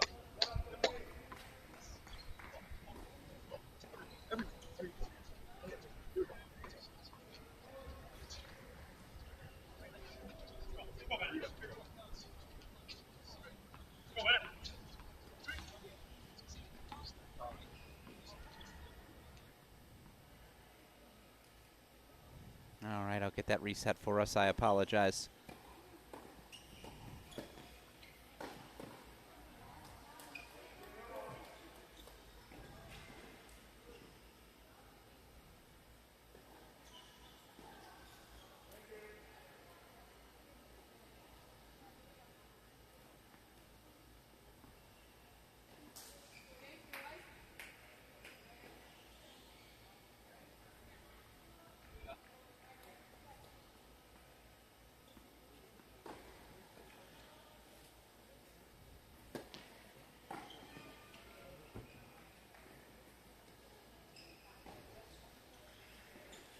And our camera's back up in action. Here we go.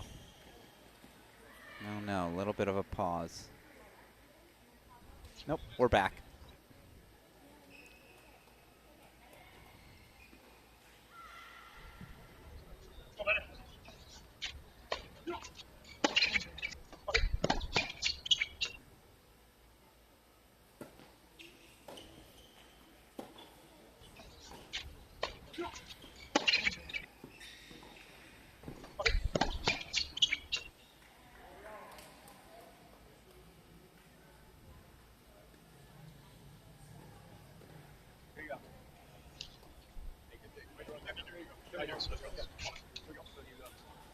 All right, 3-2 Mississippi State. We should be back.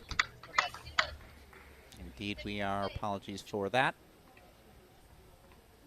Meanwhile, Mushika El-Sola looking to consolidate, force a third of their own.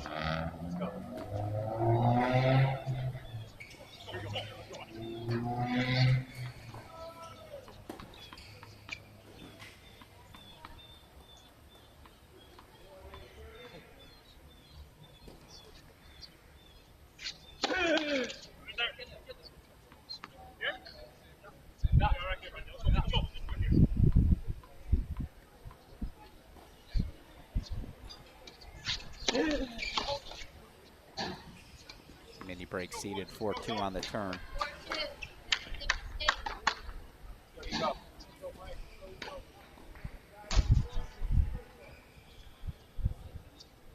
Go quick full screen here. Deciding point coming up. Mushika El-Sola trying to consolidate their break lead. After that, we'll go full screen for the rest of the way in our tie break third set on court 5.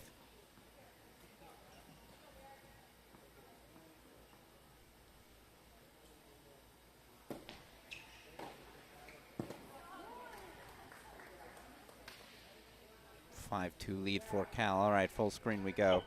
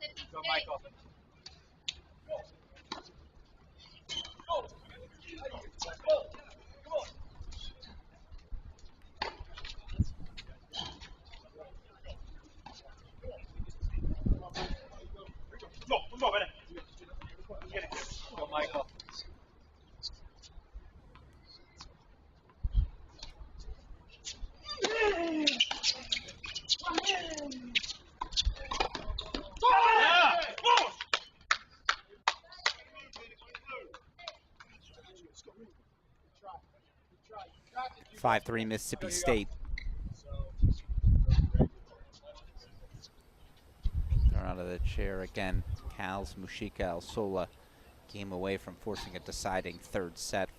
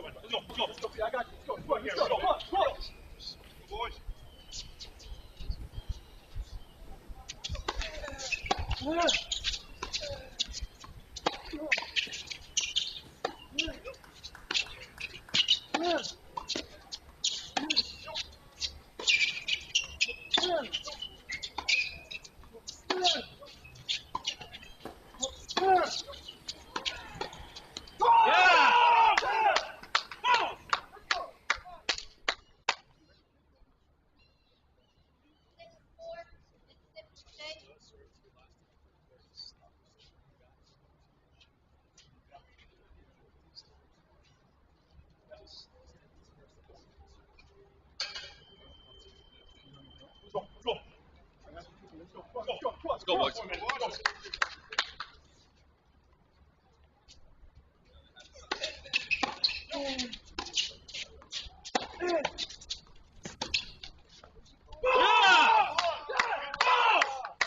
Starting to separate a little bit.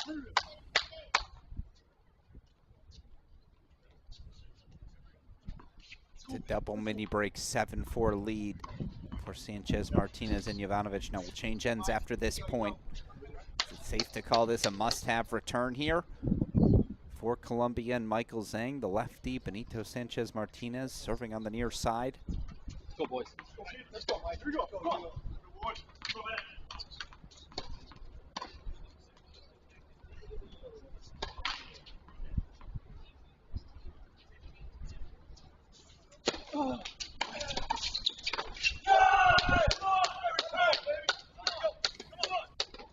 Play, guys. Let's go. Come on.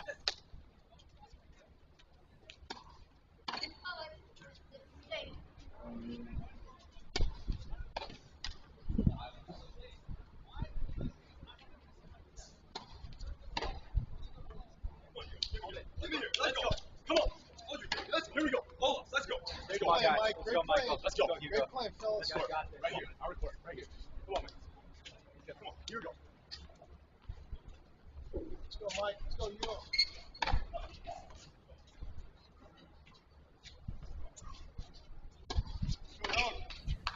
Let's go, man.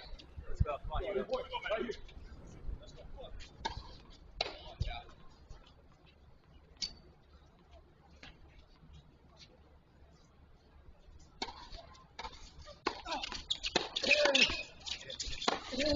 Yeah.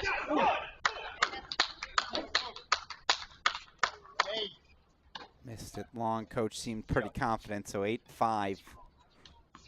Mini break lead still in hand, but they got one back. Goes without saying these are two must-have points on the serve of Hugo Hashimoto. What's the senior got in store for us? Come on! Come on! Serve, solve the riddle. Right here. Go, go, baby. Let's go. Go, go. Come on, guys. You got this, guys. Let's go. Come on. Let's go. Right here.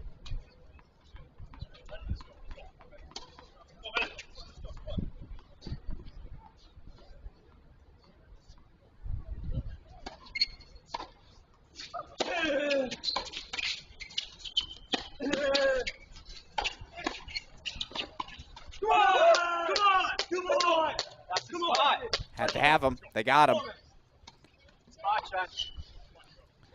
Match is on the racket of Jovanovic. Two serves for the Mississippi State senior. Come on, guys. This point. Let's go, boys. Let's go. Come on. Stay there and hit forehands. Come on. Let's go, guys. You got this. Let's go, guys. Right to net. 2 forehands in a row. Straight. Let's go. Pop it right here.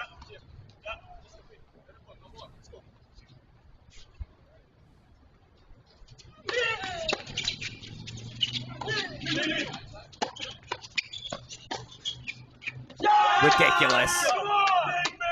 You pay more for the racket frame than the strings. Come on, baby. Let's go. No strings on the return for Michael Zhang. Didn't matter. Got over the head of Sanchez Martinez. Hashimoto connects.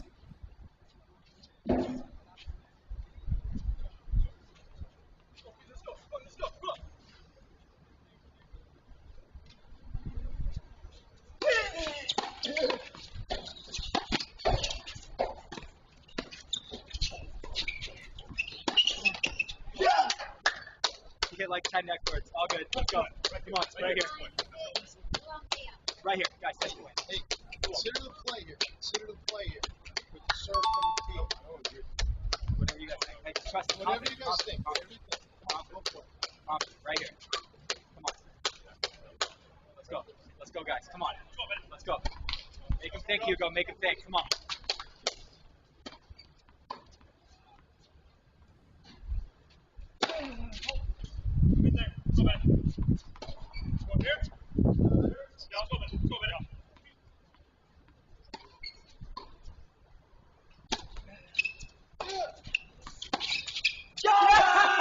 And that's how they clinch it.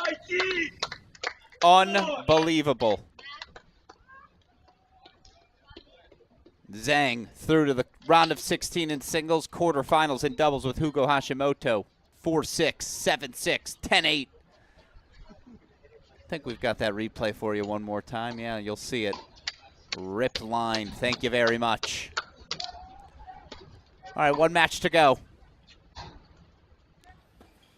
As we wrap up our coverage here, and it's a third set breaker. Perfect.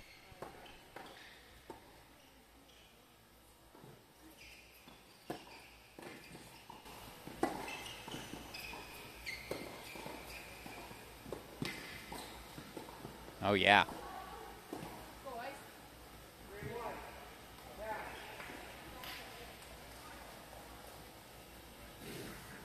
Always would rather be the team 2 up. Well put away by Mushika.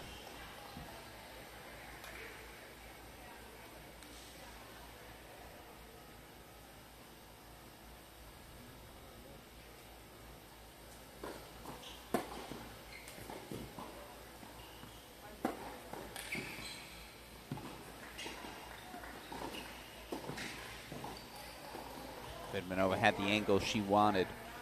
A little lax, so 4-1. Mini break lead extended for the Bears.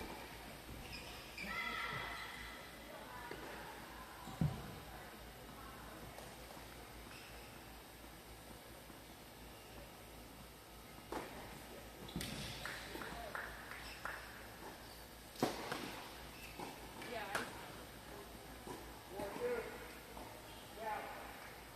4-2 on the turn. It's my chance to offer you all again a recap of the day. Upsets galore in the women's singles draw. Just 5 seeds advancing to the round of 16. Your top seed, defending champion Mary Stoyana, knocked out in straight sets by Wisconsin's Maria Shalikova. Second-seeded Dasha Vidmanova. 3-set loss to UNC sophomore Thea Rabman. Third-seeded Celia Bell-Moore. The senior knocked out by Tennessee's Elza Tomase.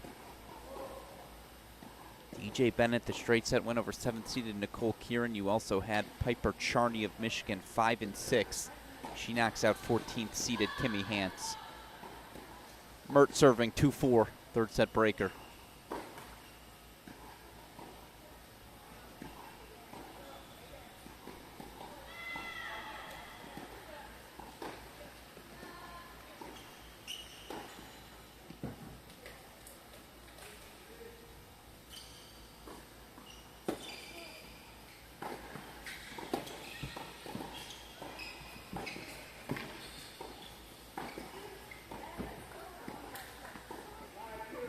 Airmails it for 5-2.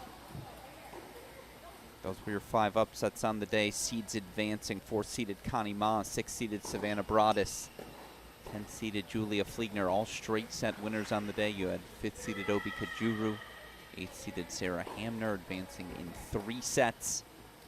Catherine Aaliyah, your other 3-set winner on the day for Tennessee.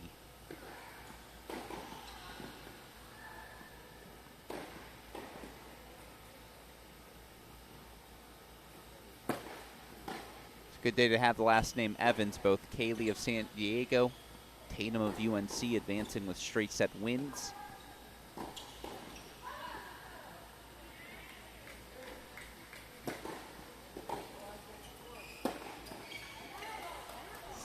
Cal. How about Sophia Johnson? She dropped just 5 games in singles. The upset win yesterday, today 2-1 over Emi Haddad of USC.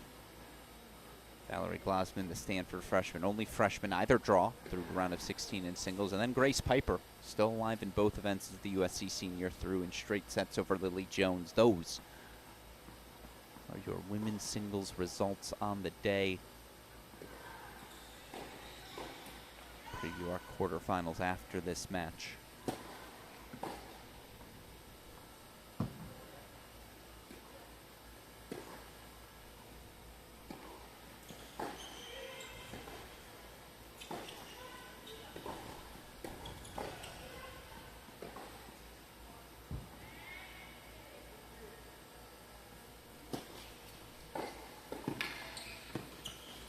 Oh, great hands.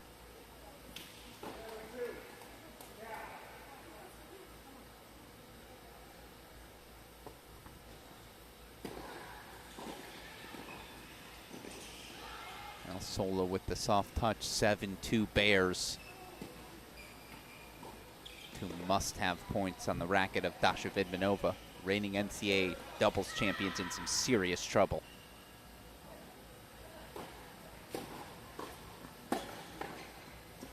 Perfect. Just what the doctor ordered.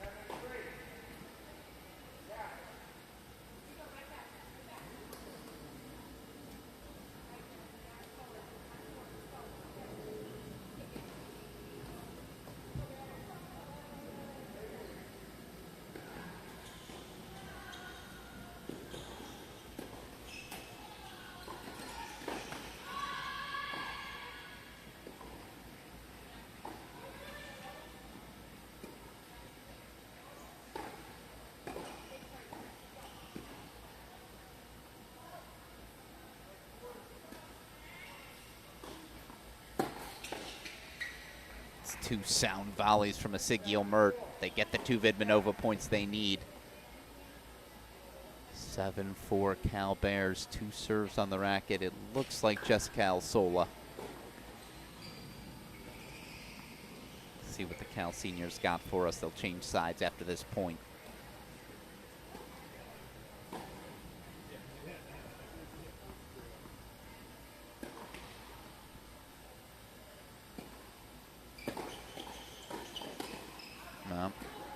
Pay more for the frame. 8-4 Bears on the turn. Told you the women's singles results. On the men's side, 2 upsets. Now, we lost 9 seeds yesterday, but today 4th-seeded Cooper Williams knocked down your performance of the day. Stanford Junior Samir Banerjee advancing. You also had Florida sophomore Jeremy Jin, 3-set win over Sebastian Domingo. 3-set wins for the seeds, Jay Friend of Arizona, J.C. Roddick of Texas A&M. You also had 3-set wins from the teammates, Vivez and Maxted of TCU. The teammates, Kim and Jansen of Ohio State. Texas's Jonah Braswell, a 3-set win over Matthew Forbes. He's joined by Seb Gorsny, a straight set winner earlier today in the round of 16. And then Braden Schick down 2 match points. The North Carolina State senior, 6-3 in the third over Casey Houle. Other winners on the day in straight sets, Michael Zhang, Colton Smith, Oliver Tarvit, and Martine Katz of Miami. Your round of 16 winners. Again, Alsola serving on the far side for Cal, 8-4.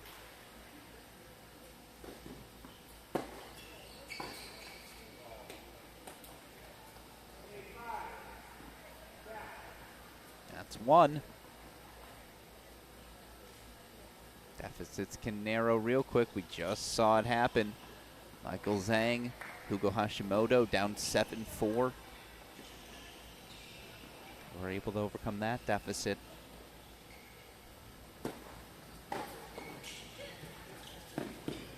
Now the bounce is going the way of Georgia. Framed volley for Vidmanova. Trickles over. Scoreboard tightens, 6-8.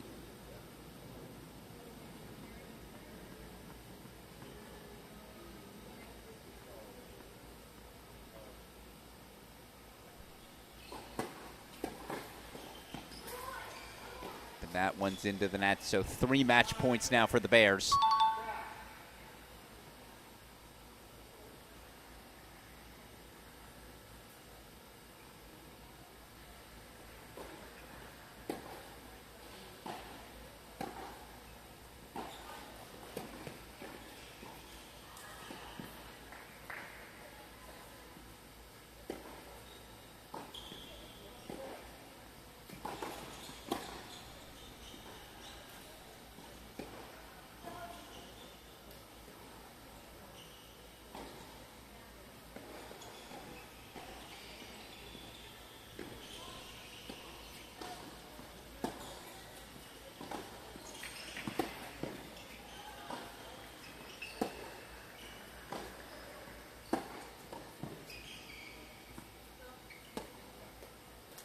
Yeah, just floated long. First match point fought off.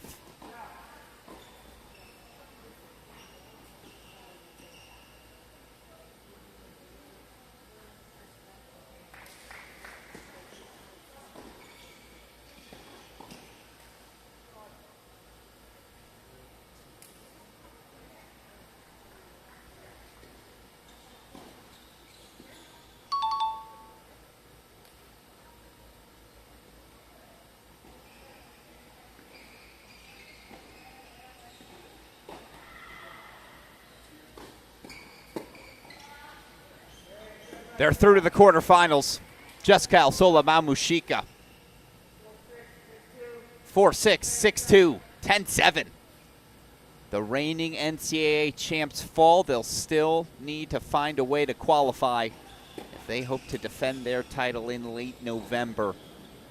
In the meantime, we still got one main draw match to go in doubles in Cary. No camera on it, but you see FIU's Oyalomo Quandre.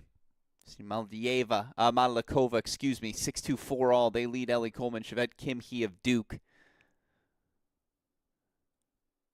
Take us back to our camera on court number 5. We do have a bunch of matchups set in what I'm deeming qualifying Friday at these ITA All-American Championships. Round of 16 singles. Round of 16 singles. That means we've got 8 qualifying spots up for grabs. Matchups look as follow. My favorite on the day for the women, 8th-seeded Sarah Hamner, the South Carolina senior 2021 ITA All-American champion, taking on number 3 newcomer, Stanford freshman Valerie Glosman. Savannah Bronis, 6th-seeded senior for Pepperdine, taking on a Sophia Johnson of Old Dominion that's dropped just 5 games. The Battle of Generations, Stanford senior Connie Ma, taking on UNC sophomore Tatum Evans. Michigan senior Julia Fliegner taking on UNC sophomore Thea Radman. Of course, you've got the Tennessee women's story, Aaliyah Tamase, both advancing. Aaliyah will face the 5th-seeded Kajuru Tamase, taking on the red-hot USC senior Grace Piper. Kaylee Evans of San Diego going to take on rising Auburn junior DJ Bennett, and then again Maria Shalikova after a win over top seed Mary Stoyana going to take on Michigan freshman Piper Charney. 8 great matchups, 8 qualifying spots for the NCAA singles tournament on the line. Of course, men's side, clear-cut number 1. 5th-seeded Colton Smith, the Arizona senior, taking on Texas junior Sebastian Gorsny. Sign me up for that. 2nd-seeded Michael Zhang, the Columbia junior, taking on A&M senior J.C. Roddick in 9th seed through 16th seed Arizona junior Jay Friend taking on TCU senior Pedro Vivez. That'll be fantastic. Of course, a TCU Ohio State battle in Louis Maxted versus Will Jansen. Stanford junior Samir Banerjee taking on Florida sophomore Jeremy Jin. Battle of the juniors is San Diego's Oliver Tarvik going to take on Texas's Jonah Braswell. You have NC State senior Braden Schick taking on Florida State junior Corey Craig, and then Martine Katz of Miami taking on Ohio State sophomore Aiden Kim. Of course, you double up tomorrow in the main draw. We'll have round of 16 and quarterfinal singles action. We'll also be back in the evening for quarterfinal doubles action as well. Plenty of black and forth for all of these players, as of course back draw action matters. Consolation draw producing 2 NCAA qualifiers in singles, the 2 consolation finalists. So even if you lost today, you are not out of this tournament yet. Plenty of action still to come. Before we go, want to give a thanks to our sponsors. We're going to play some videos for you off before we formally sign off. But of course, thank you as always here in Indy to our super producer Daniel Westoff. Makes everything you see on your screen possible. All the toggling between courts we do. A thank you to the entire ITA staff, Josh, Zach, who have to deal with our Cracked Rackets team all day long. Cody, Corey, Dave, of course, ITA CEO Tim Russell, who was kind enough to join us today. Head official Anthony, man, myth, and legend. Thank you to the entire ITA team. I'm sure there are plenty I forgot. Of course, a thank you to all of you who tuned in as well. Still 3 more days of All-American action to come. Qualifying spots on the line. You don't want to miss out on anything. Our coverage picking up 10 a.m. Eastern time tomorrow for the start of round of 16 singles play. With that said, that'll do it for everyone who contributed to our coverage of Day 2 of the 2024 ITA All-American Championships. I'm your host, Alex Gruskin. You are watching 2024 ITA All-American Championships exclusively here on the ITA and Crack Rackets YouTube channel. We will see you all 10 a.m. Eastern Time tomorrow for the start of Day 3.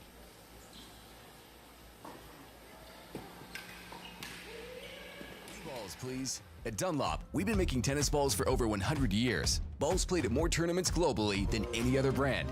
Officially endorsed by the ATP Tour. Performance.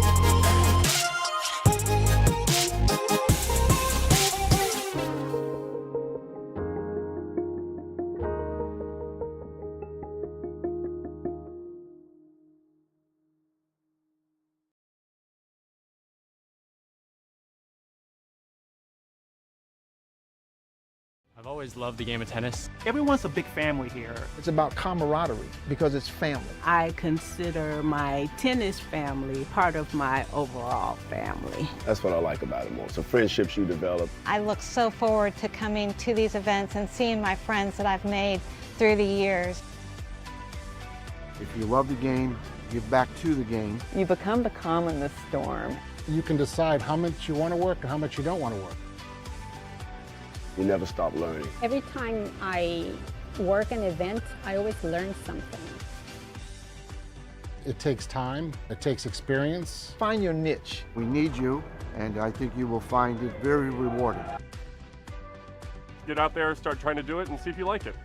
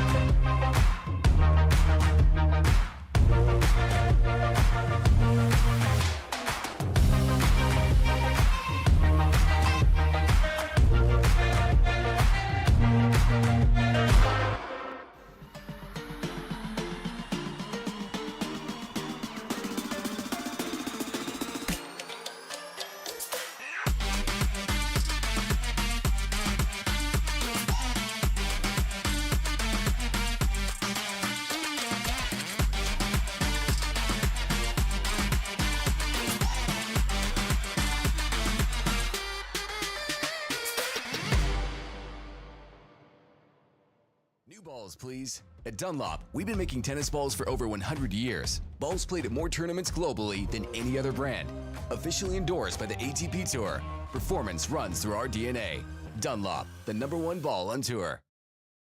I've always loved the game of tennis. Everyone's a big family here. It's about camaraderie because it's family. I consider my tennis family part of my overall family. That's what I like about it more. So friendships you develop. I look so forward to coming to these events and seeing my friends that I've made through the years. If you love the game, give back to the game. You become the calm in the storm. You can decide how much you want to work and how much you don't want to work. You never stop learning. Every time I work an event, I always learn something. It takes time, it takes experience. Find your niche. We need you, and I think you will find it very rewarding.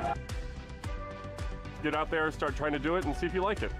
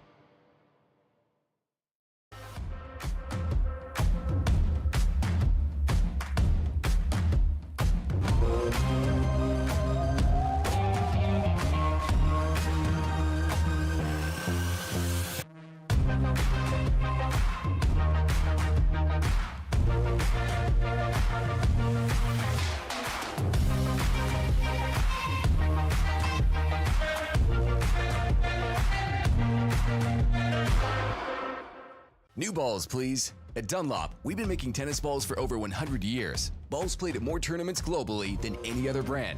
Officially endorsed by the ATP Tour. Performance runs through our DNA.